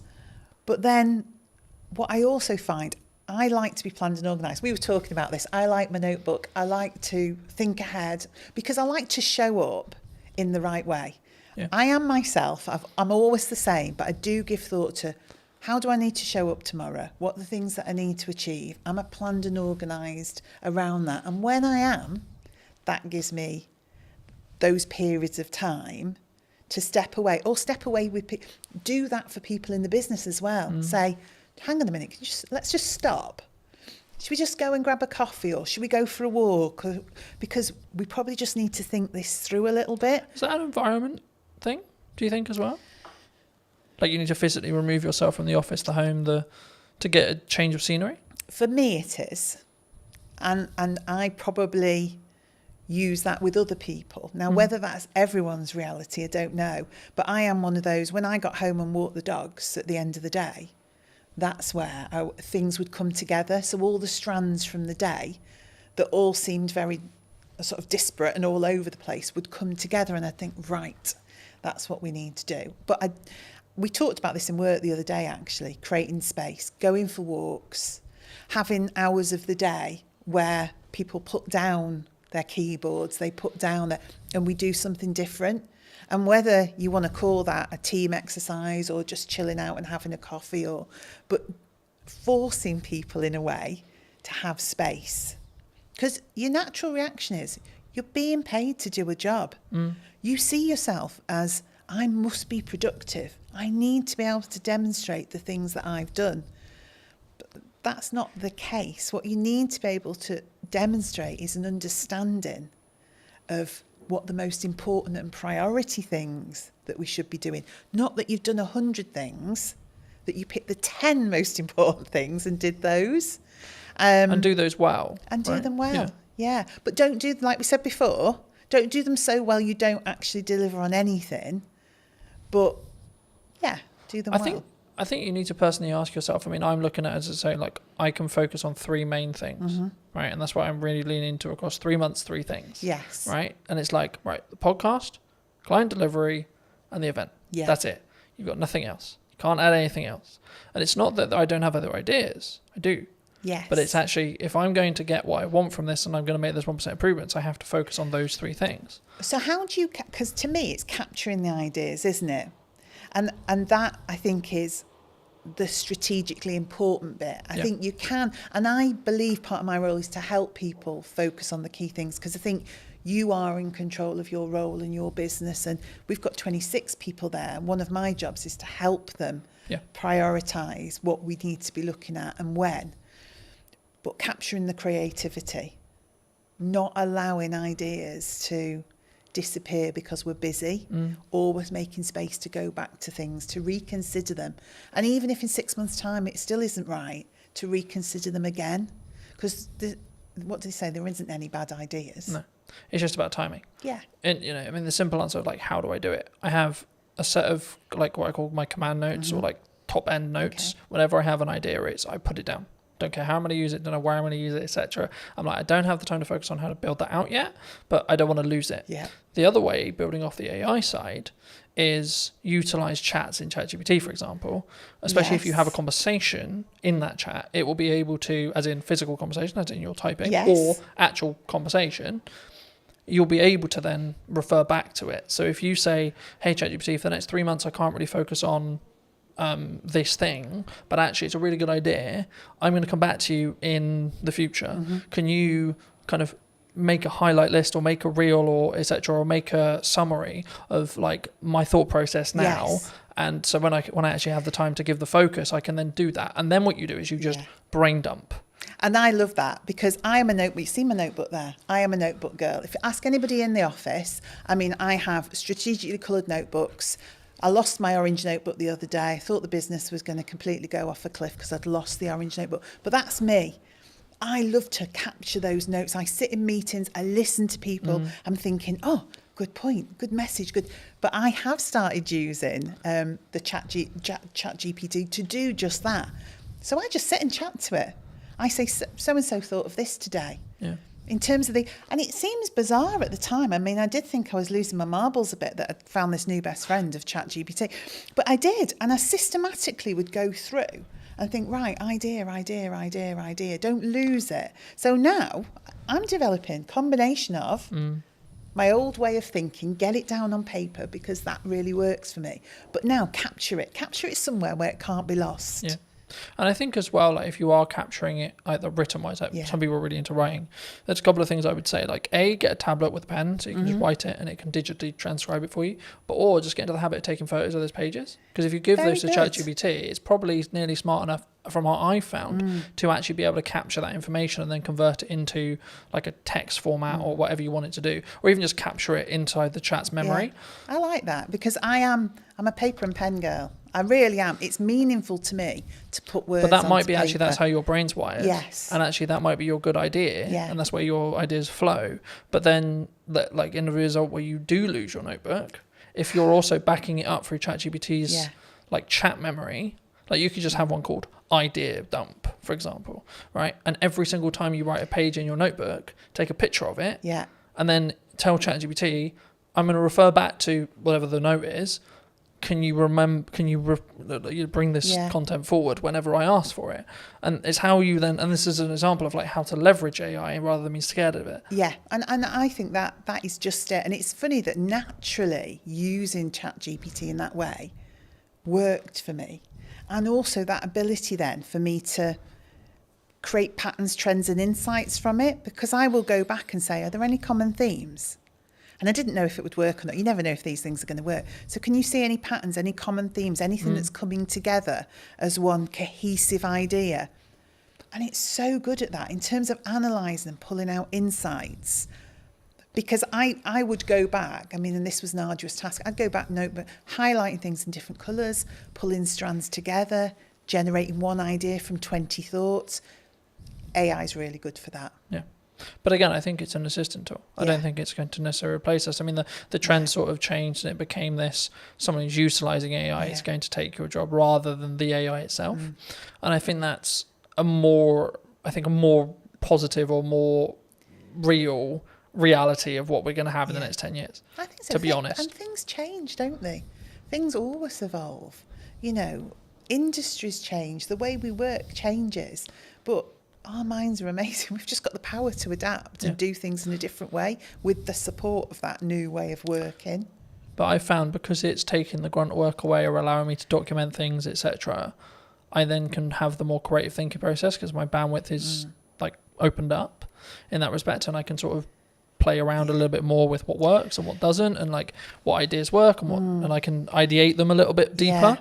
I think one thing that came to mind then, and this is why I think being the strategy officer is important, is probably one thing we need to think about. One thing I think about is everyone in the office is using ChatGPT or something similar, but I have to keep our voice as the Eden voice and the Eden brand. So that's what then becomes important in terms of us and the team. Because again, we could all go off with our voice thrown into ChatGPT. What it gives you back then starts to become... But I think it's a mirror, right? Yeah. And I think when we blame it, oh, it's a bit robotic, oh, it's a bit this, oh, the words aren't... It's like, well, you put it, you did the prompt, you did the... Yes. But I think, I mean, as a more generalised question, I guess, do you think that we don't look at ourselves in accountability-wise as an over... Not even necessarily AI, but as an overarching... kind of like as a person when we see something maybe goes wrong, like more generally, like what that people as a whole we don't take accountability themselves, or do you think that's rarer? It's easier to go, it's your fault. Yeah, we don't always want to take accountability. If you're asking if we do, I think you know when you're accountable for something. Yeah. That doesn't mean you don't try and deflect that accountability, but normally, if you work it through with somebody, you can get to a place where you understand what role you had in that. And again, that's something I have to do, because I think part of my role is clarity. And I think clarity is caring for people. So getting people to a place where they do understand their accountability and they do understand... There's also needs to be a proven place of safety, right? Well, yeah, definitely. But that's how it should be, isn't it? It should be a place where people can make mistakes. Because it isn't like, hands up, I made a mistake, oh shit, my job's gone now. No. It's actually, no, hold on, we're all going to make mistakes, and that's okay. How do we learn from it? It's we've made a mistake. You know, we have done, we've put tons of effort. We're relaunching it again, but we did a Try Before You Buy campaign. And we got quite a few little bits wrong in that. So that campaign did not deliver as it should have done. Now, we've learnt from that and we're relaunching it. But at the time, nobody wanted to hands up where the... So I just said, we've made a mistake. This team here, we're the project team. We didn't do it well enough. We weren't aligned. We weren't working together in a way that we were picking some of these things up. So you may have had that ultimate last part responsibility to deliver on that or to create that or to... But actually, fundamentally, it was a project. So we all bear the responsibility. But let's go back and say, what was your part? What was your part? What was your part? So next time we do it, we've got clarity. Yeah. Clarity is a form of kindness. If you don't give people clarity, what you're saying is, I want you to keep making mistakes. So ultimately, at some point in the future, this is going to blow up and you're going to be in a whole heap of trouble. Where it's much better to say, oh, that's not quite right. What can we do about that? Yeah. Or I just want to have a chat with you because I've just noticed. That's much better a way of having accountability than waiting for something to crash and then saying, you did that. Yeah. Do you look at it as, in your role, because obviously you work with a larger team. Mm-hmm. So I'd be really curious, do you look at it and go like, do you come at it from a perspective of like, are you okay? Like when you work with someone one-to-one, like if they are making mistakes, because it's like you good? Like what's going on? If it's out of character. Yeah, I don't necessarily say I always would do the you good, because different people respond in different ways. But I like to be in touch with the team. I like to have sat with people before we get to that point, so I know a bit about them. So some people want to share more than others do, but fundamentally, you know the dynamics of the team. Yeah. And you can see if they're having a good day or a bad day, if they need a bit of space but a business, and also SME, I have to say, one of the things I noticed about being in a small business, it is a lot more personal and emotional to me, because I know all those people. I know their dreams, their passion for their role, but equally, that's really positive as well, because just as you described, there are days when I can say, hang on, that's not like you. Or do we want to just take 5 minutes? Or actually, is there anything we can do today? You know, is there anything you just... So, because I feel differently about a small business. I definitely feel it. There's a lot more heart in a small business because that connection is so close. I'm so close to the team. I'm very close to the product. I'm much directly closer to the customers. Yeah. So those decisions you're making, those things you're doing are much more personal. So I would say it's made me more thoughtful. I use my own voice more. I use my own judgment more, and I deal with things in different ways at different times rather than a blanket approach because I just need to get things done. Yeah. Do you think that do you need to, I guess, lead with empathy as a leader in some scenarios? Definitely. I mean, I would say for me, what has always been important to me in the roles I've had, outside of the things you need for life, like your money and all the rest of it, absolutely. is building a strong team and a strong set of people and individuals. So, yeah, you've got to have empathy for that. You've got to have some kindness for that.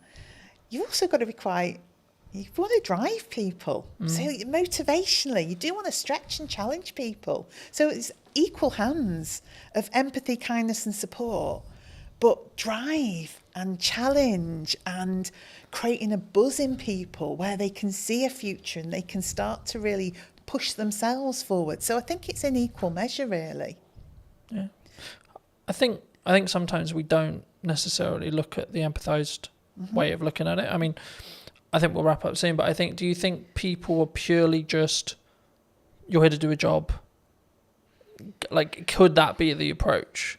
Like, it can be very, like, I'll use the term like maybe domineering or led or like very pushy in that respect. Like, you're here to do a job, get the job done. It definitely could be, couldn't it? And I think we all have to admit there are times where you just want somebody to get something done. 100%. And actually, is it more of an ebb and flow?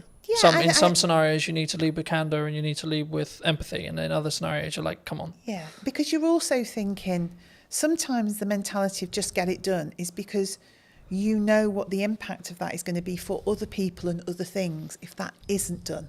Yeah. So it is empathetic, but in a different way, because you can see the end result of that not happening. So say we get something wrong. We've got someone who's relying on our food, getting to them on a certain day for their pet, who's always at their food, has a health condition, and logistically we get something wrong. My view is I have to help that person. So in that moment, you just need to get that done. Because we really need to care for that customer, that pet. We have to do the right thing for them. then we'll stop and say, right, okay, could we have done that differently so we didn't have to get to that point where we had to drive somebody to get that done? Yeah. But there are moments where it's right, but most of the time that's a result of not having done the hard slog in the first place, that you got there. Yeah. For people who may be interested in connecting with you, seeing more of your work, seeing what you're doing at Eden, where's best for people to connect with you? I guess I would say social media, Eden-wise, and then message me via there. So if you go onto Instagram, Eden, throw a message out. Because we're all in the office together, I will pick that up and see it. We're so easy to contact. I am on LinkedIn. I have to say it's not my favourite forum. So I'm much happier to see messages come through on that social media platform, and then I'll be in touch. Fabulous. If you were going to talk to the person who was in corporate maybe 10 years ago, 15 years ago, and you give them this advice today, what would you say to them? Gosh. As a final thought. Allow people to have a voice. We all care about business at whatever level we work and are operating in that moment, and let that individual have a voice. That would be my message. Thank you so much for watching. If you did enjoy this episode and would like to see more like it, make sure to be subscribed. Let me know in the comment section down below if you enjoyed it and what your clear takeaway was, and I'll see you very, very soon. The reason a podcast is valuable is the trust building element to it. I don't think any other format builds trust in the same way that a podcast does. Sometimes done is better than perfect if it's a barrier. Talking to people about their own personal relationship with money. How do you break that down? You will know this better than anyone. You need a hook to get people in. It's not glamorified. It's not you put out a video, it got 1 million hits, and then you get 20 phone calls. Right? Absolutely not. No one's calling me at this stage. Definitely not. The super niche stuff is a super niche audience. What content can you create on a consistent schedule? So now I'm like, how can I best spend today? And how can I be as efficient as I can? Hello, my friends. I hope you're well. I hope you had a good day, evening, or night. Today we're talking to John all about podcasting. Hi, John. Hello. Yeah, good. Thanks. Yourself? Yes, super well. We were fortunate enough to meet through James, whose space we're in today. Studio man. And I was debating about how to start this, because I think sometimes like podcasting can be a really challenging thing, right? And I think for me, why should someone actually have a show like this as a whole? But then because I think there's a psychology kind of hurdle in the respect of creating content, but especially in a podcast environment. But also then, like, what is the ROI, I guess? Yeah. Would you say? I think it's the format dictates that more than anything else. Mm-hmm. So the reason a podcast is valuable is the trust building element to it. I don't think any other format builds trust in the same way that a podcast does. For a couple of reasons. First of all, you are sort of having a long form chat. So you can go into subjects way deeper than you can in other stuff. Sometimes even videos and documentaries and stuff. If you're watching a documentary, there's kind of like a point at which you need it to move on. With a podcast, you could sort of effectively ask questions forever. And if it's good content, it keeps going. Do you think it's the first or easiest step into content creation, would you say? I think audio only, yes. Mm-hmm.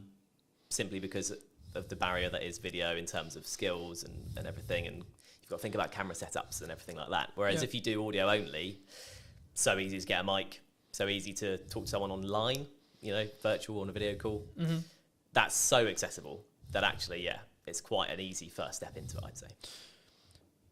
Do you think you're limiting like yourself though? Because I don't know whether I question audio only, unless obviously you're on the platform, but when you're looking at maybe social posts like LinkedIn or Instagram or Facebook, is there an audience, would you say, for audio only still? Yeah, definitely. Because I think the thing in terms of marketing, like you say, and promoting the show, without video nowadays, it's hard to get it out there, definitely. But a lot of people, myself included, view the podcasting format as something you listen to while you're doing other stuff, while you're hoovering, while you're driving, that kind of thing. Yeah. So I think it's definitely still there, and I don't think that's going away. Would you say then it's more of a step by step? So someone could start audio and then where's step 2? I think so. Yeah, I think so because, for depending on who you are, if you're a business, it's a bit different. If you're an individual, you kind of learn the time required to sort of get to each step. So once you start on the audio step and you're like, actually, it's taking me too much time, it's not worth it for whatever reason, you know it's not for you. If you then introduce video purely for clips, so you film the whole thing but only use clips, then you can see what time the promo takes, and then when you should go to a full video, you can see how long that takes. So I think that's why you'd do it potentially in that step if you're coming at it from a completely new perspective, if that makes sense.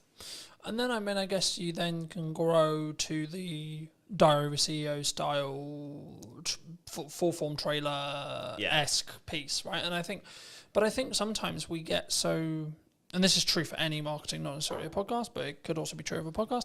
I think we get so hemmed in I need it to be Diary of a CEO quality instantly, right? Yeah. And I think that we struggle with the idea of, I'm going to take one step, make a 1% improvement, next step, 1% improvement, one step, so on, right? And I think for me, especially with what I've done with marketing, it's always been so this is the results I've got previously from this output. Okay, but what happens if I double the output, right? And it's constantly that testing period. I mean, in your experience with podcasting, how would you recommend people, or how would you look at like working with a client, because I know that's some of the work you do, to actually help them actually work out, should they have a podcast, but then secondly, like, what are the nuts and bolts of their podcast in regards to topics and like theme and etc. And or does that matter now? Yeah, so I think in terms of the sort of nuts and bolts, you kind of have to have the reason why you're doing it first, then you go into the nuts and bolts. So like I said at the start, the reason why is the building trust element. I think you need to, if that's what you want to achieve, and you have, say you're selling a particular service or a product that can be gone into in depth, then it's worth doing from the start. Then the nuts and bolts from there all depends on how you want to package that, I guess, to be unique or to kind of be the same, because everyone is kind of getting used to this kind of format. So there's options on the table for sure. I think there's obviously that psychology thing that we've talked about a little bit as well, but I think for me, I didn't overthink it. I was like, I enjoy talking about business, I enjoy talking about content creation, I enjoy talking about marketing. And yeah, I've evolved it, and yeah, it sort of changed, and depending on like the guest, will kind of tailor the conversation slightly. But I also don't overthink the conversation, because I trust in myself as an interviewer to ask, I guess, poignant questions, or like what naturally comes to my mind. And I think sometimes when we look at content, it's not in this box, right? I watched a video this morning talking about the fact that like one of the reasons why they're not, the person in question wasn't on YouTube, was because he was constantly concerned about, he sells video production, so it has to look good, has to sound good, and I followed the logic of yes, sure, but actually sometimes done is better than perfect if it's a barrier. Do you, like, how do you, when you look at either, and I'm sure we'll get onto the podcast you're launching, but like when you work with clients, or when you're maybe looking at your own podcast, like, how do you balance that line of, okay, it's done, but actually there's these things that that could be better? Do you hold a podcast back? Would you reshoot a podcast? Like, where's your line? Yeah, I think you'd want to know that before even starting, frankly. If you want it to be polished, and the client's a big company, for example, you want it to be polished, you start from there. That's kind of, the level is set effectively. And going on from there, in terms of, if it looks scrappy, there's kind of growing evidence that a scrappier look still appeals on the right platform. I was reading recently about TikTok and how people, or watchers or users of TikTok, prefer the raw content, the raw sort of footage and stuff. So someone literally picking up their phone and talking, there's no kind of green screen, no one's putting any effects or whatever. If the content looks like that on TikTok, it sells on TikTok. Yeah. Whereas on YouTube, like you were saying, people kind of expect a bit more of a polished thing. But I think authenticity is quite a big thing these days when it comes to content. And like you were saying with your questions and it's coming off the dome and stuff, that's in some ways kind of seen as a more better or nicer to watch compared with a completely polished, you've gone through 20 questions with a fine-tooth comb and you're only asking 10 because they're like the best ones only. It doesn't, like, conversations don't work like that, and that's ultimately what podcasts are. I think that's an important point. I think that there is obviously a line when it comes to like the quality of, like, especially if it's what you sell, like what I sell is video production. So there is a line, but I also think that there's an opportunity cost of refilming a conversation that isn't the first one, for example. Absolutely. Right? So to give you some context, last week or so, I filmed a podcast with my mum, and that post, me announcing the fact I did it, did really well, which kind of doesn't surprise me to an extent. It doesn't, but there's actually a tech like challenge with that podcast because one of the cameras isn't in focus. So my camera isn't in focus. So I was in a position last week, and I think I pretty much made the decision I'm just going to work around it. But I'm in a position where I'm like, the episode is really strong in regards to the content, but it's not perfect video production wise. Do I reshoot it with the potential opportunity that it will feel different and the conversation will maybe come across differently? Or do I work around the fact I've got multiple cameras and I fix it that way? Or do I just go with, okay, it's out of focus. It's not far out of focus. It's maybe an inch, like a tiny amount. But is that an approach some people should take? Do you think they should get like out of the way of the content sometimes? Because I could really sit here and like lose my shit over the fact that one angle's out of focus, but it is what it is. Yeah. I think the content is what matters most. I think if you try to reshoot it, it's never getting anywhere near the same, especially if it was a good episode. Yeah. And it's your mum, right? So it's personal to you, and it's like an emotional element to it. Yeah. And I know what you mean. You're coming at it kind of from like an editor's perspective, and it's just going to annoy you forever. But the average watcher probably won't bother them that much, I'd say. So actually, if the content's really good, I guess like you say, you could in theory refilm your bits of like, you could pretend you're there again. Yeah. But unless you're a particularly good actor, it's it's not gonna work. Yeah. So I would say no. I'd say take the hit on the because slightly also, blurry but I image. also look at it from a perspective, from my point of view at least, by saying, okay, well, in the grand scheme of all the episodes I've got in production, that's one episode out of 20, right? Like this week, I think I'm filming like 9 or 10, right? Total.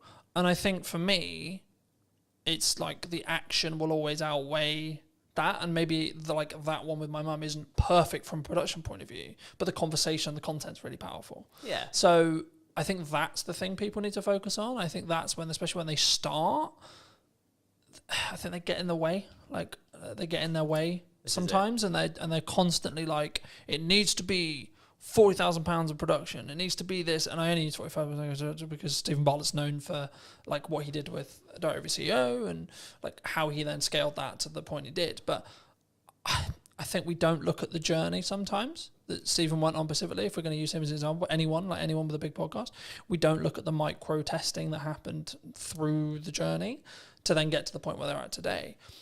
I mean, have you confirmed like where you are with the podcast? Like, where's your podcast?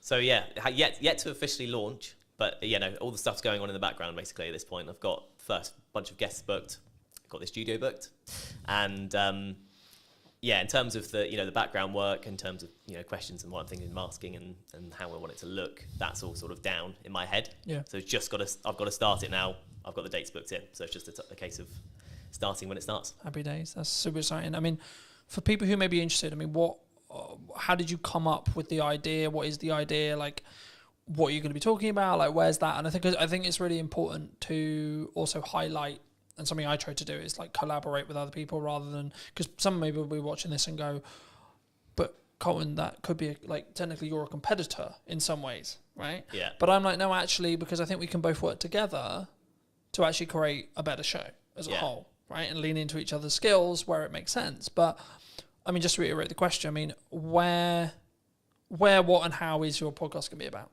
Yeah, so it's called How Do You Money? And that's the idea. That's the sort of opening question somewhat. So it doesn't actually make grammatical sense, obviously. But I think most people can get from that. It's talking to people about their own personal relationship with money. Strictly not an advice show, because I'm not an expert with money. And it's purely human interest. So we're talking to people about their money habits, things like how often do they check their banking app. Mm-hmm. When you ask people these questions in day-to-day conversation, it's amazing how different the answers are. How people in relationships deal with money between them. Everyone does it differently.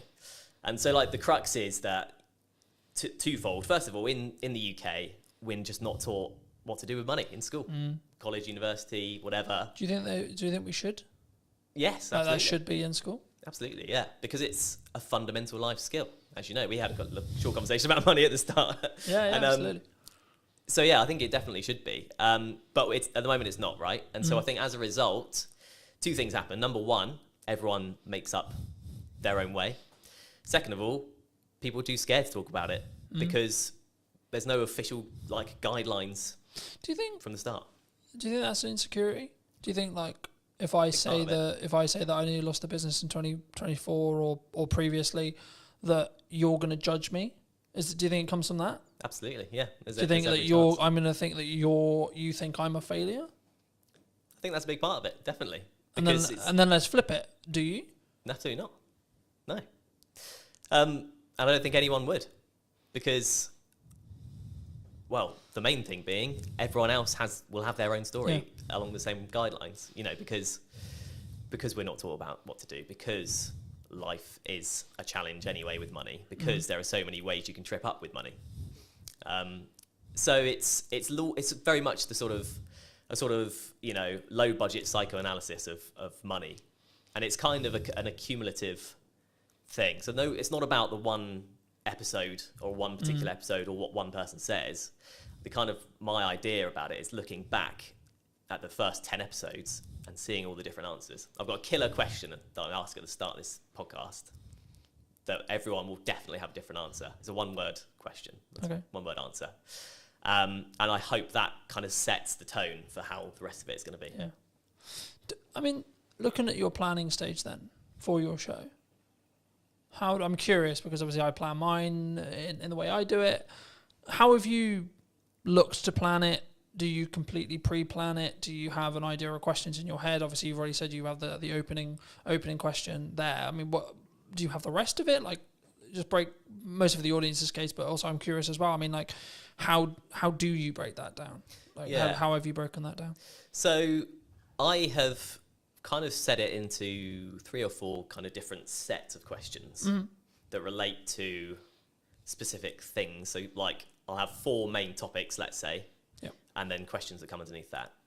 One of my sections is clickbait questions. Okay, fair enough. Just being really honest about it. But are you doing that for the clip that you're going to extract from the show? So partly to do with that, yeah, okay. Absolutely. You will know this better than anyone. You need a hook to get people in. Yeah. That's just the reality. Yeah. But as well as that, those questions often come up with the best answers. There's a reason they're clickbait questions, because they're the big questions. But it can't just be all of that, because it's like me going to you, what's the biggest mistake you've ever made with money? What's the best thing you've ever done with money? What's the worst problem you've ever got? Do you know what I mean? It doesn't, that's not a podcast. It doesn't work as a format in any interview or anything. So that's one section, for example. But in terms of the process, I just thought of the questions based on normal conversations with people. And then I've sort of categorized them, chopped a few out. Yeah. The clickbait thing was only a recent idea, really, so I've added some of those in. And yeah, in terms of a format, it's conversational, right? So I don't have to hit every question. If I ask the second question and that lasts a good chunk of the podcast, so be it. It's quite loose because I want the content to be real. I think that's important, right? Because I think sometimes, and we were talking a little bit while I was setting up, about why people don't post or why people don't show up or why they don't talk about their money, or there's loads of the kind of from a psychology point of view or a coming across point of view, it's the same. And I think that for me, I've been very fortunate that I've always sort of taught publicly or built in public, and it was interesting because about a month or 2 ago, I think, I personally, so I don't know when the trend started, but the trend of building in public really started taking momentum. Have you, because I know we in our one-to-one we talked about the fact that you were 6 months ish, like into freelance. I mean, how was your journey from like, okay, I'm going to do this thing, I'm going to go freelance? I mean, was it forced on you? Was it 50%? Okay. Yeah. I took voluntary redundancy basically from my previous job. But to be honest, I'd come to a point where I felt like I wasn't going anywhere in that job, if that makes sense. And yeah, it was a bold decision because I was also 3 months away from my first child being born. So I've since had a conversation with a friend who was like, "You're mad. Why have you gone and done this at this exact time?" But yeah, a lot of things felt right about it. I did seek advice about it from people about, rates and how much work is available, just a few people that I knew. And it just seemed like the way to go, and it has been the way to go up until this point. So it's a bit like that freelance, and you'll know as a business owner, you're just sort of going, okay, I've got through this month, go to the next one. I was definitely like that at the start. Right, I've been very fortunate. I've talked quite openly about the fact that 2024 was quite rough, but I blame myself on why it was quite rough. Yeah, because I wasn't showing up as it's in the correct marketing to actually get the output I wanted, but also in volume, I don't think. Yeah. And then if now I look in hindsight about what I was doing and like what went wrong, quote unquote, and I could sit in the respect of maybe a victimized mentality of saying, well, the economy was hard and there was this issue and etc. But like as we were discussing before, I think you're an example of this at 6 months in, but I'm maybe an example of this year. You have to have a strong business model. Something that I've tweaked in the business model now is a more recurring revenue model. So we'll work with people on a monthly returning like payment plan. Nice. Or like, and it's not like that's not the only thing I do, but I still do project work. But like for me, it was always a matter of, from looking at a business point of view, of how do I squish those troughs? Yeah. Right. And also squish those peaks in proxy to an extent. But it's basically having a flat line. I know categorically I'm going to have X amount coming in. And then how do I design a business that allows me to do that? But then also, what marketing does that business need to then show to other clients that I know what I'm talking about? And I think when we look at actions, and this was going to be on to the next question, which was around like, is it just the reason why you're busy is because of your output? Because I think sometimes we sit here and go, oh, things are quiet, or like, we both kind of alluded to it already, but business owning, freelancing is difficult, right? And I've had times where it's really, really hard, where I know I've got to hit a certain amount every month, and I'm like, I don't fucking know where that money's coming from. But how do you look at it when you were looking at either going full time or like now, in respect to like keeping your pipeline full? If you don't, because I'm in a quite privileged position where I've got that residual revenue, so actually I don't need to worry too much at the moment as it sits right now, because I've got that residual revenue. Of course, I'm still pushing, I'm still looking for projects, etc. But I don't need to worry in the same way as if I didn't have that income. Yeah. So for people who are maybe in the position closer to that, where they're just project to project, and maybe they don't have a pot of money and they don't have like money management, how do you look at it? How do you create a strong pipeline, I guess is the question. There's a magic wand called LinkedIn these days. And it basically, I've just utilised that. So you can find companies that do what you do, or companies that you want to work for in a freelance capacity. Then there's a tab that says people, and you can directly speak to the people at these businesses that you want to work at. That's all I've done. And the first 6 months, I'm thinking about 10 months in now, but the first 6 months for me, 100% of the work I got was through LinkedIn. Okay. So. And was that through what I would call in the trenches, hand-to-hand DMing? Right. Yeah, absolutely. There's a strategy, I call it, it's like cold DMing, cold outreach, cold warming. It's not glamorified. It's not you put out a video, it got 1 million hits, and then you get 20 phone calls. Right? Absolutely not. No one's calling me at this stage. Definitely not. But yeah, it kind of just through messaging people. Sometimes people I knew, and that led to work. Often most of the time, people I didn't know. And that led to work. And, it's, you often hear in sort of success stories, it's like a lucky break or a sort of lucky thing. And I kind of did have that with my first job. But it was because I made that approach. And I said, oh, hi, you do these kind of podcasts. I've done these for this number of years. I'd love to do more. At that time, they happened to need someone because they wanted to do something new. Yeah. and I got the work because of that. And it's one of those things, isn't it? I think the quote is, luck is where time and preparation. Preparation meets opportunity. That's it. Preparation meets opportunity. It's luck. That's all the luck so, is. Yeah. You're prepared for an opportunity to come, and then you continue to keep yourself prepared and keep yourself ready. Like, we're recording this just before, about a week and a half before the kids break up for school, right? A lot of people in business look at that as, oh Christ, everything's going to go quiet. Everyone, which understandably, they're going to spend time with their children, they're going to go on holiday, etc. I read a post the other day, there was something on the lines of, things are quiet, right? Things like the creative industry is struggling, got these kind of terms. And I was like, okay, that might be true. And it might be actually we're coming into the summer holidays, etc. But that's then an opportunity for you to A, output your marketing, B, look at maybe cold outreach or what you're doing there, and then try and set some stuff up for September. I mean, do you see, like, are you, because I remember when I was just project, especially when I was like tighter on cash flow, it'd be this rush to get money in because I knew I'd have 6 weeks where things would be a lot harder. Are you either financially planning wise or pipeline wise or etc., are you planning for that to be slower, or do you expect actually there's going to be a percentage of businesses that actually just keep going and work around everything? Yeah, I just feel like at this stage I don't think I can really plan for it, if that makes sense. The planning is outreach. Just message people, talk to people I know, people I've worked for before, people I don't know, people I want to work for, all that kind of thing. So yeah, I'm not at that stage yet where I could do that, but there are opportunities sort of on the horizon where I may be able to do that. So it's one of those, really. I don't know exactly how that planning would look like for me right now, if that makes sense. Yeah, no, absolutely. I mean, I think, and this is kind of like a bolt-on question to marketing or networking and how you tackle those things. For a long time, people have always looked at maybe traditional marketers as, I'm going to go to an event, I'm going to network in the room, and I'm trying to get work from that room. What I've always understood is it's networking through that room, right? But nowadays, because of time and because of what I do less of the in the room having a conversation stuff, but I'm still leveraging either the network that I have and then their connections that they're making potentially, or you as an example, or I'm actually just trying to utilize the network I already have to then lean into either creating more content or creating opportunities to have conversations in one-to-ones with very targeted people.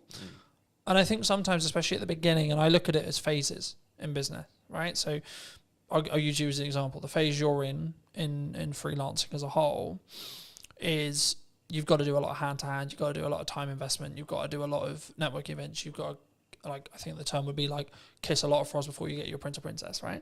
And I think for me, it's then about like maybe looking at scaling. You may not have thought about this yet, but like how would you then look at, say, you're 3 years down the line, 4 years down the line, and actually you've got, like, not that you don't have a reputation now, but you've got more of an established reputation. How would you then like say to a person or a client or a friend that maybe was looking to scale? Because the issue is when you're trading time like that, it's not as scalable, right?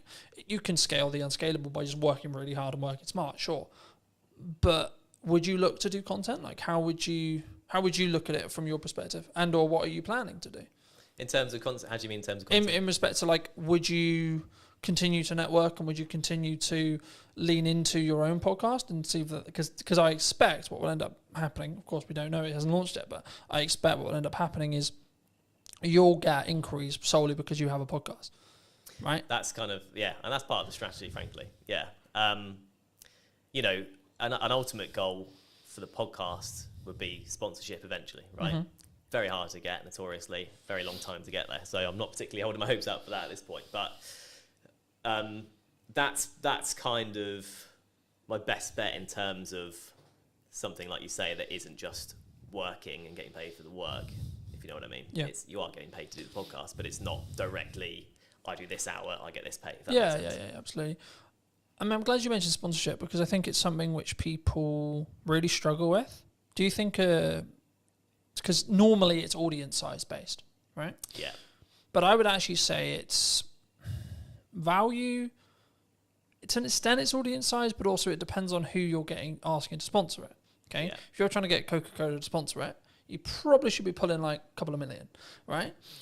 If you're not trying to go for Coca-Cola, you can probably do it on a lesser scale. I mean, at what point would you, from your experience, would you say that even entertaining the idea of a sponsorship is a good idea? From a business's perspective. Yeah, from from the sponsor coming into looking for shows, and or if you have a show, at what stage should you then be like, hey, we've got sponsorship opportunities? Oh, I see, okay. Well, from the sponsor's perspective, there's a lot more talk these days about the power of niche podcasts, basically. Mine isn't very niche, so maybe I've missed the mark there and I have to relook at it. But the super niche stuff is a super niche audience, and super niche stuff brings a super dedicated audience in a lot of cases. Because if you love barefoot shoes, I'm particularly interested in them, you're looking about barefoot shoe stuff all the time. People will look about, how to strengthen your feet, what to do with toe spaces. You can go into mad detail and mad depth.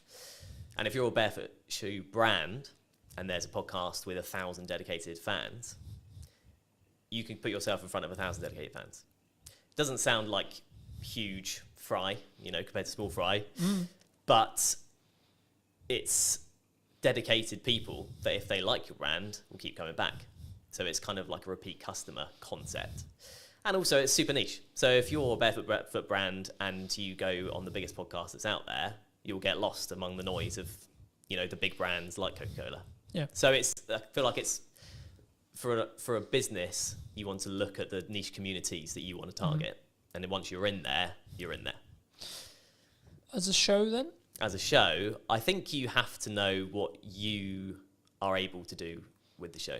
If you're committed to it week in, week out, because I think sort of weekly is what you need to be doing really for it to be worth sponsoring, maybe bi-weekly. Yeah, you could go for it from day one. I could be chasing it now, but I haven't got anything to show. I can't say, here's the podcast. I can say, here's the idea. Yeah. I think if you have something that it looks good and sounds good and the content is good and a community are reacting to it or people are reacting to it or you're getting a good amount of, if there's a value proposition in there, you're ready to sort of offer it up as long as you're committed to keep it going. Because then otherwise there isn't a sponsorable thing, right? Yeah. Do you think, I'm glad you mentioned like rhythm is what I call rhythm of shows. Do you think that you kind of alluded to it, maybe weekly or bi-weekly, like, because I know there's some people who may be listening who are like, I can only do once a month. Yeah. Right? Would you say that would stop them doing a show, or do they need to organise filming in such a way or producing in such a way where when they launch, they've actually got enough to do weekly, for example? Yeah, I think it kind of probably depends on the content, what the podcast is about. There's a lot of complicated algorithm stuff with YouTube and stuff. You definitely know more than me about that. But that kind of dictates that you need things to be weekly or you get lost. That's what I've sort of read. I think the buzzword we could use here would be you have to be consistent, right? You have to commit to what you're saying. For me, I do weekly because it can work. And how I do that behind the curtain-esque is I just film a shit ton. Yeah. So then I've constantly got content, right? So for me, I've kind of got content buckets. So I'll have stuff that's just me involved.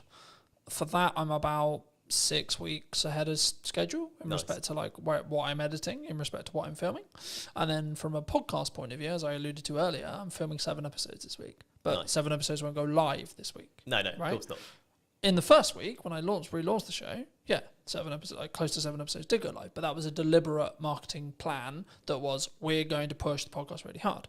Now, I'm doing clip generation through AI, I'm doing clip generation with me, and it's a yes and strategy rather than a yes or strategy. Because I think so many people, they look at, we could use ops clips, we could use an editor, we could use this, and they don't say, what if we do and, right?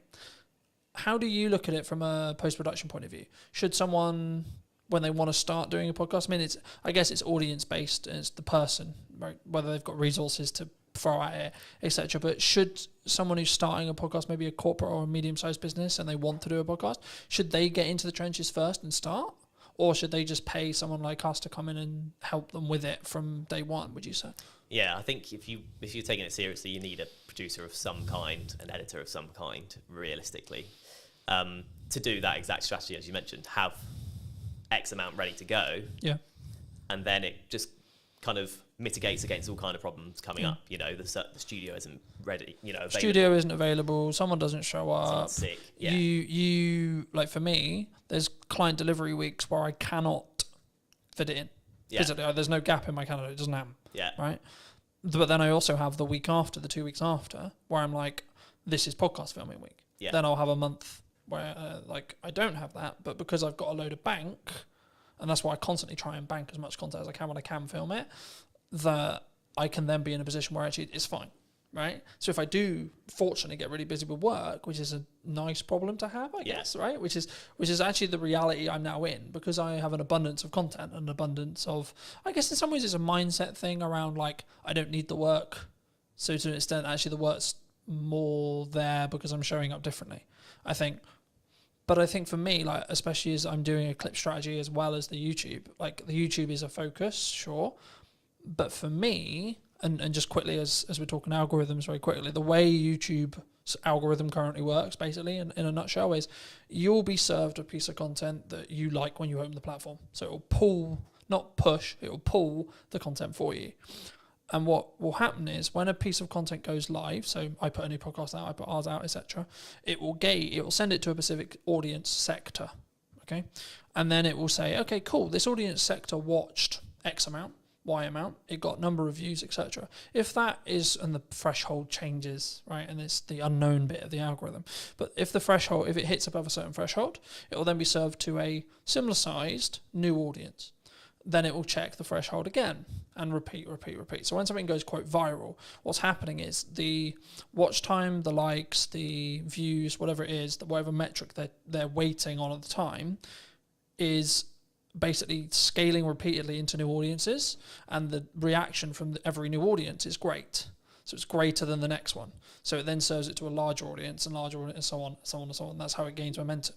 But even virality videos will lose momentum eventually. Yeah. Just because it will be oversaturated to the market. It will go into a different part of the audience, etc., etc. TikTok's known for this. And then people will start clicking off or not watching it, and then you'll just watch it sort of drop off. Right. You know? But then there's also the reason why like YouTube's so powerful. So you can have a video that's been it's got 5 views. 6 months, 12 months time, for whatever reason, triggered by the algorithm, 1,000 views. Right? I've watched it happen. I'm sure you have as well. And I think for me, it's not necessarily about looking at what the algorithm is rewarding or isn't rewarding. It's more about what content can you create on a consistent schedule that you're passionate about, that you can speak from, that puts you in a position to put your best foot forward. When you look at working with people, are you quite picky and choosy? Or are you in a fortunate position where you can be picky and choosy when you work with people on their podcasts? In terms of clients? In terms of clients, in terms of people you collaborate with, in terms of people you work with. Because I'm always curious whether it's just the nature of the beast in some ways. Like as I said, I sort of explained the makeup of my business this year. I'm now in a position where I'm very protective of my time. Mm. And that's not like I don't want to talk to you. It's just I only have a certain amount of time, and that's the only barrier. And that's my hurdle now. Because actually I'm okay on cash flow pretty much all the time because of my retainers. I'm okay because of project delivery. I've got a strong pipeline, and I'm good on content because I've got a large pile. So now I'm like, how can I best spend today? And how can I be as efficient as I can, in that respect? So is that, I guess the question, I'll re-ask it, but like, is it something you personally do? And if so, and or if it isn't, is it something that you think you'll adapt to as your business scales and grows in that respect? Yeah, I think it's a stage thing. So at this stage, I'm picking up what I can where I can effectively. If there's something I particularly don't want to do, I'm not going to do it. I was just saying, is there still a line? There's still a line, I think. Yeah. There's a line in terms of the day rate. Frankly, if that's not up to scratch, there's a line in terms of what the actual work is. Sometimes. Do you think people struggle with? So I've said no to certain clients just on like, not necessarily political ideology, but their approach, how they come across, whether they respect my time, things like that. And I think people, they sometimes worry, what if I say no? What if there's, like, do you think that's it comes from I'm aware that I'm overusing the word insecurity, but I can't think of another way to describe it. Is it an insecurity of like, there isn't going to be more work down the road for me? Yeah, well, it's the biggest insecurity, isn't it? Because money is security these days, really. Yeah. Yeah, absolutely, it is. I think in terms of people saying yes to literally everything. So yeah, I think you're picky and choosy when you can be, probably. Frankly, you know, if you go, oh, the last couple of months are fine, I could do nothing for the next 2 months and be fine. Then you are very picky and choosy. Yeah. When you've had a barren 2 months, you're more likely to be like, I'll just take it. I also think it's a perspective of obviously synergize with the client. Can you add value? But also, like, even when you have an abundance of money or you're in a strong position with money, it might also be actually my goal is to hit this amount, right? And this project might not be ideal, but it pushes me closer to that goal so I can hit it sooner as well. And I think we sometimes, I'm in two minds about it. Part, like, because I'm a big advocate for you should say no, but also I'm a big advocate to get off your ego, get off your high horse. You still need to be in the trenches. Just because things are good right now, they're only good because you make them good for 6 months' time, etc. Right? And that's why I'm focusing on content. That's why I'm focusing on how I show up. That's why I'm focusing on constantly personally developing me, so that actually in 6 months' time things can be even better than they are, rather than, oh, I had a really good 25 for the first half. You know?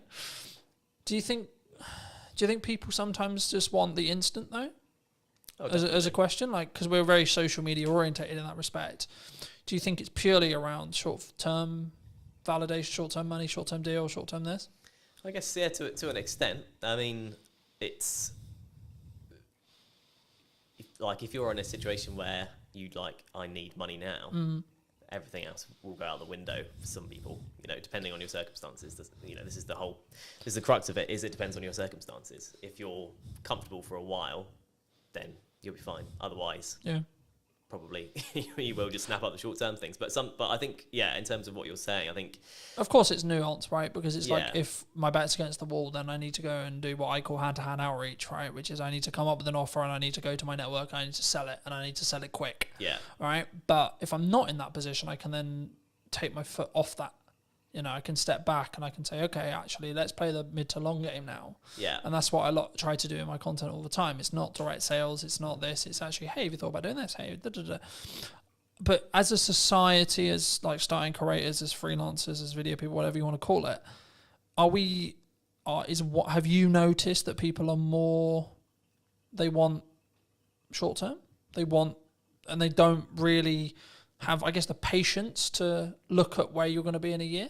Yeah.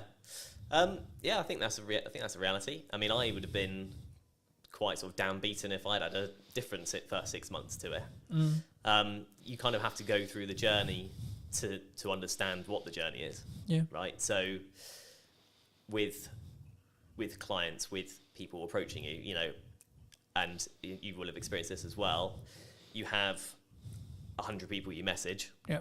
30 reply, 10 say I'll have a call with you, 1 person gives you work. And if you think of it, if you go into it with that mindset, you'll live by that mindset, right? Yeah. So you'll keep doing it and you'll keep getting work because you've played the numbers game effectively. You know, you've hit as many people as you can. Eventually something's going to come up. You've done the rep, so to speak. Yeah.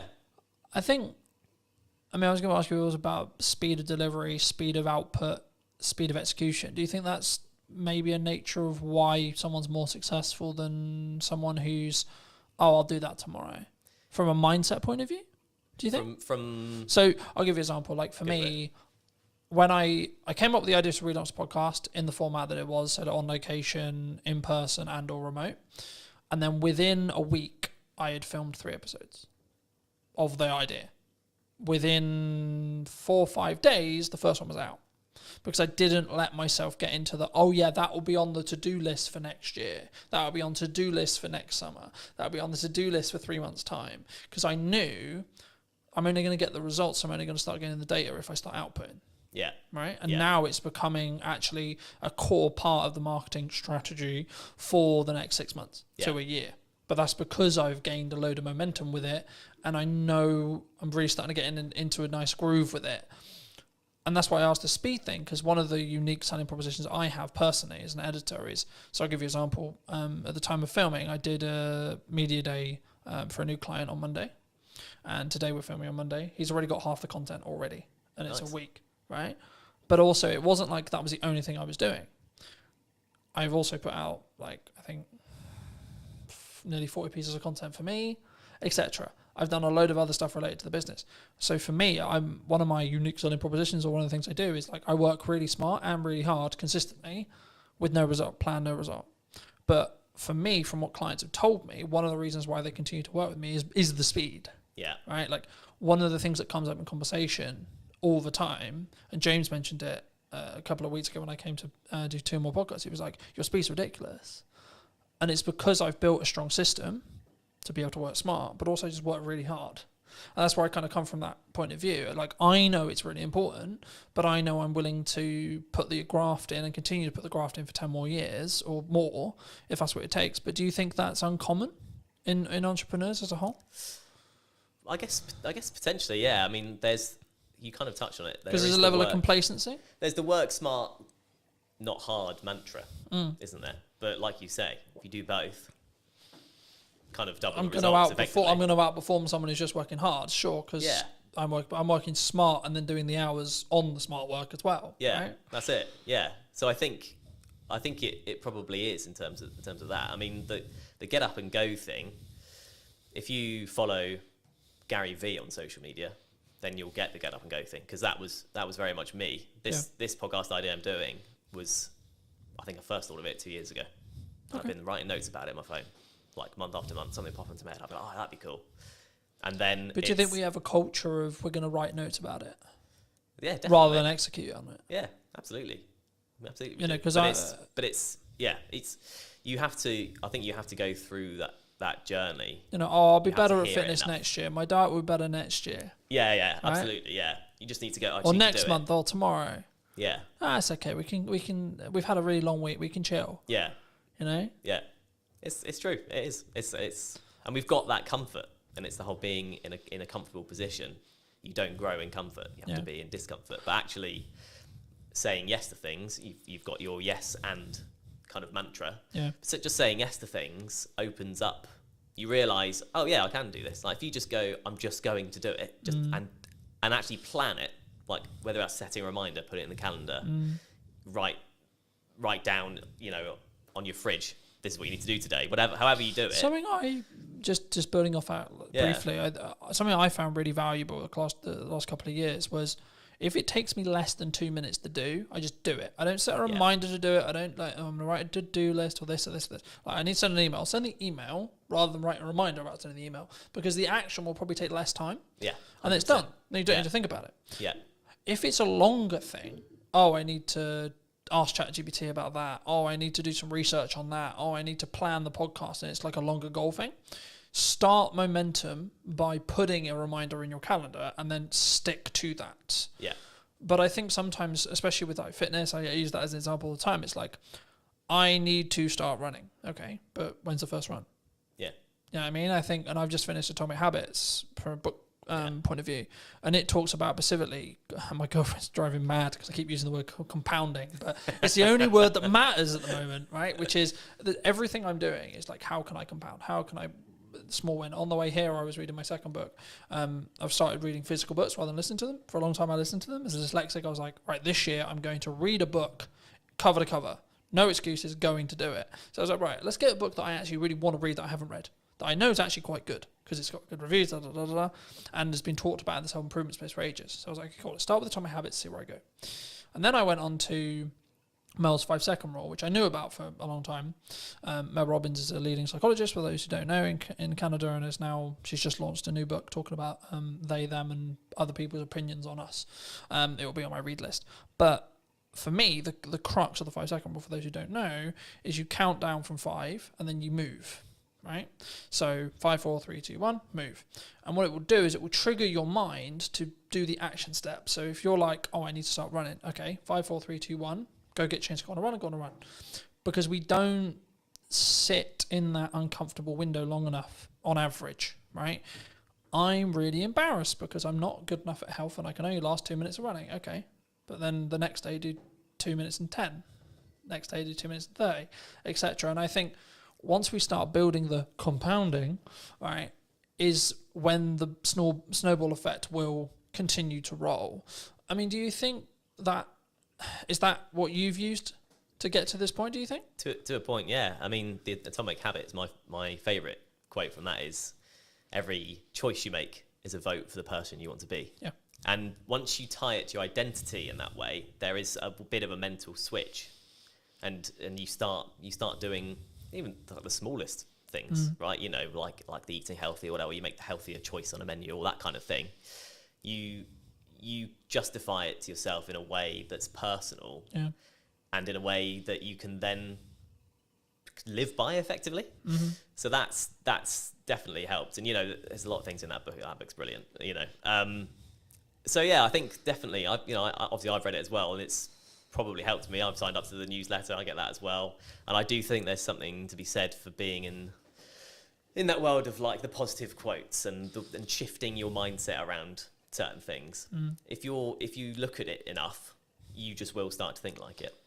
I think for me, I've been aware that like what I consume is how I'll show up, right? So like that's why I'm trying to build the habits from building off Atomic Habits, but in general, I'm trying to build the habits and build momentum. So like when I finished Atomic Habits, I was like, I've ordered another book, but it won't be here for 3 days. So I'm like, I need another one, because if I stop, then I won't do it. Then I broke the habit. And in the book, in Atomic Habits, they talk about streaking.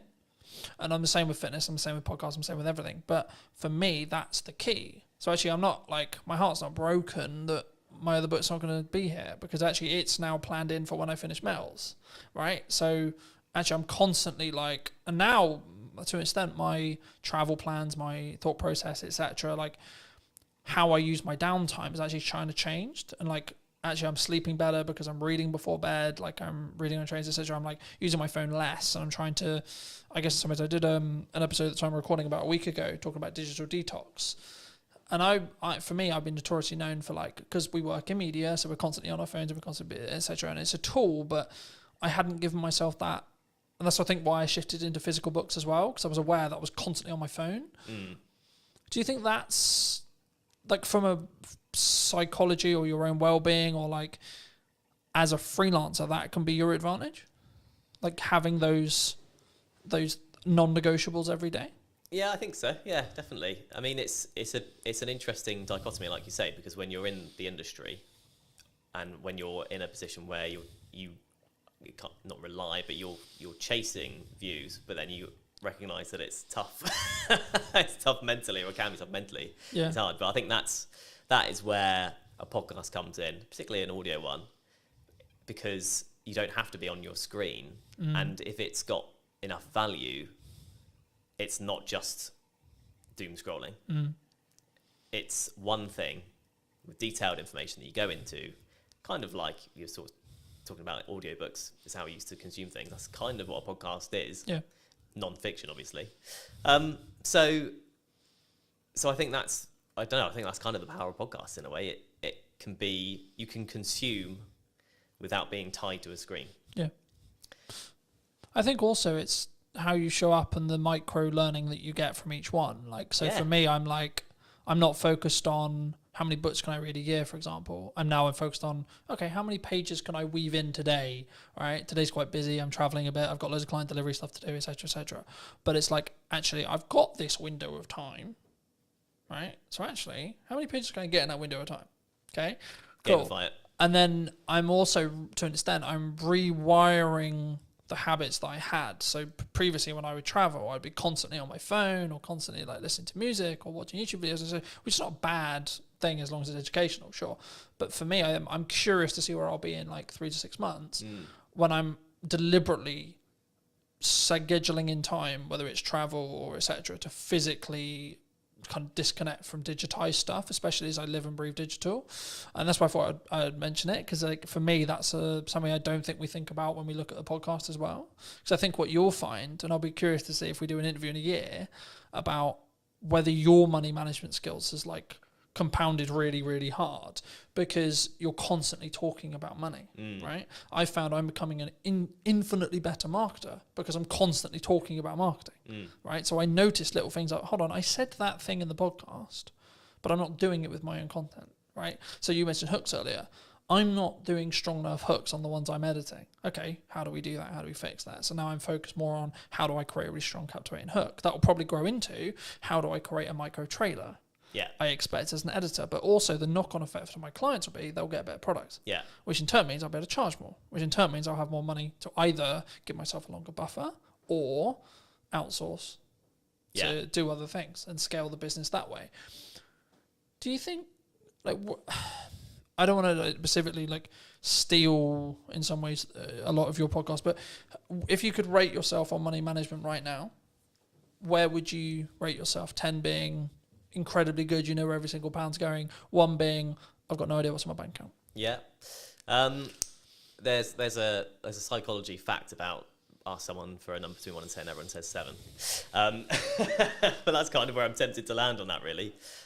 You know, I've been on my own journey with it, definitely. And, you know, I married an accountant, so that's helped me quite a lot. And, you know, just being in a relationship, she's super savvy. She's closer to the 10 mark than, you know, most people I know. But just being with her has helped me probably come up from a 5, frankly. Okay. In your 20s, you're in like a 3, you know, generally speaking. Yeah, there's a question that's going to be on the podcast, which is, how often do you check your bank account every day? And in my 20s, it was as little as possible because I just didn't want to know. You push it away, right? You go... Does that come from you were anxious about it? 100%. I was at university, but it's... Shit, how much money have I spent? Exactly, yeah. How much has gone on beer? I don't want to know. How much I spent last night? I don't want to know. So I don't remember last night, but I remember there was a card involved. Shit. Yeah, Shit. Exactly. But once you sort of learn to look at it regularly, it empowers you, I've found. Empowers you because you go, okay, well, actually, I'm in control rather than just letting it all just slip and hope for the best. And if it's overdraft, it's overdraft. So I've kind of been on that journey, which is a small thing. I'm not trying to claim I've been on an epic money journey. Nothing dramatic's happened either way for me. But that one thing, kind of going back to the mindset thing, has helped massively. But again, you ask everyone. I'll ask you, how often do you check yours? 3 to 4 times a day. Right, there we go. Since I was in business. Right. For business, same as you. Just hide away from never fucking terrified of it, right? That's it. In business where I know I've got to pay for shit and I need to work out where that money's coming from all the time. And I'm doing a technique at the moment where I'll hide a significant amount. Whenever I get paid, I hide a significant amount of my money away into an account that happens to have 4.1% on it. Happy days. Yeah. But it's actually the point of I deliberately, yes, I'm doing well, but I deliberately live on a lot less. Yeah. And I deliberately keep, in regards to what I see every day when I check my bank account, a lot less because it allows me to keep pushing forward and keep thinking I need to find another way to invoice something or have more money coming in, A, but also B, when there is an emergency, I can go, I'm actually good. Yeah. You know, I can fix that problem. Hidden account will fix. Yeah,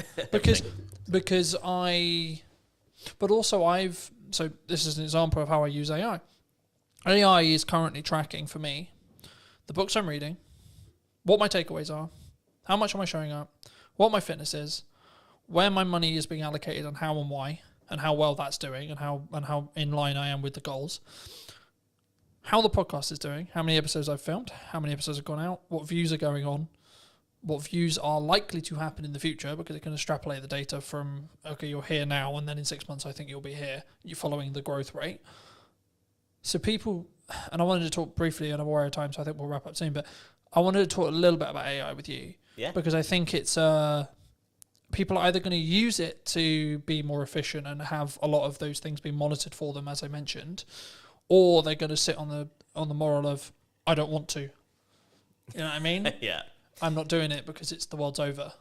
Yeah. You know, and we're all going to lose our jobs. Do you think we're all going to lose our jobs?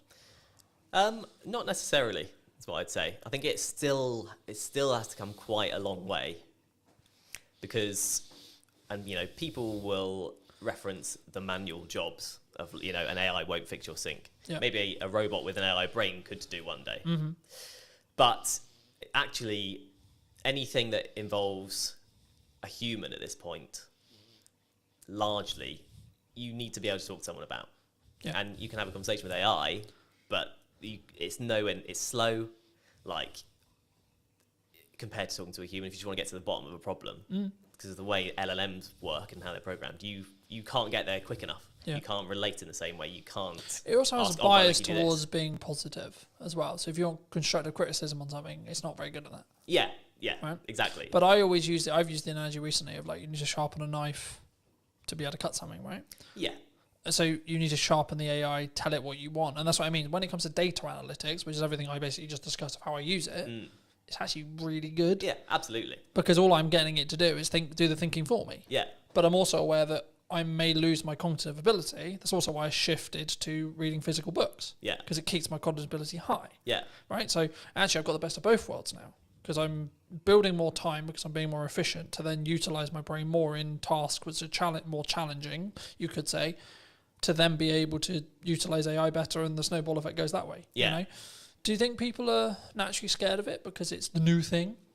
I think there's an element of that, yeah. But I think it's also, it's seeped into normality.